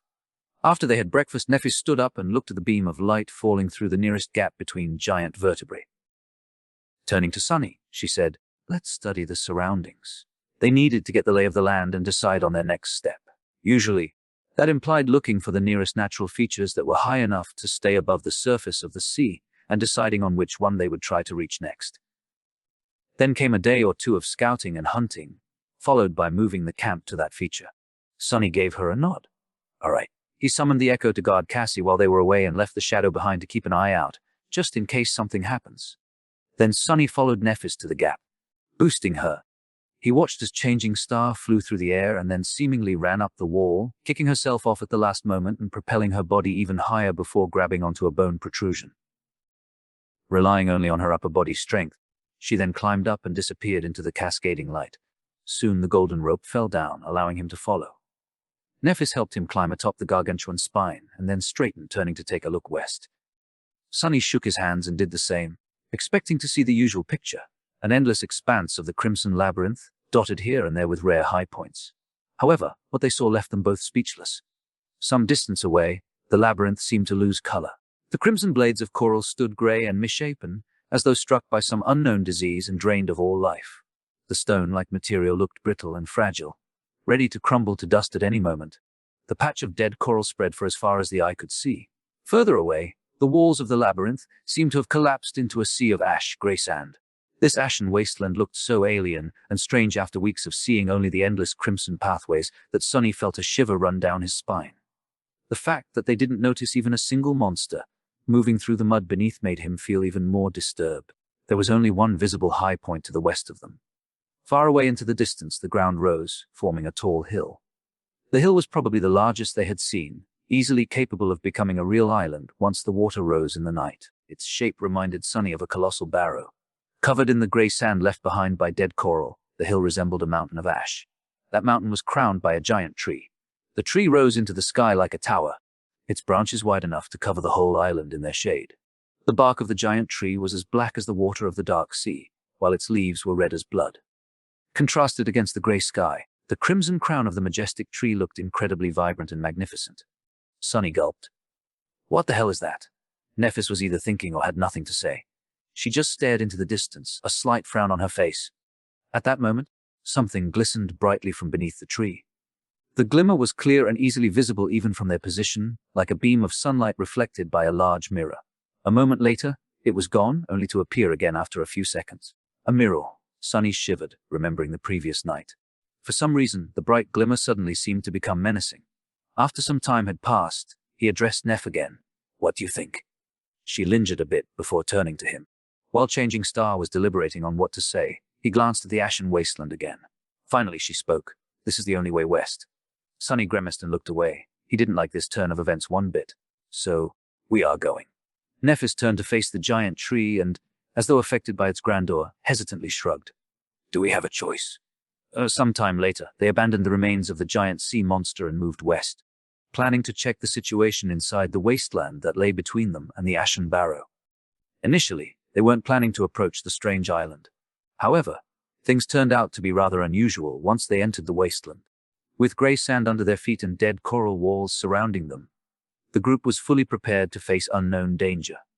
Despite the fact that they had not seen any monster moving through this area from the top of the Leviathan's spine, neither Sunny nor Nephis truly believed that no one was going to attack them in this strange region of the labyrinth. There were too many ways for the nightmare creatures to hide themselves, and if there was one thing the sleepers had learned during their time on the Forgotten Shore, it was that everything here was either deadly or concealing something capable of killing them.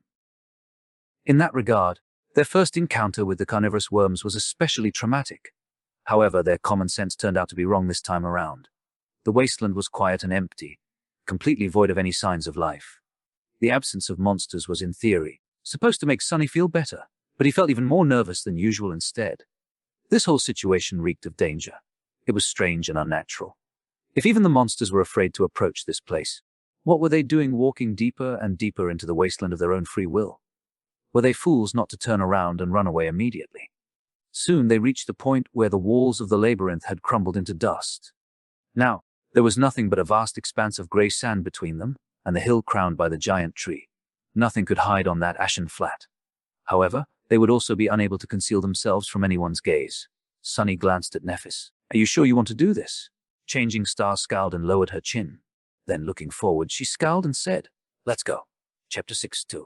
Hide and seek. As soon as they left the familiar confines of the labyrinth and stepped into the vast expanse of the ashen wasteland, Sunny felt strangely uncomfortable.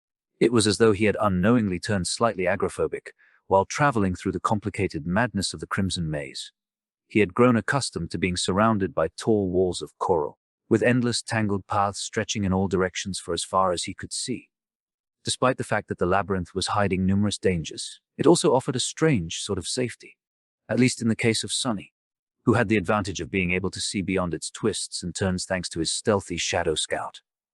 Now, with grey sand beneath and nothing to break the line of sight, he had lost that advantage. The idea of not being able to hide from the enemy made him feel naked. Keep cool. There's no one here. That thought, which was supposed to calm him down, had the opposite effect instead. Indeed, there were no nightmare creatures anywhere in the desolate wasteland. But why was that? What made them so eager to avoid this place?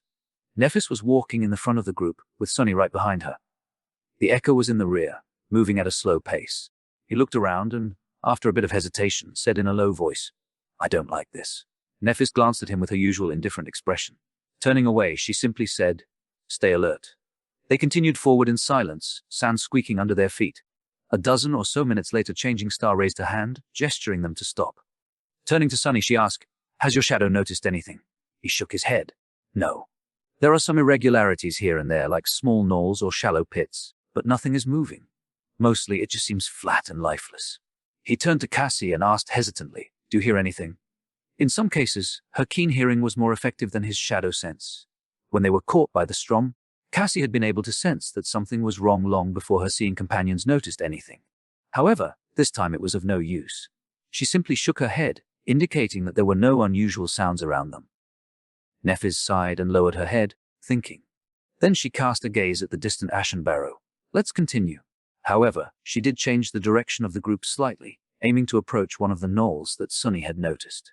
By the time they approached it, it was already noon.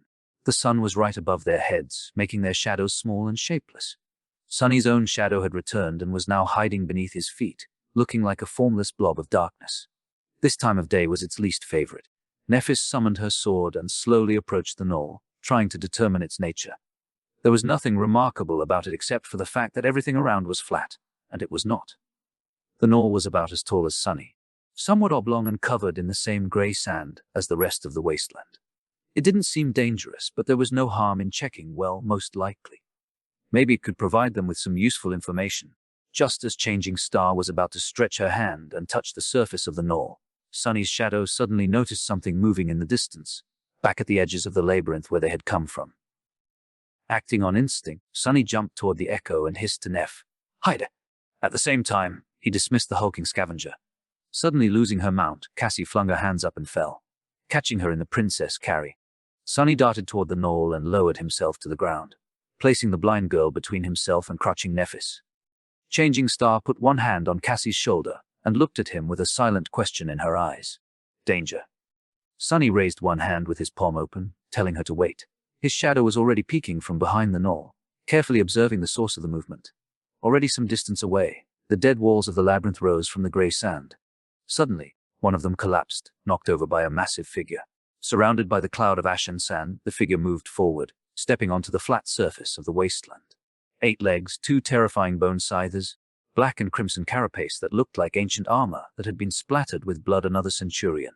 Sunny silently cursed. They fought these monsters twice before and won both times. However, that was because each battlefield had been carefully prepared to stack advantages in their favor, with plenty of planning and devious scheming on their part. He wasn't sure that they would be able to kill one in a direct confrontation, at least not without suffering serious damage. Turning to Nephis, Sunny whispered. A carapace centurion had just walked out of the labyrinth. She scowled. Cassie, meanwhile, lightly touched his hand and asked, "Where is it heading?" Sunny blinked, then concentrated on the shadow's vision. Soon, he exhaled with some relief. "Looks like it's heading for the Ashen Barrow. If we stay hidden behind this knoll and it doesn't change course, there's a high chance that it won't notice us." Changing Star thought for a second and then nodded. "Keep an eye on it and tell me as soon as something changes." Trying to become as small and silent as possible, the 3 of them pressed their bodies to the knoll. There wasn't a lot of space to hide, so they had to endure being cramped against each other. Well, maybe endure was not the right word. Sunny might have even enjoyed the situation in other circumstances. "What are you thinking about, fool? Concentrate on the dealy monster," he thought, angrily berating himself. But it was so hard to concentrate with Cassie's soft body pressed against his. "Deada! Monster!" Finally able to get his mind out of the gutter, Sunny sighed and focused on observing the centurion. The hulking creature was moving through the wasteland, slowly drawing closer. Soon he was able to see every crimson line and every spike on its weathered carapace. However, his eyes were glued to something else.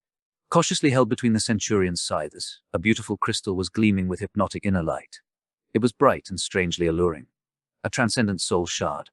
They had already seen a similar scene, back when a pair of centurions were retrieving 2 of such crystals from the remains of the giant shark-like creature. So that was their destination. Sunny glanced at the magnificent tree standing atop the Ashen Barrow.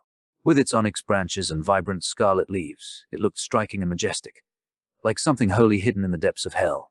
He shared his findings with the group, careful to keep his whisper as quiet as possible. The centurion was about to walk past their hiding spot. Despite the fact that there was some distance between its path and the knoll, Sunny was still nervous. This was the most dangerous moment. The monster came level with the knoll, then proceeded forward without blinking an eye. He exhaled. "It's walking toward the barrow." Nephis did not relax, still ready for things to go south at any moment. "Follow it." Sunny nodded. A moment later, his shadow slid from behind the knoll, sneakily pursuing the nightmare creature. With how much the range of shadow control had improved, he was pretty sure of his ability to tail it to the footsteps of the Ashen Hill. The centurion crossed the wasteland with the transcended shard clasped tightly between its scythes. Its bearing was somewhat strange, seeming almost pious. It looked like a pilgrim walking toward a mysterious, sacred site. Soon, it approached the Ashen Barrow and suddenly stopped, as though afraid to cross some invisible line. Then the centurion carefully placed the shard on the sand and backed away from it, its eyes turned to the ground. After distancing itself from the gleaming crystal, the massive creature kneeled. Sunny had to rub his eyes to make sure that he wasn't seeing things. He wasn't. The carapace centurion bent its 8 legs and lowered itself to the ground, submissively placing its terrifying scythes in front of its bowing torso. Noticing Sunny's strange behavior, Nefis raised an eyebrow. What is it? He hesitated. Wait. At this moment, his shadow, which was safely hidden some distance away from the kneeling monster, noticed a slight change on the surface of the ashen barrow.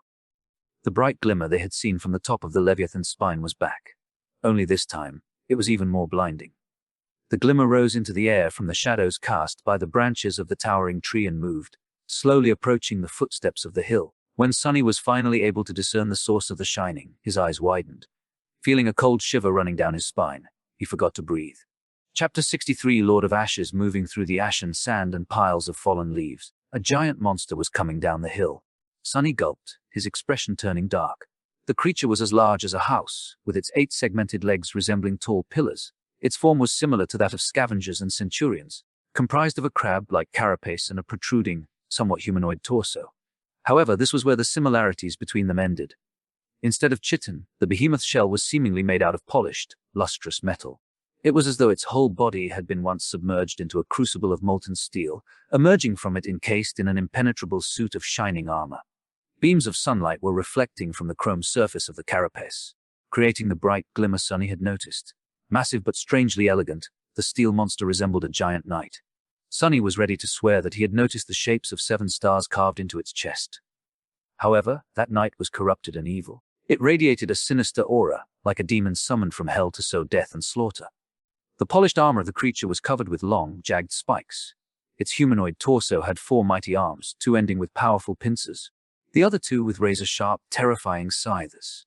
The demon's head was more pronounced than that of a scavenger and crowned with several tall, sharp horns. Its metal face was almost human-like, but simultaneously repulsively monstrous and bestial.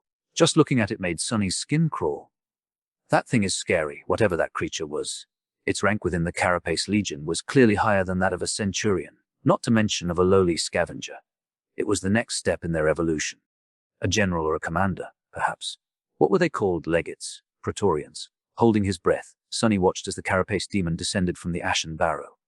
Stopping in front of the transcendent soul shard, it looked briefly at the kneeling centurion. The deadly awakened monster shrank under its gaze, as if terrified of the larger nightmare creature. Sunny knew how it felt, since he did the same when the behemoth's eyes had briefly glided past his shadow's hiding place. Not paying the centurion any attention, the Carapace demon picked up the gleaming crystal and turned around. Then, it unhurriedly returned to the shade of the giant tree's branches. Sunny slowly exhaled. "Sunny, what is happening?" He looked at Cassie, whose face was full of worry and curiosity. After hesitating for a little while, he said, "There's a new threat. Stay quiet a bit longer, I'll explain later." Back at the footsteps of the tall hill, the Carapace centurion was finally ready to stand up again. Sunny was in a dilemma. He had to follow the monster to make sure that it doesn't stumble on their hiding place on its way back to the labyrinth. However, he was also extremely curious to see what the Carapace demon was up to in its lair on the top of the Ashan barrow. There was no time to think things through properly. Making a hasty decision, Sunny sent his shadow sliding over the grey sand. It masterfully avoided the Carapace centurion's eyes, and was already climbing the tall hill a few seconds later. One look. I'll just take one look, hiding in the deep shade cast by the majestic tree's scarlet crown. The shadow glided up the slope, and approached the place where the Carapace demon had disappeared from its sight. On top of the hill, the ground was covered with fallen leaves. The ashen barrow was indeed larger than any high natural feature they had encountered before, vast and spacious as an actual island. However, the traces left behind by the massive creature's pillar, like legs, could be easily seen. They led the shadow to the center of the island, where the obsidian tree's enormous trunk was rising from the ground, with its broad roots stretching in all directions. The Carapace demon was standing beneath the tree, looking up at its lower branches. The transcendent shard was still clenched in its pincer. What is it looking at? Sunny made the shadow trace the creature's gaze and noticed several round, appetizing fruits hanging between the scarlet leaves. One of them looked especially ripe. Suddenly, the demon dropped the soul shard into the sand and, completely forgetting about it, raised its body. It stretched a pincer up and gently grasped the fruit, then pulled on it. Without any resistance, the fruit tore off the branch. Holding it as something fragile and extremely precious, the massive creature slowly lowered itself to the ground. Then, it carefully brought the fruit to its mouth and took a small bite. It's eating fruits. This abomination is vegetarian. Bewildered, and not quite sure of what he had just seen, Sunny had no choice but to command his shadow to leave and hurry to the base of the hill. The time was up, and if he wanted to catch up with the Carapace centurion, he had to act with haste. Gliding over the fallen leaves, the shadow descended from the ashen barrow and flew back in the direction of the labyrinth, soon catching up with the retreating monster. Phew! Feeling a lot of relief, Sonny made sure that the Centurion's route would not put him on the collision course with the knoll they had been hiding behind, and finally allowed himself to relax slightly. He waited until the scythe-wielding monster was completely gone before slowly rising back to his feet. It's safe to come out now. Nephis and Cassie stood up, stretching and massaging their limbs, suddenly remembering how tightly they were pressed against each other while hiding behind the knoll. Sonny just barely avoided turning red with embarrassment. That was a necessary measure. He was almost glad that the carapace demon had appeared at the perfect moment to take his thought away from that situation. What happened? Nephis looked at him and raised an eyebrow. For once, her expression of indifference did not look very convincing. Sonny glanced at the not-so-distant ashen barrow and shivered. There's danger ahead. We need to return to the Bone Ridge. I'll explain everything once we're safe and sound. Back at the camp. She opened her mouth to say something, but then thought better of it and remained silent, simply giving him a nod. The trust they had built was enough for that much, at least. Sonny summoned the echo, tied the golden rope around its torso, placed Cassie's makeshift saddlebag on its carapace, and helped the blind girl climb to her seat. Picking up the saddlebags, he fixed them back onto the scavenger and took a step away. They were ready to go.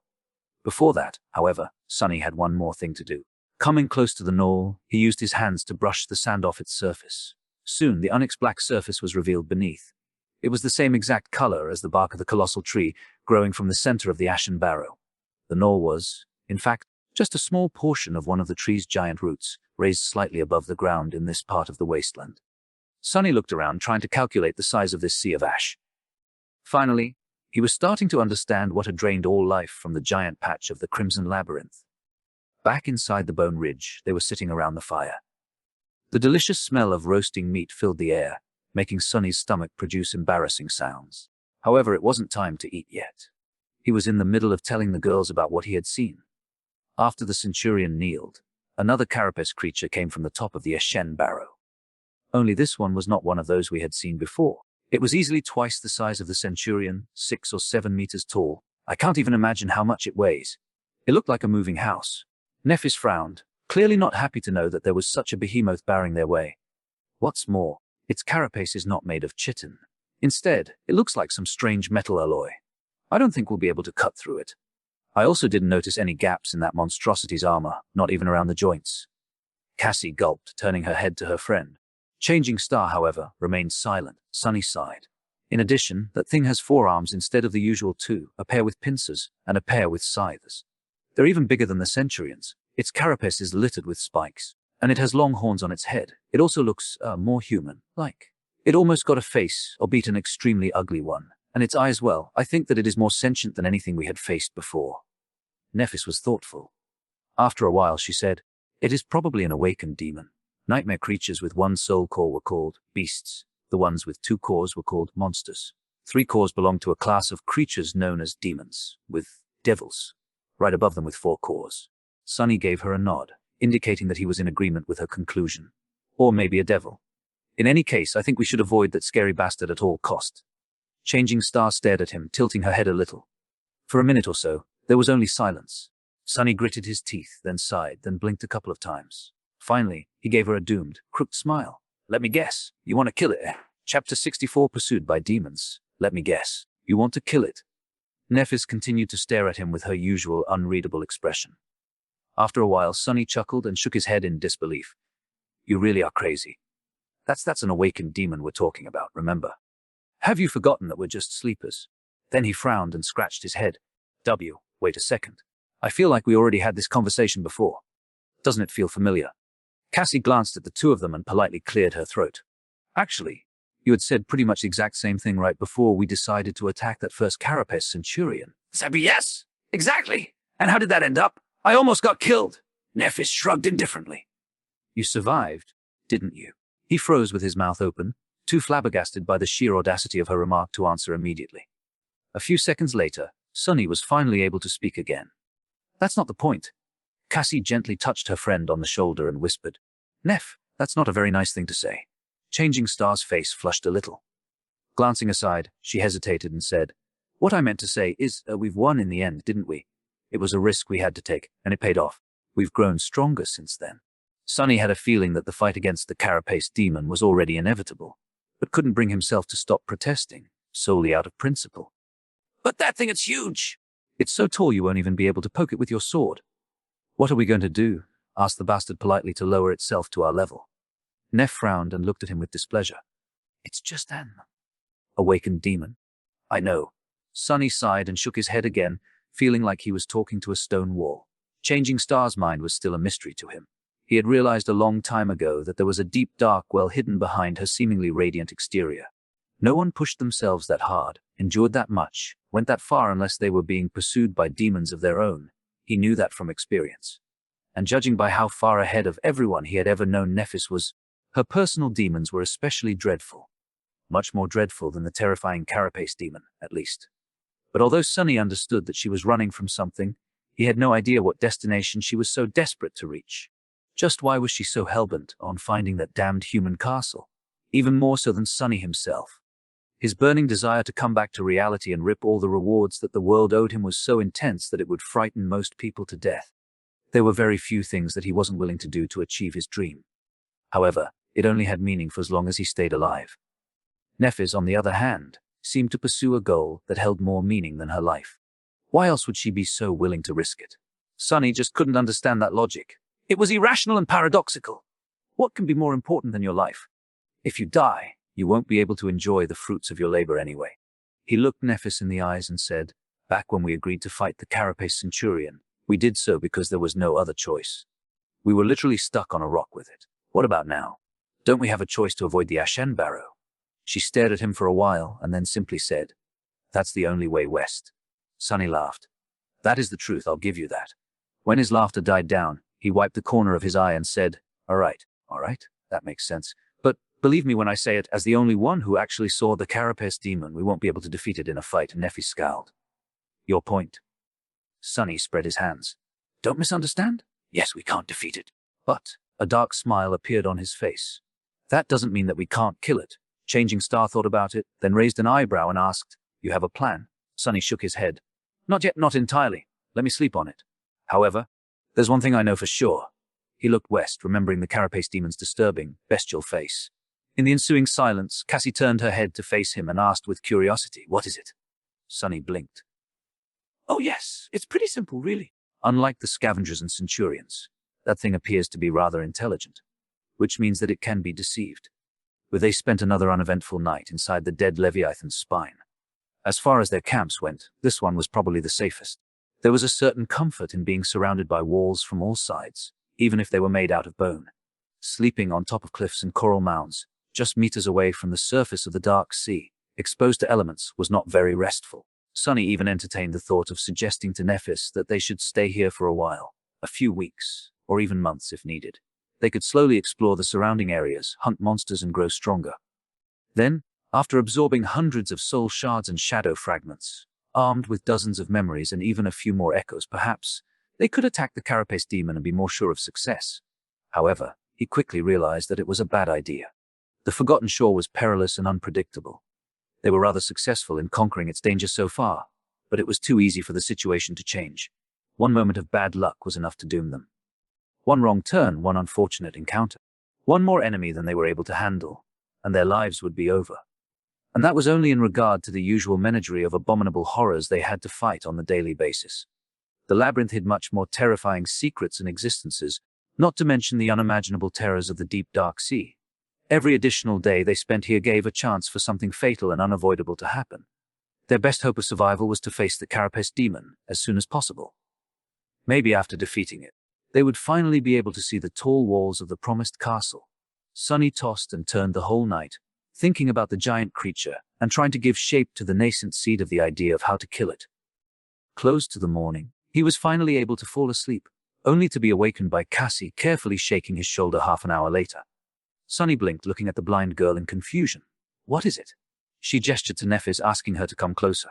Then, a little pale, she gathered her courage and said, I had another vision. A vision about the carapace demon. Chapter 6. Fearfully lights in the darkness. Sunny was instantly wide awake. Sitting up, he hurriedly rubbed his eyes and then glanced at the blind girl, ready to listen. Nephis approached them and sat down, her face barely visible in the dim light of the early dawn. past or future? Sunny blinked. Right, I should have asked myself. Cassie thought for a bit and then hesitantly answered, past, I think. After a short pause, her expression changed to that of certainty. No, I'm sure of it. Changing Star slightly tilted her head. So what did you see? Cassie deeply inhaled and fell silent for several seconds, remembering. Her face paled a little, but this time, she was ready to face her fear. I saw the ashen barrow deep at night, enveloped in a raging storm. The winds were bending the branches of the great tree, as if desperate to break them. The island was illuminated by the constant barrage of thundering lightning bolts, with rain falling from the skies like a flood. As she paused, catching her breath, and continued, the carapace demon was there, standing in the middle of the storm like an unshakable fortress made of polished steel. Arcs of electricity were dancing between the spikes on his armor, but the demon did not pay it any attention. He was just as Sunny described it, prideful, sinister, and terrifying. Cassie closed her eyes. When I looked into his eyes, I felt a sense of emptiness and corruption. He observed the storm until it began to dissipate.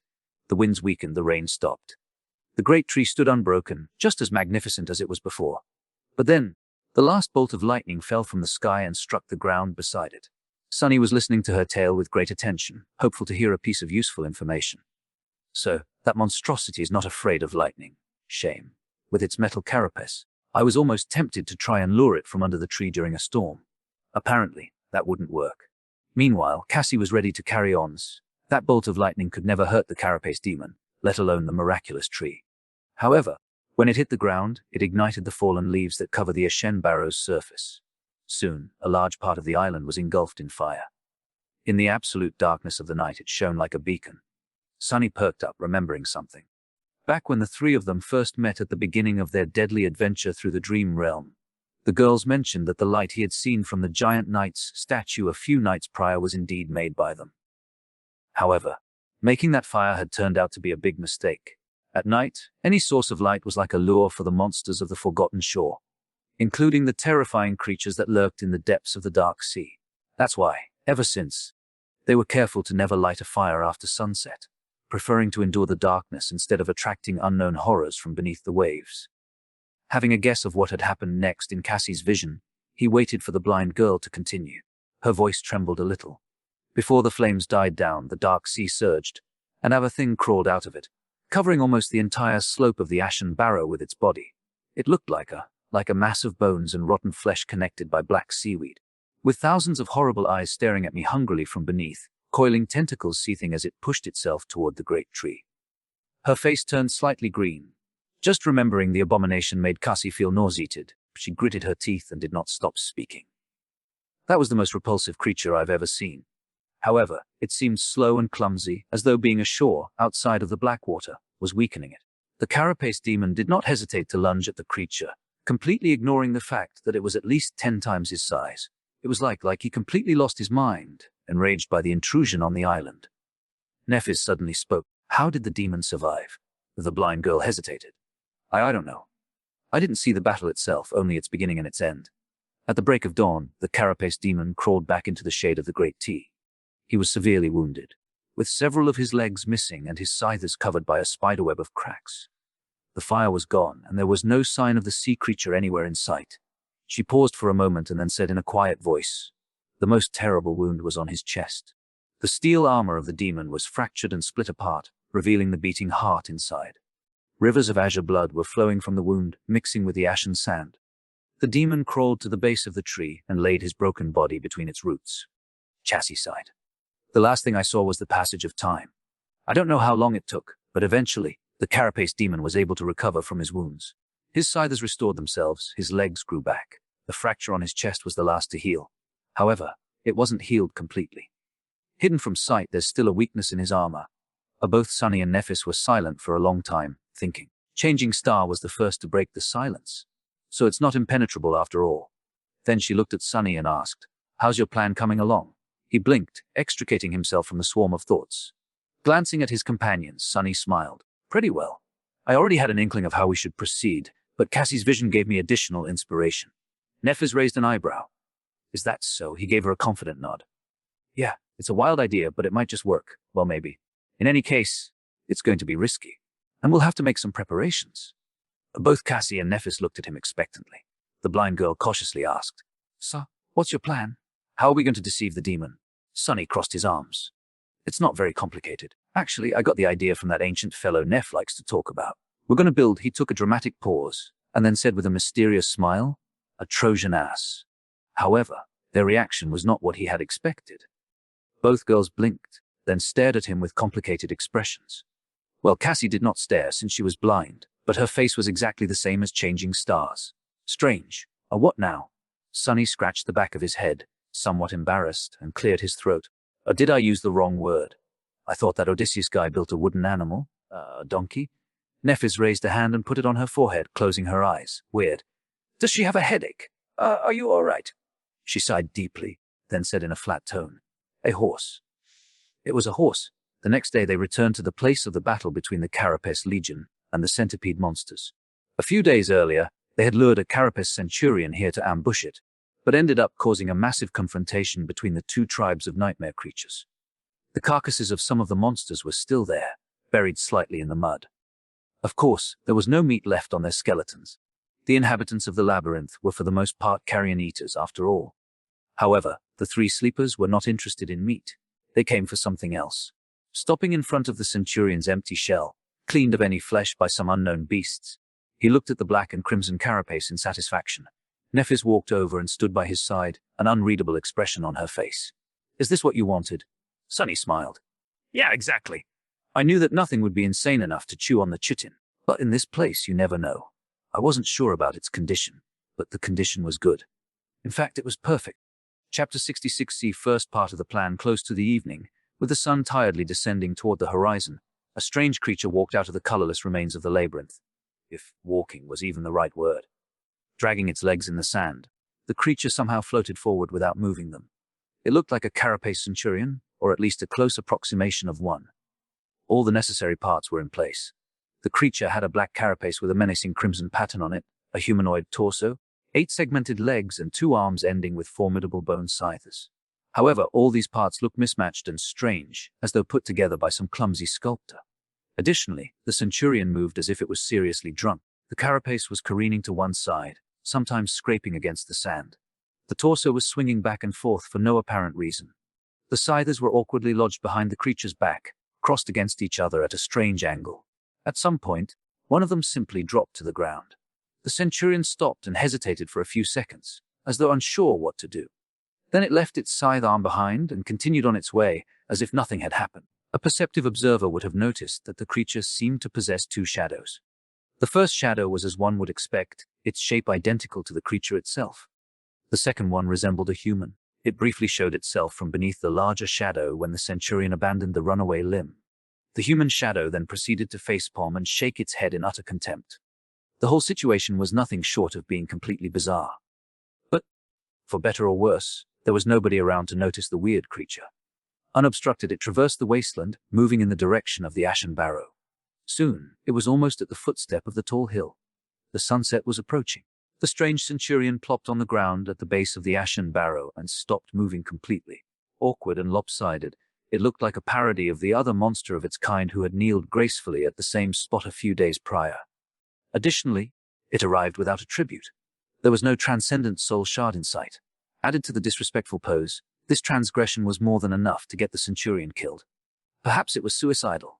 On top of the barrow, the carapace demon moved and rose from the ashen sand.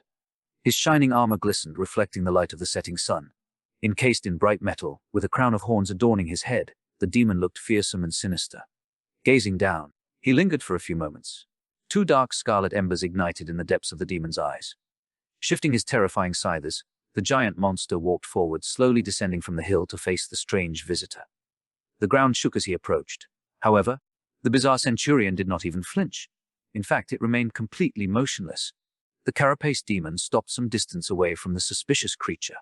He observed it, clearly understanding that its pathetic appearance might be a trap. The labyrinth was full of unimaginable dangers.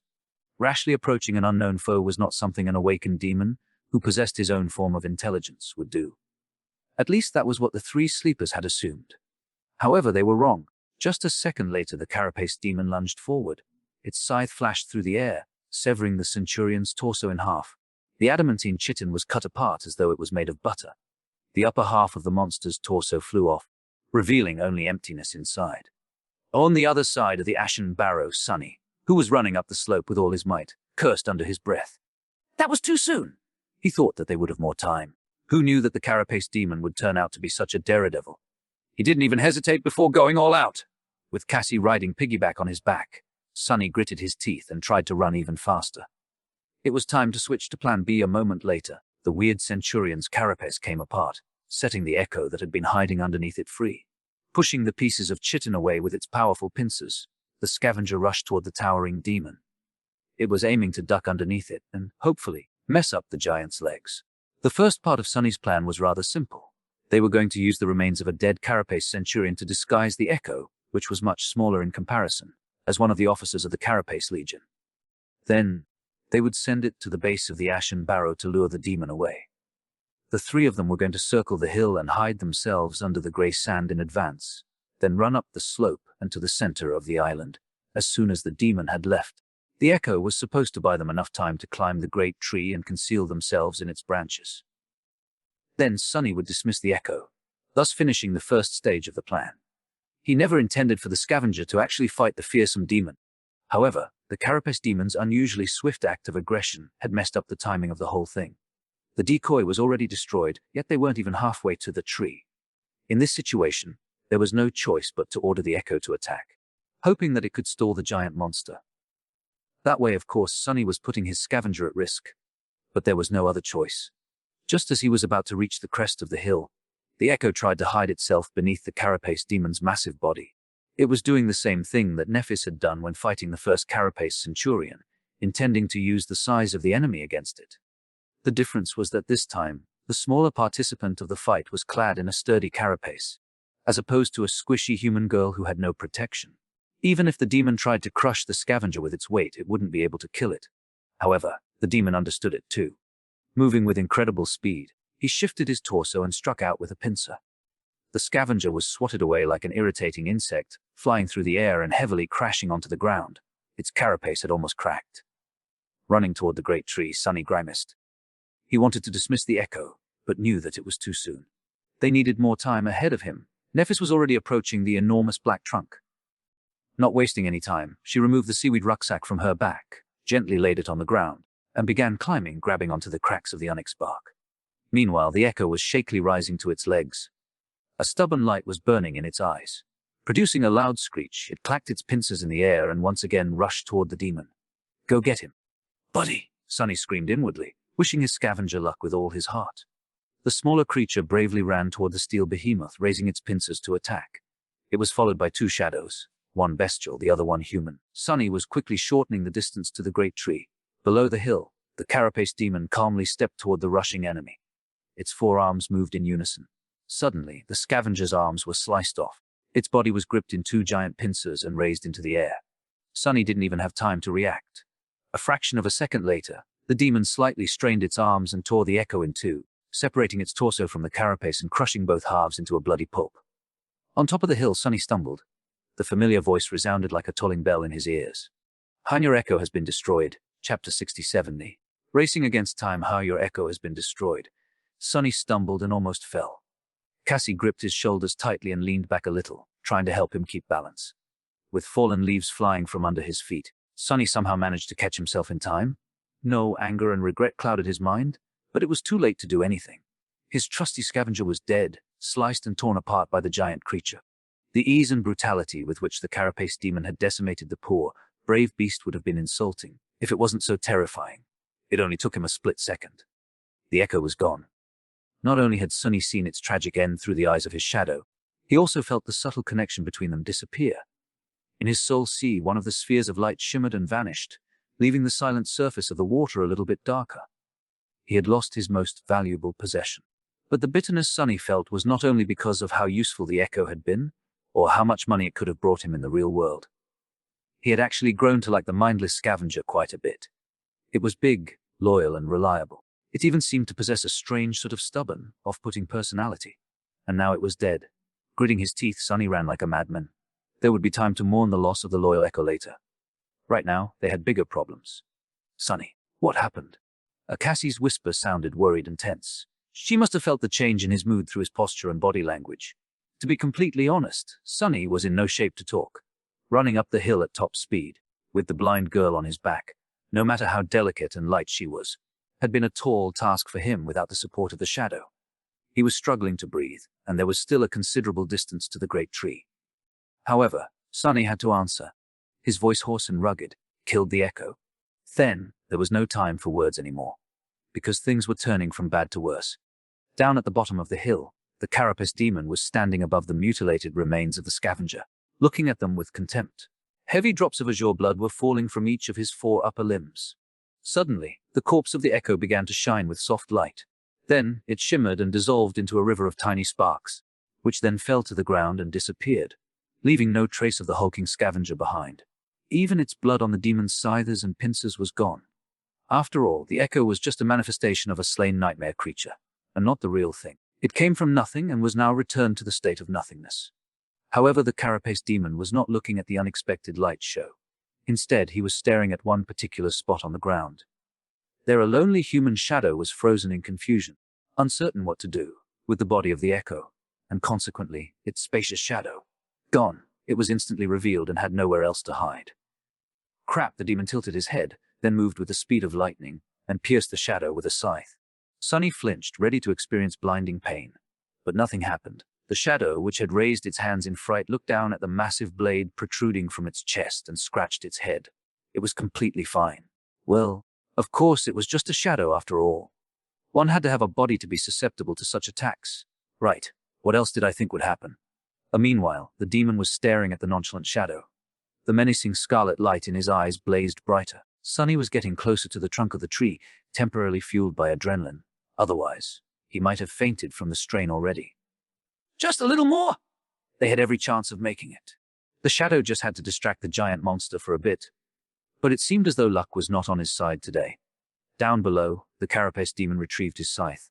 However, instead of attacking the human shadow again, it suddenly turned around and cast a dark look at the top of the ashen barrow, where the giant tree stood in all its magnificent beauty.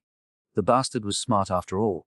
Curse it all! Forgetting about the shadow, the behemoth lunged forward, rushing back up the tall hill's slope. It moved with frightening speed, covering a dozen meters with each second. Get back here! Sonny screamed to his shadow as he approached the trunk of the tree. Helping Cassie climb down from his back, Sonny picked up the rucksack that Nephis had left behind and handed it to the blind girl. Be gentle with that. Cassie nodded, well aware of the contents of the rucksack, and carefully hung it on her shoulder. At that time, Changing Star had already reached the lowest branches of the great tree. Not wasting any time, she moved to a spot above her companions, summoned the golden rope, and threw one of its ends down. Catching the rope, Sonny quickly tied a loop and handed it to Cassie. You go up first. The blind girl hesitated for a moment, then accepted it. Just as she was about to put her foot inside the loop, Sonny suddenly stopped her. Wait! Summon your staff. The wooden staff that Cassie used to walk was actually a magical item capable of summoning strong winds. In their travels, they rarely had a cause to use it. But now it could come in handy. Surprised and unsure of the reason, she nevertheless did as he had asked, summoning the memory from her sea of soul. The wooden staff appeared in her hand. Sonny lightly hugged the blind girl from behind and turned her body, guiding the hand holding the staff in the necessary direction. Then, he said, "No, summon the wind." In the next moment, a strong gale rose around them, blasting fallen leaves and ashen sand into the air. Instantly, a large portion of the island's surface was stripped bare. More sand was revealed beneath. Meanwhile, the shadow was racing against the carapace demon. The massive creature was already halfway up the hill, moving with the speed of a rushing train. The nimble shadow, however, was even faster. It had already overtaken the behemoth and was now flying forward, hurrying to return to its master. Good, now go. Sonny helped Cassie put her foot into the loop and stepped back, watching as Nephis pulled the rope up. She was going as fast as she could, which was really fast by human standards. But was it fast enough? Sweating, he counted seconds and waited. His life now depended on whether or not the rope would return before the demon arrives. Every moment felt like an eternity. He could already hear the distant, but quickly approaching sound of the carapace demon's 8 towering legs, stomping furiously through the sand. Finally, Cassie was at the level of the giant tree's lower branches. Nephis helped her step out of the loop and settle on the wide surface of the branch, then threw the rope down again. The demon was approaching the tree, still hidden from sight by its massive trunk. The shadow slipped beneath Sonny's feet and wrapped itself around his body. Catching the rope, Sonny practically flew up, climbing with incredible, adrenaline-fueled speed. Landing on the branch beside the girls, he quickly turned around and tried to pull the rope up. The monster could not notice the golden shine of it, otherwise it all would have been for nothing. But there was less than a second left. Oh no, Sunny thought, his heart skipping a beat. But then Nephis simply dismissed the memory, making the golden rope disappear into thin air. The three of them crouched, hiding from sight, and held their breaths. When a moment later, the furious mass of spikes and polished metal appeared beneath them. The carapaced demon abruptly stopped, gazing around with his burning scarlet eyes. His pincers clicked, as if thirsty to tear flesh apart. The terrifying scythes were raised into the air, ready to slash and sever. But there was nothing to kill underneath the great tree. The demon lingered, looking right and left. Then he raised his head and looked up. Thankfully, the branch the three sleepers were hiding on was very wide, more than enough to hide them from his sight. They remained motionless and silent, afraid to produce even the smallest of sounds. After a while, the behemoth finally lowered his gaze and carefully observed the ground, looking for the traces of possible intruders.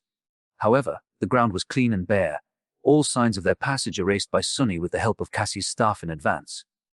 Not finding anything, the carapace demon had no choice but to walk away, moving on to explore other parts of the island. Sunny was finally able to exhale. Some distance away, the demon reached the edges of the area affected by the magical gale. There, he finally found two sets of footprints, one left behind by Nephis, the other one by Sunny. With an angry roar that sounded like the clamor of tearing metal, the giant creature rushed down the slope of the ashen barrow, following the footprints to the wasteland beneath. However, the gray desert was desolate and empty, with no living creature in sight. It was colored crimson by the setting sun. At that moment, the ground shook slightly, and a thunderous rumble resounded throughout the labyrinth, bringing with it chilling wind and the smell of salt. The dark sea was returning.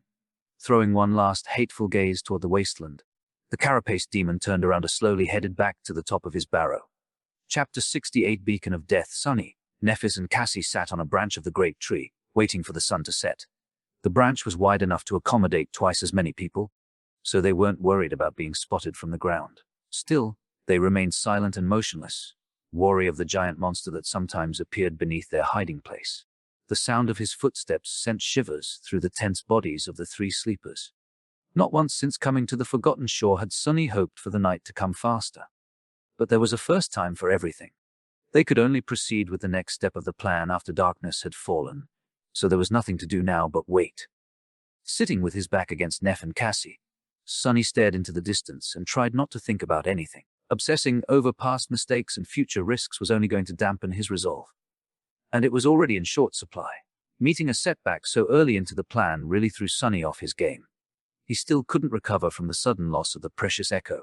Of course, he knew beforehand that many things could go wrong. In fact, he had even warned the girls that there were too many unpredictable elements, and thus it was impossible to reliably predict their chances of success.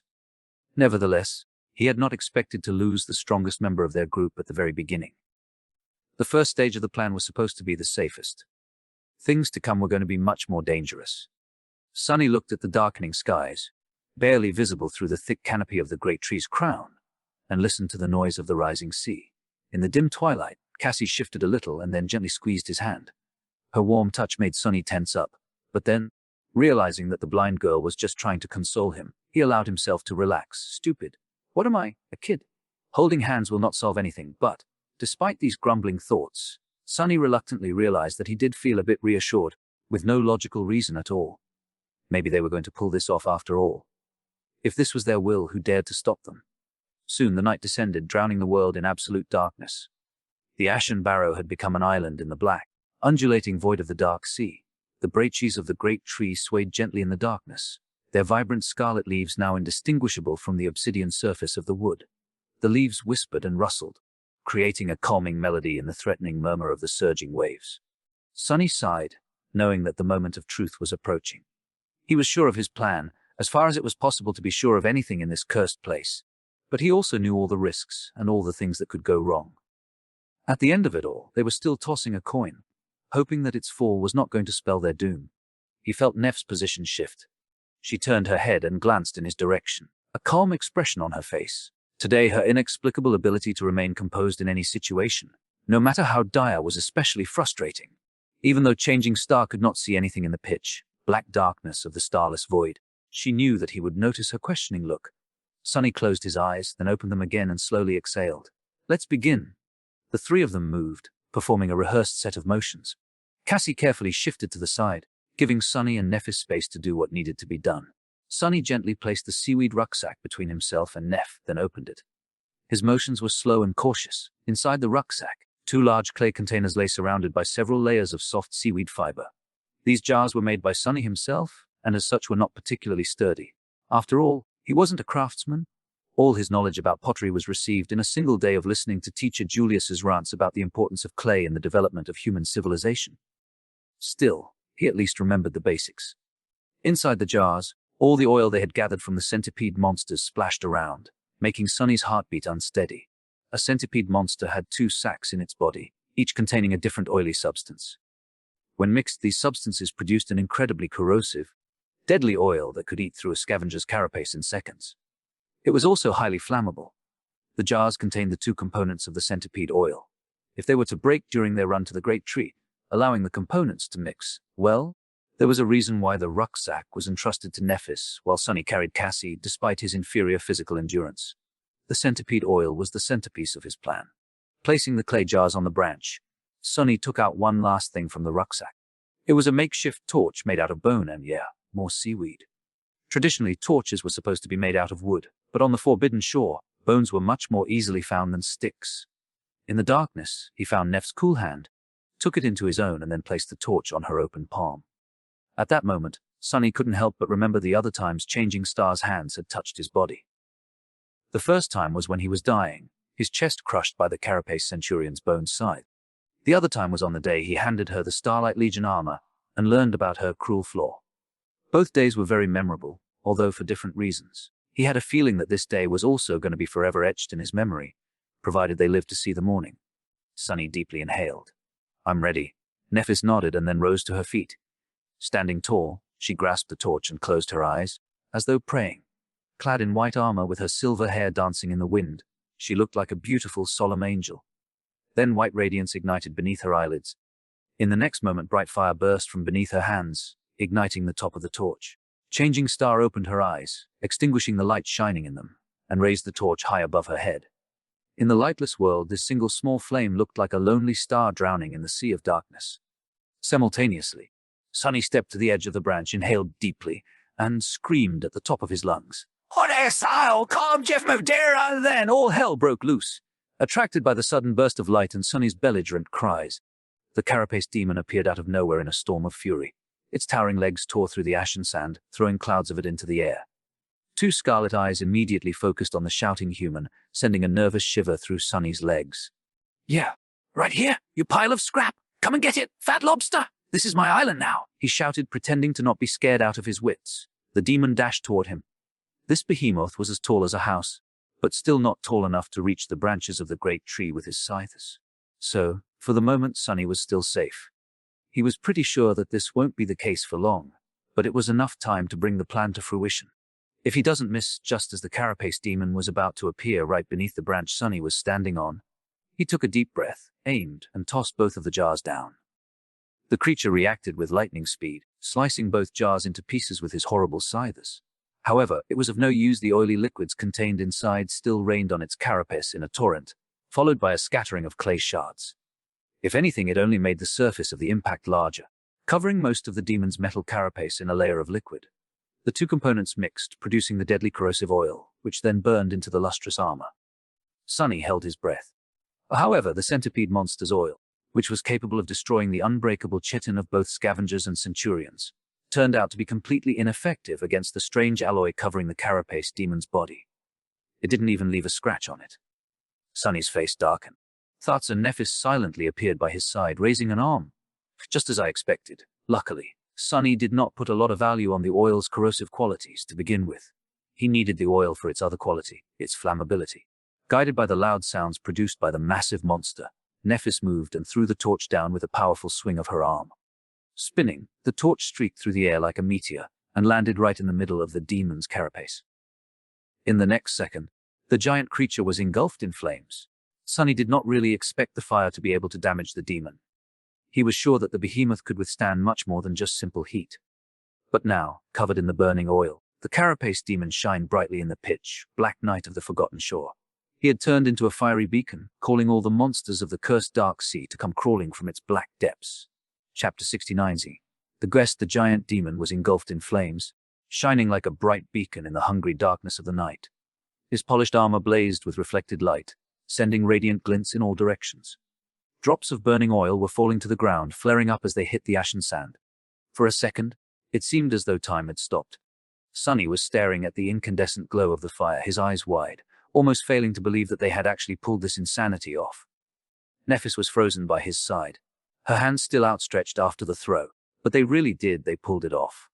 Sunny never seriously considered facing the carapace demon in an honest battle, if a battle between a giant death machine and 3 powerless humans could even be called honest. However, their lacking strength did not mean that they could not murder the evil creature. They just had to be smart about how to do it. For example, they could find something stronger to do the dirty work for them. That's why he had concocted a plan to sneak onto the ashen barrow, wait for the night to come, lit the behemoth aflame and watch it be torn apart by the terrifying monsters of the dark sea. And now they were halfway to making that plan a reality. Of course, the most dangerous part was yet to come. They still had to survive the attack of the creatures of the black water themselves. And before that, the carapace demon roared with fury, making Sunny feel like his ears were going to bleed. The roar sounded like a deafening cacophony of rusted metal being torn apart by giant claws. 2 scarlet eyes shone through the conflagration of flames, piercing the young man with a concentrated beam of murderous hatred. But before that, they had to last until the sea monsters arrive. The infuriated demon was out for their blood, and no one knew how much time it would take for the dark sea creatures to appear on the ashen barrow. Sunny was scared that the demon was capable of performing ranged attacks. If not, he might be able to climb the tree to get to them, or try to kill them in a way that they had not even considered. In the worst-case scenario, they would have to endure his rage for quite a while. Looking into the giant's hateful eyes, he sensed that the creature was thinking in the same direction. When the demon glanced in the direction of the great tree's obsidian trunk, Sunny's heart suddenly skipped a bit.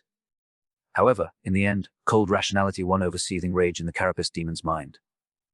Instead of wasting time trying to get to the 3 tiny humans, he suddenly rolled on the ground, hoping to use the sand to douse the flames dancing on his carapace. The whole island shook, almost throwing Sunny off the branch. Crap. Why did the bastard have to be so smart?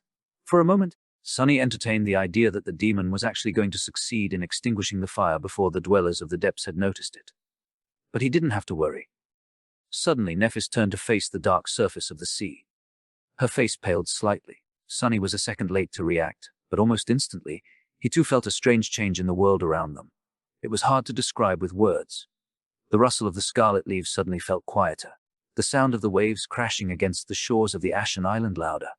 It was as though some invisible pressure descended on the world, making everything feel slightly different. Then, the air became colder, and a wall of thick fog appeared above the dark waters. The carapace demon had also noticed this change. He stopped trying to douse the flames and rose from the sand, the oil still burning on his carapace. Not paying it any attention anymore, the demon turned to the sea, a sense of grim resignation radiating from his posture. Then it was replaced by dark resolve and frenzied bloodlust. The fog slowly moved, crawling onto the island. Sunny felt shivers run down his spine, realizing that it was flowing against the wind. The sound of waves was now muffled and changed, almost imperceptibly so. And there, in the fog, something was moving. He could almost make out a figure. It was suddenly. Cassie's small palm covered his eyes. With her voice trembling with tension, she whispered, "Don't look. No matter what happens, don't open your eyes." Sunny froze, obediently shutting his eyes. A cold sense of fright wrapped itself around his heart. He had never heard the blind girl's voice sound like this before, not even when she was recalling her terrifying visions. Cassie slowly removed her hand. Blinded, he could only rely on his hearing. At least that was what he thought until the cold fog touched his skin. Then, in the muffled silence, he heard Cassie's voice again. Only this time it was distorted and coming from the wrong direction.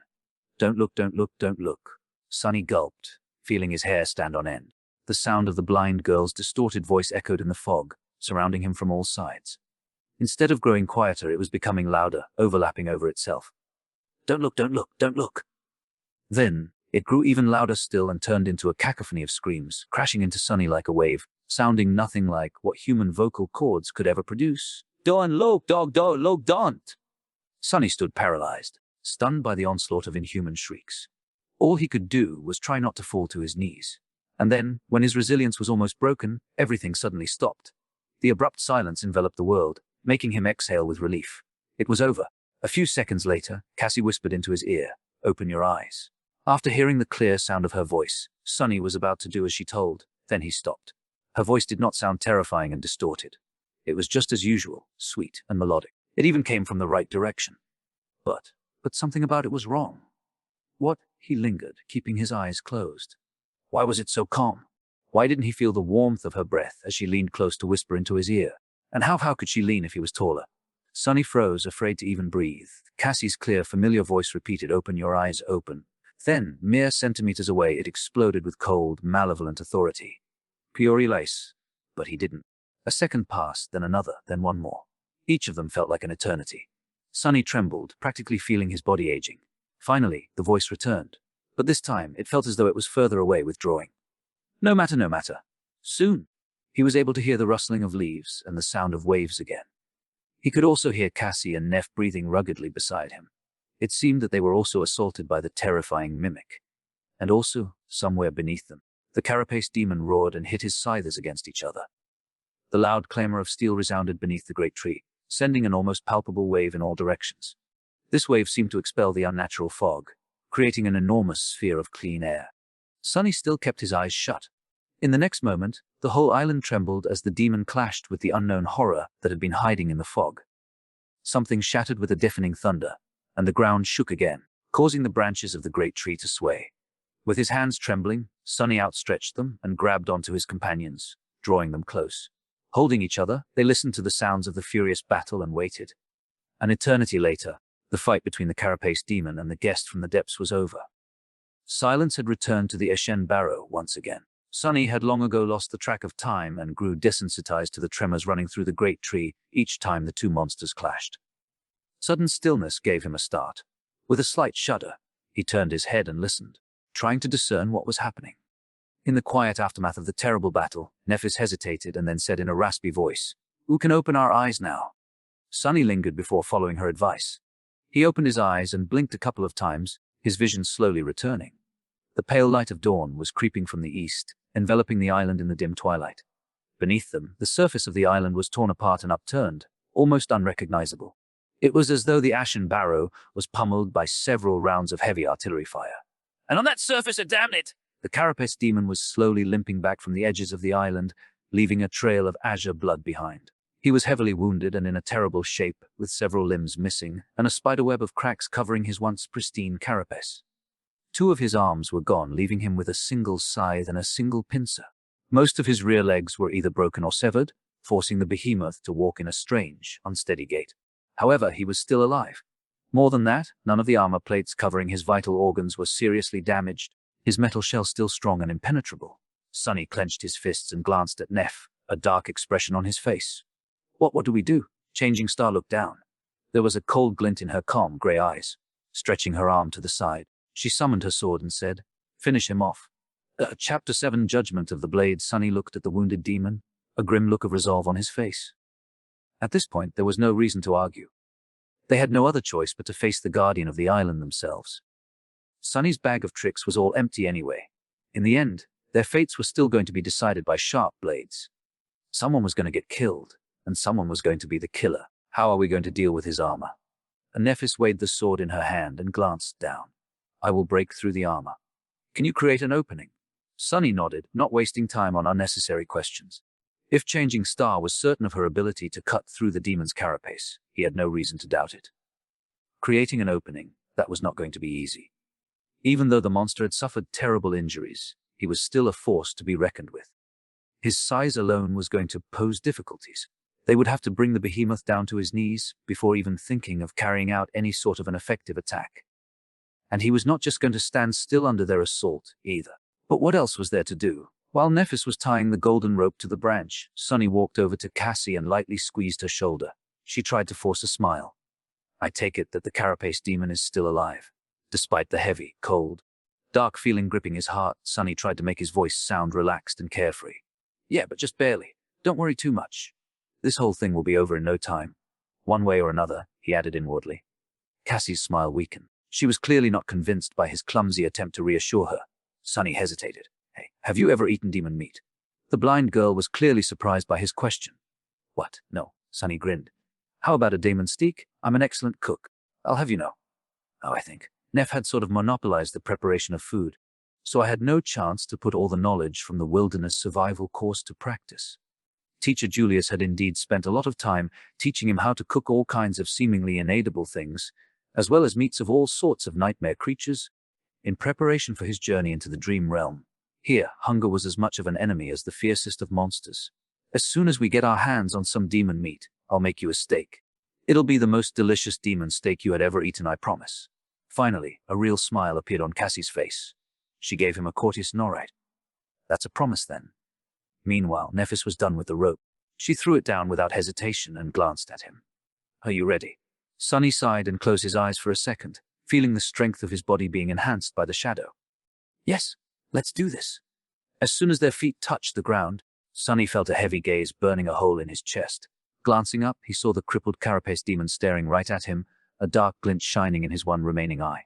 The other one was gone, leaving only a bleeding black gap behind. At this distance, the damage dealt to the demon's body seemed even more debilitating.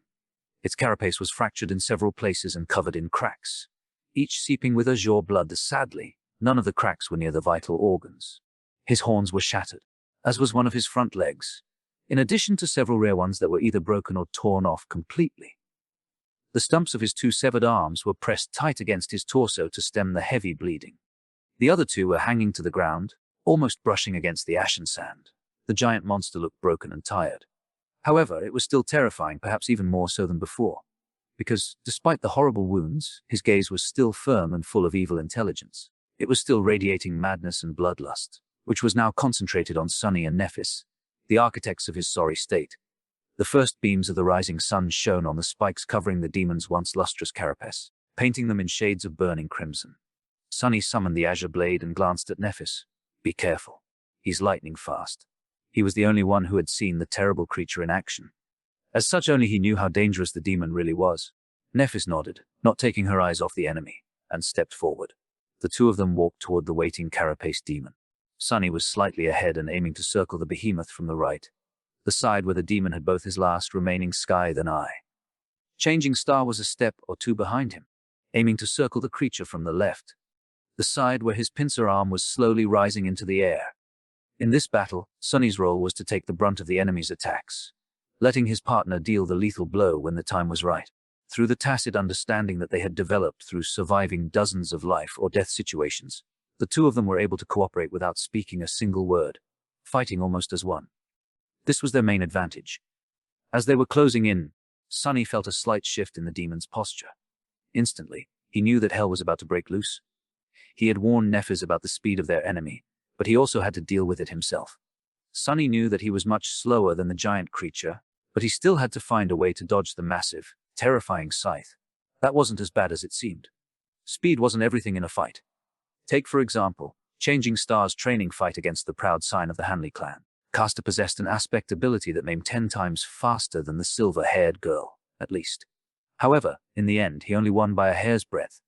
Nephis had almost smashed his face with an unexpected elbow strike. She had been able to catch Caster unaware not because of her fast reaction. With that big of a difference between their speeds, no amount of reaction could have helped her. Instead, she was able to predict and manipulate the opponent's attacks, starting the strike even before Caster himself knew that he was going to end up in the path of her elbow. She was in control of the battlefield, and now they had to repeat that feat against the ancient demon of the Forgotten Shore. Luckily, his speed advantage was not nearly as insane as Caster's. Almost simultaneously, Sonny and Nephis lunged forward, attacking the behemoth from different sides. He also moved, ready to tear them apart. Both his pincer and his scythe rose into the air. Sonny was running as fast as he could, the azure blade outstretched behind him. A fire of cold resolve was burning in his heart. He was ready to live or die by his blade. However, in the next moment, his legs seemed to slip in the sand, and as his eyes opened wide, Sonny stumbled. Not wasting the opportunity, the carapace demon attacked. The terrifying scythe tore through the air, aiming to cut the helpless human in half, but it hit only sand. Sonny, who had feigned his loss of balance to bait the demon's strike, easily avoided the deadly blade by jumping to the side at the last second. He wasn't quite at the level where he could predict every move of the enemy. Instead, manipulating the enemy into performing a predictable attack was easier. After all, deceit and manipulation were his forte. Temporarily safe from the threat of the scythe, Sonny dashed toward the demon's legs. At the same time, Nephis had managed to avoid the massive pincer and was closing in on them, too. They reached their goals almost simultaneously, one from the right, the other from the left. Sunny slashed with the azure blade, feeling it hit the polished armor and bounce back without leaving even a slight scratch on it. Dull pain radiated through his hands. On the other side of the behemoth's massive body, Nephis achieved more success. She had attacked the already injured front leg of the monster, cutting deep into his flesh through the wide crack in the metal plate. Severely damaged, the leg wasn't able to support the weight of the giant creature anymore. It buckled, sending the demon reeling. At this point, a scavenger or a centurion would have lost their balance and fallen to the ground. However, the carapace demon was too smart and experienced. He compensated for the loss of another leg by shifting his body weight to the opposite side and thrusting his scythe into the ground to remain stable. Damn it! Sunny had really hoped that the bastard would fall down, because then he wouldn't have had to do what he was about to do next. But now there was no other choice.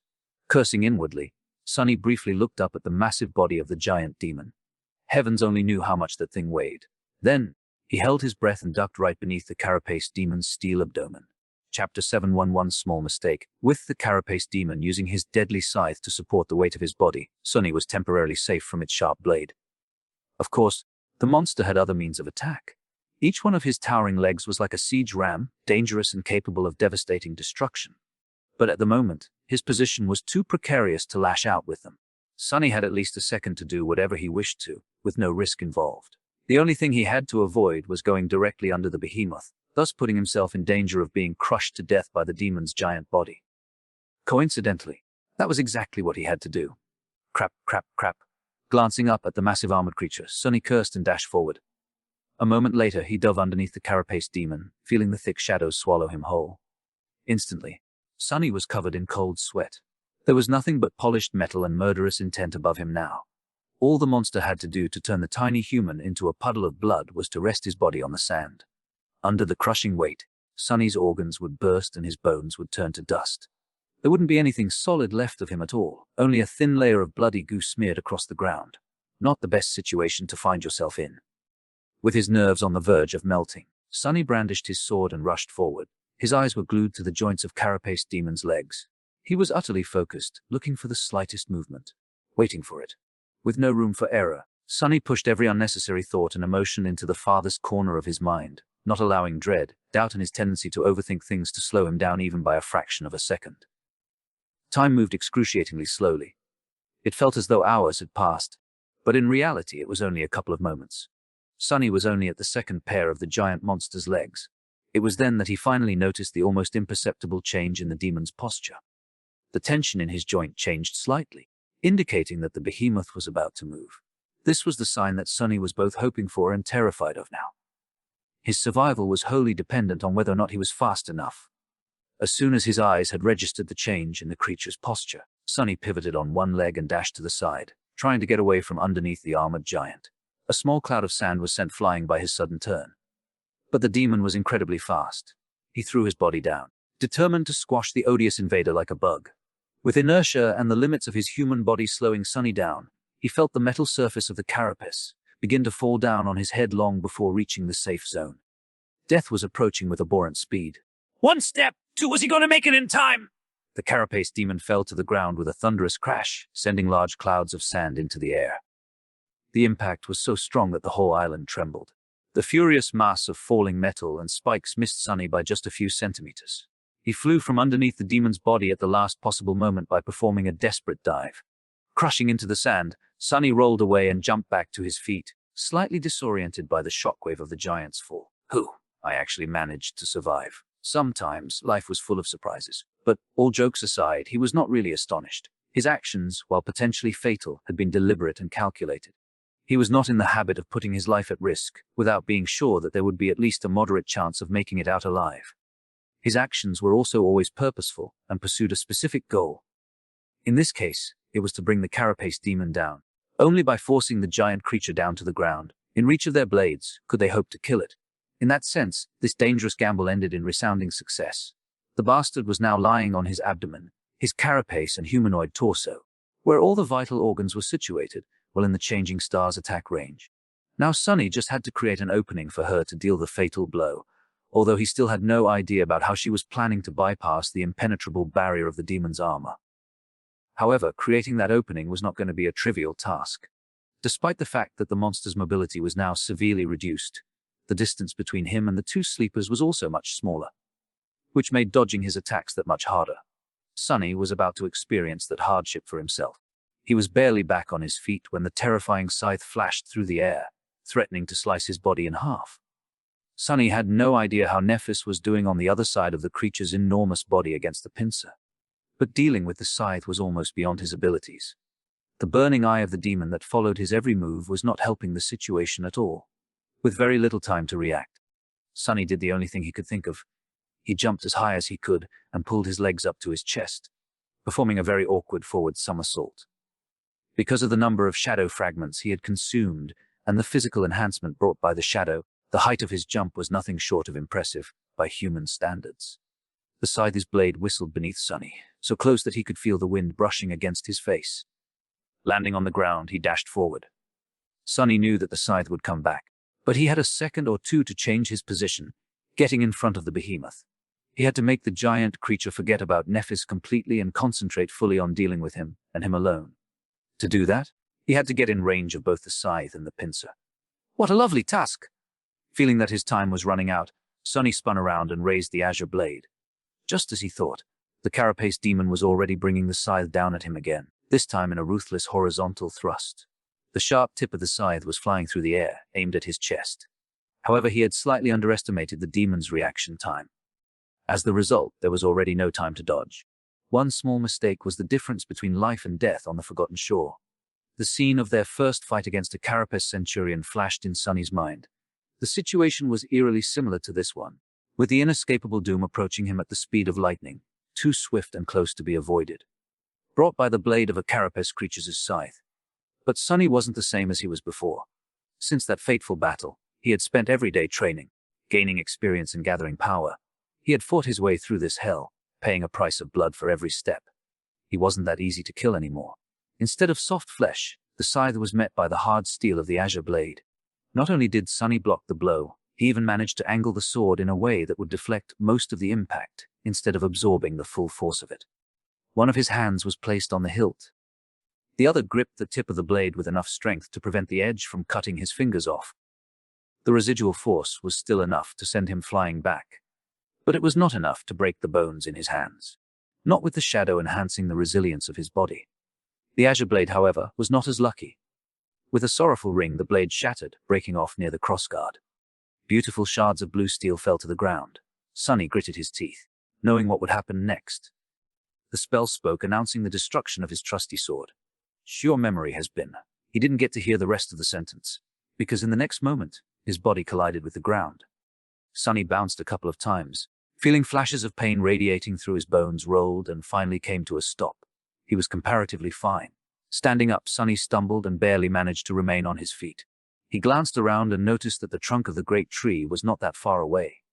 24 meters away, the carapace demon was slowly turning his head, planning to concentrate his murderous rage on Nephis. This was the exact opposite of what Sunny had to achieve. He had to attract the monster's attention somehow. But what could he do? As the remains of the azure blade began to shine with soft light in his hand, ready to disintegrate into a rain of sparks, Sunny raised his hand and threw the broken sword with as much force as he could gather. However, he didn't throw it at the demon. Instead, he threw it at the miraculous tree, as though trying to harm it. Not far away, the demon suddenly froze, even if only for a second. His scarlet eye followed the shining memory as it flew through the air, approaching the trunk of the great tree. Then the broken sword fell apart, turning into a shower of white sparks, which then disappeared without a trace. None of them even touched the obsidian bark. However, the azure blade had already fulfilled its purpose. It distracted the giant for a few precious moments. For Changing Star, that was more than enough. Chapter 72, Demon Slayers. As soon as the carapace demon froze, distracted by the feigned threat to the great tree, Nephis lunged forward. There was no hesitation, no doubt. Not even the slightest pause between the moment her enemy had lowered his defenses and her reckless attack. Just like Sunny had been utterly focused on observing the monster's movements before, she had been watching and waiting for this exact moment since the beginning of the battle. Changing Star knew that, when the opportunity presents itself, it will only last for a second. Even that single second almost cost Sunny his life. Nephis wasn't going to waste it. Her graceful figure flew through the air like an arrow released from a powerful bow, almost leaving afterimages behind. The silver blade of her longsword glimmered, reflecting the light of dawn. The black and white armor seemed to turn into a blur. She was going all in, rushing at the enemy without leaving herself even the slightest chance to retreat. Woof! Things were happening too fast for Sunny to form a coherent thought. He could only watch, time slowing down to a crawl, a storm of emotions raging in his mind. The demon reacted almost immediately, recognizing the threat. But almost. Didn't count on a battlefield. A moment of distraction was all it took to lose everything. That one mistake, no matter how small, had been enough to seal his fate. Oh, if Nephis was really capable of breaking through the creature's indestructible carapace. That is. Otherwise it was all for nothing, and they would be the ones dying instead. The fearsome giant moved his scythe, trying to slice her apart. The pincer flashed from the other side, threatening to crush her body into pulp. But he was a fraction of a second too late. Changing Star was just a tiny bit faster. As she ran, something changed about the cadence of her steps. Sunny couldn't see her face behind the visor of her helmet, but if he could, he would see a grimace of agony contorting Neff's pale face. In the next moment, a soft white radiance ignited beneath the skin of her hands. However, this time, it didn't stay there. Instead, the white flame flowed outward, into the hilt of the silver sword, and then into its blade. The sword suddenly turned into a sharp, radiant edge, burning with incandescent white light. It shined so brightly that Sunny felt the desire to close his eyes. However, the radiance wasn't soft and warm anymore. Instead, it seemed to be capable of reducing anything it touched to ash, and sharp enough to cut the fabric of the world itself. Perhaps it was even sharp enough to cut the strings of fate. Sunny remembered how Nephis had described her aspect ability. It can be used for healing. Back then, he had suspected that this phrase of hers implied that there was more to it. He even marveled at how precious and rare such an ability would be. It seemed as though he was right. Changing Star's miraculous flame was capable of both healing and destroying. It possessed an enhancing effect similar to his own shadow control, at least when applied to weapons. Who knew what else it could do? An incredible ability indeed. Looking back, he understood that Nephis had not tortured herself in vain. All the times she pretended to meditate while enduring the excruciating agony of her flaw in secret were meant to make this moment possible. To give her enough fortitude to use this ability in battle without passing out from the pain. She succeeded. The question was, would that be enough? Was her sword strong enough to break the mighty carapace of the awakened demon? After all, no matter how incredible the ability, it was still powered by a weak dormant soul core of a lowly sleeper.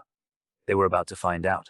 A few steps away from the carapace demon's towering torso, Nephis bent her legs and jumped, soaring high into the air. Her sword flashed forward in a vicious thrust, so fast that for a moment, it looked like a beam of pure white sunlight. Then, it collided with the strange alloy of the giant's lustrous armor, right at the spot where his heart was supposed to be. Of course! Back when they were hiding in the dead Leviathan's empty spine, Cassie had told them about her vision. In that vision, she saw the carapace demon being attacked by a terrible creature of the deep dark sea. In the aftermath of the battle, the demon was severely wounded and on the verge of dying. The most horrible wound was on his chest, where the armor was torn apart and shattered, revealing the monster's beating heart. With time, all his injuries had healed, except for this one. While the carapace of the demon seemed to have recovered, in truth it was never fully restored. In this one spot, the armor was secretly weakened. And it was exactly to that spot that Nephis had delivered her blow.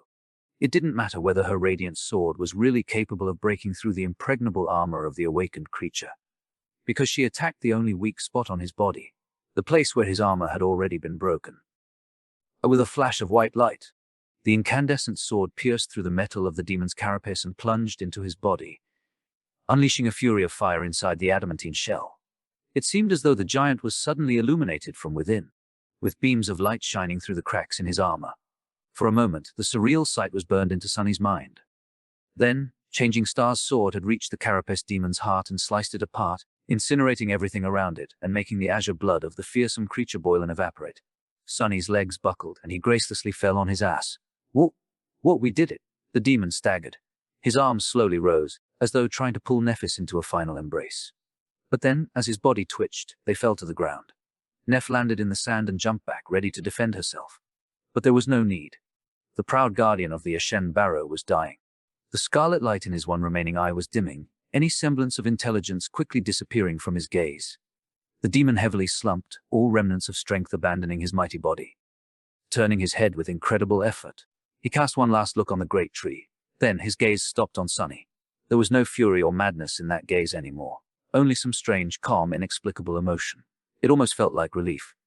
Before Sunny could discern the meaning of that emotion, the last glimmer of light was gone from the eye of the carapace demon. His head rolled back and fell. They won. In front of the giant body, Nephis had dismissed her helmet. Behind it, her face was pale and tired, her hair sticking to it in a sweaty mess. The afterglow of the white radiance was already extinguished, leaving her eyes grey once again. Changing Star kneeled, then lay down on her back, too exhausted to move. The whole fight lasted less than a minute, but it took everything out of both of them. Sunny followed Neff's example and lay on the ground, trying to catch his breath. They actually won. He couldn't quite believe it. I want to sleep for a week. Remembering that Cassie was still waiting in the branches of the great tree, not knowing who lived and who died, Sunny sighed. A few moments later, he deeply inhaled. Then, straining his vocal cords, he screamed at the top of his lungs. In the silence of the morning, in the center of the tall hill covered with Ashan sand, under the branches of a beautiful giant tree, a strange shout could be heard. One demon stake coming right up. Chapter 73, The Circle of Death. A few minutes later, Sunny heard a noise coming from somewhere above. Looking in that direction, he noticed that Cassie was standing at the edge of the wide branch, gripping the golden rope in her hands. Before he could react, the blind girl was already climbing down. She was very cautious, but also quite nimble for someone without sight. He blinked. Is she crazy? That's dangerous! But he was worried for nothing. Cassie quickly reached the ground and let go of the rope, safe and sound. She then summoned her staff and took a hesitant step, trying to remember where his shout had come from. Sunny made his presence known and guided her by saying, I'm here! The blind girl turned her head in his direction and walked forward, carefully feeling the ground in front of her with the staff. Because of how uneven the surface of the island had become, it took her longer than usual to reach him. Just as she was about to walk past, Sunny spoke again. Hey, Cass. Cassie stopped and lowered her head with a surprised expression. Then, she asked, why are you lying on the ground? He smiled weakly. It's very comfortable. Suddenly, the blind girl frowned and asked in a worried tone, are you hurt? Sunny shook his head with a sigh. His sense of humor was not always appreciated. In fact, it had often landed him in hot water in the past. Just bruised all over. Nothing serious. I'm just really tired. That one was really intense. Since Cassie was still frowning, he thought for a moment and added, Neff is also fine. She's resting a bit further away. Finally, the delicate girl relaxed. Her face cleared, and she offered him a hesitant smile. You really killed that demon. Sunny cast a gaze at the giant corpse and closed his eyes. Yeah, he's very dead. Both of them were silent for some time. Sunny was on the verge of falling asleep when Cassie carefully asked, So you're just going to continue lying here? He opened his eyes and blinked, trying to remember what was going on. All right, it's morning. There are things we have to do. The last day was excruciatingly long and exhausting. They had to make preparations to execute the plan, race to the top of the hill, climb the great tree, hide themselves in its branches, risk their lives to set the demon on fire, not to mention all the stuff that happened after, all culminating in the short but terrifying battle against the creature itself. And yet, it was not time to rest yet. They had to take basic precautions at least. Straining his exhausted body, Sunny stood up and offered Cassie his shoulder. After she placed her hand on it, he walked over to the carapace demon's corpse, stopping at the spot where Nephis was sprawled in the sand. She greeted them with a tired glance. Good morning. Out of habit, Changing Star tried to force a polite smile. However, today it did not look very convincing. I give it 3.6 out of 10. Not great, not terrible. Soon the three of them were sitting in a circle, passing around the glass bottle full of cold, refreshing water. Sunny was in the middle of describing their fight with the carapace demon, so he got distracted for a few moments. That's when Neff attacked. She used her aspect ability to ignite her sword and struck at the weakened patch of armor on the demon's chest. The one you told us about. It really was not as strong as the rest of his carapace, so the sword went through and pierced the bastard's heart. Sunny noted that Cassie did not seem surprised at the mention of Changing Star's new trick. Either she knew all along because Nephis had told her, or she saw something in one of her visions. Regardless, he decided not to press the topic. The demon was already severely wounded from his fight with the thing from the sea, so it was enough to finish him off. A few seconds later, he was dead. Cassie shook her head in astonishment. That is incredible. 2 sleepers killing an awakened demon. I thought that stuff like that only happens in webtoons. Nephis corrected her. 3 sleepers. Without your vision and advice, we wouldn't have been able to do anything. The blind girl lowered her face, a little embarrassed. Still, 2 or 3, it doesn't really change a lot, does it? Sunny looked from one girl to another, then finally turned to Cassie. You're right, it's not something one would expect to happen. But, Anyway, I promised to cook demon meat for you after this is over, didn't I? Are you ready to witness my incredible culinary talent? He smiled, already tasting the juicy, tender meat in his mouth. However, Cassie suddenly frowned, a hesitant expression appearing on her face. Oh, I don't know about that. He raised his eyebrows. What? Why? She lingered before answering. Well, it just seems weird to eat the meat of an intelligent creature. Even if it was evil, I didn't think about it before, but now, it just doesn't seem right, I guess. Sonny blinked. Actually, he did not think about it either. In retrospect, the idea of making steaks out of a creature whose intelligence was comparable to theirs did seem a little wrong. Even if that creature was a bloodthirsty demon who would have swallowed them whole without a second thought. It was just how things worked in the dream realm. Monsters devoured humans and humans devoured monsters. It was the circle of life, death, the circle of death. But the carapace demon was not only smart, he had his own thoughts and personality. Even though nightmare creatures were universally insane and obsessed with murder and destruction, just like he was, there were also other qualities to the ironclad giant. He was proud and fearless, even valiant.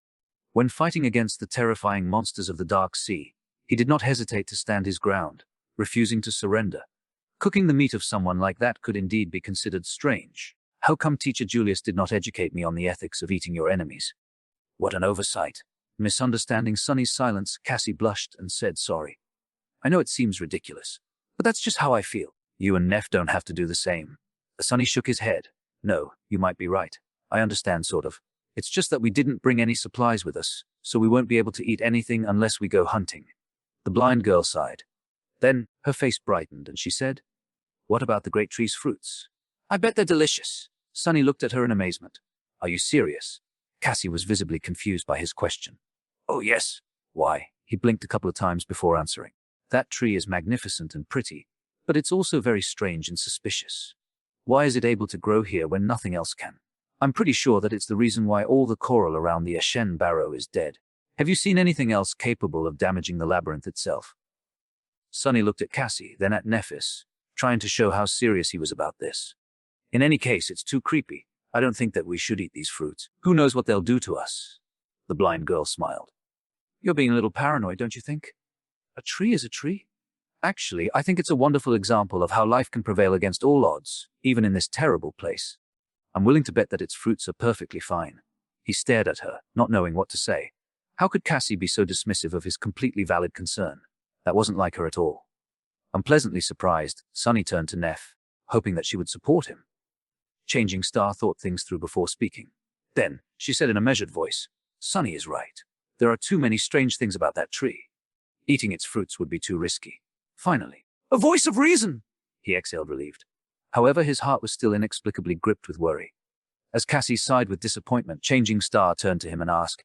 The echo was destroyed. Sonny's face darkened. He was still pained by the loss of his loyal scavenger. Yeah, the demon acted faster than I had expected. He killed it before I could do anything. Nephis frowned. Too bad. Our speed will be severely reduced. Have you no heart, woman? At least pretend to be sad. My poor echo is gone. His shadow shook its head, amazed at the childishness of its master. Sonny was also surprised by his reaction, considering that his own first thought after the echo had died was about how much money he wouldn't be able to make by selling it. Yeah, it's a pity. A Changing Star gave him a nod and then asked, You also lost your sword? Sonny sighed and gritted his teeth. Yes. It shattered when I blocked the demon's scythe, which hurt even more than the death of his scavenger. Azure Blade was his first sword. He fought and trained with it for a long time. It was already like a part of him. And now it was gone. Nephis raised a hand. Well, you're in luck. I received a memory after killing the carapace demon. It's a weapon. Chapter 74. Midnight Shard. Sonny's heart skipped a bit. Instantly, he forgot all about the Azure Blade. Yes, that sword held a certain sentimental value, but who the hell cares about sentimentality? It came from a carapace scavenger, which wasn't bad at all for his current rank. Few sleepers got to wield awakened weapons. But this new memory came from an actual awakened demon! A demon! That made it an awakened memory of the third tier, 2 whole tiers above the Azure Blade. There were 7 tiers in total, corresponding to the 7 classes of nightmare creatures, from beasts to titans. Strictly speaking, a higher tier did not always mean that a memory will be more powerful, but generally, the more advanced a creature was, the more unique and formidable memories it left behind.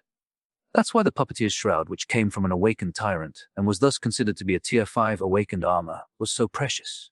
Please, be awesome! Sonny tried very hard to not let his excitement show on his face, Pretending to be nonchalant, he kept his voice even and said, "Really? That's good." Nephis took his hand, ruining all Sunny's attempts to appear calm, and closed her eyes. Hiding the startled expression on his face, Sunny felt a spark of energy travel from her body to his. It was just like that time he transferred the Starlight Legion armor to her, only in reverse. "Her, you have received a memory, Midnight Shard." Huh? Cool name. He summoned the runes and impatiently searched for the description of his new weapon. Memory, Midnight Shard. Memory rank awakened. Memory type weapon. Memory description, and forged from the shard of a fallen star. This stalwart blade is firm and unyielding. It favors those who are willing to fight to the last drop of blood and knows no surrender. Interesting. Not wasting any time, Sunny summoned the Midnight Shard. Immediately, an elegant sword appeared in his hand. The sword looked a bit like the Azure Blade, but only in the sense that it was single-edged and had a long hilt suitable for two hands. However, this was where the similarities ended. For starters, its blade was much longer, somewhere between 70 and 80 centimeters, and slightly curved. It was forged out of the same bright, lustrous metal as the Carapace demon's armor. It was incredibly sharp. The hilt was made out of polished black wood, quite similar in appearance to the onyx branches of the great tree. The crossguard was round in shape and more pronounced than that of the Azure Blade, offering better support and protection to the wielder's hand. The sword had no decorations, no ornaments, no embellishments. It was simple and austere, like a true weapon designed for battle and battle alone. It seemed to radiate a cold, fearsome aura.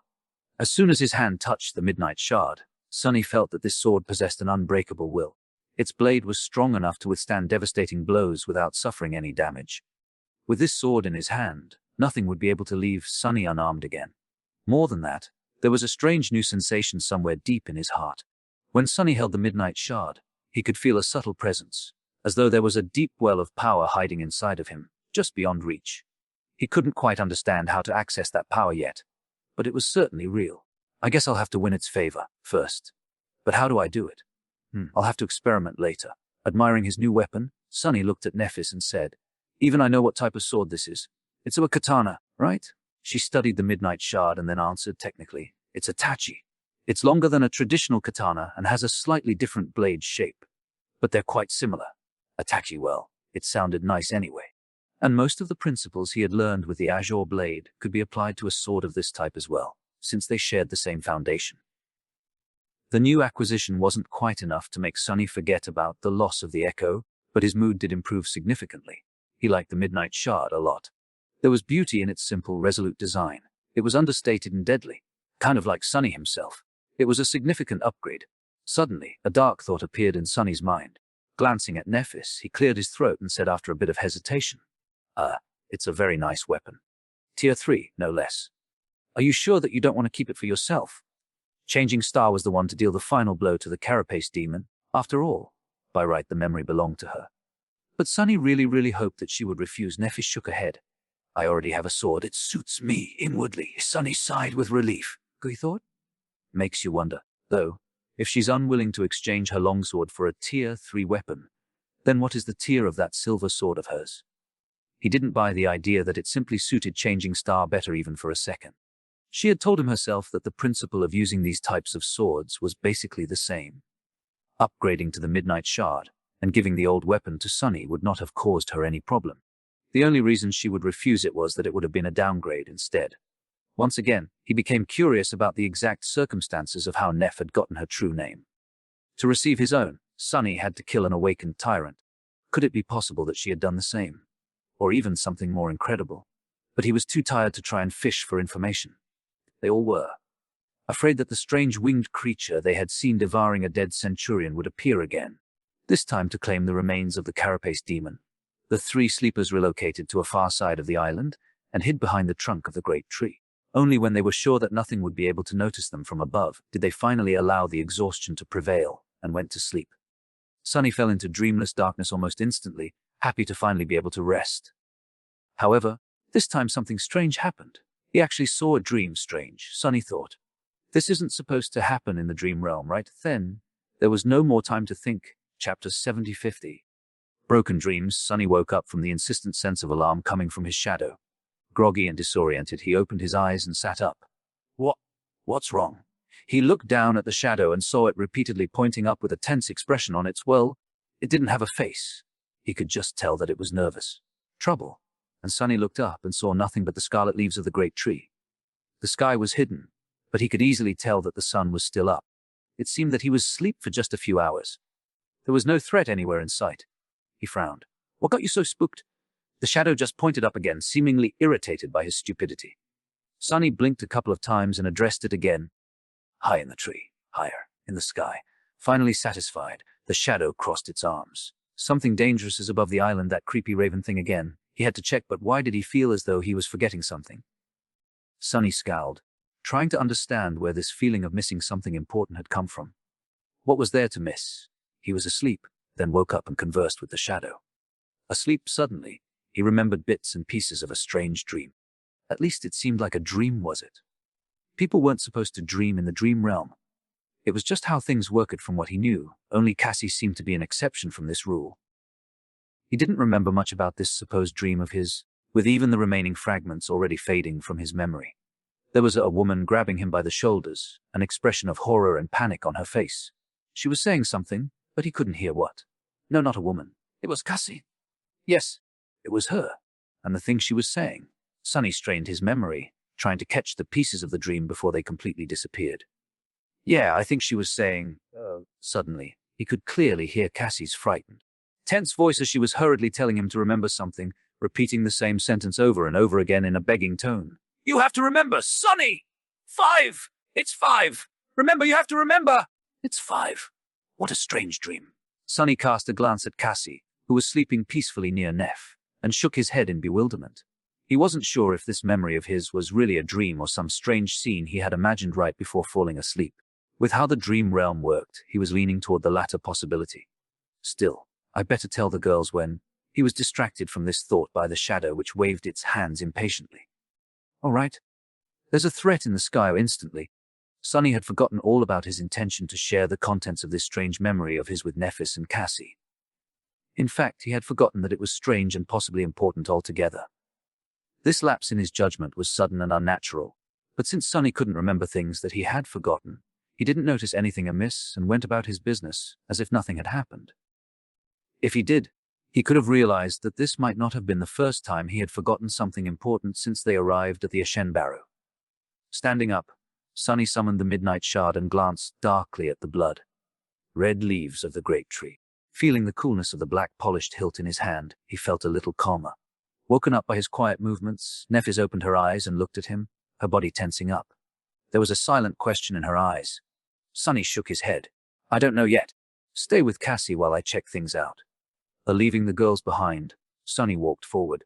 He was planning to reach the edge of the island, where the branches of the colossal tree were not as thick and the sky could be seen through the openings in its crown. Technically, he could have sent his shadow to do this instead of going himself. But in situations like this, where the danger was unknown, Sunny usually preferred to keep the shadow close by in case he needed to use it. Reaching the eastern slope of the Ashen Barrow, he carefully looked up, still hidden in the shadow of the great tree. Up above in the vast grey sky, a small black dot was circling around the island. Sunny's chest became heavy with worriness. Back when the terrible winged beast had first appeared, it looked exactly like this from the distance. Leaving the shadow behind to keep watch on the black dot, he returned and briefly told Nephis and Cassie about his discovery. Right now, it's just flying above the island. I don't know if it's the same creature or not, and when it is going to land. A changing star frowned. Last time it wasn't very interested in searching for live prey. Perhaps it's mostly a carrion eater, and thus is only interested in the carapace demon's carcass. Cassie offered her own opinion. Maybe we're too weak and little to satiate it. After all, it never came for the corpses of the scavengers we had slain. As if eating mere beasts is beneath it. Sunny shook his head. Back then it did come for the carapace centurion's meat. But it took a few scavengers with it as well before leaving. So it'll be too optimistic to think that this abomination will not try to devour us too if given a chance. Nephis thought for a while, then gave him a nod. You're right. The best course of action would be to stay away from the carapace demon for now and hide when it decides to land. Then, looking up, she added, but first, we must observe it to make sure that it's the same creature and confirm its intentions. Not having an argument against this logic, Sunny led the girls to the spot where he had left his shadow. There, they sat on the ground and watched the black dot as it circled around the Ashen Barrow. Observing the flying creature left them disturbed and unsure of what to do. The black dot drew closer a few times, allowing them to discern that it was indeed the same terrible monstrosity that they had encountered a few weeks before, or at least a creature of the same type. However, it never got too close to the crown of the great tree, as though hesitating to land in its shadow. What's worse, as hours passed by, it was joined by two other abominations of the same breed, each as horrifying and repulsive as the first one was. Now 3 black dots were circling in the skies above their heads, filling Sunny's heart with dread. One of those creatures, with its corpse-like white body and raven, black feathers, with an unnatural mess of powerful limbs protruding from its wide chest, each ending with a set of terrifying talons, was enough to wipe out their entire group. The memory of how easily the creature had broken through the adamantine shell of the carapace centurion with its massive beak was still fresh in his mind. He suspected that these abominations were at least as powerful as the carapace demon was, or perhaps even more so, and now there were 3 of them. We'd better hide well, he thought, cold sweat running down his back. However, the flying monsters seemed to be reluctant to approach the ashen barrow for some reason. They just circled around it, sometimes hesitantly approaching, but then gaining height again. Their behavior was strange and disturbing. After some time, Cassie quietly said, "Maybe they're not hungry." Sunny blinked, trying to imagine a world where a nightmare creature might not be hungry. Was it even possible? On the other hand, I don't know about these albino chickens, but I'm hungry as hell. This was true. The 3 of them had not eaten anything since yesterday. Sunny was afraid that if the abominations did decide to land on the island, the loud growls of his stomach would give away his position. Nephis glanced at him and asked, "Want to eat some grilled chicken?" Sunny opened his eyes wide and hissed, "Don't even think about it!" She stared at him, then turned away with a smile. That was a joke. She knows how to joke. Well, at least someone's sense of humor was worse than his. In the end, their worst fears did not come true. After the sun began to roll toward the horizon, the 3 flying abominations finally made a decision and left the skies above the ashen barrow, flying west in a loose wedge formation. They never descended low enough to notice the 3 sleepers, let alone landing on the surface of the large island. Sunny was left drenched in sweat and tired from anticipating a disaster, almost disappointed at the fact that all this worrying had turned out to be for nothing. Looking at Cassie, who couldn't see that the danger had passed, he said, "They're gone." The blind girl exhaled with relief and relaxed, the frown disappearing from her face. Thank heavens. Sitting here and waiting was 5 times worse than hiding from one of them at those cliffs. For some reason, Sunny flinched a little. What did you say?" "I said that waiting for them to land was very tiresome." He blinked, not understanding why he had reacted so strangely to this innocuous sentence. Did he see a dream having to do with Cassie and number 5? Right, he did. Not that it was anything to think twice about. "Oh, you're right." Then he turned to Nephis and asked, "What do you want to do now?" Changing Star looked west, where the black dots had disappeared from sight, and said after a short pause, "Let's check the western edge of the island and decide on the next high point to reach." Sunny shrugged, not having any objections. Cassie smiled. "Good idea. Who knows, maybe we'll finally see the walls of the castle. Soon." They had crossed the island and approached its western slope. Here, the ground was raised just before plunging down, forming a natural rampart that hid the landscape from their eyes. Nephis was the first to climb up and reach the top. Sunny was just behind her when he felt that something was wrong. Changing Star's posture was somehow strange, stiff and rigid, as though she had suddenly turned to stone.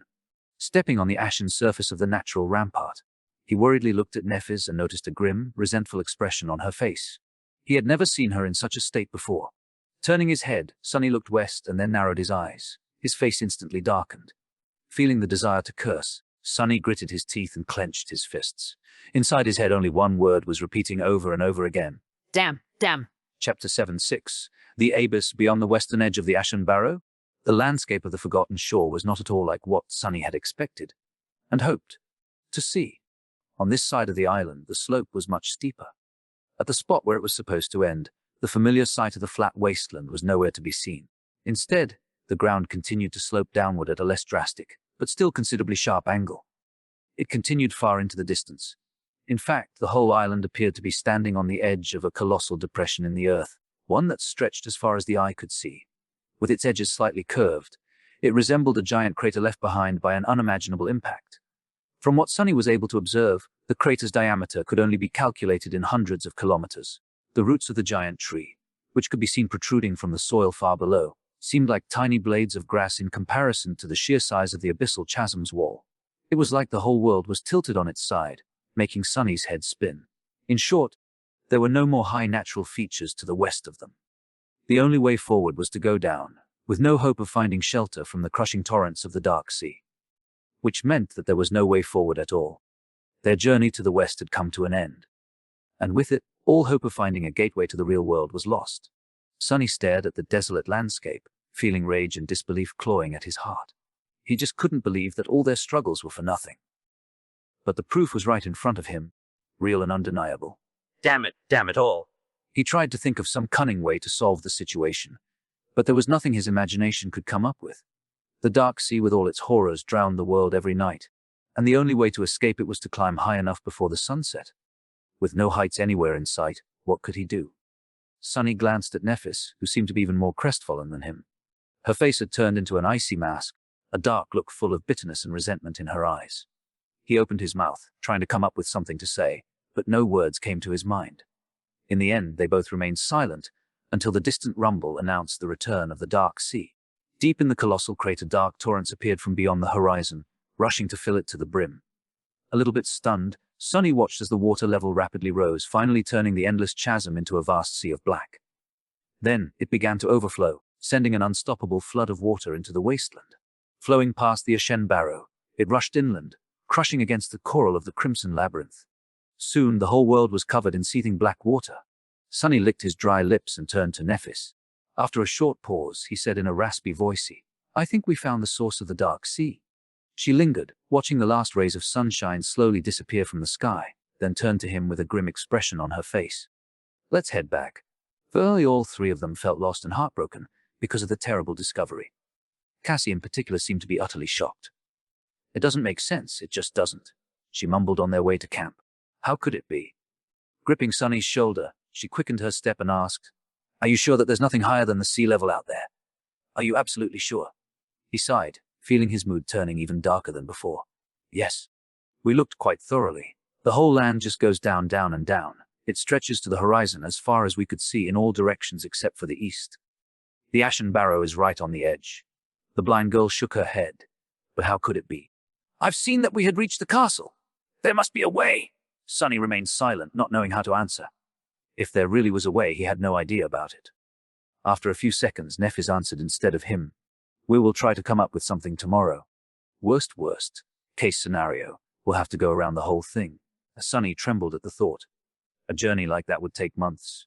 To circle around the colossal crater, they would have to cover many times more distance than they had in the prior weeks, each day bringing the risk of stumbling onto something beyond their ability to resist, and each night bringing the risk of something stumbling onto them.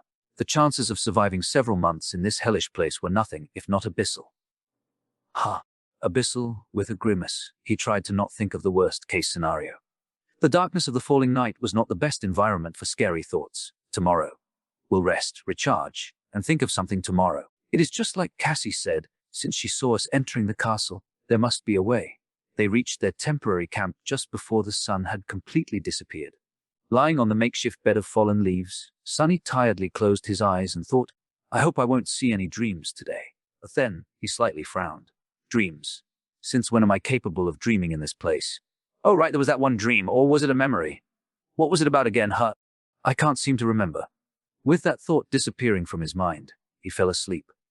In the morning, the mood between the three of them was pretty somber. No one seemed to want to talk or do anything, aimlessly staring at the ground or the rustling leaves of the great tree.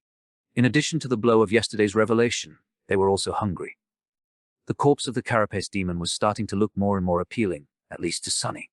However, he was still not at the point of breaking his promise to Cassie. Finally, Nephis broke the silence. Standing up, she looked up with grim resolution and said, "I'm going to climb to the top of the tree and take a look around. Maybe I'll notice something that we missed from up high." Sonny stared at the giant tree, suddenly feeling incredibly small. It was truly enormous. The Ashen Barrow itself was already much taller than the giant knight statue and every other shelter they had seen, and the tree almost dwarfed it in size. Climbing all the way up would take a lot of time and effort, but maybe she would really be able to notice something from that incredible height. He scratched the back of his head and said, "All right. But be careful. Keep an eye on the sky. If you notice those winged abominations again, come back down." Changing Star gave him a nod and headed for the tree. Without turning her head, she calmly said as a farewell, "Take care of Cassie while I'm gone. It shouldn't be more than a few hours." Sonny waved a hand and watched her walk away. Then he tried to think of something to do. On a usual day, he would have already started his morning training. But today he was too hungry. Come on. Hunger is not an excuse. Do you think you'll always have a full stomach before a battle? No. So get up and train. Don't you want to try how the midnight shard feels in your hand? With a sigh, Sunny got up. He trained for an hour, enjoying the swift and reliable feeling of his new sword. The long tachi was truly incredible. It was light, maneuverable, and unrelenting. Its edge sang as it cut the air. Sunny already felt as though it was a part of him. His movements were fluid and measured, almost elegant. After the training session was over, he decided to do something useful. Walking over to the carapace demon's corpse, Sunny spent some time prying the soul shard out of it. In the end, he gathered all 3 of the crystals with some effort and stashed them into the seaweed rucksack. What to do now? After a bit of pondering, he suddenly got an idea and tried to find the place from his memory. The one where the carapace demon had dropped the transcendent soul shard into the sand. That shard had been brought to the Ashen Barrow by the subservient centurion and would be a real treat for Neff or Cassie. He quickly found the right spot. However, no matter how hard Sunny looked, he couldn't find the alluring crystal. In the process, a couple more hours had passed by. Strange. It was quite large. Where could it be? He was determined to continue the search. But, at that moment, the shadow that he had left with Cassie noticed movement in the branches of the great tree. Nephis was back. Sunny walked back to the camp, thinking about what she had found. Was there hope for them after all? Or was there only more bad news? By the time he returned, Neff and Cassie were sitting on the ground with relaxed expressions on their faces. She saw something, Sunny thought, suddenly excited. But in the next second, his eyes widened. The 2 girls were holding something in their hands, their lips painted red. They were eating. They were eating the fruits of the great tree. Chapter 77. Enthralled, Sunny stumbled and looked at his companions in utter shock. Nephis and Cassie were each holding a large, round, glistening fruit. The skin of these fruits was smooth and black as onyx, while the succulent insides were red as ruby. Their hands, chins and lips were smeared with red juice, making it look as though they were feasting on blood. The air was filled with an alluring, sweet aroma. Sunny recoiled, but his stomach involuntarily growled, reminding him how hungry he was. Nephis looked at Sunny and offered him a relaxed smile. Hey! He stared at her, lost for words. Finally, after a few seconds had passed, Sunny collected himself and screamed, "What do you mean? What the hell are you doing?" His voice was loud, full of disbelief and anger. Both Neff and Cassie turned to face him. They were visibly confused. "Why are you shouting?" Sunny gaped at them, feeling like he had lost his mind. "Why were they so nonchalant about this? What was going on here?" Trying to find some sense in the situation, he took a cautious step forward and looked at Nephis. Did she wait? What was he thinking about? He was so hungry. It was hard to concentrate on anything except for food. Shaking off the unexpected memory lapse, Sunny remembered what he was about to say and pressed. "Why did you change your mind?" Changing Star frowned. "Changed my mind. About what?" He clenched his teeth, thinking that she was trying to fool him. "About the fruits. I thought we had agreed to avoid eating them." And Nephis blinked, a confused expression appearing on her face. "Did we? Why?" Sunny opened his mouth to answer, but then froze.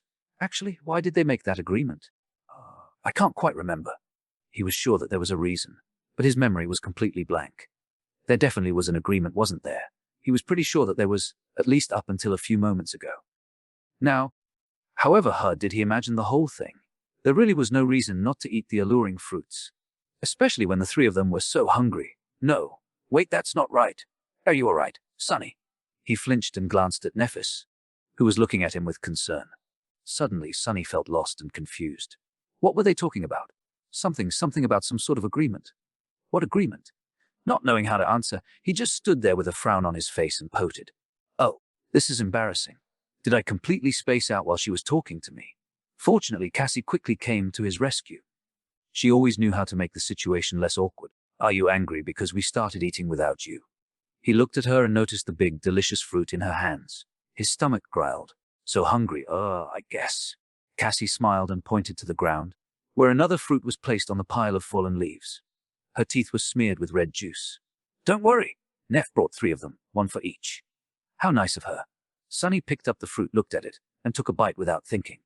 Instantly, his mouth was filled with delightful, cool sweetness. The succulent, juicy fruit was probably the most delicious thing he had ever tasted. It was both nourishing and refreshing, with rich texture and soft, lingering aftertaste. The ruby flesh practically melted on his tongue, making his whole body tingle. It was pure joy in the form of a fruit. Wow! Despite his delight, Sunny felt disturbed for some reason. Something was very wrong about the whole situation. But what? Taking another bite, he frowned and tried to understand the source of this anxious feeling. It was hard to think about anything except for how heavenly the fruit of the soul tree tasted, but he forced himself to concentrate. Oh, soul tree. Since when? Wait. Don't get distracted. Sonny was finally able to pinpoint the source of the strangeness. It was his shadow. When he reached out to pick up the fruit, the shadow did not copy his movements, as though reluctant to touch it. Even now it was motionless, refusing to mimic him eating the fruit. Weird. What is it with this guy? Sonny took one more bite and looked at the shadow, lost in thought. The shadow had an eccentric temper, but it rarely did something without a reason. If it didn't like the fruit, there had to be something wrong with the fruit. Sonny frowned, suddenly feeling a sense of dread grip his heart. There was something wrong with the damn. Why is it so hard to think about this stuff? There was something wrong with the fruit. Why would there wait? Is this why I screamed at Nephis? She broke an agreement. What was the agreement? Sonny was at the precipice of remembering something very important. He felt as though he just needed to pull on the thread, and the whole truth would reveal itself. Something terrible was going to happen if he failed. But then, Sonny got distracted. Something unexpected happened, something that required his full attention. Instantly, he somehow forgot all about the problem with the soul tree's fruits. Because at that moment, the spell was talking into his ear, your shadow grows stronger. What? He blinked, then looked at the delicious fruit in his hands. The spell announced the increase in his power right after Sonny swallowed his third bite. Stunned, he raised his head and looked at Nephis. Changing Star, too, was staring at her fruit with a strange expression on her face. Feeling his gaze, she looked up. Sonny licked his lips. Did you? At the same time, Nephis said, I just absorbed a point of soul essence. Without saying anything, they both turned to Cassie. The blind girl was enthusiastically devouring the fruit. Red juice was flowing down her chin and dripping to the ground. Stopping for a moment, she smiled. Actually, I received mine a few bites ago. Sonny's eyes widened. Excitedly, he summoned the runes and found the right cluster shadow fragments, her 97-1000. He really received a fragment. He received a shadow fragment without risking his life in a battle against deadly monsters. Finally, Sonny was able to realize why the carapace demon had been so fixated on the soul tree and its fruits. These fruits were pure magic. Forgetting all about the uneasy feeling, he raised his hand and greedily bit into the succulent, delicious, nourishing flesh. Late in the evening, when the sun was already hidden behind the horizon, and the dark sea had once again turned the Ashen Barrow into a lonely island, the three of them were preparing for the night. They had moved their camp to rest between the roots of the great tree. With newfound energy received from consuming miraculous fruits, all their worries seemed to fade. With no way to move further west, Nephis, Sonny and Cassie had decided to rest for a few days before making any decisions. They deserved a short vacation. The Ashen Barrows was a perfect place to recuperate. There were no monsters in the surrounding wasteland. It was large enough to protect them from the horrors of the sea, and they had plenty of food thanks to the soul tree. What's more, that food could even provide them with power. Where else would they be able to grow stronger without risking their lives? As far as hell goes, this place was almost a paradise. Sonny lay on the makeshift mattress of fallen leaves, feeling relaxed and optimistic for the first time in many, many days. Things seemed to be getting better. Before falling asleep, he glanced at the mighty branches of the great tree and thought with a bit of regret, with the carapace demon gone, there's no one to protect this magnificent tree anymore. When we continue our journey, it will be completely defenseless. What a shame, his consciousness was already half asleep. However, one last thought entered Sonny's mind right before he completely slipped into the embrace of darkness. What a shame that no one will be here to serve it, and feed it, and help it spread its seeds. Chapter 70-80, Bliss in the Morning. Sonny was woken up by the gentle rustling of leaves. Opening his eyes, he saw rays of sunshine falling through the scarlet crown of the soul tree, painting the world in soft shades of pink. The sight was beautiful and tranquil. It felt as though none of the dangers and terrors of the dream realm could reach him here. A soft breeze touched his skin, bringing with it coolness and the smell of fallen leaves. For the first time in a long while, Sonny felt at peace. Is this what a vacation feels like? If so, their decision to have one was the best decision ever. He sat up with a yawn and lazily looked around. Cassie and Nephis were already awake. Seeing them put a smile on Sonny's face. Why the hell am I grinning? Shaking his head, Sonny put on a serious expression and said, Good morning. The girls greeted him. Then Nephis slightly tilted her head and asked, Hey, do you remember why we didn't leave anyone to keep watch last night? Sonny blinked. Indeed, why hadn't anyone guarded the camp? No, I guess we were too tired. Plus, it's so safe here. Why deprive ourselves of sleep? She frowned. Sonny expected Changing Star to berate them, but unexpectedly, she just shrugged. I guess. That's not like her. Am I not the only one in a great mood? To make Neff feel better, he pointed down and said, "Don't worry. My shadow would have warned us if anything had happened." She seemed to have forgotten about her question already, returning to whatever she had been doing before. All three of them were easily distracted these days. Sunny sighed. "So what are you guys going to do today?" Cassie turned to him with a smile and answered in a teasing tone, "Nothing. We're on vacation, remember? So we're just going to rest and relax time." Sounds like a plan. Speaking about plans, and at that moment, Cassie scowled and said with a comically strict expression, "You too, Sunny? You are not allowed to plan, plot, and scheme. Just sit back and enjoy the day." "All right." Sunny scratched the back of his head. "All right." He felt as though he was forgetting something.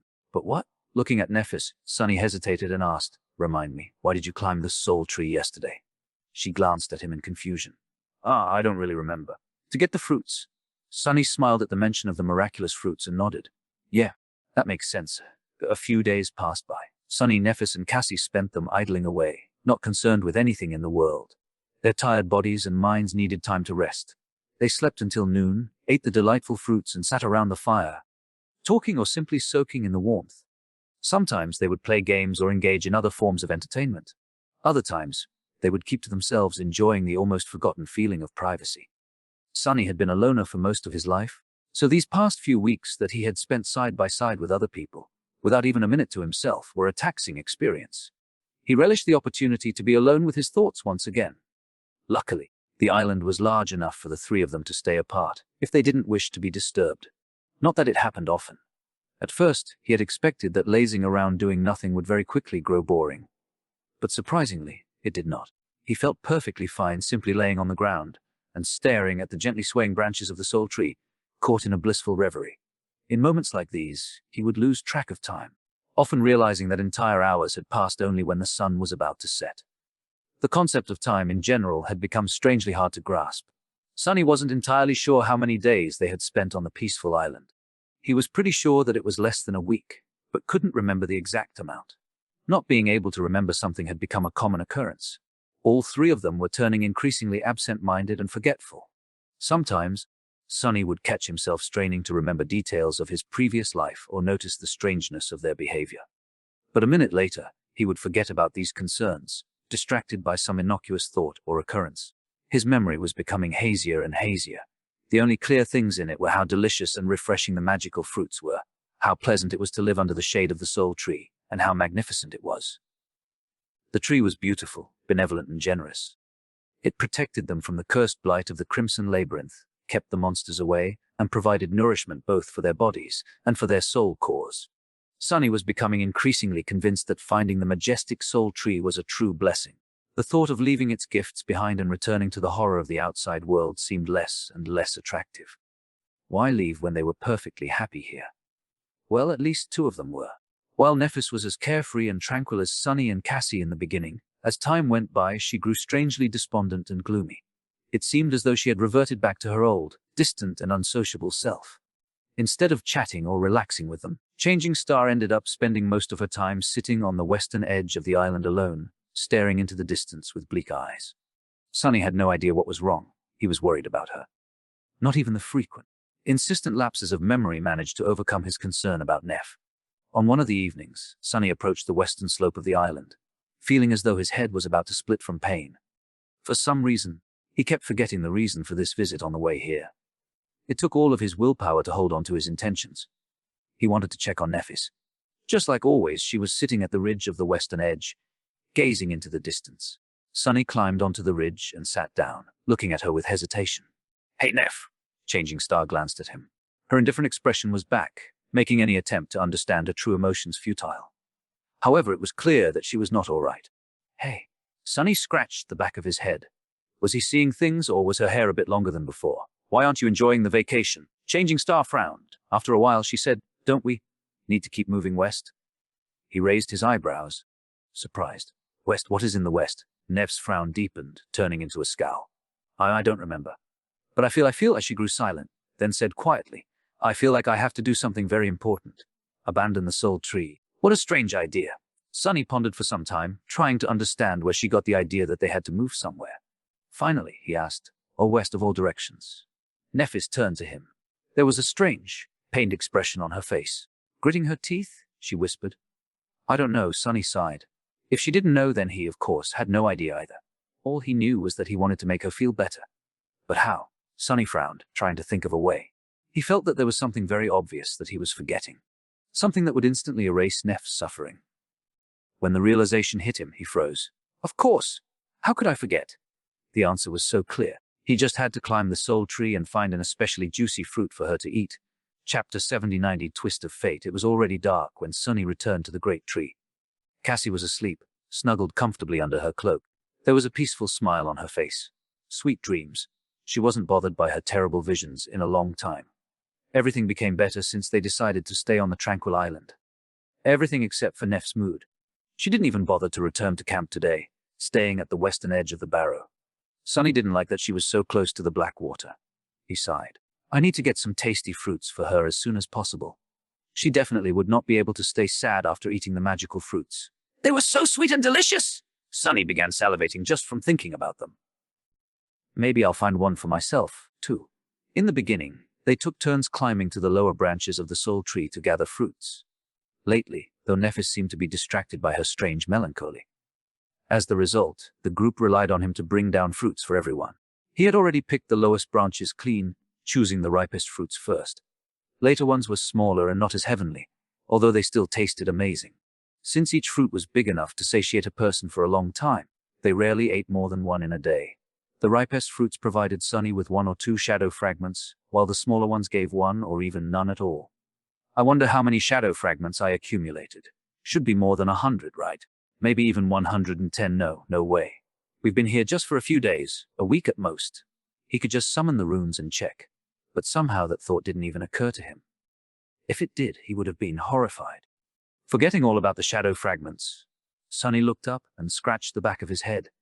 Initially, he was planning to climb the tree in the morning and explore higher than he had previously gone, looking for the best, most delicious fruit possible to give to Neff. But after thinking about it, he decided to not wait until the night was over.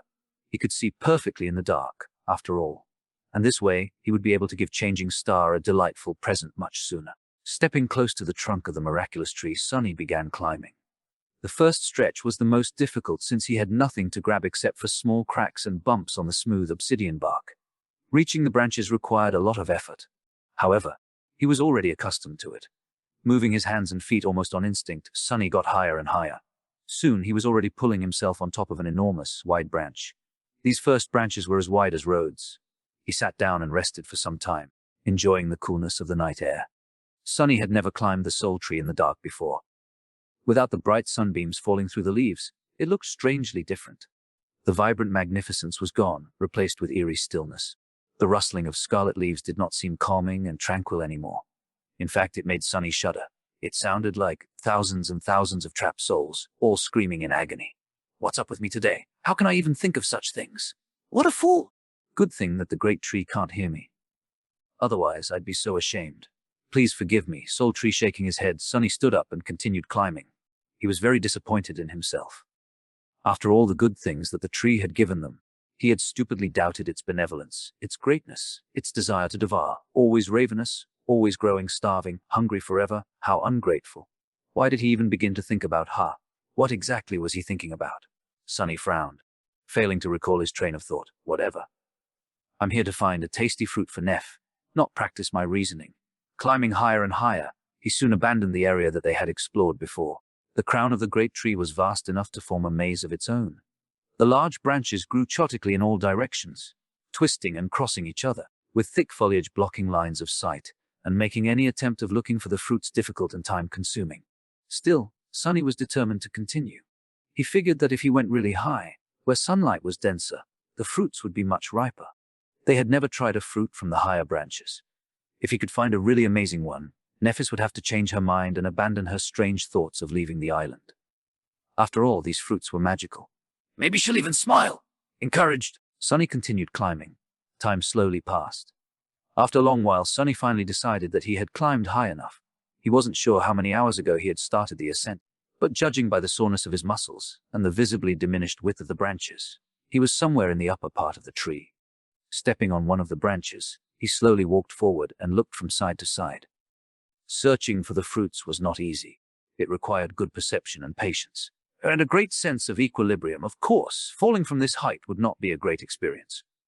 In fact, it would be his last. Carefully observing the surroundings, Sunny moved further and further away from the trunk of the great tree.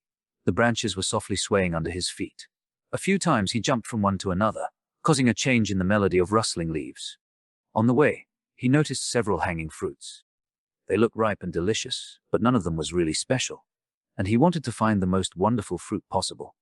Finally, Sunny got so far that the branches grew really narrow and thin. Now they were almost the same size as those of a normal tree, barely able to support his weight. But he still did not find a suitable gift for Nephis. Sunny helplessly looked around, crestfallen. He really thought that he would be able to. Then, he noticed something strange, some distance away from him. The branches just above the one he was standing on were twisted downward, as though weighed down by something. However, he couldn't quite see what it was behind the almost impenetrable wall of leaves. In fact, he only noticed the anomaly because it was dark. In the light of day, the bright color of the sole tree's foliage would make the shape of the branches indiscernible. But in Sunny's night vision, all colors were muted, almost turning into various shades of gray. Interesting. Jumping, he grabbed onto a higher branch and pulled himself up. Then, careful not to fall, Sunny approached the leaf barrier and forced his way through. In the process, he had to enhance his strength and agility with the help of the shadow. Otherwise, he would either have had to turn back or tumbled down to his death. Finally, he freed himself from the last layer of leaves and took a step forward. Then, Sunny froze, his eyes opening wide with wonder. Right in front of him, hidden from the world in the secretive pocket of twisted branches, a giant elaborate bird nest rested between the scarlet leaves. Chapter 80: Spirit of Exploration. The nest was spherical in shape, with a round hole at the center of it. Usually, such a nest would be made out of grass and twigs, but this one was constructed from the branches of the great tree, each at least as thick as a man's arm.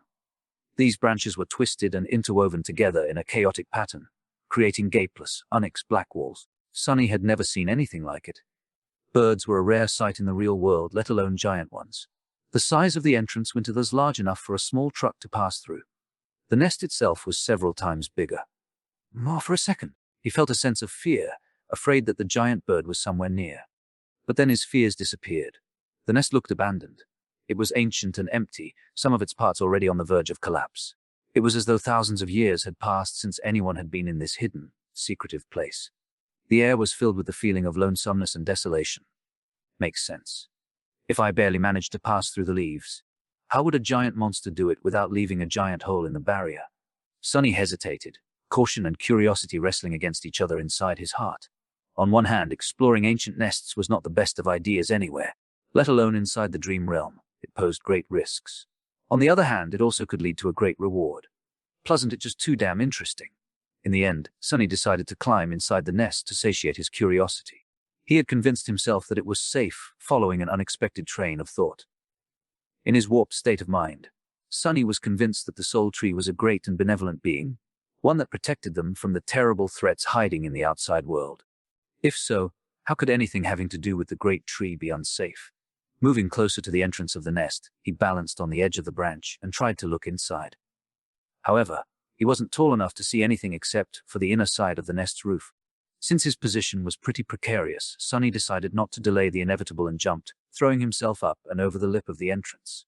A moment later, he landed on a soft surface. The lower part of the nest was covered in a thick cushion of white, silky spiderwebs. Time had made them brittle and pliable like sand. There was so much spiderweb around that for a moment, Sunny thought that he had fallen into a giant white cocoon. But no, it was just a nest. And there in the center of it was a Sunny blinked. At the center of the nest there was an egg. A giant ancient egg that was as tall as he was, gray and seemingly lifeless, as though turned to stone by the passage of time. Forgetting to breathe, Sunny looked around, making sure that there was nothing and no one else around. But no, the giant nest was empty and silent, with not even a stray shadow hiding anywhere in sight. How fascinating! Sunny felt strangely excited. The feeling of discovering something incredible, something that no one except for him had ever seen, filled him with a deep sense of wonder and satisfaction. He had never known that there was such a side to him, one full of an explorer's passion. Let's check this thing out. Walking on the soft silk, Sunny slowly circled the massive egg and studied it. At a first glance, it seemed to be made of stone. The surface of the egg was colored in various shades of gray, which were overlaid over each other like moving clouds. This pattern was strangely beautiful, giving the egg a mysterious aura. But overall it was just big and smooth. Sonny scratched the back of his head, then stepped closer and put his hand on the surface of the egg. Immediately he felt a strong sense of astonishment. The egg was warm to the touch. Is it still alive? In the next second, Sonny felt a strange pull affecting his core. It was as though the egg was trying to steal his life force.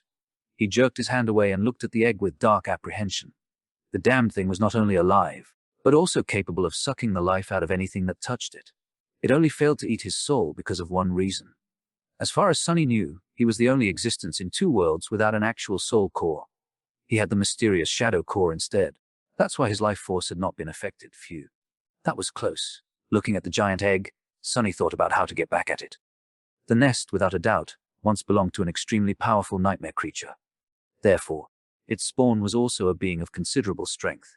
However, due to some unknown reason, that being had not been able to hatch and was left behind by its parent, destined to remain trapped within the egg for all eternity.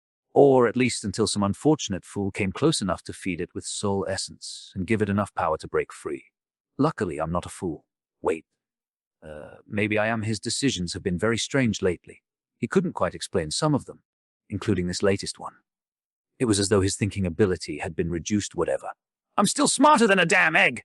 Like a true explorer, he went where no one had gone before and made an incredible discovery. He found an unbelievably mysterious, rare being, one that not a single human had ever heard of. Naturally, he had to kill it. That's what the spirit of exploration was all about, wasn't it? Summoning the midnight shard, Sonny thrust it into the stone surface of the egg, causing a rain of sparks to fall on the spiderwebs. The sharp blade slid harmlessly across the stone, leaving only a shallow scratch on it. Tell bastard. The egg was sturdy enough to withstand a strike from an awakened weapon. If it was that resilient, Sonny was scared to imagine how powerful the adult monster would be. It was definitely not an average nightmare creature. But then he was not an average sleeper. His shadow flowed from his hands onto the midnight shard, turning the polished metal of the blade black and lusterless. Immediately, a cold aura radiated from the sword, making it feel sharp enough to cut the world apart. Stepping forward, Sonny raised the shard above his head and sliced down, delivering a crushing blow. Enhanced by the shadow, the dark blade bit into the stone surface of the egg and split it apart. Cracks ran through the giant stone egg as Sonny's sword plunged into it. A flash of sinister crimson light shined through the cracks, then disappeared, leaving behind nothing but darkness. A torrent of viscous black liquid flowed onto the white spiderwebs. In the ensuing silence, Sonny heard the spell's bewitching voice. You have slain a great devil. Vile thieving birds spawn. Your shadow grows stronger. You have received a memory. To Chapter 81 Weaver's Eye, Sonny blinked. You have received a memory drop of Ichor. Wait a moment, a great devil. He gulped. Nightmare creature with 4 soul cores was called a devil, just one class below the dreaded tyrant. From that detail alone, the evil ancient egg had been potentially more powerful than the carapace demon. However, what shocked him the most was its rank, not class. The quality of most things having to do with the nightmare spell followed a similar hierarchy, from dormant to awakened ascended. Transcendent, supreme, sacred and divine. Humans had only ever managed to reach the transcendent rank. These heroes were known as saints, each wielding an unimaginable amount of power, and leading humanity in its war against the nightmare creatures. The nightmare creatures, too, were different from each other in a similar fashion, with 7 ranks of power. They were, in order of growing strength, dormant, awakened, fallen, corrupted, great, cursed, and unholy. A great devil, therefore, was a nightmare creature with 4 soul cores, each one of the great rank, which were the same in terms of power as a supreme soul core would have been if a human ever managed to pass the 4th nightmare and rise one step above the saints. Sonny had just killed one of the most powerful nightmare creatures to ever fall by a human hand, at least as far as he knew. Victories against the great devils were rare enough to be of historic importance. What a stroke of luck to find one absolutely defenseless, yet to be fully born and weakened by thousands of years of neglect.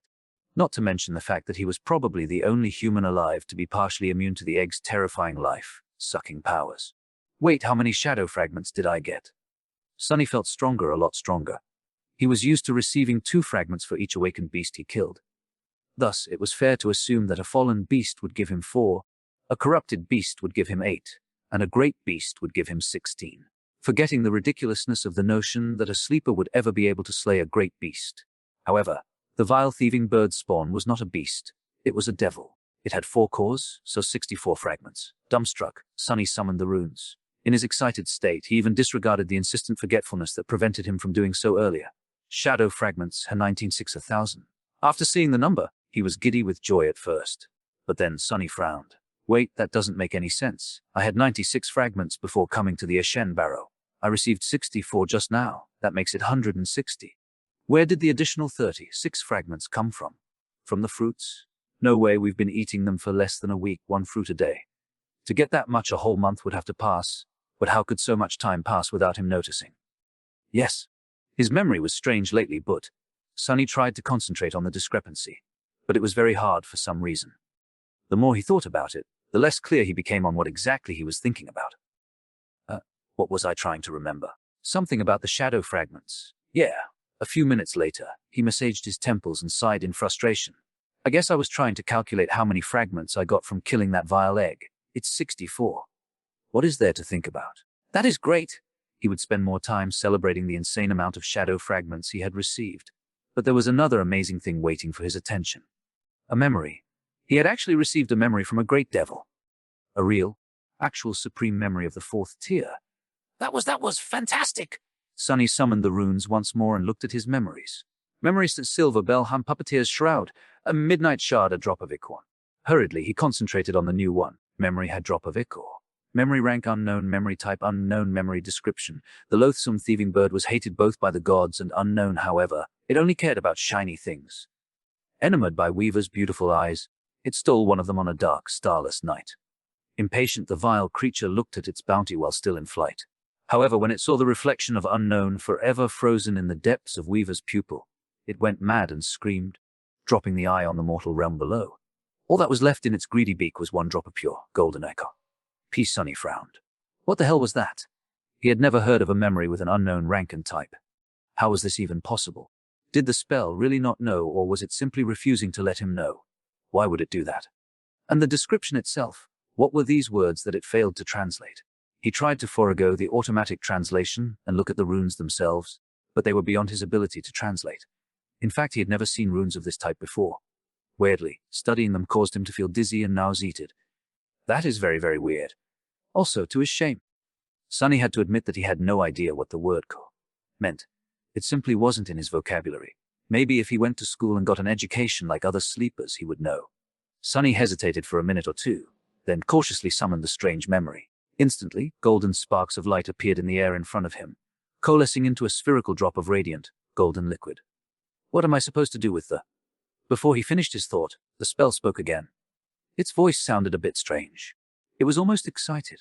How you have acquired a drop of ichor. Do you wish to consume it? Sunny blinked. Consume a memory? Things were getting weirder and weirder. He hesitated. What was going to happen if he did consume it? Memories were rewards given by the spell to the awakened. As such, they were usually useful, very rarely useless, and never harmful. At least that was the common knowledge. However, this one was out of the ordinary. And it was the spell he was talking about. The damn thing was nothing if not unpredictable, usually with catastrophic consequences. The safest approach would be to put the golden liquid back into his soul sea and never touch it again. But it was a memory received from a great devil. Chances were he would never hold another one in his whole life, not even in his dreams. Sunny was simply unwilling to let this opportunity go. Trying to calm his rapidly beating heart, he licked his lips and said, "Yes, I want to consume it. As you wish." The golden sphere separated into two streams of beautiful, radiant liquid. The streams flowed through the air, approaching Sunny's face. He felt a gentle touch caress his cheeks. Then, the golden liquid reached his eyes and flowed through them, entering his soul through the pupils. Soon, it was gone. Sunny was frozen, not knowing what to expect. A second passed, then another. He raised his trembling hands to his face, finally feeling something. In the next moment, Sunny opened his mouth and let out a terrible, wailing shriek as unimaginable. Blinding pain tore through his entire being. Chapter 82, Fear of the Unknown. Sunny fell into the soft embrace of spiderwebs, screaming, his whole body convulsing in spasms of terrible pain. The unbearable agony radiated through his nervous system, his mind drowning in the endless torrent of torturous, excruciating, harrowing suffering. It felt as though every muscle, every fiber, every molecule of his body was being torn apart and reassembled, only to be torn apart again. His eyes, especially, felt as though there were two white, hot metal rods inserted in them, making all the other pain pale in comparison. Or maybe they had become searing spheres of molten metal themselves. He clawed at his face, leaving bloody marks on it. However, seconds later they were already gone, erased by some unknown force. His voice was soon gone, too, leaving Sunny without an outlet to express his horrible torment. The process was the opposite of the gentle rebirth he had experienced after passing the first nightmare. It was violent, ruthless, and unnatural, forcefully reshaping Sunny's body into something that it was not meant to be, that nothing was ever meant to be. Powerless to stop it, Sunny had no choice but to endure the agony. All he could do was try not to go mad from pain. Tears were streaming down his face, leaving bloody trails in their wake. There was no end to torture. But then, after what felt like an eternity, there was. The pain subsided, lessened, and finally vanished. Sunny was left lying on the thick carpet of spiderwebs, utterly drained and depleted. In the silence that was broken only by the hoarse sound of his ragged breathing, the spell's voice whispered, "You have acquired a new attribute. One of your attributes is ready to evolve." Sunny remained motionless for a long time, slowly coming back to his senses. The memory of the terrible ordeal was still echoing in his mind, making him shudder from time to time. He was afraid to open his eyes and look at his body, afraid to see himself changed in some horrific, repulsive way. Have I become a monster? Feeling a sense of dread, Sunny shut his eyes tighter. However, he did not feel like a monster. In fact, he didn't feel different at all. From what he could tell, he still had 2 hands, 2 legs, and soft human skin. There was no change in his strength and resilience. It was as though nothing had happened. Come on. Just do it. With a nervous sigh, Sunny opened his eyes and looked himself over. Everything was the same. He shifted his perception and studied himself again through the shadow. He was still human. Well, something did change, but he couldn't quite describe it.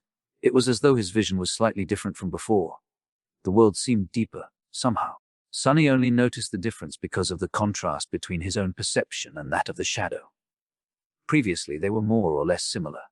A drop of echo that came from the weaver's eye. Carefully, he raised a hand and touched his eyes. They felt the same. But they were also different. He just couldn't understand in what way. Lowering his hand, Sunny noticed a drop of blood on one of his fingers. It came from a small scratch on his cheek, one that had not healed like the others. Deep inside his blood, Sunny noticed a barely visible hint of the golden shine. As if the radiant drop of golden liquid he had absorbed was still there, now a part of him, strongly diluted and fused into his own bloodstream. The shine was so faint that he had almost missed it. Sunny suspected that in the light, it wouldn't be visible at all. What the hell have I done to myself? That was the moment when he accidentally glanced at the Pipette's shroud, simultaneously thinking about the golden shine. Something switched in Sunny's head, and suddenly he saw the memory differently. His eyes widened. Under the surface of the grey fabric, 5 glowing embers were shining with ethereal light. Each of them represented a nexus and anchor of countless diamond strings that stretched to different parts of the armor, weaving an intricate, elaborate, unpredictable pattern. It looked a lot like the inner void of the spell, only at an infinitely smaller scale. However, Sunny was surprised to find out that he sort of understood the pattern. A newly found innate knowledge helped him sense the traces of logic behind the seemingly chaotic placement of the strings, a defined purpose behind every twist and turn. They were meant to achieve certain effects: durability, resilience, and another, more complex type of protection.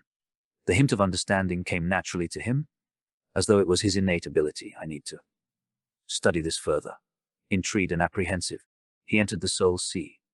A familiar dark expanse of still water appeared in front of his mind's eye. There was the looming shadow core, the shining satellites of his memories, and the strange feeling that something was moving just beyond the periphery of his vision. Out of habit, Sunny turned his head to try and catch sight of that something, knowing that he would not see anything. However, this time he did. With a startled yelp, Sunny flinched away and lost his balance. What the hell? What the actual hell? Out there in the darkness, at the border of the dim light cast by the shining memories, stood motionless black figures. They were shadows of creatures he had killed. There was a shadow that resembled the slave with broad shoulders and bloodied back, one whose name Sunny had never bothered to learn.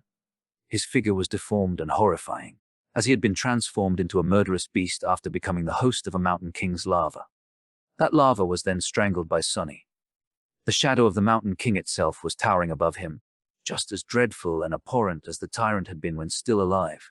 Sunny shuddered as he remembered escaping from the horrid creature's claws. The shadow of the cruel slaver that had hit him with the whip was also there, standing beside the tyrant. This was the first, and for now the only human whose life Sunny had ended with his own 2 hands. He even stole the boots and cloak of the dead man's body. On both sides of them, there were other shadows. Hulking carapace scavengers stood silently, their pincers lowered to the ground. A fearsome centurion's savage silhouette could be seen among them, surrounded by the giant centipedes, bulbous knots of carnivorous worms, and a few strange, man-eating flowers. Every single being that had fallen by Sunny's hand was there in the form of a shadow. Or, to be more precise, every being whose shadow's fragments had been absorbed by him. Despite the fact that shadows had no eyes, he couldn't help but feel that they were all staring at him, silent, motionless. Watching. Feeling cold shivers running down his spine, Sunny gulped and stood up, his legs shaking a little. Finding out that a small army of dead shadows had appeared inside your soul sea was not the most pleasant of surprises. Let alone if those shadows once belonged to creatures who you had personally slain. He clenched his teeth. Can I repeat what the actual hell? Chapter 83d5, the shadows stared at Sunny, and Sunny stared at the shadows. After a while, the situation became a bit awkward. Sunny shifted a little, then hesitantly asked, Are you guys not going to do anything?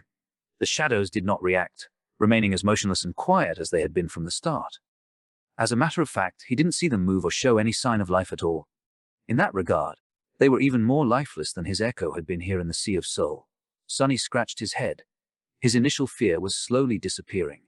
At first he was scared out of his wits, but more so from being startled than from feeling an actual threat. This was his soul sea, after all. Very few things could harm him here. Sunny was pretty sure that the shadows were not capable of doing anything, let alone attacking him. They seemed more like manifestations of some weird facet of his aspect rather than actual beings. As such, they weren't dangerous. The question was, why did the shadows suddenly appear? After briefly thinking about it, Sunny came to the conclusion that they did not actually appear, per se. Instead, they were always here. It's just that he had not been able to see them. But now, with his eyes changed by the strange transformation he had gone through, he could, just like he could see the diamond strings inside the puppeteer's shroud. Speaking of the puppeteer's shroud, glancing at the silent shadows one last time to make sure that they would not lunge at him, Sunny frowned with suspicion and turned away. His back instantly began to tingle. Just think of them as fashionable pieces of furniture. Who says soul seas don't need a touch of interior design? Somewhat consoled, he walked closer to the shining spheres that represented memories and summoned the puppeteer's shroud. One of the spheres floated down and slowly dimmed, revealing the armor within. Just like before, Sunny could see 5 glowing nexuses and countless strings permeating the gray fabric. They resembled miniature stars assembled into a constellation. The shroud came from a tyrant, which is a class of nightmare creatures with 5 soul cores. 5 soul cores, 5th tier memory, 5 nexuses makes sense. For some reason, the number 5 moved something in his mind. Sunny scowled, not understanding the feeling of unease that suddenly appeared out of nowhere and disrupted the flow of his thoughts. Trying to concentrate on the task at hand, he summoned the runes describing the puppeteer's shroud. The familiar description appeared in the air around the armor memory, puppeteer's shroud. Memory rank awakened. Memory tier V memory type armor. Memory description A worm of doubt. The identification of the tier was new. It seems that the spell decided to be helpful and incorporated Sunny's new understanding of the inner workings of memories into its interface. Tiers were not something that humans had learned from the spell. Instead, it was just an improvised way of differentiating memories of different power levels within the same rank. It was often unreliable and outright wrong, but it was better than nothing. But in the case of Sunny, the information was 100% true. He could confirm it with his own 2 eyes just by counting the number of core remnants inside a memory. He could even understand their purpose. That might be extremely useful. However, his attention was drawn to something else. At the very bottom of the description, a new cluster of runes appeared. Memory enchantments and enhanced durability, doubtless. Sunny smiled. That was what he was hoping for. Previously, he had only been able to intuitively sense the special qualities of his memories, with no way to learn their true nature and limits except for the trial and error approach. And using that method during a battle was not conducive to survival. Now, however, he concentrated on one of the enchantments. Enchantment, doubtless. Enchantment description provides the wearer with a small amount of protection against mind attacks. Good to know. The amount was small, because it was just an awakened memory. Since enhanced durability was self-explanatory, Sunny dismissed the puppeteer's shroud and summoned the silver bell. The small bell had only 1 spark of light, which was much less bright than the ones inside the puppeteer's shroud at that. Studying the runes did not show anything interesting. It was a tier 1 dormant memory, with a single enchantment that increased the range at which its ringing could be heard to several kilometers. Finally, it was time to take a look at the Midnight Shard. The graceful blade appeared in front of Sunny in all its austere beauty. Memory Midnight Shard. Memory rank awakened. Memory Tyre Fu. Memory description and forged from the shard of a fallen star. This stalwart blade is firm and unyielding. It favors those who are willing to fight to the last drop of blood and knows no surrender. Memory enchantments unbroken. Enchantment description, and this blade refuses to be broken, and thus is durable beyond reason. It will greatly enhance the power of its wielder when they are close to death, however only if the wielder is unwilling to surrender. Sunny sighed, simultaneously satisfied and disappointed. Now he knew how to access the well of power that hid in the deepest parts of his heart when the midnight shard was in his hand. However, it could only be done when he was at the death's door, wounded and minutes away from perishing. It could either save him from a dire situation or create an opportunity for a very heroic last stand. Sunny did not care for heroics, so the second option did not seem appealing at all. The first one was much more useful, but only in the case of him screwing up terribly and getting himself in a lethal amount of trouble. In other words, it could only be used if he failed. In normal battles, the special qualities of the Midnight Shard were of no use at all. A pity. But an ace in your sleeve in case things really go south is not bad either. Done with his memories, Sunny was ready to learn of the new attribute he had received. Considering how much pain he had to go through to acquire the damn thing, he had pretty high expectations. Looking for the cluster of runes representing his attributes, Sunny focused his attention and carefully read their names. There were 5 attributes and fated a mark of divinity, a child of shadows, and the new one, a bloodweave. Sunny was about to summon the description of the bloodweave, but then stopped. Something was not right. Something did not add up. The feeling of unease from before had returned, now much stronger. When did he first feel it? For some reason, his thoughts were slow and murky. He felt a strong inclination to forget all about the strange feeling and concentrate on something else. But this time he did not. It was when I was studying the puppeteer's shroud, and it was connected to the number 55. What meaning was there to the number 5? With his attention beginning to wane, Sunny bit his lip, causing drops of blood to roll down. A burst of pain cleared his mind for a moment. There were 5 attributes: fated, mark of divinity, child of shadows, and bloodweave. What? There were five attributes, but he only counted 4. Bewildered, Sunny stared at the runes. He was sure that there was a 5th attribute, but no matter how hard he tried, he couldn't read its name and description. Every time his gaze fell on the runes corresponding to the 5th attribute, he would find himself distracted, his memory wiped clean of any mention of it. Just remembering that there were 5 attributes was incredibly hard. Clenching his teeth, Sunny tried to keep his concentration, not allowing himself to be distracted. He was not going to forget! 5! It's 5! There's 5 of them. Damn it. Immediately after he said those words out loud, something changed. It was as though an invisible had fallen from his eyes, or rather, from his mind. Sunny froze, shock and fear permeating his heart. He was remembering, didn't I see a dream? Yes, of course. He saw Cassie standing over him with panic in her eyes, begging him to remember the number 5. No, wait, was that a dream? At the time he believed so. But then he forgot, just as he had forgotten what actually happened on that day. On the day when Cassie woke him up to tell him something important. Chapter 84, A Black Seed. It happened on the day they killed the Carapace demon. Back then, all 3 of them were utterly exhausted. After moving away from the corpse of the giant creature and finding a good hiding spot, they fell to the ground and immediately fell asleep. But they didn't stay asleep for long. An hour or 2 later, Sunny was shaken awake by Cassie, who was holding him by the shoulders. There was an expression of terror written clearly on her face. Sunny, wake up!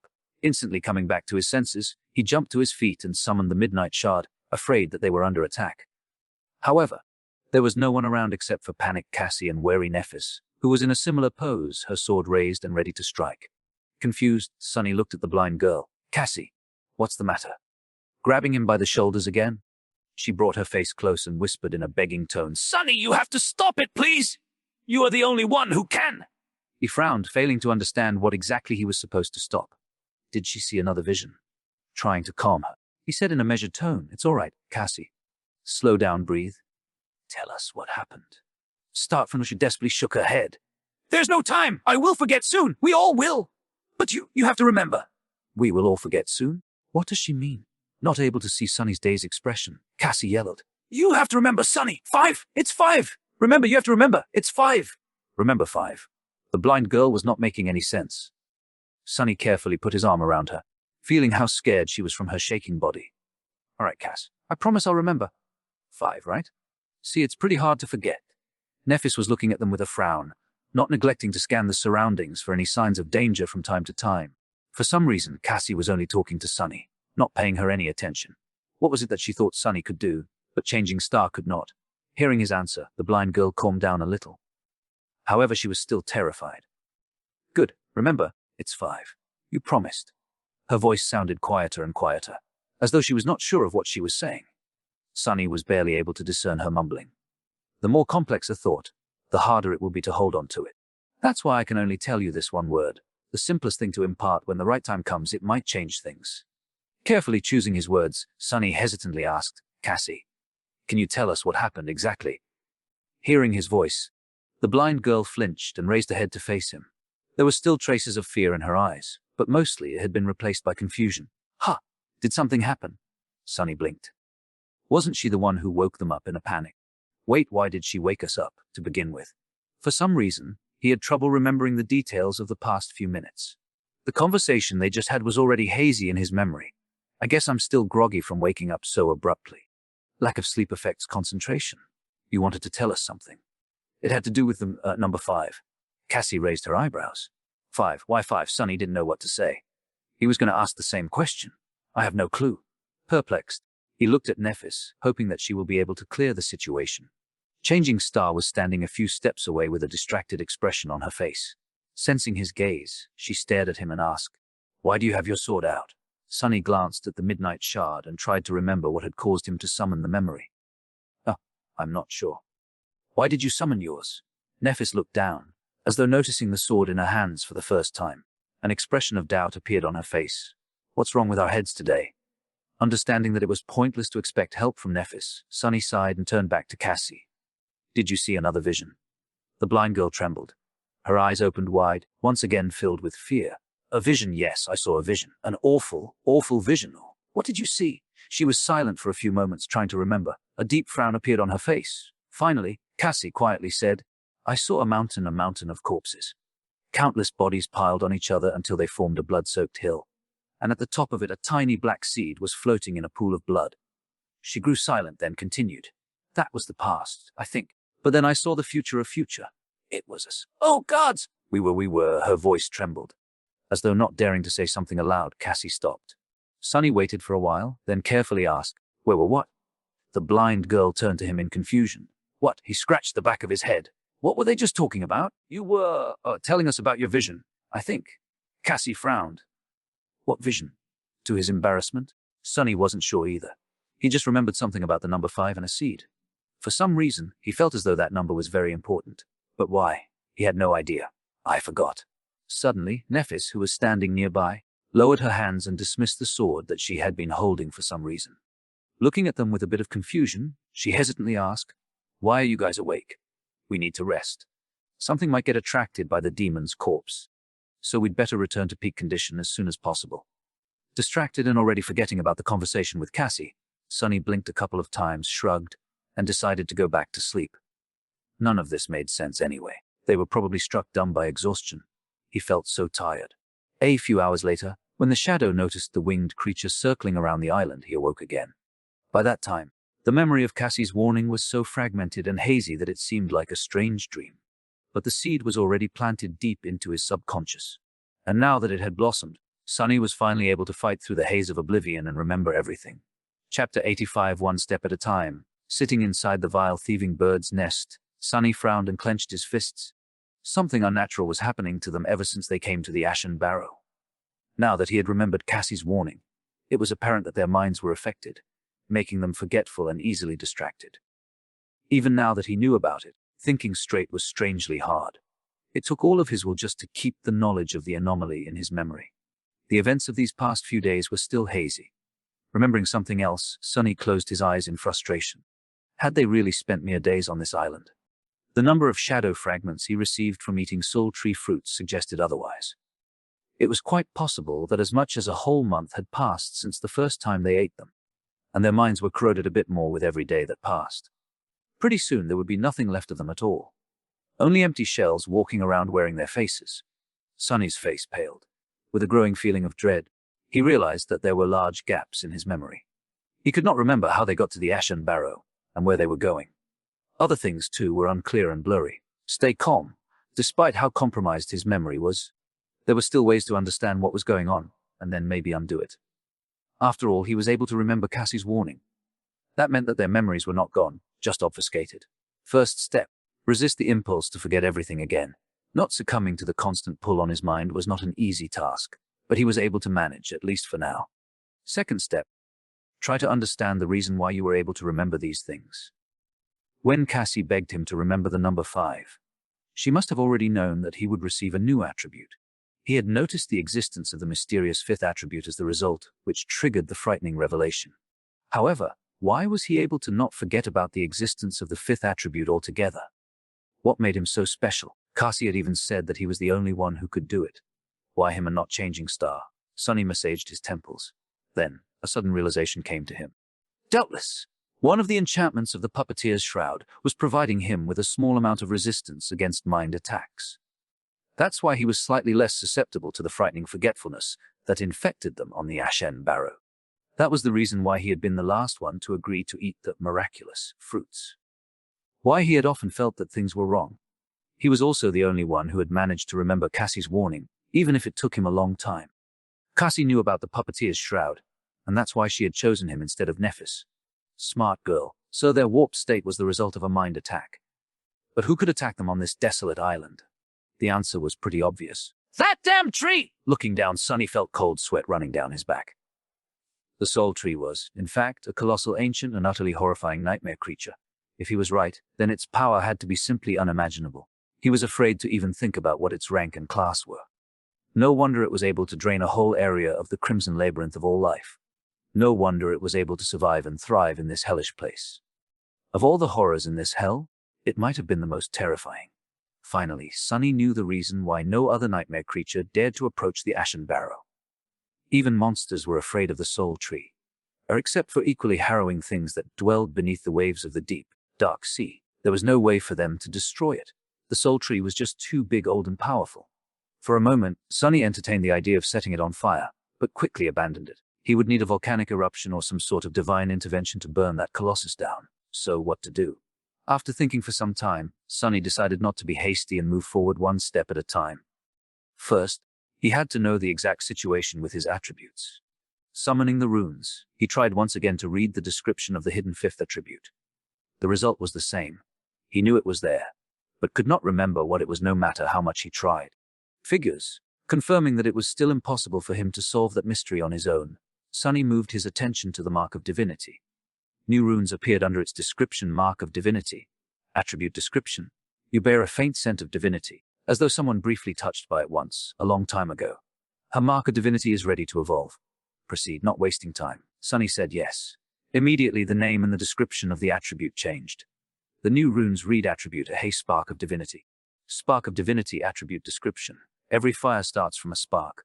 Somewhere deep within your soul, a radiant spark shines with divine light. He didn't feel any changes within himself. It seemed as though the question of whether or not he wanted to proceed was just a formality, and the attribute already evolved back when he had consumed the drop of Ica. My affiliation to divinity has increased. Neat. Although I'm not sure how it might be useful. Was that spark of divinity the reason why he was now able to see the inner workings of memories, as well as some other stuff like the shadows in his soul sea?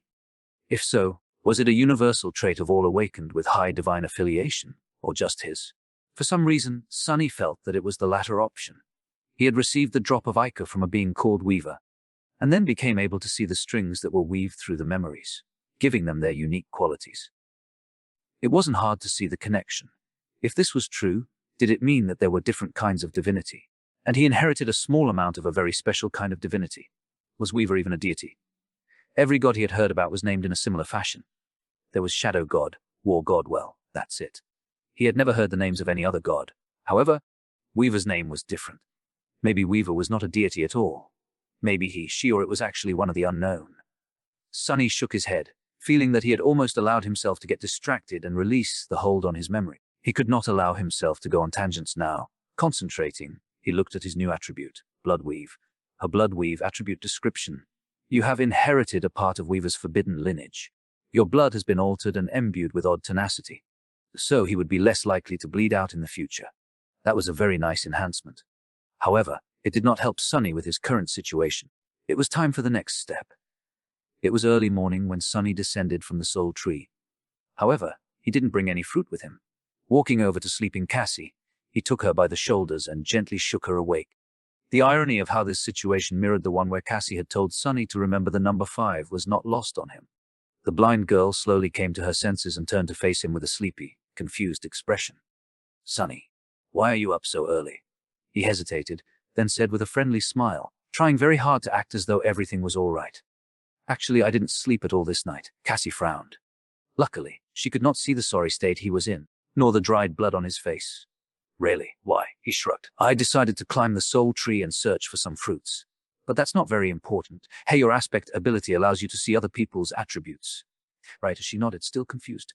Yes, you know this? Why? Sunny lingered, then said in a carefree tone, can you take a look at mine? Chapter 86, Final Clue. Sunny's thought process was very simple. Honestly, in the state he was in, complex ideas that went against Soul Tree's indoctrination were almost impossible to hold on to. He was already at his limits, just trying to remember what had happened in the giant nest. On his way down, Sunny had to bite himself several times, leaving bloody marks on his hands. Sharp pain cleared his mind for a few moments and gave him temporary relief from the constant pull of forgetfulness. Coincidentally, he was already noticing the effect blood weave was exerting on him. The bites only bled for a short while, quickly turning into scabs. The speed of coagulation of his blood was clearly enhanced. He also felt more energetic, his endurance substantially better than it had been before. Which made sense. The human body was a system where every part affected the other.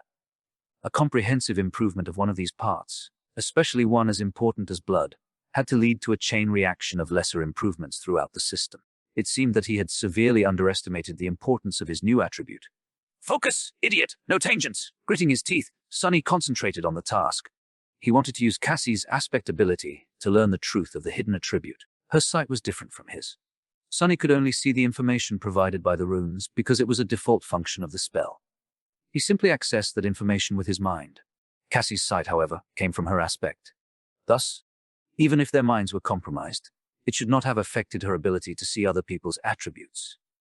She also had a high affinity to revelations and fate, so there was a high chance that Cassie would be able to succeed where he had failed. Finally reaching the ground, Sunny woke the blind girl up, and after a short conversation, mentioned the attributes. Then he carefully asked, "Hey, can you take a look at mine?" Cassie was visibly confused by this question. "Can't you do it yourself?" Sunny smiled. "I can, but I think you'll be surprised when you see them." The blind girl hesitated, then shrugged. "All right. But if it turns out that you woke me up for nothing, I'll be pretty upset." "That was not very nice of you." She turned to face him and froze for a moment, as though staring into his eyes. Fated child of shadows, spark of divinity. Wait, wasn't it mark of divinity? I must have remembered wrong. Stopping for a second, Cassie shyly covered her mouth with her small hand and yawned. My memory has not been too good lately. Too much rest, I guess. Where was I? Oh, yes. Where did this come from? Where's Sunny forced to chuckle? This thing. From an egg? Anyway, is there something else? Cassie blinked a couple of times. An egg. Well, if you say so. Usually, an appearance of a new attribute was not something one would gloss over. But in the state she was in, Cassie's attention span was severely reduced, and her mental capacity was clouded. She just frowned for a second, then forgot all about the discrepancy. Sunny's heart, meanwhile, was beating like it was going to explode. With a fake smile frozen on his face, he waited for the blind girl's next words. They were going to decide whether or not he would be able to get to the bottom of things, and therefore find a way to rise from that bottom. With an absent-minded smile, Cassie said, "My mom makes the best eggs, so what were we talking about? Right? Your attributes. The last one is enthralled. Wait, where did this?" Knowing that there was very little time, Sunny hurriedly asked, "The description? What does the description say?" What bit of tension sipped into his voice? Startled by this intensity, Cassie didn't ask the same question again and simply said, "You've been mesmerized by the ancient fiend soul-devouring tree and are being turned into its thrall. Once the process is complete, there will be no escape." As soon as Sunny heard these words, it was as though heavy chains fell from his mind. Suddenly, his memories returned in an avalanche, making him stagger. His eyes opened wide.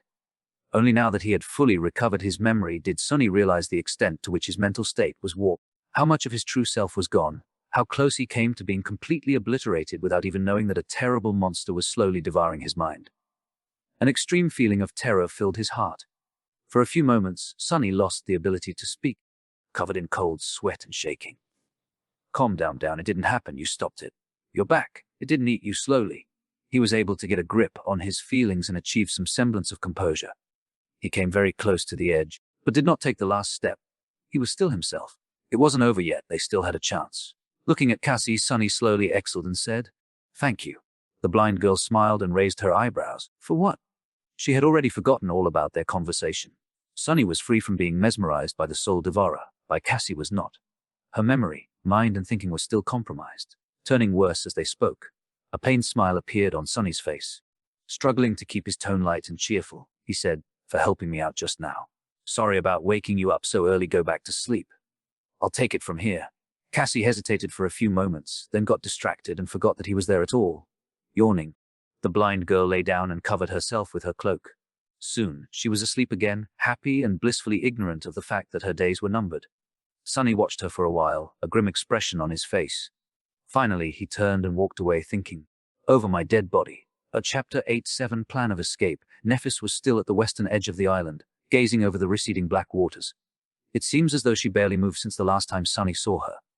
Looking at her with clear eyes, free from the most debilitating effects of being enthralled, he was able to notice things that he had not noticed before.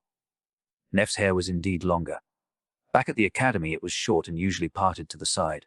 Now silver strands were already long enough to cover her ears, hanging messily without their usual luster.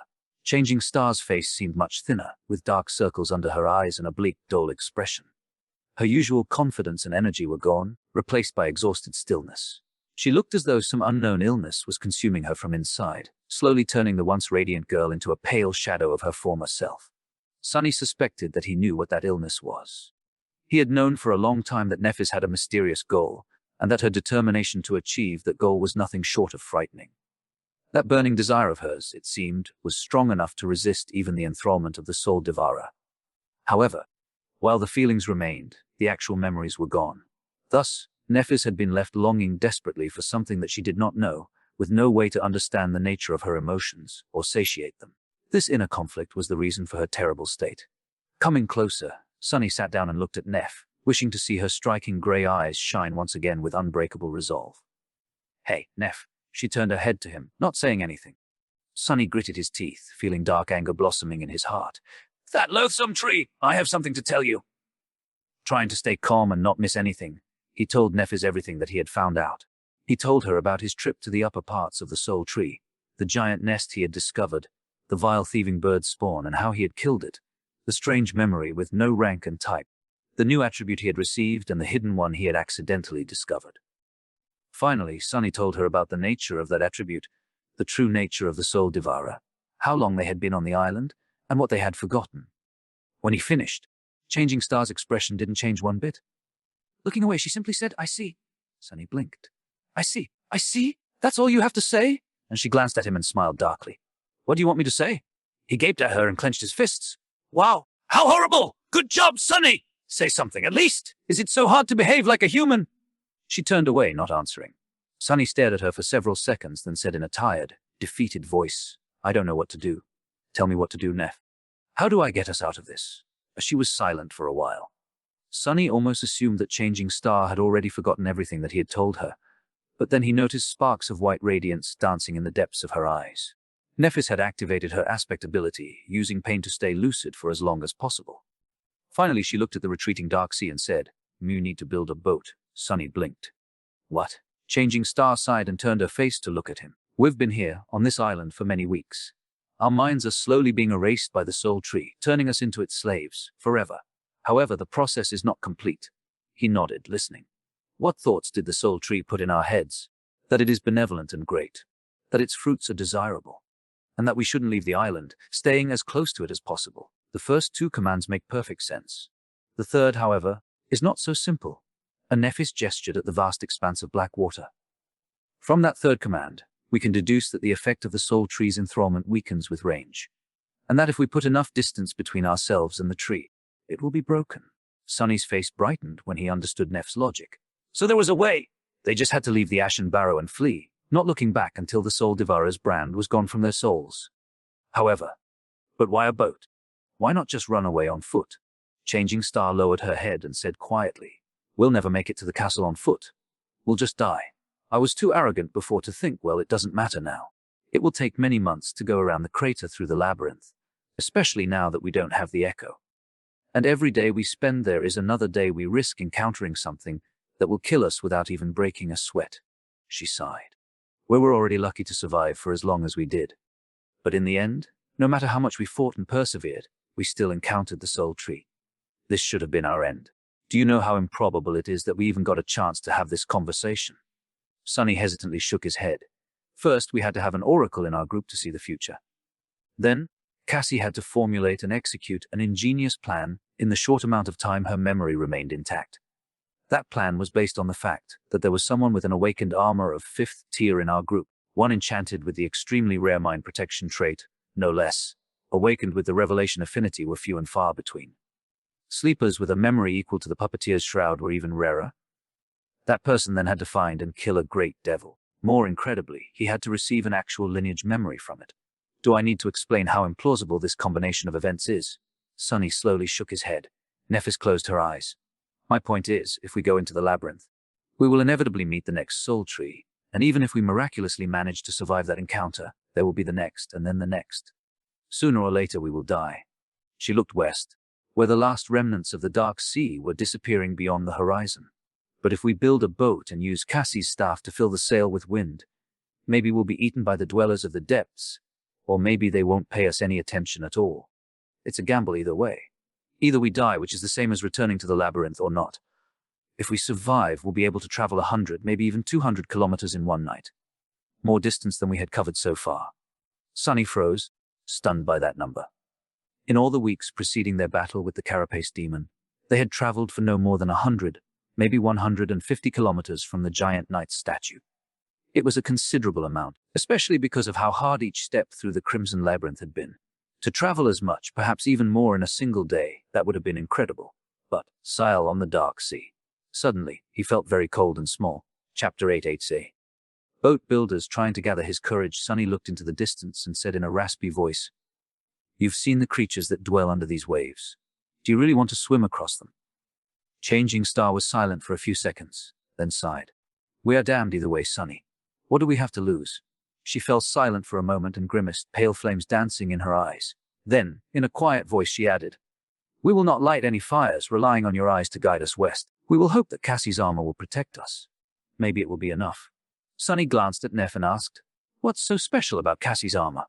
She hesitated for a moment, then answered without looking at him. "It's a Tier 6 awakened memory. One of its traits is to make the wearer less likely to draw the enemy's attention." While Sunny was digesting this information, Nephis suddenly trembled. Closing her eyes, she said through gritted teeth, "I am at my limit. My mind is fading. If you have any questions left, better ask them fast." He blinked, startled. Then, knowing that there was not much time left, Sunny asked the first thing that came to his mind. "Do you even know how to build a boat?" Changing Star simply nodded, letting him know that she did. Her expression was slowly turning lost and dull again. Racing against time, Sunny frantically thought of another question. "How do I convince you to leave the island once your memory is gone?" Nephis looked at him, struggling to hold on to the last shreds of lucidity. For a moment her eyes became clear again. White flames ignited in their depths, illuminating her pale, beautiful face. "Asta, sans veil. Say those words to me, and I will listen." Starting to lose the grip on her thoughts, she turned away and added after a short pause, her voice steady and even, "If anything happens, take Cassie and flee. Don't. Then the light in her eyes slowly dimmed, and soon, Changing Star was staring west once again, all memory of their conversation gone from her mind. Sunny sat by her side for some time waiting. After a while, he shifted a little and said, "Hey, Nep." She turned to him, her face bleak and full of confusion. "Sunny. Oh, when did you get here?" "A while ago." "Then?" He smiled and said in a carefree tone, "Hey, can I ask you something? Do you know how to build a boat?" Nephis was very surprised by his question, but eventually agreed to help him. Sunny didn't tell her why exactly he wanted to build a boat, dodging the questions with practiced finesse. His flaw was not making things easy, but with the state Neff was in, persuading her was not very hard. Manipulating her felt a little strange, but explaining everything once again would have taken too much time. Not to mention that he wasn't sure that it would work again. And there was not much time left. With every hour, their condition worsened. Even Sunny was having trouble keeping his lucidity intact. Every time he felt that his mind was beginning to slip, he had to inflict pain on himself to get a few moments of reprieve. Even so, his thoughts were slow and fragile. Keeping them together was taking a heavy toll on him. They had to flee the island as soon as possible. Sunny was determined to be ready by the time the dark sea returned. Turning away from Nephis to not let her see the pained expression on his face, Sunny bit his hand once again. Feeling the bitter taste of blood on his tongue, he let the wave of pain clear his mind and blinked, amused at the irony of the situation. He was gnawing on himself to prevent himself from being eaten. What a funny contradiction. Hiding his bleeding hand behind his back, Sonny turned to Neff and asked, "So, how are we going to make the boat?" She thought about it for some time, then said indifferently, "We will have to use the materials at hand. For the hull, we will have to use the dead demon's carapace. We can strip several armor plates of suitable shape and tie them together with the golden rope." Sonny raised his eyebrows. "The carapace demon's armor. It's made out of some strange steel. Can steel even float?" Nephis glanced at him with reproach. "Anything can float, Sonny. You just have to make sure that you're displacing more water than the weight of the floating object. That's how boats work." He blinked. "Okay. About the sail? I think we can ask Cassie to lend us her cloak. What do you think?" Changing Star gave him a strange look. "I mean, yes. I still don't understand what got you so excited about boat building, but I'm sure she'll be willing to help you out with this, passion project." Sonny smiled. "Great. Let's go butcher the demon then." A strange sentence to say with a smile, but not the strangest one he had to say to convince Neff to help him. A few minutes later, they reached the giant carcass of the carapace demon. It was towering above them like a small hill of polished metal. After that first day when the strange winged abominations had circled around the island for several hours, never daring to approach, nothing else had shown up to lay claim to the fearsome creature's meat. As the result, the carcass was largely intact. Strangely, the demon's corpse had not begun to rot. Only the metal of its carapace slowly deteriorated, losing its luster and shine, then turning less and less durable. By now, its surface was marred by large patches of rust. Nephis climbed up on top of the carcass and walked from side to side, looking under her feet. Then she gestured at several spots. "These curved plates will be perfect if we can fit them together tight enough. Each one is long enough to form the entirety of the hull, leaving enough space for the three of us to sit side by side." Sonny had no knowledge of shipbuilding, so he decided to trust her judgment. Looking up from the ground, he asked, "What about the mast?" Changing Star scowled. "That I will have to think about." Sonny smiled. "All right. While you're thinking, I'll go fetch Cassie to keep you company." Chapter 89 Zine. Demon's Bones. Sonny had a lot to do before the sunset. The parts of the plan spun in his head, making it ache. He had to constantly remain focused, straining his will to its limits, just to keep himself from forgetting everything. When it was not enough, he had to use pain to augment his concentration. His hands and arms were covered in ghastly bite marks. Without the blood weave, Sonny might have fainted from blood loss already. Still, with his pale face turning even whiter from exhaustion and feverish light burning in his eyes, he must have looked like a zombie. Luckily, Cassie couldn't see any of it. It didn't take much to convince her to join their strange endeavor. The blind girl's state was way worse than his or Neff's. She seemed to be barely holding on, her thoughts slow and meek. Sonny's heart was gripped with worry. Why is she affected so much more than us? Is it because we have true names? But she does not. Our names were anchors of one's sense of self, after all. Could it be that true names served a similar role, only in matters having to do with the spell? He didn't know. Sonny guided Cassie to the carcass of the carapace demon. Nephis was already busy stripping plates of armor from its back. Her silver sword was seemingly able to cut through the deteriorated metal, making the task not as hard as he had been afraid of. Gently sitting the blind girl down in a spot where Neff could see her, he climbed atop the dead demon and evaluated the progress of Changing Star's work. She looked at him with a frown. "Aren't you going to help? This was your idea after all?" Sonny shrugged. "Maybe later. You seem to be enjoying yourself anyway. Some people might say that it's a fun little project to chase the boredom away, right?" She blinked a couple of times, then said, "I guess." Sonny nodded a couple of times, looking down at the spots where, stripped of armor plates, the demon's flesh was laid bare. The azure blood had coagulated, turning it dark and as hard as stone. Here and there, though, white layers of fat remained in pristine condition. "Actually, I have another project in mind." Nephis raised an eyebrow. "Oh, really?" Sonny summoned his sword and stepped closer to the gap in the creature's armor. "Yeah, I want to make a candle." Saying those words, he began to cut, separating the fat from the hardened muscle tissue. Neff blinked a few times and then looked at Cassie. "Hey, Cass. Has Sonny lost his mind?" The blind girl perked up at the sound of her name. I'm not sure. I think he's just bored." Sonny concentrated on his task, not paying them any attention. For a moment, he entertained the idea of cutting himself with the Midnight Shard's razor, sharp blade, but then dismissed it. Cutting through the puppeteer's shroud would have been really hard, and he couldn't dismiss the armor in front of the girls. Well, to be more precise, he didn't want to. With a sizable chunk of the demon's fat in his hands, Sonny jumped down from the carcass and landed on a pile of fallen leaves. Making a candle out of animal fat was not very hard. He just needed fire, water, and time. The wick could be made out of seaweed fibers. It was not going to be pretty, but he didn't care about aesthetics. Leaving Nephis and Cassie behind, Sunny rushed back to their camp. The sun was already high in the sky. He spent the rest of the day doing two things: watching over the process of making the candle and running around the island, gathering as much fallen leaves as he could. From time to time, he would catch a glimpse of Nephis working on the boat, sometimes instructing Cassie to help her with menial tasks. From what he could see, the boat was coming along nicely. Changing Star knew what she was doing. Of course, this was only possible because he had convinced her that this was just something he wanted to do for fun. The girls knew that Sunny was planning to use the boat to escape the Ashen Barrow. The effects of enthrallment would have kept erasing their memories of the task, making finishing it impossible. As it stood, Sunny was the only one who knew the true purpose of the boat. That's why he was forced to bear the full weight of Soul Tree's mind corruption alone. He felt as though he was about to drop dead of exhaustion. His head felt like it was filled with molten iron. His vision was starting to become blurry. But, stubbornly, Sunny refused to give up. No matter how tired he was, how much he wanted to let go and ease this suffering, returning to the bliss of not knowing, he kept his thoughts on one goal, and one goal only: escaping the clutches of the Soul Devourer. Finally, with the evening approaching, the boat was ready. Looking like a walking corpse, Sunny slowly approached the demon's carcass, which was now cut open and sliced apart. It was as though a mad vivisector had visited the island to perform an autopsy on the giant and forgot to sew the poor creature back up. Nephis looked at him with concern. "Sunny, are you all right?" Giving her a crook smile, he shrugged. "I'm fine, comparatively." He did not specify what exactly he was comparing his current condition to. Turning his head, Sunny looked at the boat with dark satisfaction. It was not how he had imagined it. The hull was made out of curved plates of polished metal, with sharp spikes protruding from them in all directions.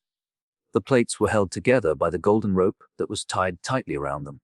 Changing Star had managed to make the gaps between the different parts of the hull so thin that no water could sip through. The mast was made out of the demon's spine and ribs, with Cassie's enchanted cloak hanged on them to serve as the sail. There was even a steering oar, fashioned out of the tip of the giant's scythe. He had expected to see a makeshift raft, but what met him was an actual vessel.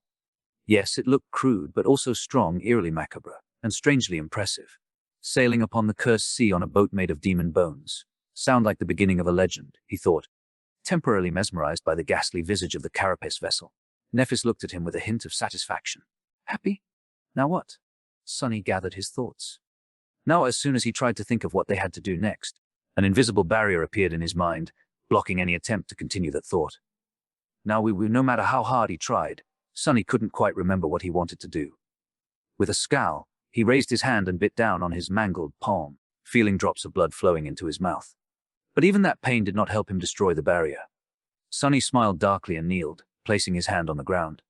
Summoning the Midnight Shard, he raised his other hand and brought the pommel of the sword down without any hesitation. As the brittle bones of his ring finger shattered from the powerful strike, a wave of agony washed over his mind, obliterating the adamantine barrier. "Now we get the hell out of here!" Chapter 9. Till nightfall, Nephis stared at Sunny, shocked by his sudden act of self-mutilation. Hissing through gritted teeth, he dismissed the Midnight Shard and slowly rose back to his feet. Crap, that really hurts!" His poor finger was red and swollen, pulsating with sharp pain. It was unmistakably broken.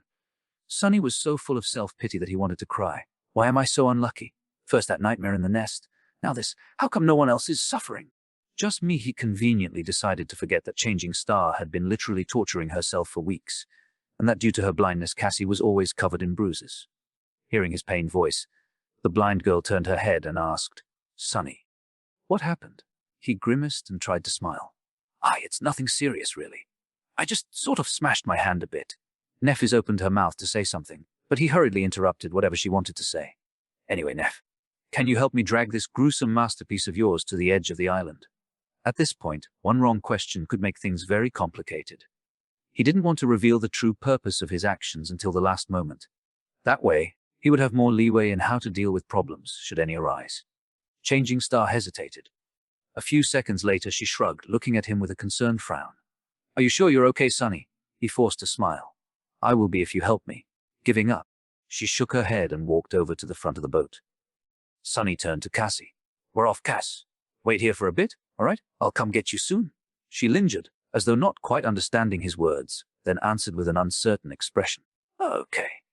Sunny raised his healthy hand to grip her shoulder, then hesitated and turned away with a dark look in his eyes. Enduring the pain, he walked toward the boat. "Hold on a little more, Cassie. It will be over soon, I promise you. The night was already approaching. Sunny and Nephis dragged the boat across the island, pulling it as oxen yoked to a wagon. The ashen sand was not the most difficult of terrains, but the spikes on the strange vessel's hull were making the task harder. Thankfully, the boat was lighter than it looked. Sunny knew that the alloy of the demon's carapace was extremely light from his experience with the Midnight Shard, which was forged from the same lustrous metal. If he were to believe the sword's description, this miraculous alloy came from a shard of a fallen star. Whether this omen was good or bad, he didn't know. Soon they heard a thundering rumble in the distance. It came from the direction of the colossal crater. The dark sea was awakening, gritting his teeth. Sunny grabbed onto the golden rope that was coiled around his chest and pulled harder. Come on, faster! The sun was just about to touch the horizon when they finally reached the edge of the island. Falling to his knees, Sunny released the rope and gasped for air, his chest rising and falling frantically. A wave of overwhelming exhaustion was drowning his senses, making it hard to stay awake. Not yet, you can't let go yet. Nephis was silent, looking at him with a frown. For once, Sunny felt glad that she was weirdly taciturn by nature.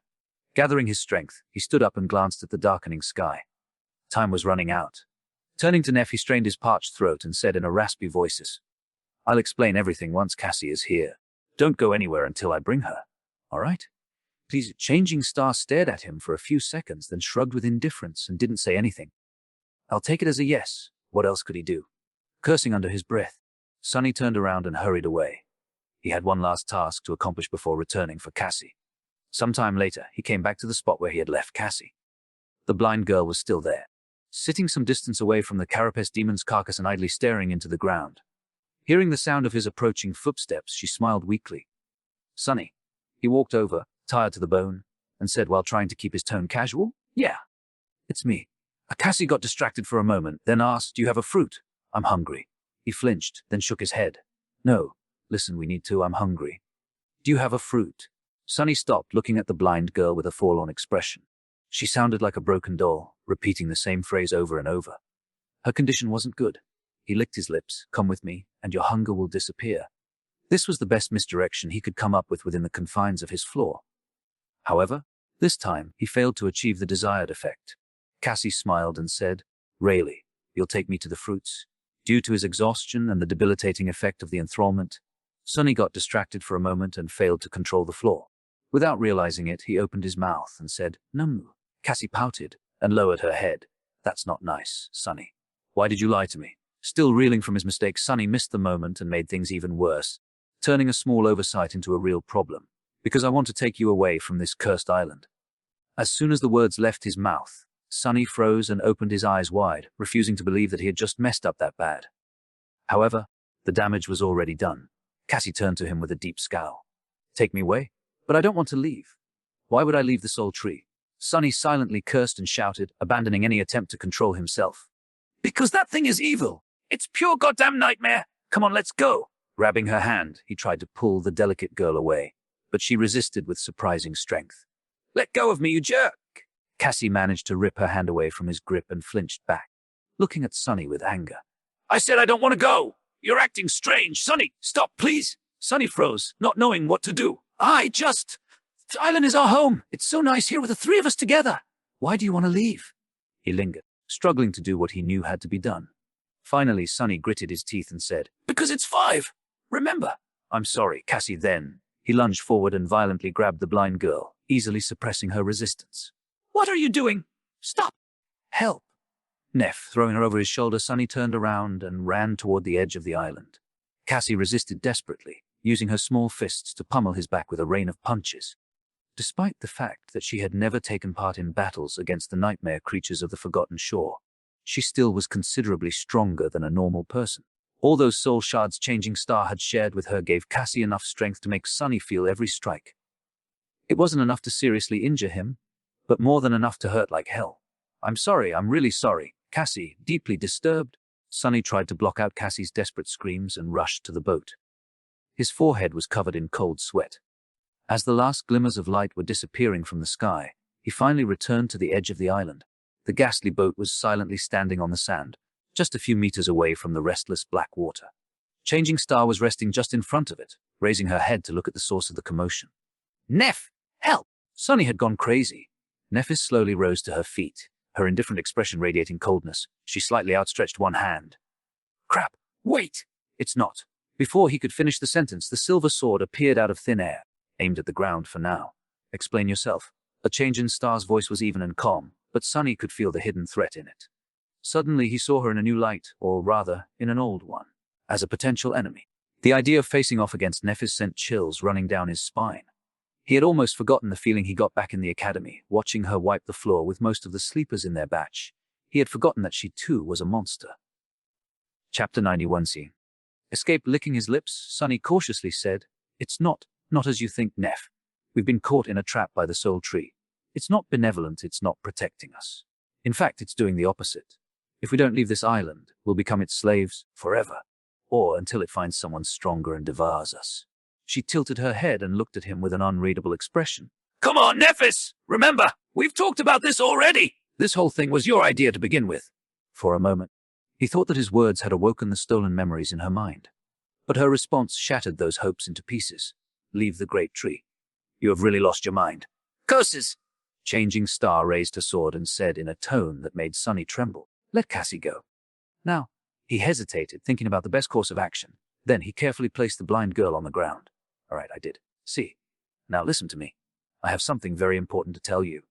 Before he was done speaking, Nephis disappeared from his view. Realizing that he was about to be attacked, Sunny prepared to defend himself. However, a moment later he was already lying on the ground, the tip of the silver sword pressed against his throat. Changing Star was standing above him, pale lights burning in her eyes. Well, that was embarrassing. All his training, all the experience he had won in countless bloody battles, all the power he had gained, Sunny had really thought that he stood a decent chance of standing his ground in a fight against Nephis, maybe even reaching a tie. But in the end, he had only lasted a second.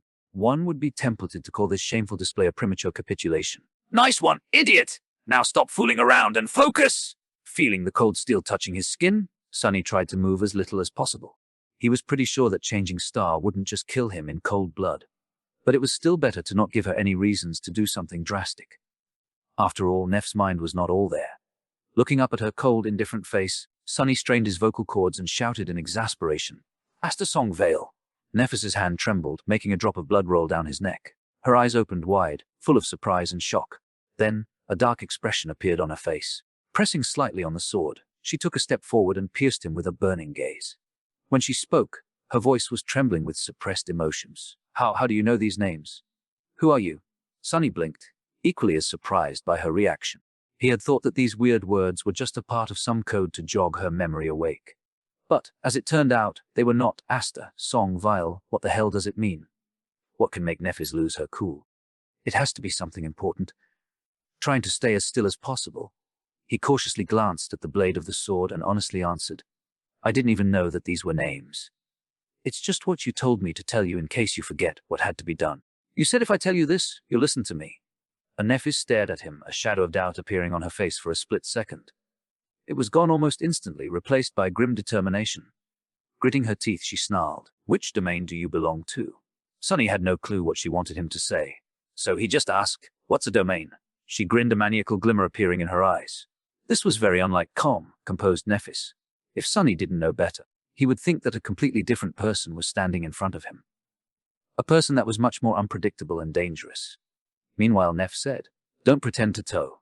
Suddenly, she stumbled, then frowned. It seemed as though Sunny's question touched something in Changing Star's mind, causing a chain reaction. A few seconds passed, each turning her frown deeper. Slowly, the familiar poised calmness returned to her eyes. It didn't seem as though she had remembered everything. But just as Nephis had promised, it seemed enough to make her listen to what Sunny had to say. He understood it from the fact that she had finally removed the tip of the sword from his throat. She even helped him stand up. Looking at Sunny with a strange expression, she then said, "I really told you those words." Rubbing his slightly cut neck, he simply nodded. Bloodweave was already busy repairing the damage to his skin. Nephis looked down, then closed her eyes for a few moments. When she opened them again, they were full of resolve. "What do I need to do?" Sunny really wanted to ask her about the meaning of the 3 mysterious names, but decided against it. They had to hurry. Ask Cassie to summon her staff, then get her into the boat. Dismissing her sword, Changing Star glanced at him for the last time and walked toward her friend. Somehow, Nephis had managed to talk Cassie into following her and boarding the ghastly vessel. She probably had to lie about a lot of things, but Sunny didn't want to ask, afraid that his flaw would ruin everything. Once the girls were inside the boat, he wrapped his tired body into the shadow and put his hands on the metal hull. Every part of his body seemed to hurt in its own unique way.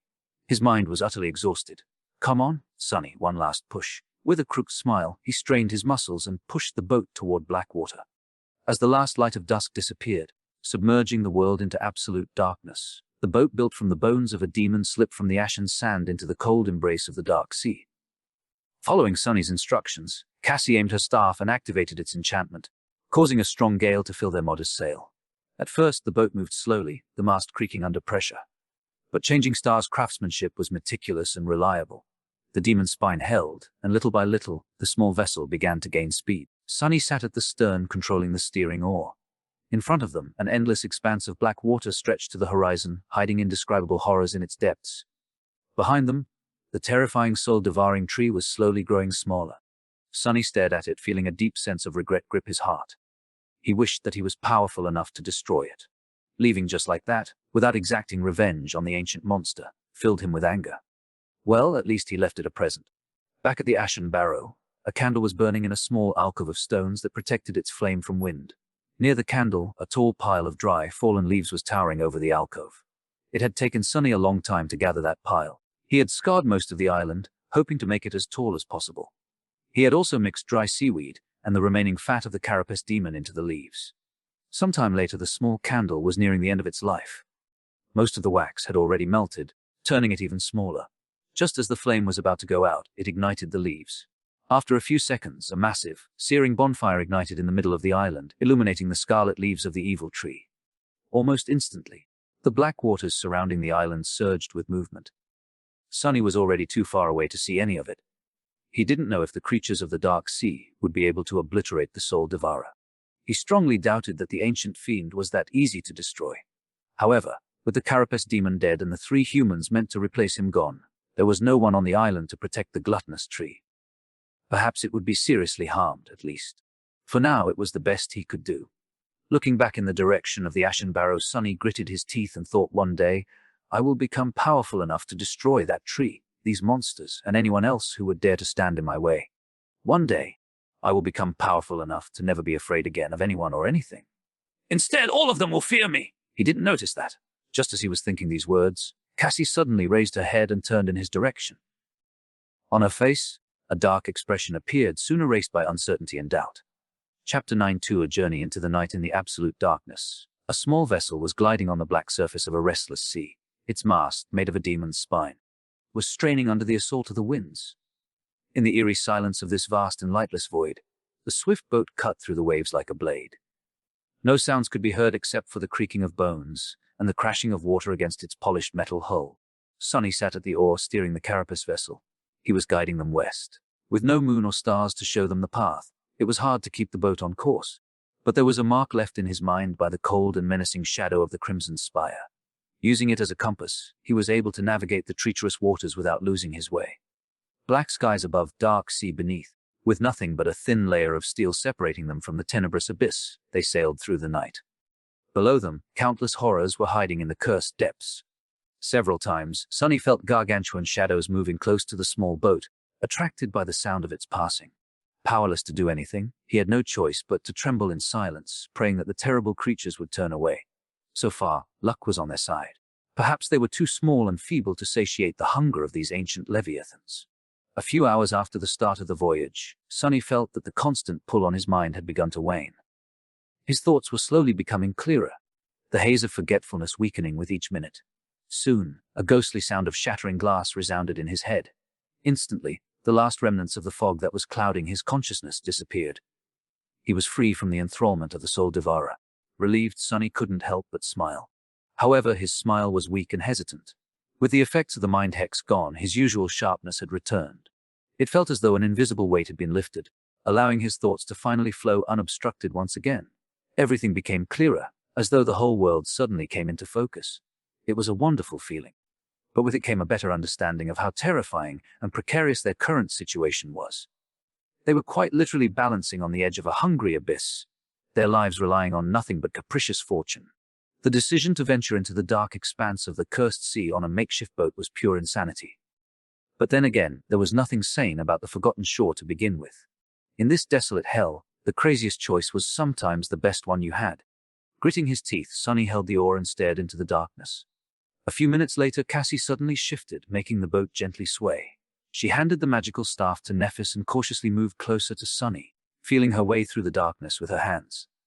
Before Sonny could guess what was it that she wanted from him, he was suddenly caught in a tight embrace. The blind girl hid her face in his chest, hot tears streaming down her face. Sonny froze, stunned and having no idea what to do. He could feel Cassie's body pressed against him and shaking from crying, her hands tightly wrapped around his neck. While he was trying to comprehend the situation, she quietly whispered, "Thank you, thank you." Feeling extremely awkward, Sonny pretended to clear his throat. "Oh, no need to thank me. If it wasn't for your warning, we would still be stuck on that island. So, we're even." Then, he raised his hand and awkwardly patted her on the back. Both of them were careful to keep their voices as quiet as possible, afraid that they will attract something from the black depths. Cassie silently cried for several minutes, then finally let go of him. Wiping her face, she pulled her body away and whispered, "I'm sorry." Her voice sounded a bit strange. Confused, Sonny raised his eyebrows. "What is she apologizing for?"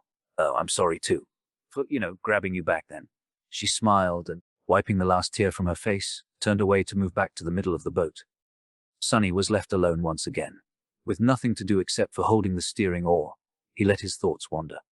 With his mind clear again, many things were worth revisiting. He had to distract himself from the eerie pressure of the endless dark emptiness somehow. Anyway, despite the fact that their experience with the Soul Devourer was nothing short of harrowing, Sonny had somehow managed to end up considerably better off on the other end of it. His haul this time was truly unbelievable. He had received an amazing new weapon, no less than 100 shadow fragments, and 2 new attributes. Spark of Divinity was a real improvement over its previous version. The ability to perceive the inner structure of memories alone opened a whole new horizon of possibilities. However, he was more interested in the mysterious blood weave. Somehow, Sonny felt that he had severely underestimated the uniqueness and importance of that attribute. Its origins, too, were covered in a veil of secrets. Who was that weaver whose echo he had consumed? Who were the unknown that even the spell was reluctant to mention? What was their connection to the gods?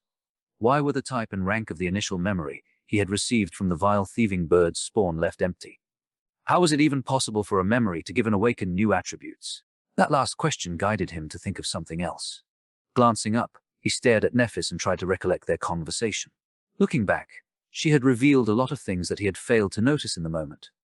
First of all, Sonny now knew that Cassie's enchanted armor, which had been given to her by Changing Star, was an awakened memory of the 6th tier. That meant that it came from an awakened terror, a nightmare creature 1 class above Mountain King that he himself had killed in his first nightmare. The secret of how Changing Star had managed to earn her true name was now 1 step closer to being revealed. Chapter 93, Blackwater. Apparently, as far as accomplishing the impossible went, Nephis had outdone even Sonny. An aspirant triumphing over an awakened tyrant was already unbelievable enough. But killing an awakened terror gave the word unbelievable a whole new meaning. No wonder her aspect ability is so versatile. Now he was almost sure that Changing Star's aspect was of the divine rank, just like his. That would explain why she was able to both heal and destroy with her strange and formidable powers, a combination as rare as his own shadow control. What's the probability of 2 sleepers with divine aspects ending up so close to each other in the dream realm? Close to 0. It seemed like the unpredictable how-fated attribute had twisted the strings of fate once again. Sonny felt shivers running down his spine. His innate attribute was capable of bringing both terrible curses and incredible blessings. At first glance, their meeting with Nephis seemed like the latter. But if it was truly the result of fated manipulating destiny, it could turn out to be the worst of calamities in the end. After all, one of the possible meanings of her true name was Star of Ruin. The fear he had felt in that short moment before crossing swords with Nephis was still fresh in Sonny's mind. And there were other things that she had revealed too. She apparently knew something about the drop of Ichor, being that she had called it a lineage memory, without batting an eye. That suggested that Nephis knew much more about the spell than Sonny and the rest of the public did. It seemed as though there were secrets in the upper echelons of Awakened that they didn't want anyone else to know. The 3 mysterious names she had told him might have been another of these secrets. And that last word she used, asking which domain he belonged to. What were these domains? So many questions. Sonny spent many hours pondering them, as well as going over all the information about the forgotten shore he had gathered. The carapace boat flew over the dark water, drawing closer and closer to the western horizon. Soon, he felt that the night was already drawing its last breaths. The light of hope ignited in Sunny's heart. However, this was when their luck had finally run out. The disaster came unexpected, violently throwing them into a void of confusion. This time, Sunny had not felt anything approaching the boat. The danger simply appeared out of nowhere, leaving him no time to react. 1 second, the black waters were calm and clear. The next, they were boiling with movement, grotesque tentacles rising from them and wrapping themselves around the hull of the boat. Sunny tried to jump to his feet, but at that moment, the whole vessel was violently jerked to the side. Falling, he heard the moans of metal being bent and torn apart. Then, salty water filled his mouth. Rising, he caught a glimpse of Nephis standing at the bow of the boat, her silver sword lashing out at the approaching tentacle. However, blinded by darkness, she failed to notice a different threat. Another tentacle twisted and coiled around her body. Then, without even a scream, she was gone, dragged into the dark depths, with no hope to return. All that remained was a long blade stuck helplessly in the bulbous flesh of the massive tentacle. Sunny's eyes widened in disbelief. No, this can't be happening. The hull of the carapace vessel was then crushed and torn into pieces, throwing him into the cold black water. For a moment, Sunny was stunned by the coldness. Then, wrapping the shadow around his body, he swam up, trying to reach the surface.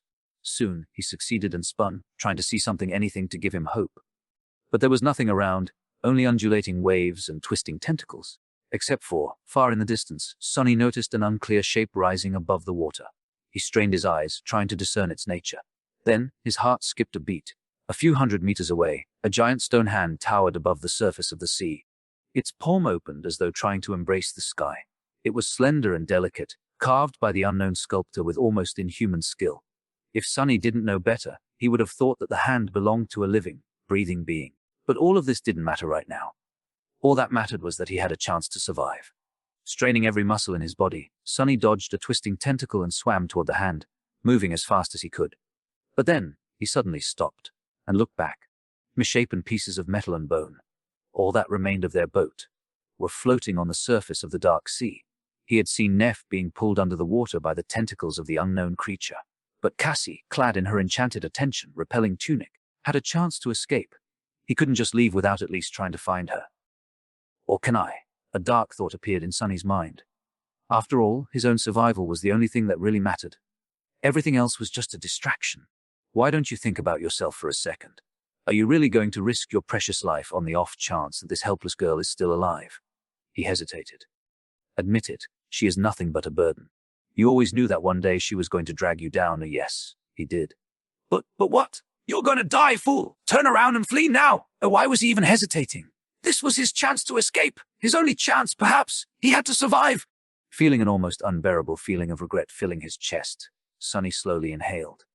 Then he gritted his teeth and dove down, heading back to the spot where their boat had been destroyed. What are you doing? Have you lost your mind?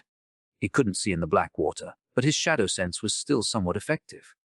He had a chance to feel Cassie's presence, at least if she wasn't already dead and dragged to the bottom of this cursed abyss. You fool! How is she worth it? Why are you doing this? Grimacing, he forced his annoying inner voice to shut up. In his mind, the answer was clear, because I want to. Chapter 940, Battle in the Depths, because he wanted to. For once, Sunny's heart wasn't full of fear and despair. Instead, it was filled with defiant indignation. He was tired of bending under the pressure of the world, furtively clutching to the tiniest glimmers of hope, always afraid, always willing to do anything, abandon anything, just to survive for another day. It wasn't enough anymore. He wanted to make the world bend to his wishes instead. He wanted to live like a human being instead of an animal. In these past months, Sunny had changed without even noticing. Somehow, he had grown unsatisfied with his previous way of life, one where his sole goal of survival at all cost overshadowed everything else. Whether he lives or dies had always been the only thing that mattered.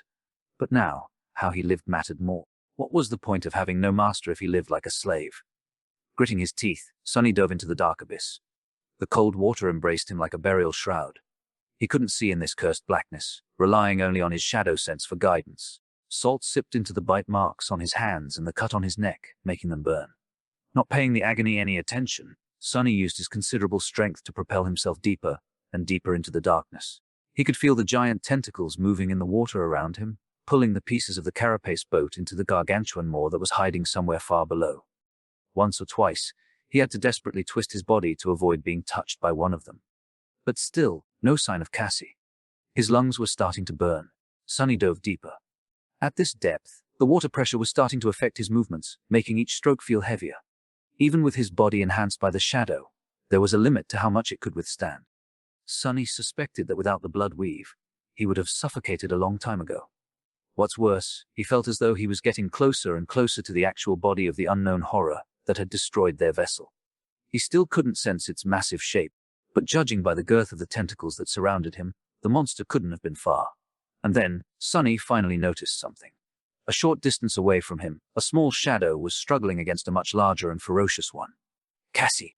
Gathering all his strength, Sonny swam toward the blind girl with as much speed as he could muster. As he drew near, he could discern the details of what was happening. Cassie was being pulled down, a smaller tentacle coiled around her body. She was still struggling, trying to get free, but her movements were growing weaker with each second. She was suffocating. Filled with fury, Sonny propelled himself forward and grabbed onto the tentacle, feeling slippery flesh throbbing in his grip. If he had any choice, he would have avoided touching that thing at all costs. But fighting underwater was tricky. If he wanted to deliver any sort of a powerful blow, he had to find some form of support first. Summoning the Midnight Shard, Sonny strained every muscle in his body and slashed across the tentacle, right below the point where it was coiled around Cassie's lower torso. He knew that he wouldn't be able to do any serious harm with that strike, which was slowed down to a crawl by the burdensome resistance of the black water. However, his amazing sword was still sharp enough to cut into the fleshy tentacle, causing a cloud of dark blood to gush out of the wound. The tentacle furiously twitched and shot sideways, as though trying to shake the attacker off. Flying through the darkness, Sonny held on for dear life and moved his blade upward, slicing the spongy flesh apart. He never hoped to chop the tentacle off with one strike. No amount of strength would have allowed that to happen. Luckily, swords were able to pierce, slash, and cut. Pushing the blade, Sonny cut deep into the tentacle. When the soba was about to touch the wound, he changed his grip and pulled the tachi down.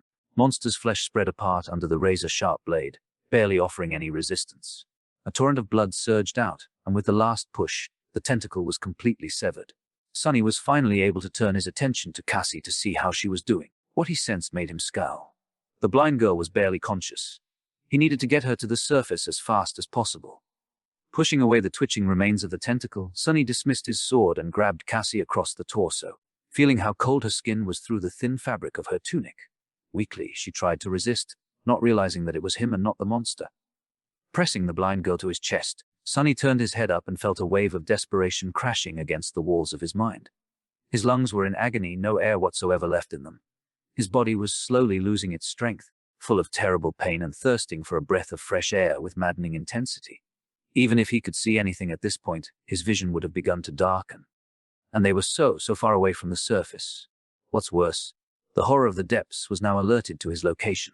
Countless tentacles were already moving, surrounding them in an impenetrable barrier of flesh. A second or two later, they would be crushed to death in the devastating embrace of the sea monster. Sonny didn't know how to save them, but he wasn't going to give up no matter what.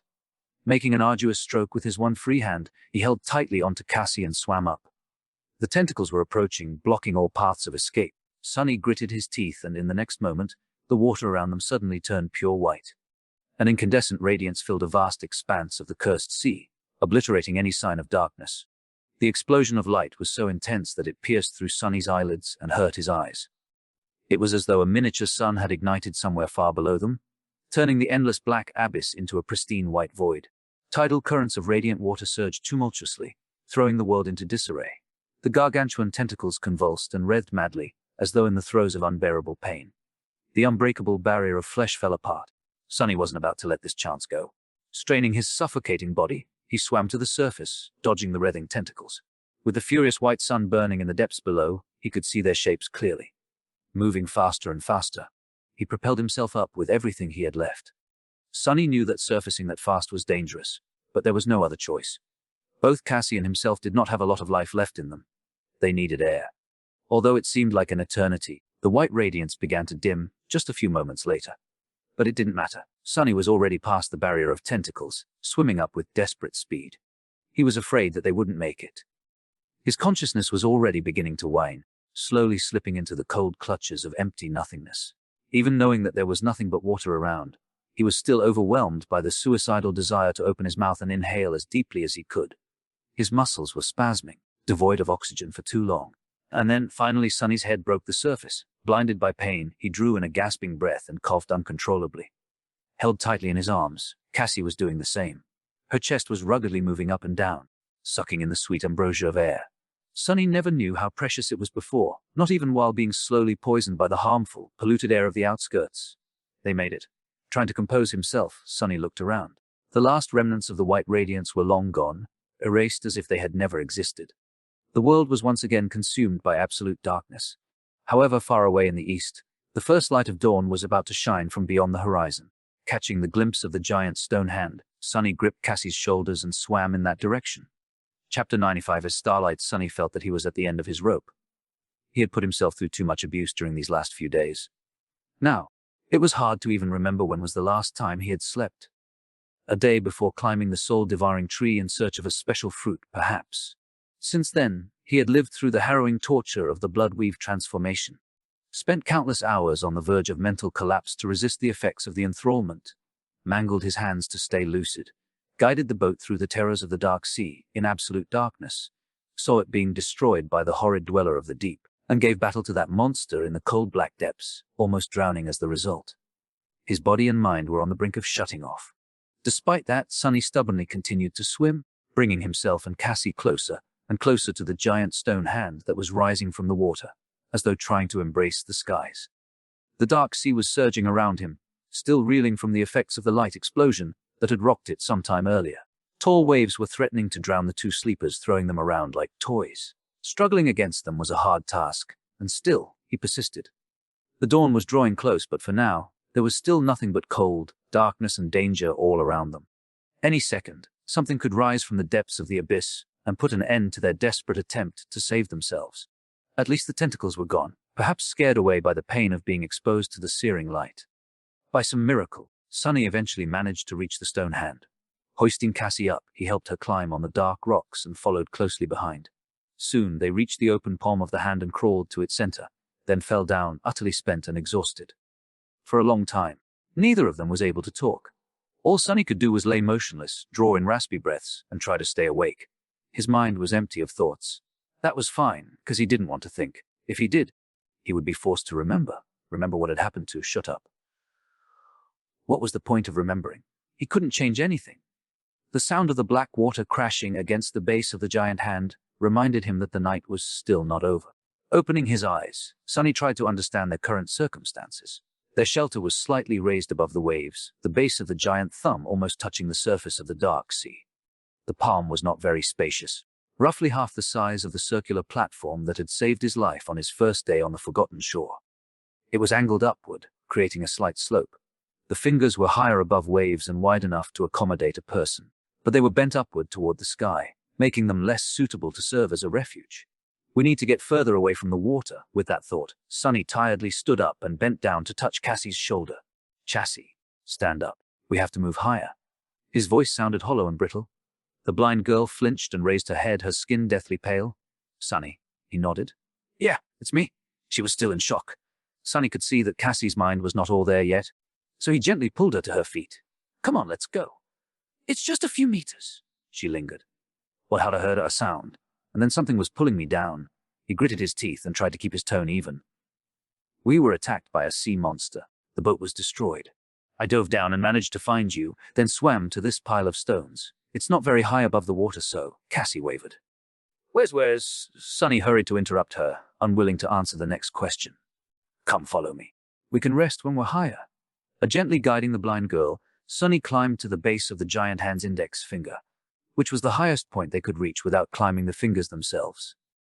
Sitting down on the cold stone, he rested his back against the giant phalanx and stared at the restless surface of the dark sea. His eyes were cold and empty. Cassie was silent by his side. Her pale face was contorted, as though she simultaneously wanted to ask the question and dreaded the answer.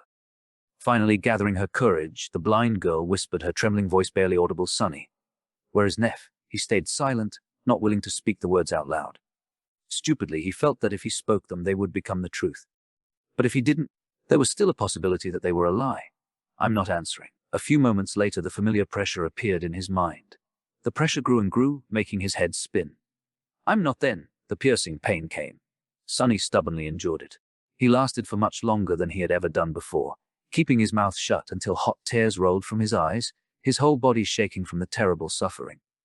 But eventually, he was still forced to say those bitter words, Shishizgiu. Before he could finish, a subtle sound attracted his attention. It came from below, from the edges of the restless dark waves. Sunny's heart skipped a beat.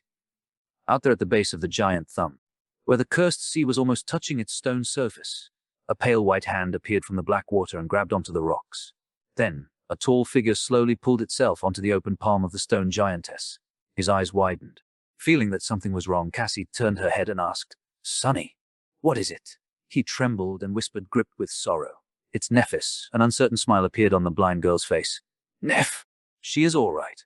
Sunny found himself unable to answer. No, Nephis was not all right. In fact, he didn't know how she was even alive. The Starlight Legion armor was shattered and torn, revealing the mutilated flesh beneath. There was a horrifying gaping wound on Changing Star's torso, looking as though almost half of her right side was missing. Sunny could see the sharp shards of broken ribs, the rivers of blood streaming down her legs, and the mangled mess of viscera spilling over the edges of the wound. He wanted to close his eyes. Another large chunk of flesh was missing from her thigh, exposing the shredded remnants of muscle and the white surface of the femur, cracked and barely holding together. Her right arm was severely damaged too. In fact, it was almost torn off, hanging only by a narrow strip of skin and a few tendons like that of a mistreated, broken marionette. Even her face was not spared. One of Neff's eyes was gone, its socket crushed and shattered. The skin of her cheek was shaved off as though by sandpaper, leaving behind a mangled mess of bleeding flesh and broken teeth. The sight of her was harrowing and heartbreaking. It was apparent that Changing Star was about to die. "Sunny, why are you not answering?" He glanced at Cassie and bit his lip, trying once again to suppress the answer that was fighting its way out. Something sharp and hot was stabbing at his heart, making his vision blurry. Meanwhile, Nephis staggered and blindly stepped forward. Her legs buckled, and she heavily fell to her knees, splattering blood all over the cold surface of the stone.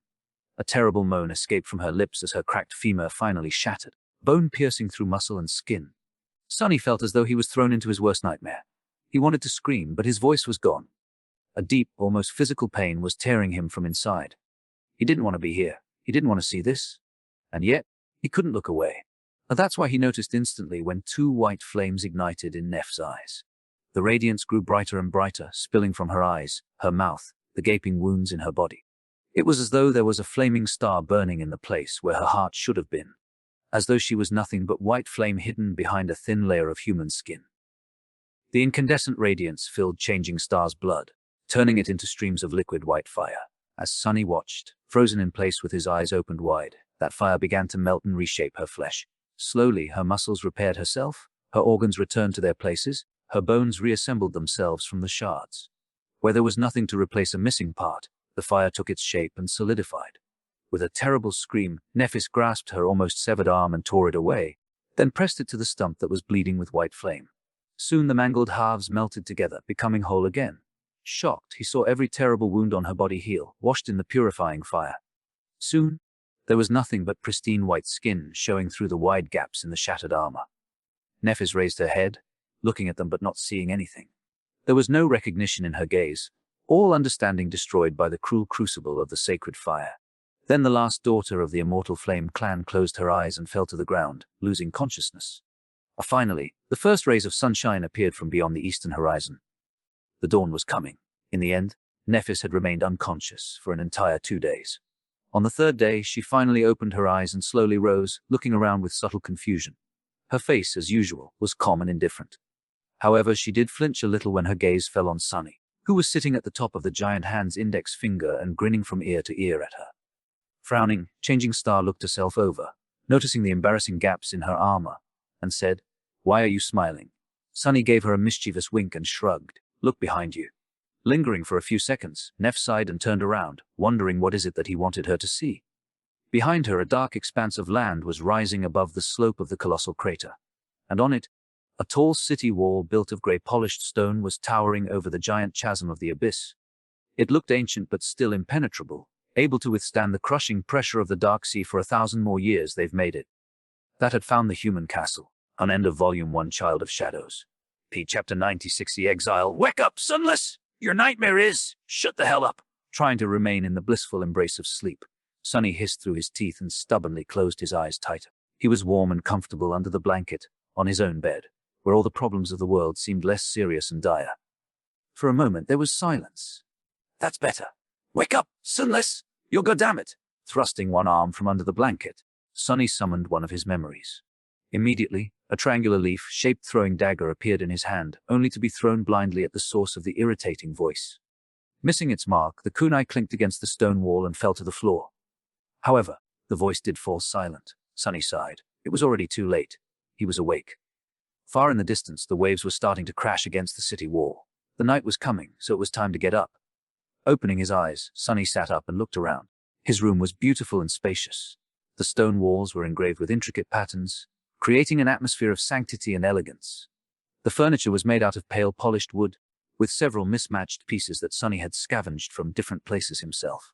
The room had no windows, however. There were light wells cunningly hidden here and there. Sadly, the ingenious system of mirrors that was supposed to bathe the hidden chamber in sunlight was long destroyed, leaving only darkness inside. Sonny didn't mind. In fact, this was one of the features of his secret lair that he enjoyed the most. Darkness was his best friend. Yawning, he stood up and rubbed his face to chase away the last remnants of sleep. His long, dirty hair was getting in the way, so he moved it back. "Let's make some breakfast." But first things first, Sonny moved his hand, pulling on the invisible string that connected his wrist to the ring-shaped pommel of the kunai. The throwing dagger jumped into the air and landed on his palm. This was a trick that had taken Sonny quite some time to master in the beginning. He almost lost a couple of fingers while trying to learn how to control the flying blade. Walking over to a wall empty of engravings, he used the kunai to scratch a small line into the stone. All around it, there were dozens and dozens of similar lines, grouped neatly into sets of 5. It had already been 4 months since Sonny came to this loathsome, godforsaken city. Many things had happened during that time. Cassie's vision turned out to be true. Far in the west, they indeed found a vast, ruined city surrounded by tall walls with monsters wandering its narrow streets. And in the center of the city there was a hill with a magnificent castle standing on its top. Miraculously, the castle was full of people. However, they weren't awakened, as the 3 of them had hoped. Instead, they were, each and every one of them, mere sleepers. Because there were no gateway in the castle. Hundreds of humans, those who had managed to survive the lethal hellscape of the Forgotten Shore due to their strength or luck, were stuck there with no hope of ever returning to the real world. It was nothing but a graveyard of hope. Remembering his first days in the castle, Sonny couldn't help but laugh out loud. Oh, what a fool he had been. So full of hope and newfound faith in humanity. Where's that faith now, huh? Laughing hysterically, he bent over and slapped his knees. "Oh, that's funny." "Good one, Sonny. What do you think about that, buddy?" The shadow didn't respond, staring at him with reproach. Its silence only made Sonny laugh louder. He just couldn't stop. To be honest, he had gone a little bit insane some time ago. Probably around his 3rd week of living alone in the city. He was more or less all right after leaving the castle due to that unfortunate falling out with, well, it didn't matter. The point was that on his 3rd week, that damn bastard of a knight had almost disemboweled him, leaving Sonny no choice but to crawl away while using his own 2 hands to stop his intestines from falling out. After finding his way to a secluded ditch and lying there for a few days, too weak to move and simply waiting to die with not a soul around to help him, Sonny wasn't quite the same. Good times anyway, he survived. Dismissing the kunai, Sonny walked over to a table that he had scavenged from the ruins of a library and glanced at the grey rock that was lying in its center. No matter how you looked at it, it was just an ordinary rock. However, as soon as Sonny's gaze fell on it, the rock spoke. "Wake up. Sunless, your nightmare is over." That rock was, in fact, one of his most valuable memories.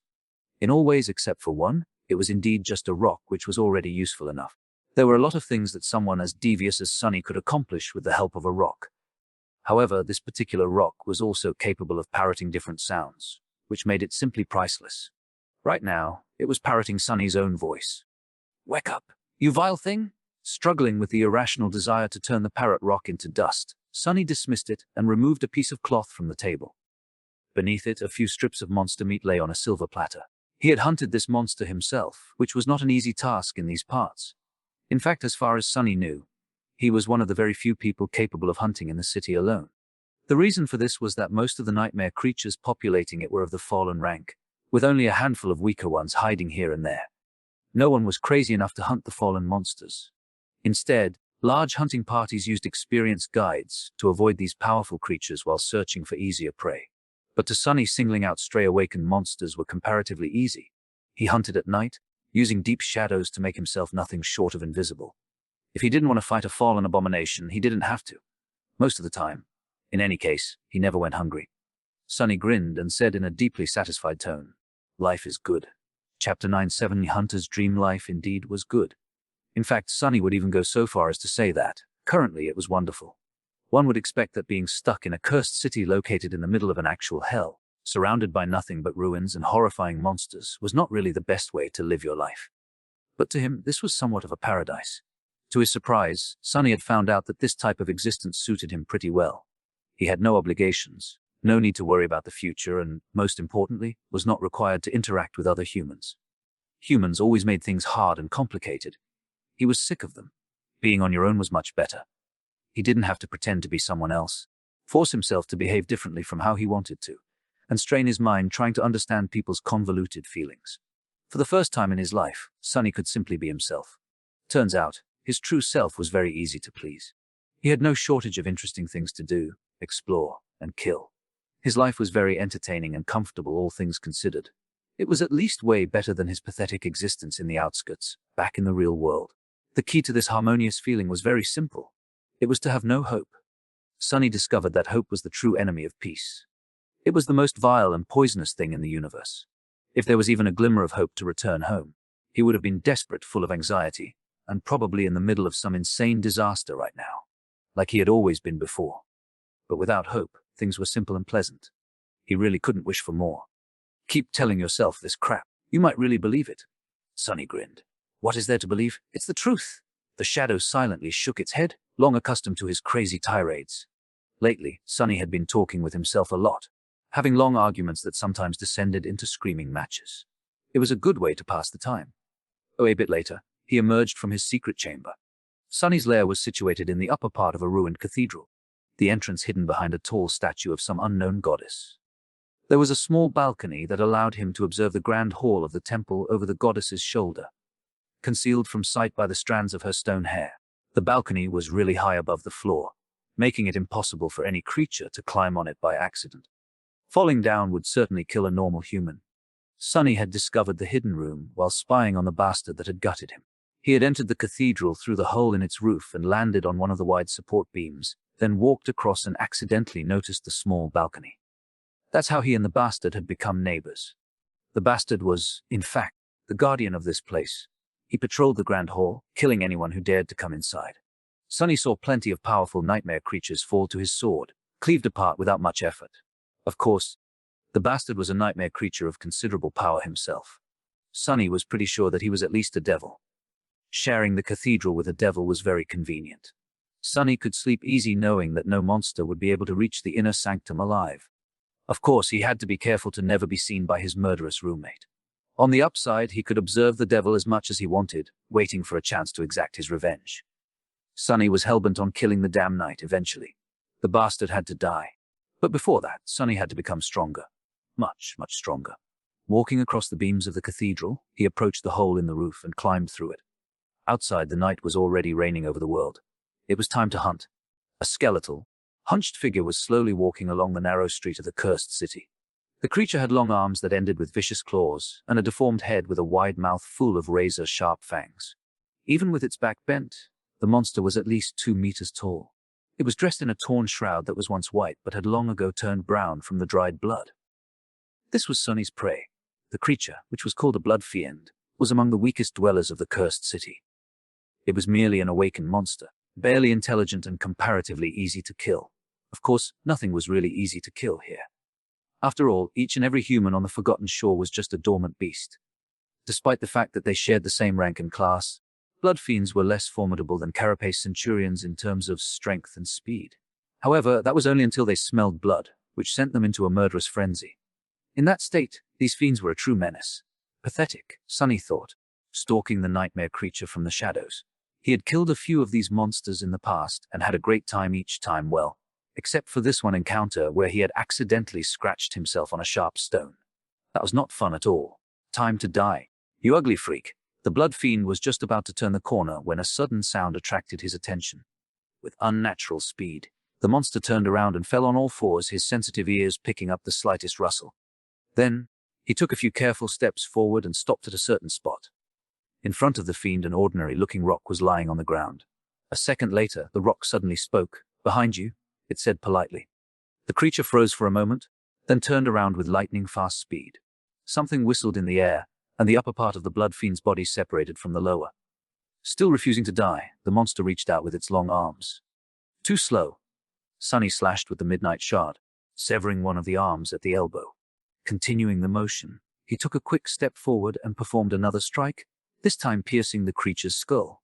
The tip of the tachi entered through one of its eyes and exited through the back of the head. All of it took less than a second. By the time both parts of the monster fell to the ground, Sunny had already retrieved his sword. Looking up with expectation, he smiled and waited. "Come on, say it!" As if answering his call, the spell whispered. "You have slain an awakened monster, blood fiend. A shadow grows stronger." Sunny grinned. "I thank you kindly. You're so sweet." The runes shimmered as they appeared in the air in front of him. Looking down, he read shadow fragments, 398 1000. Just 2 fragments away from 400. These days, he was progressing at a very respectable speed. In the beginning, back when he had not known the city and the creatures that populated it, Sunny was lucky to get a few fragments in a week. He had also been much more prone to ending up bloodied and one step away from death. But now, things were slowly changing. He couldn't even remember the last time he felt compelled to say goodbye to life. You idiot. You just had to go and think that out loud." Huh. Just as he finished that thought, a distant sound of footsteps reached his ears. Chapter 98. Uninvited guests. Sunny looked grimly at the corpse of the blood fiend, then in the direction of the approaching footsteps. Who was crazy enough to remain in this cursed city during the night? Only a complete lunatic would do something that stupid. All the sane people were long gone from the streets, not to mention that very few were willing to enter the ruins to begin with. A dark shadow flowed from the tip of the midnight shard's blade. Coalescing on the ground, it stared at him with sarcasm. Sunny stared back. "What?" The shadow shook its head and didn't answer, forcing him to turn away with a confused shrug. "Whatever." It seems we have guests. What to do? The place is a mess." Looking around, Sunny sighed, glanced at the corpse of the monster once again, and summoned the kunai. The smart thing to do was to run away. Who knew what exactly was producing those footsteps? Maybe it was a group of people. Maybe it was a nightmare creature with a lot of feet. It was better not to find out. But he wasn't done with the hunt yet. He still had to get his trophies. "Go take a look." Sending the shadow away, Sunny kneeled and began to cut the tough flesh of the dead creature. Without the enhancing effect of the shadow, slicing the blood fiend apart was not as easy. However, he still managed to find the first soul shard rather quickly. One more to go. Meanwhile, the shadow had discovered the uninvited visitors. 6 humans were cautiously walking along the narrow path in the stone ruins, lighting their way with a ghostly blue lantern. They were all rugged men, wearing mismatched suits of armor and armed to the teeth. Their eyes were cold and hard. Sunny raised his eyebrows. My, oh my, they really are people. What is a bunch of Gunlog's thugs doing outside the castle walls in the middle of the night? Gunlog was the owner of the castle and the self-proclaimed king of this odious place. Every sleeper on the Forgotten Shore was forced to either serve him or pay him tribute. Even still, the latter usually didn't live long. Dismissing the Midnight Shard and the Parrot Rock, Sunny concentrated on searching for the second soul shard. He wanted to be gone from the street before these gentlemen arrived. But the circle of blue light was approaching too fast. Finally catching a glimpse of the glowing crystal, Sunny grabbed it and hurriedly hid it in his armor. Then he dropped the kunai on the ground and took several steps back. But it was too late. They had already seen him. Be careful, there's a monster! As Sunny was backing away, several weapons were aimed in his direction. Feeling that things were about to get out of control, he cleared his throat and said in a trembling voice, "Oh, please don't hurt me!" "I'm a human." Saying this, he mentally looked himself over. With his ghostly pale skin and dirty hair, his ragged armor covered in layers of dried and fresh blood, Sunny was indeed easy to mistake for a nightmare creature. He wasn't really paying much attention to personal hygiene and appearances these days. Hopefully, speaking in a human language would prove his identity. Raising his hands to show that he wasn't armed, Sunny took another step back. The 6 sleepers were really surprised to see another human this far away from the walls of the castle, especially at night. Using their momentary confusion, he cautiously moved even further away. "Don't move." Finally able to comprehend the situation, one of the castle inhabitants hissed a threatening command. Sunny obediently froze, careful not to make any sudden movements. The unexpected guests proceeded to come closer, glancing at the corpse of the blood fiend as they walked past it. One of them was taller and better equipped than the rest. Piercing Sonny with a menacing gaze, he approached him and stopped 1 or 2 steps away. The man was older than Sonny by a few years. He was tall and muscular, with a patchy beard covering the lower part of his face and a mean look in his watery blue eyes. From his demeanor and memories, it was easy to tell that the leader of the group had spent no less than 3 years on the Forgotten Shore. He had experience and time to grow stronger than most sleepers here. However, it was also apparent that he wasn't really high up in the ranks of Gunlog's army. Otherwise, his equipment would have been much more impressive. Still, the heavy battle axe that was resting on the man's shoulder looked really sharp. It would take him only a second to bring that thing down on Sonny's head. Who are you? What the hell are you doing here?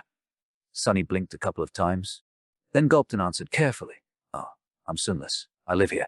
The leader of the hunting party." If that what it was, narrowed his eyes. What live here? Do you take me a fool, boy? No one can survive in the city. The other sleepers were of the same opinion, except for one, who looked at Sonny with doubt. Frowning, he took a step forward and said in an uncertain tone, "Where, Chief?" He might be telling truth. "I heard that there's a crazy kid who lives in the ruins alone." The taller man scowled. "How is that possible?" His subordinate glanced at Sonny and shrugged. "From what I heard, his aspect allows the boy to hide in the shadows really well. I guess he crawls around like a rat and picks up the leftovers after the monsters are done eating. I don't really know, but someone was talking about him back in the castle. I thought they were just telling tales." Sonny frowned. Crazy boy. Rat, why did everyone feel compelled to call him names? Meanwhile, the helpful sleeper thought for a bit and added, "I think he came into town with that bitch changing star." Sonny's frown turned into a scowl. Looking down, he whispered to his shadow, "These guys are really very rude, don't you think?" Of course, his whisper was easily heard by everyone around. The sleeper stared at him in confusion. Sonny tilted his head a little and opened his eyes wide, as if shocked by something. "What? You think I should kill them all? I mean, isn't it a little bit over the top? I should give them a chance to apologize, at least." The leader of the hunting party took a step forward and said in a low, growling voice, "What are you mumbling about, Rat?" Sonny looked at him with scorn and dissatisfaction. "Hey, I was talking to my buddy. Can you please not interrupt?" A wide, dangerous smile appeared on the tall man's face. With a sigh, Sonny turned to him and said, "All right, if you insist. You guys have offended my dearest friend, Nephis of the Immortal Flame clan. She and I are very, very close. So I'll give you one chance to apologize for calling her a well, you know. If you don't, say goodbye to your lives." The older man stared at him for several seconds, then suddenly raised his head and laughed. "Oh, that's a good one. Have you heard, guys? This tiny weasel will give us a chance. How generous. Should we be generous too, huh? What do you say? The boy is sick in the head, after all. The other 5 sleepers were not sharing his enthusiasm. One of them smiled darkly and said, "No, Chief. I think we should just kill him. Put the poor fool out of his misery. You know?" The sleeper that had collaborated Sonny's story before, meanwhile, was frowning again. "Wait, guys, he's one of Changing Star's people, remember? The original group, I mean. They had survived 2 entire months in the labyrinth on their own. We shouldn't underestimate the—" However, the leader interrupted him with a contemptuous scoff. "I heard that Saint Nephis carried 2 useless sacks of shit on her back all the way to the castle. The bitch is fond of taking care of weaklings, right? That delicious little friend of hers is blind, for God's sake! I'm sure that this one is no better." Then he turned to Sonny and grinned. "I tell you what, Rat. Give us all your memories and we'll be generous enough to let you live." If an awakened died, their memories disappeared with them. The only way to get the memories was to make the owner transfer them of their own free will. However, whether or not that will was affected by coercion or torture didn't really matter. At least not to people like these. Sonny blinked. "So you're not going to apologize?" The tall man grinned. "I think not." So Sonny sighed. "Oh well, so you want my memories? I have a few. Let me think. How about this one?" Lowering one hand, he summoned the parrot rock. It immediately appeared on his palm, looking as boring and ordinary as always. The leader of the hunting party frowned, not taking his eyes away from Sonny's face. Despite his crude exterior, he was paranoid and careful. Years of experience had taught him to never lower his guard. A moment later, the rock spoke. "Behind you." That was the most basic of tricks. The tall man grinned, still looking Sonny in the eyes. "Do you really think that I would fall for?" However, before he was done talking, the blade of the kunai hit him from behind, penetrating the back of the man's skull and killing him on the spot. Chapter 99a. Pursuit. Sonny had dropped the throwing dagger near the monster's body in advance, and then took all those steps back to make this exact situation possible. As soon as the parrot rock spoke, he pulled on the invisible string, sending the kunai flying back in his direction. The tall bastard didn't just happen to be in its path either. You have slain the leader of the hunting party. Really should have listened to that rock. Shadow grows stronger. Before the sleepers even had time to react, Sunny was already moving. The shadow had been wrapped around his body a long time ago, making him that much faster. Summoning the Midnight Shard, he fluidly slashed at the nearest enemy, severing the man's arm at the elbow. The blade struck right between the vambrace and the counter of his enchanted plate armor. To Sunny, these people were slow and clumsy, their power level and technique severely lacking. He had already been more experienced than them after the harrowing journey through the Crimson Labyrinth, learning how to wield the sword in combat from Changing Star herself. The 3 months he had spent hunting and surviving alone in the cursed city only made the gap that much wider. Despite looking like easy prey, Sunny was anything but. However, he wasn't foolish enough to challenge all 5 of them. People might have been weaker than nightmare creatures, but what made them really dangerous was their unpredictability. Each aspect was unique, arming humans with a formidable arsenal of inexplicable abilities. Facing something you couldn't understand was the surest way to end up dead. With his advantage of surprise gone, Sunny decided that it was time to retreat. Turning around, he jumped out of the circle of light and ran. It was really hard to pursue someone who could see in the dark on these narrow streets, so there was a real chance of escaping unscathed. However, the kunai was still attached to Sunny's wrist, sliding out of the dead leader's skull. It fell to the ground and clinked loudly against the stones, then jumped a few meters away and hit the pavement again, creating more noise. Get the bastard! He killed the chief! Following the sound of metal striking against stone, the sleepers lunged forward, following in Sunny's footsteps. What a persistent bunch. Even the guy who had lost his arm was on his heels, either having a way to stop the bleeding, or simply unwilling to let the attacker escape, even if it cost him his own life. This part of the city was Sunny's hunting ground. He knew every nook and cranny of these streets like his own 5 fingers. Honestly, he was unsure what these guys were even thinking. If it wasn't for him carefully choosing the path, they would have ended up disturbing some terrifying fallen creature and becoming its dinner a long time ago. Something wasn't quite right here. Gunlog's people might have been thugs, but they were experienced and accomplished hunters. They feared the city and knew how to behave while outside the castle walls. Otherwise, all of them would have been dead a long time ago. Come to think of that, it was extremely rare to see them going anywhere near the city at night. Were these fools even real hunters? If not, what were they up to? Sunny briefly considered leaving one of them alive to interrogate later, but then decided against it. To be honest, he wasn't really curious. Human business had long ago lost its allure in his eyes. He had much more interesting things to do. Finally reaching his goal, Sunny lingered on the steps, pretending to be in a panic. The 5 sleepers were once again able to lay eyes on their victim. The scrawny kid was hesitating in front of the entrance to a large ruined building, fear clearly written on his dirty, pale face. It seemed as though he didn't know where to go, afraid to run into a dead end. Noticing them, he flinched and dove into the building with desperation in his eyes. "You have nowhere to run now, rat," hissed the man who had lost his hand to Sunny's blade. Full of killing intent, the sleepers followed the crazy young man into the building. However, once they got inside, they saw no sign of the scared kid. The only thing they saw was a simple rock lying on the floor. As the one-armed man belatedly realized that something was wrong, the rock said in an ominous tone, "Say goodbye to your lives." A second later, a massive silhouette stepped out of the darkness. The man's eyes widened as the figure of a regal knight clad in a menacing black armor reflected in them. The creature was more than 2 meters tall, his gothic armor forged from a lusterless anthracite steel. Every part of the armor was decorated with intricate engravings that told a tale so horrifying that anyone would go insane from looking at them for too long. The helmet of the Black Knight was crowned with curved horns that might have been wings once. In the narrow fissure of his visor, 2 ghastly red flames were burning with indescribable menace. Before the sleeper had time to react, a heavy black blade fell from above, effortlessly severing his body from head to groin, cutting through flesh, bone and armor with similar ease. A torrent of blood surged to the floor. Climbing onto one of the supporting beams of the ruined cathedral, Sunny sat down and looked at the slaughter that was happening below. The bastard is in a really bad mood today. Well, have fun. Sometime later, as the echoes of screams began to fade away, he sighed and counted the corpses lying on the distant floor. It was hard to count, because most of them were in pieces. Making sure that not one of the pursuers got away alive, Sunny frowned and shook his head. 6 people, their disappearance won't go unnoticed, especially if they were really up to no good. Why do I feel like I had just gotten myself in trouble? Chapter 100. Clear conscience, the Black Knight remained motionless for several minutes, silently observing the corpses of his enemies. Drops of blood fell from the blade of his fearsome greatsword, gathering into a puddle beneath his feet. The thoughts of the cruel creature were a mystery. To be honest, Sonny wasn't even sure that this unstoppable mountain of murderous black steel was sentient. In that regard, the monstrous inhabitants of the cursed city were a bit strange. Usually, nightmare creatures of higher classes possessed a perverse form of intelligence, which was often comparable to that of humans, and sometimes even surpassed it. However, that rule did not apply to every monster in this eerie place. From Sonny's observations, the dwellers of the ruined city could be roughly divided into two groups. The first group consisted of various creatures that came here from outside the wall, be it from the labyrinth or from the depths of the dark sea.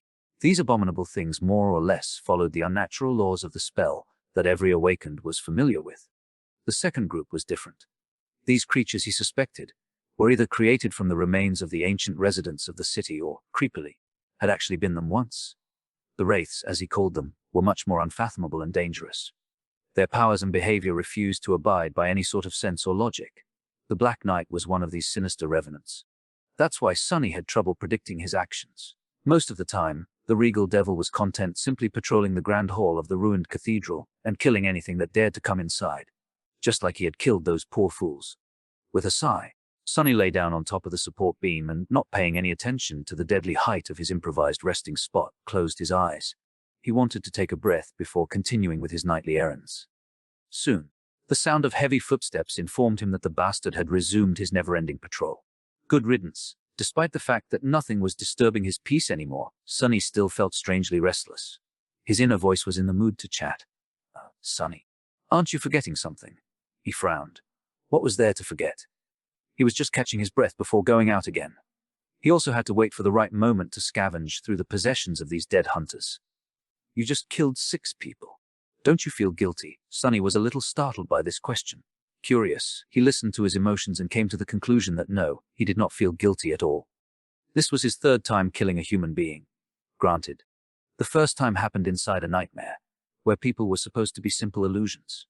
However, Sonny wasn't sure that he believed in this theory. The old slaver's anguish had felt awfully real to be just a figment of his imagination.